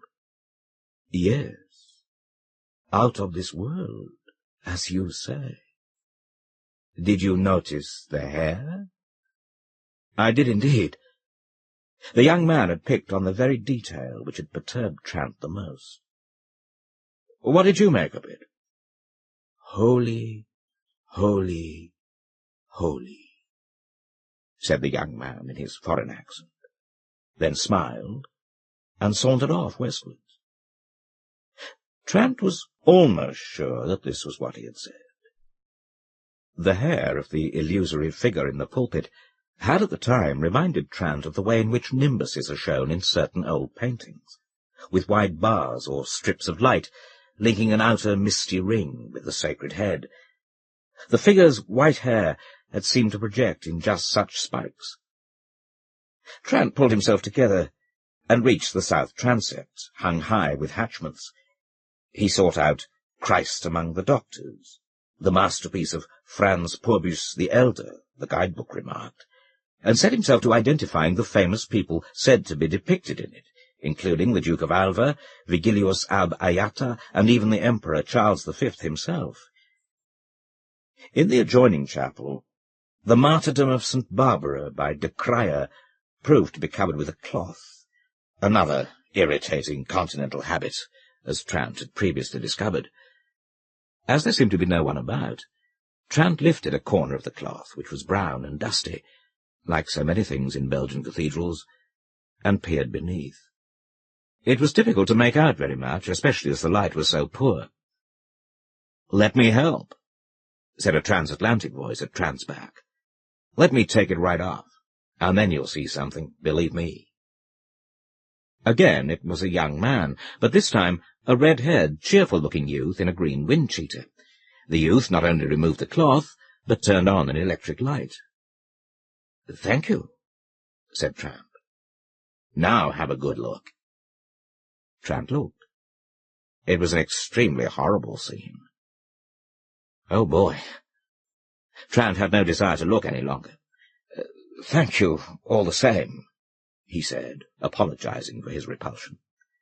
"What a circus these old saints were," commented the transatlantic youth as he replaced the worn cloth. "I suppose they received their reward in heaven," suggested Trant. "You bet they did," said the youth, with a fervour that Trant couldn't quite fathom. He turned off the light. "Be seeing you." "I expect so," said Trant, smiling. The youth said no more, but put his hands in his pockets and departed whistling towards the south door. Trant himself would not have cared to whistle so loudly in a foreign church. As all the world knows, the most important work of art in the Cathedral of Saint-Bavon is the Adoration by the mysterious Van Eyck, or Van Eycks, singular or plural. Nowadays the picture is hung in a small, curtained-off chapel leading from the south choir ambulatory, and most strangers must pay to see it. When Trant reached the chapel, he saw the notice at the door, but hearing nothing, as elsewhere, supposed the place to be empty. Resenting mildly the demand for a fee, as Protestants do, he took the initiative and gently lifted the dark red curtain. The chapel, though still silent, was not empty at all. On the contrary, it was so full that Trant could have gone no further inside, even had he dared. There were two kinds of people in the chapel. In front were several rows of men in black. They knelt, shoulder to shoulder, heads dropped, hip bone against hip bone, in what Trant took to be silent worship. Behind them, packed in even more tightly, was a group, even a small crowd, of funny old Belgian women, fat, ugly, sexless, and bossy, such as Trant had often seen in other places, both devotional and secular. The old women were not kneeling, but sitting. All the same, they seemed eerily rapt. Strangest of all was their motionless silence. Trant had seen such groups everywhere in Belgium, but never silent, very far from it. Not a single one of this present group seemed even to be aware that he was there. Something equally unusual with a people so given to curiosity. And in this odd setting, not the least strange thing was the famous picture itself, with its enigmatic monsters, sibyls, and walking allegories, and its curiously bright other-world colours, a totality doubtless interpretable in terms of Freud, but all the same as dense as an oriental carpet, and older than Adam and Eve, who stand beside. Trant found the picture all too cognate to the disconcerting devotees. He let the curtain fall, and went on his way, distinctly upset. 2 chapels further around, he came upon The Virgin Glorified by Limacre. Here a choir-boy in a red cassock was polishing the crucifix on the altar. Already he had thin black hair and a grey, watchful face. "Onze lieve vrouw," said the choir-boy, explaining the picture to Trant. "Yes," said Trant. "Thank you." It occurred to him that polishing was odd work for a choir-boy. Perhaps this was not a choir-boy at all, but some other kind of young servitor. The idea of being shortly ejected from the building returned to Trant's mind. He looked at his watch. It had stopped.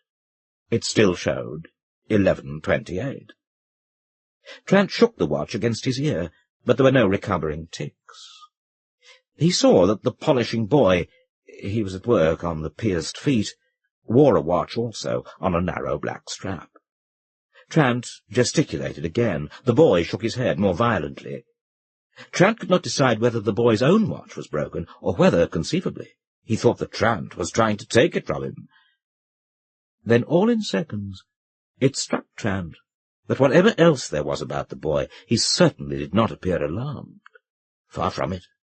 He seemed as aloof as if he were already a priest, and to be refusing to tell Trant the time on principle, almost implying, as priests presume to do, that he was refusing for the other's good. Trant departed from the chapel containing Limacre's masterpiece rather quickly. How much time had he left? In the next chapel was Rubens's vast altarpiece of Saint-Bavon distributing all his goods among the poor.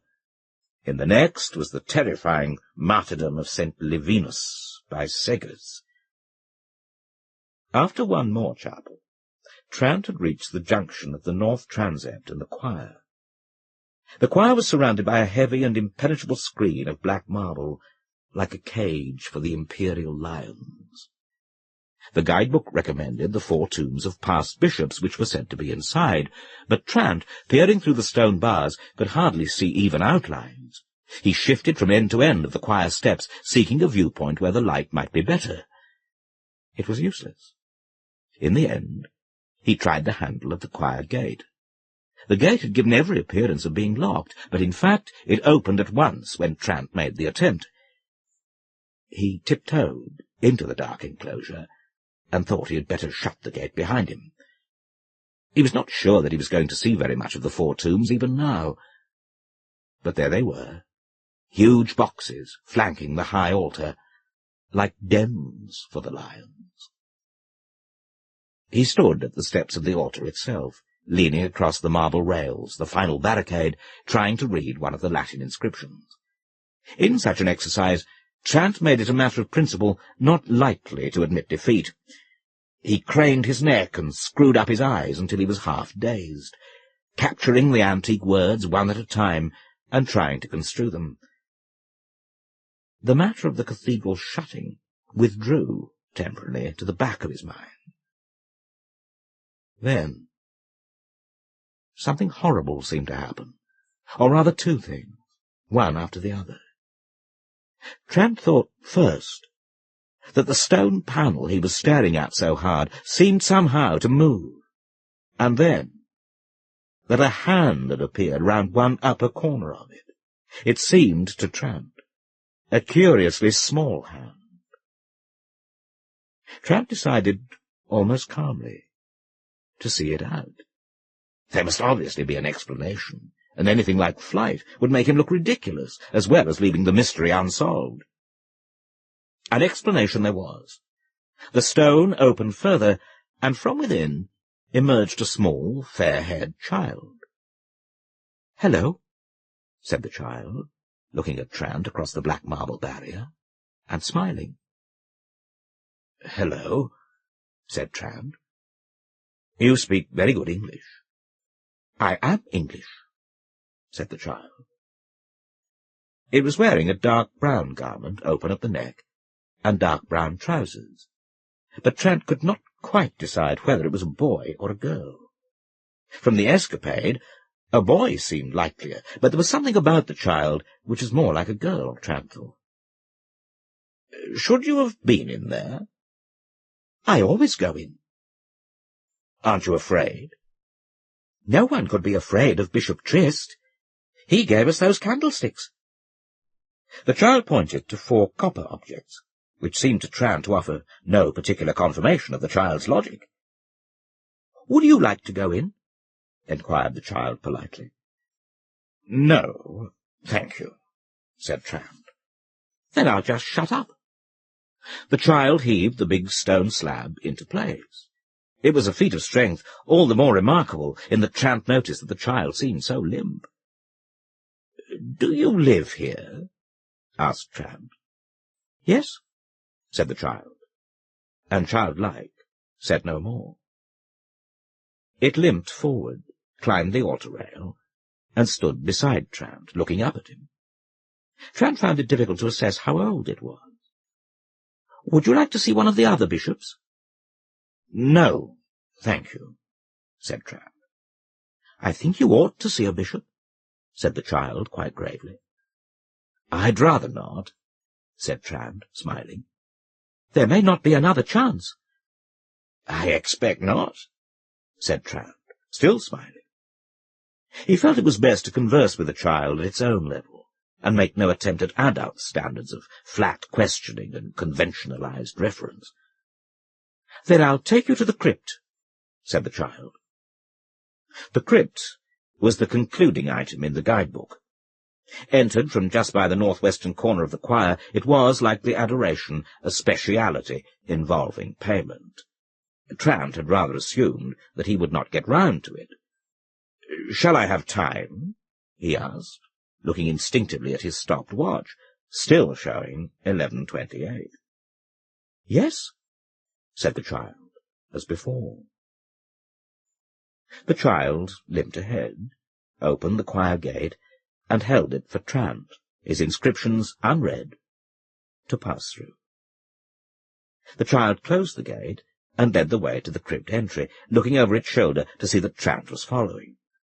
In the rather better light outside the choir, Trant saw that its hair was a wonderful mass of silky gold, its face almost white, with the promise of fine bones, its lips unusually full and red. "This is called the crossing," said the child informatively.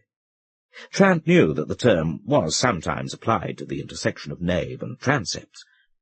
"Or the narthex, I believe," he said, plunging in order to show who was the grown-up. The child, not unnaturally, looked merely puzzled. There was still no one else visible in the cathedral. They began to descend the crypt stairs, the child holding on to the iron handrail because of its infirmity. There was a table at the top, obviously for the collection of the fee, but deserted. Trant did not feel called upon to comment. In the crypt, slightly to his surprise, many of the lights were on. Probably the custodian had forgotten to turn them off when he or she had hurried forth to eat. The guidebook described the crypt as large, but it was much larger than Trant had expected. The stairs entered it at one corner, and columns seemed to stretch away like trees into the distance. They were built in stones of different colours, maroon, purple, green, grey, gold. And they often bore remains of painting as well, which also spread over areas of the vaulted stone roof and weighty walls. In the soft, patchy light, the place was mysterious and beautiful, and all the more so because the whole area could not be seen simultaneously. With the tide of centuries, the stone-paved floor had become rolling and uneven, but agreeably so. There were occasional showcases and objects on pedestals, and there was a gentle perfume of incense. As Trant entered, all was silent. He even felt, for a moment, that there was something queer about the silence, that only sounds of another realm moved in it, and that the noises of this world, of his own arrival, for example, were in a different dimension, and irrelevant. He stood, a little awed, and listened for a moment to the nothingness. The child stood too, or rather rested against a pillar. It was smiling again, though very slightly. Perhaps it smiled like this all the time, as if always happy. Trant thought more than ever that it might be a girl. By this time it was rather absurd, not to be sure, but by this time it was more than before difficult to ask. "Bishop Trest's clothes," said the child, pointing. They were heavy vestments, hanging, enormously embroidered, in a glass cabinet. "St. Livinus's ornament," said the child, and crossed itself. Trant did not know quite what to make of the ornament. "Animals," said the child. It was an early book of natural history, written by a monk, and even the open page showed some very strange ones. The child was now beginning positively to dart about in its eagerness, pointing out item after item. "Shrine of St. Macarius," said the child, not crossing itself, presumably because the relic was absent. "Abbot Huguenot's clothes." They were vestments again, and very much like Trest's vestments, Trant thought. "What's that?" asked Trant, taking the initiative and pointing. Right on the other side of the crypt, as it seemed, and now visible to Trant for the first time through the forest of soft-coloured columns, was something which appeared to be winking and gleaming with light. "That's at the end," replied the child. "You'll be there soon." Soon indeed, at this hour, thought Trant, if in fact we're not thrown out first. "Via Dolorosa," said the child, pointing to a picture. It was a gruesome scene, painted very realistically, as if the artist had been a bystander at the time, and it was followed by another which was even more gruesome, and at least equally realistic. "Calvary," explained the child. They rounded a corner with a stone wall on the left, the forest of columns on the right. The two parts of a diptych came into view, of which Trant had before seen only the discoloured reverse. "The blessed and the lost," said the child, indicating superfluously which was which. Trant thought that the pictures and frescoes were becoming more and more morbid, but supposed that this feeling was probably the result of their cumulative impact. In any case, there could not be much more. But there were still many things to be seen. In due course they came to a group of pictures hanging together. "The sacrifice of 3 blessed martyrs," said the child. Each of the martyrs had died in a different way. by roasting on a very elaborate gridiron, by disemboweling, and by some process involving a huge wheel. The paintings, unlike some of the others, were extraordinarily well preserved. The third of the martyrs was a young woman. She had been martyred naked, and was of great and still living beauty. Next to her hung a further small picture, showing a saint carrying his own skin. Among the columns to the right was an enormous black cross.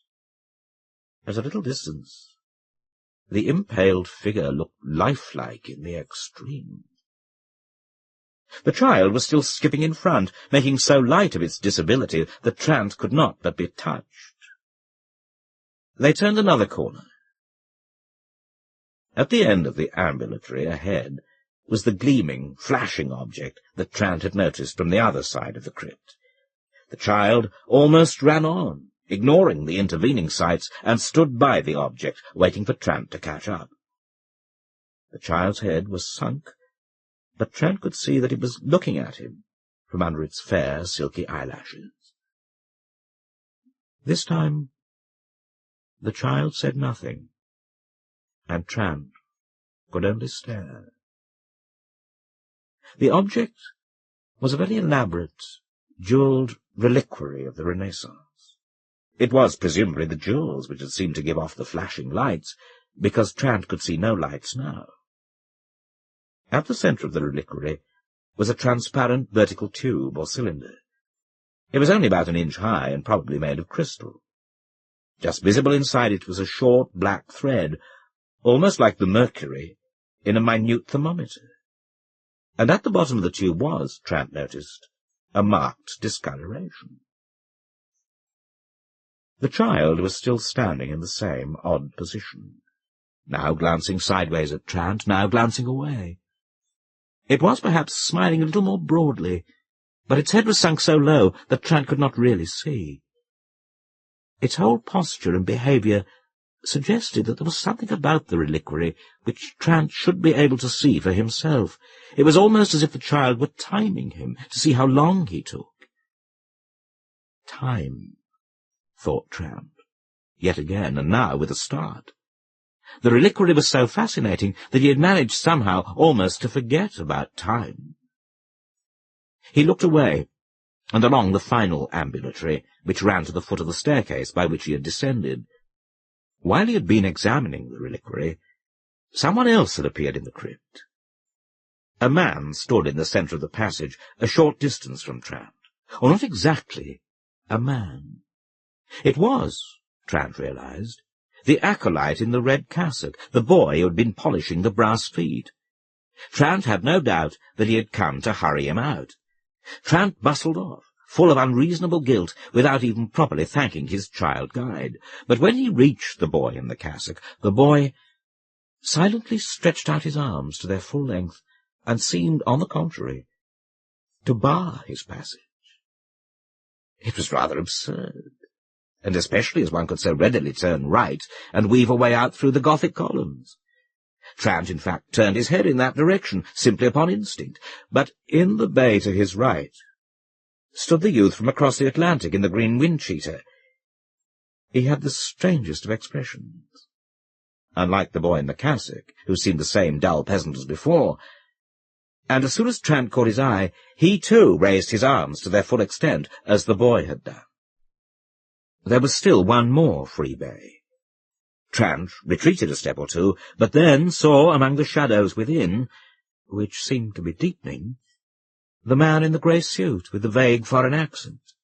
His arms were going up even as Trant sighted him, but when their eyes met, though Trant could not see his face very well, he did something the others had not done. He laughed. And in the entrance to the other ambulatory, through which Trant had just come, and down which the child had almost run, bravely casting aside its affliction, stood that same child, now gazing upwards again, and indeed looking quite radiant, as it spread its arms, almost as a bird taking flight. Trant heard the great clock of the cathedral strike 12. In the crypt, the tone of the bell was lost. There was little more to be distinguished than 12 great thuds, almost as if cannon were being discharged. The 12 strokes of the hour took a surprisingly long time to complete. In the meantime, and just beside the reliquary, a small door had opened in the very angle of the crypt. Above it was a small but exquisite and well-preserved alabaster keystone, showing a soul being dragged away on a hook by a demon. Trant had hardly noticed the door before, as people commonly overlook the working details of a place which is on show, the same details that those who work the place look to first. In the door, quite filling it, was the man Trant believed himself to have seen in the pulpit soon after he had first entered the great building. The man looked bigger now, but there were the same bald head, the same resigned hands, the same multicoloured garments. It was undoubtedly the very person, but in some way enlarged or magnified, and the curious fringe of hair seemed more luminous than before. "You must leave now," said the man, kindly but firmly. "Follow me." The 4 figures encircling Trant began to shut in on him, until their extended fingertips were almost touching. His questions went quite unanswered, his protests quite unheard, especially after everyone started singing. Soft Voices at Passenham by T.H. White. The professor said, "Very few people ever see ghosts, because they are localized. Now, Passenham is a good locality for ghosts, near Stony Stratford. They have more ghosts there than ratepayers." "All these supernatural stories," said the Countess coldly, "boil down to hearsay in the end. Even the Holy Ghost has always struck me as being a great deal less definite than the other members of the Trinity. Have you ever seen one of the creatures yourself?" "At Passenham I attended a sort of concert with several of them. Ghosts are fond of music and will go anywhere to hear it." "Did you actually see one?" "No," replied the professor with reluctance. "I suppose you'll have to tell the story if your mind is set on it." "I don't tell stories to amuse myself," said the professor in dignified tones. "Of course you do, Jackie. Don't be so pompous. You know perfectly well that you consider nobody's interests in that matter except your own. And what is more, you make them up as you go along." The professor smiled a pleased smile. "It is the creative urge," he said. "But this one is deadly true." "I believe you." "Why, of course it's true. Passenham is a real place. You can look it up in any map of the Shire. Now, how could I invent stories about a real place? For that matter, you can go there and see for yourself." "Thank you for nothing," said the Countess. "Who wants to go and see a ghost, anyway? Horrid creatures smelling of mould." "Mould," repeated the professor with relish. "Mould. Well may you say mould. It is not only music that ghosts are fond of, but also mist. Music and mist. Damp. Humidity. The watery air that makes things go mouldy. Go soft and cold and wet and furry. Toadstools, you know, and that steep, pervasive cellar air, and the bleached, delicate green-blue fur between the chinks. The silent damp rots their bodies away to bones, and I suppose they need the same thing to build them up again before they walk. There is something solid about humidity, something ectoplasmic, with which to compose a soft and putrid body visible to men." "I think you're horrid," said the Countess. "I was trying to explain about Passenham," explained the professor. "It lies low and flat on the banks of the Ouse. The Ouse is a very haunted stream, really, as you can imagine from its name. Silent, green and slimy, it goes slow and cold through the flooded winter landscape, bearing with it the bodies of drowned maidens, goggle-eyed in mid-water, attended by sluggish perch and muddy roach, and a few staring, garbage-eating trout. The ironic pike lie frozen in the water, and the stream itself scarcely seems to move. Even the mill wheels no longer turn, mill wheels which used to collect their harvest of suicides, expectant country lasses who, lacking a father to their children, chose silence in the dank water rather than the horrible susurrus of the village tongues. There was Nancy Webb, for instance, at Passenham Mill. She goes through it once a year with a dreadful shriek, carrying her child in her arms, and her bones crackle in the great wheel like a firework squibs. But the river makes nothing of this. Ooze by name, say the inhabitants, and ooze by nature. Shake not thy oozy locks at me. Gory, said the Countess. But oozy is just as good. Those are pearls that were her eyes. Few people realize the beauty of Shakespeare's description. They think of pearls as precious jewels worn by distinguished dowagers at first nights, but they are white stones, really. A pale, viscous secretion of oysters, a dead, wall-eyed colour, particularly suitable for the eyes of corpses under the sea. A boiled haddock has much the same look. Could we leave Nancy Webb to her grave? Certain, for she is the least of my ghosts at Passenham. I mention her only because she happens to inhabit the ooze, and the ooze is necessary to any description of the village. The mists, you see, come from it. Music and mists. The village lies there by the riverside, flat and secluded. It has very few inhabitants now. Live inhabitants, I mean. For the dead ones come and go in the mist. Mist into mist, they throng the bridle paths and saunter between the hedgerows. The man who drives the new maids out from Stony Stratford to the big house always says to them, as he drops them at the door, "I'll be back for you in a month, miss." They never stay longer than that. Indeed, the only man not frightened of ghosts is old Fowley, the sexton. He, when the spirits are more than usually troublesome in November, has been known to walk down the village street, brandishing a scythe and exclaiming to the white air, "I'll larn 'em to come a plaguing decent people who'll been at the trouble of burying on 'em." What sort of ghosts do they have in particular at Passenham? Oh, all sorts and conditions, and they find many curious things. The farmer there has a big barn. It's a beautiful thing, ancient, with enormous rafters. They got up to the rafters one day and found a skeleton there, all cramped up, wedged between the beams and the roof. Under the hearthstone in the rectory they dug up 2 men. Strange doings there must have been in a strange place, hidden always in the cold mists of the ooze. Murders, I suppose? Oh, yes, murders and things like that. There were the 3 louts of Calverton, who slit an old lady's throat for her money, but were caught in Beechampton Grove and hanged behind Calverton Church on a tree. You can still see a carving of them, cut deep outside the church wall. It sounds an unfriendly community. Well, you might say so, but the ghosts are friendly, of course. Well, not so much friendly as sociable. They seem to have a liking for company, just as all people do in mists.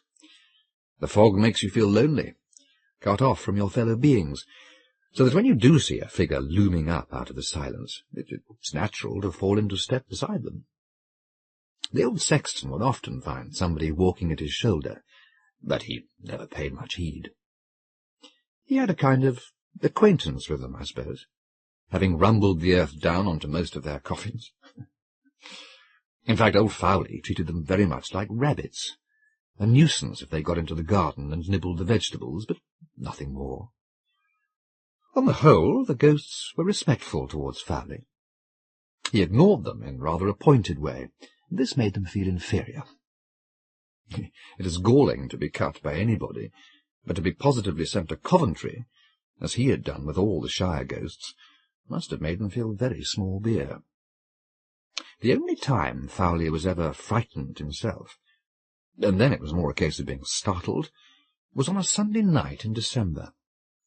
He was verger and general factotum, and he was ringing the church bell for service. He had a lantern with him in the belfry, and it blew out, for it was a stormy night. He let go the bell rope to light the lantern, and the bell went on ringing. Well, this surprised him, so he took hold of the rope again in the dark. But there was a hand under his own on the rope, a skeleton hand, rather frigid and slippery, and a faint, musty smell in the belfry.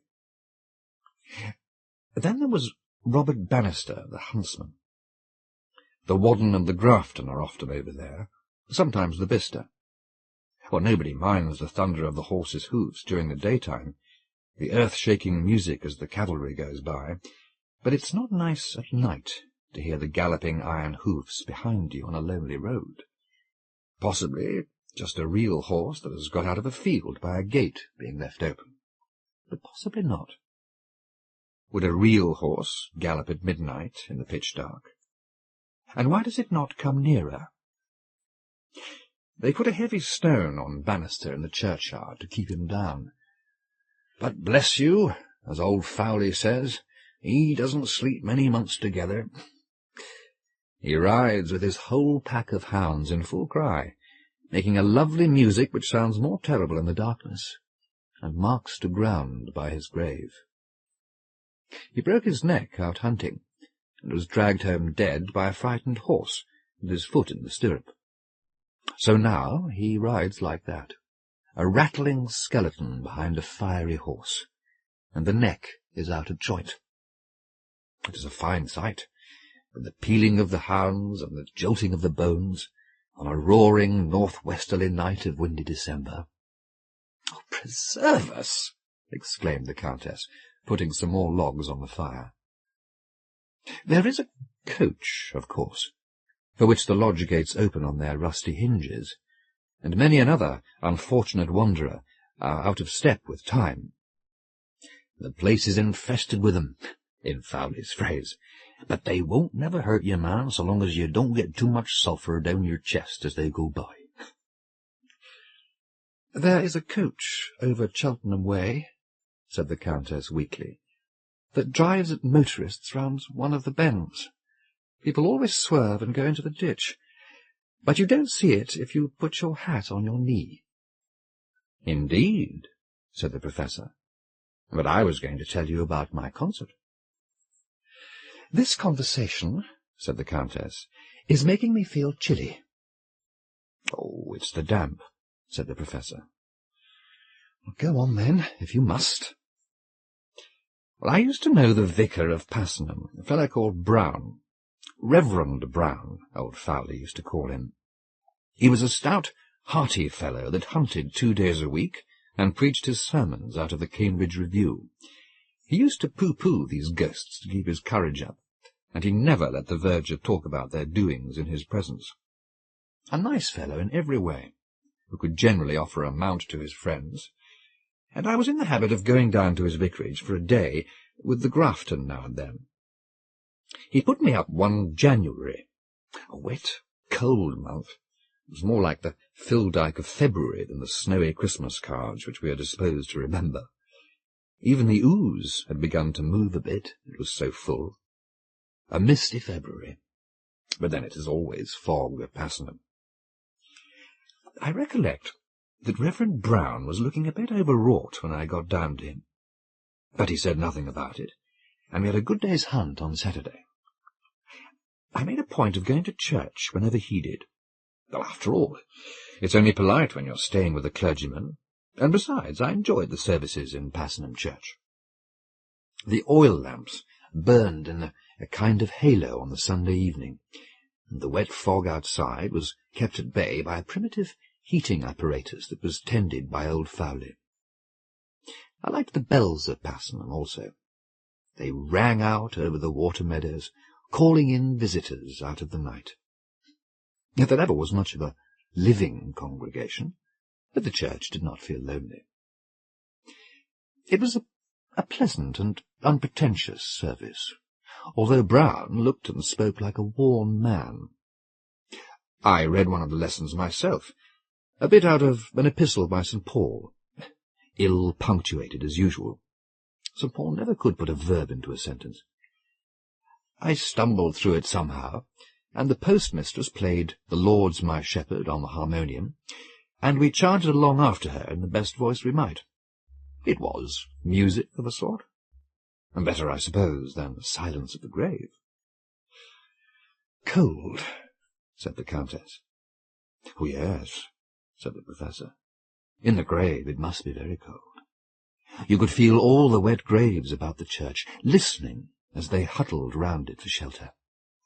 The stone graves of the notables, and the headstones cocked sideways to hear better, and the mere grassy oblongs of forgotten toil.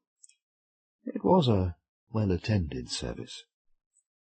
When Brown had finished, he came out of the vestry in his daily clothes, and told me to carry off old Fowley to the vicarage for a glass of whisky.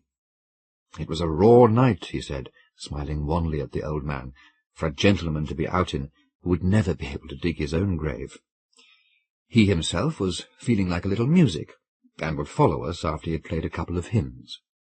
He was tired, he said, and wanted some dull music to settle down. He sat himself at the harmonium as he was speaking, and I went off with the verger, rejoicing in the proximity of a warm drink. Fowley's conversation was always original. The vicar, it seemed, had been quite wrong about digging one's own grave. The sexton had dug his own 20 years ago, and trimmed it every Saturday since. Well, this led us naturally to talk of ghosts, and the old fellow told me that they were particularly partial to church bells.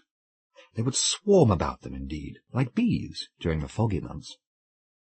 Bells and music, something harmonious to vary the silence of death.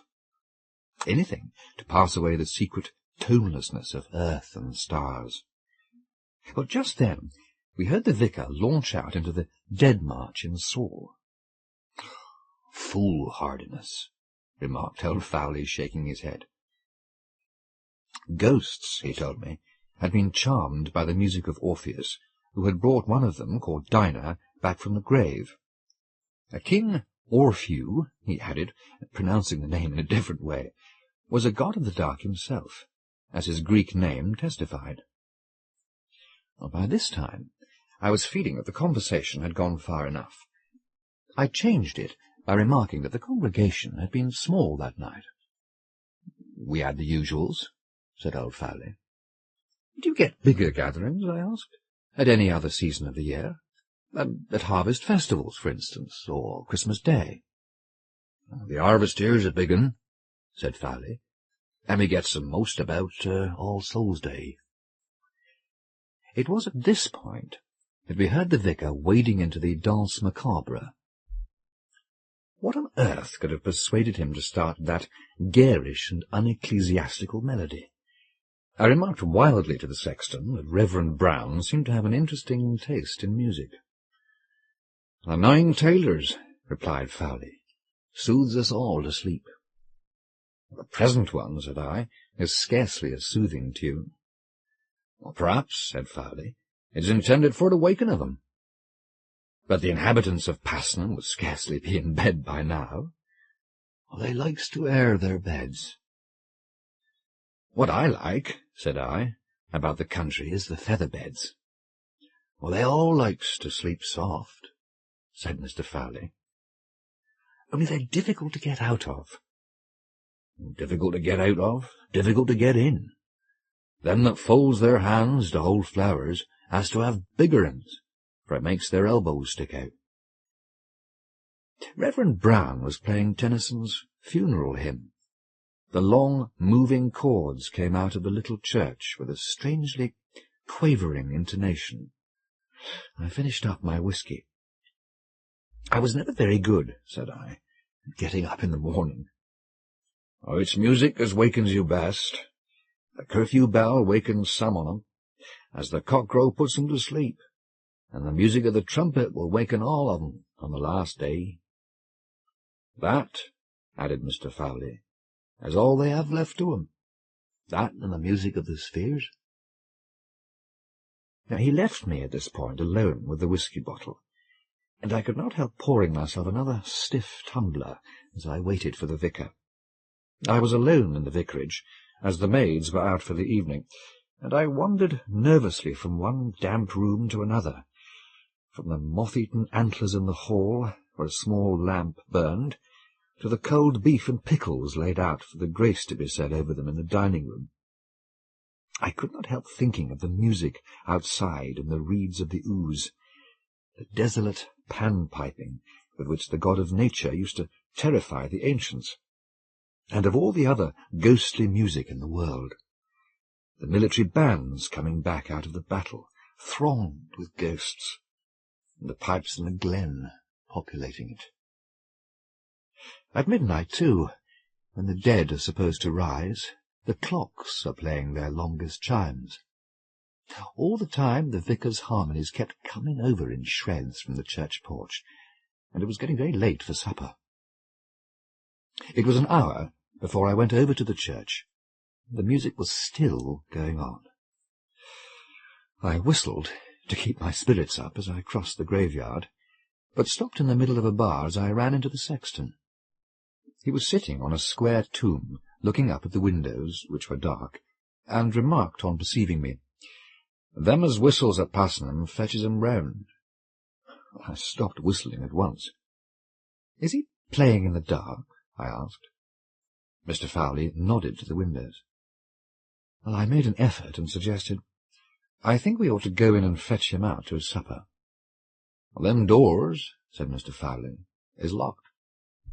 "What, does the vicar usually play in the dark and lock himself in?" "He hasn't got no keys," said Mr. Fowley, without turning his head. I need not weary you, as I exhausted myself with a full experience of that long winter night. The least I could do was to stay up outside the church. I sat with old Fowley on the square gravestone, with the bottle of whisky between us, and listened to the infernal concert.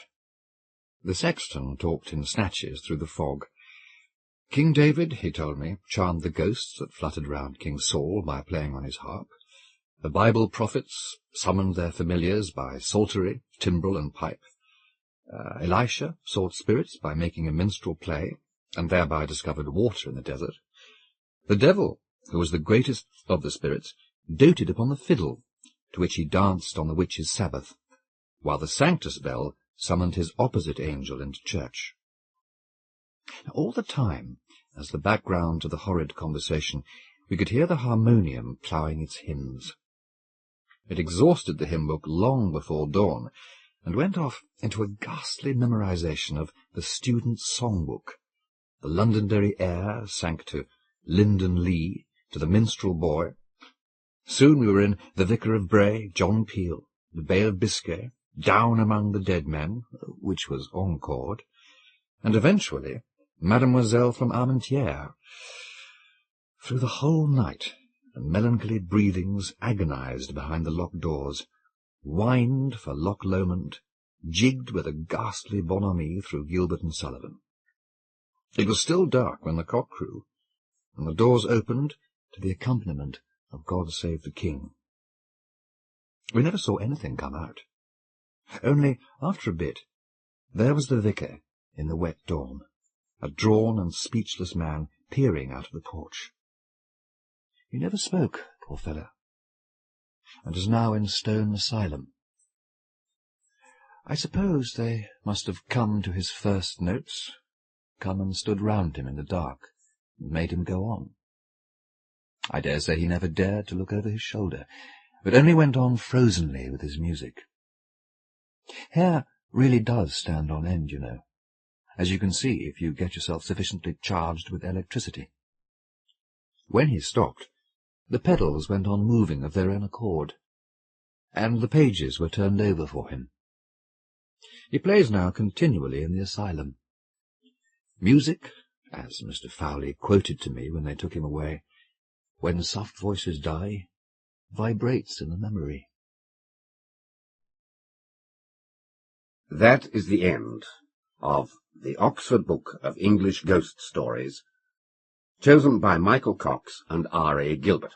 This concludes this talking book, originally recorded by the Royal National Institute of Blind People and reproduced by the CNIB Library exclusively for the use of persons with a perceptual disability, as defined in the Canadian Copyright Act.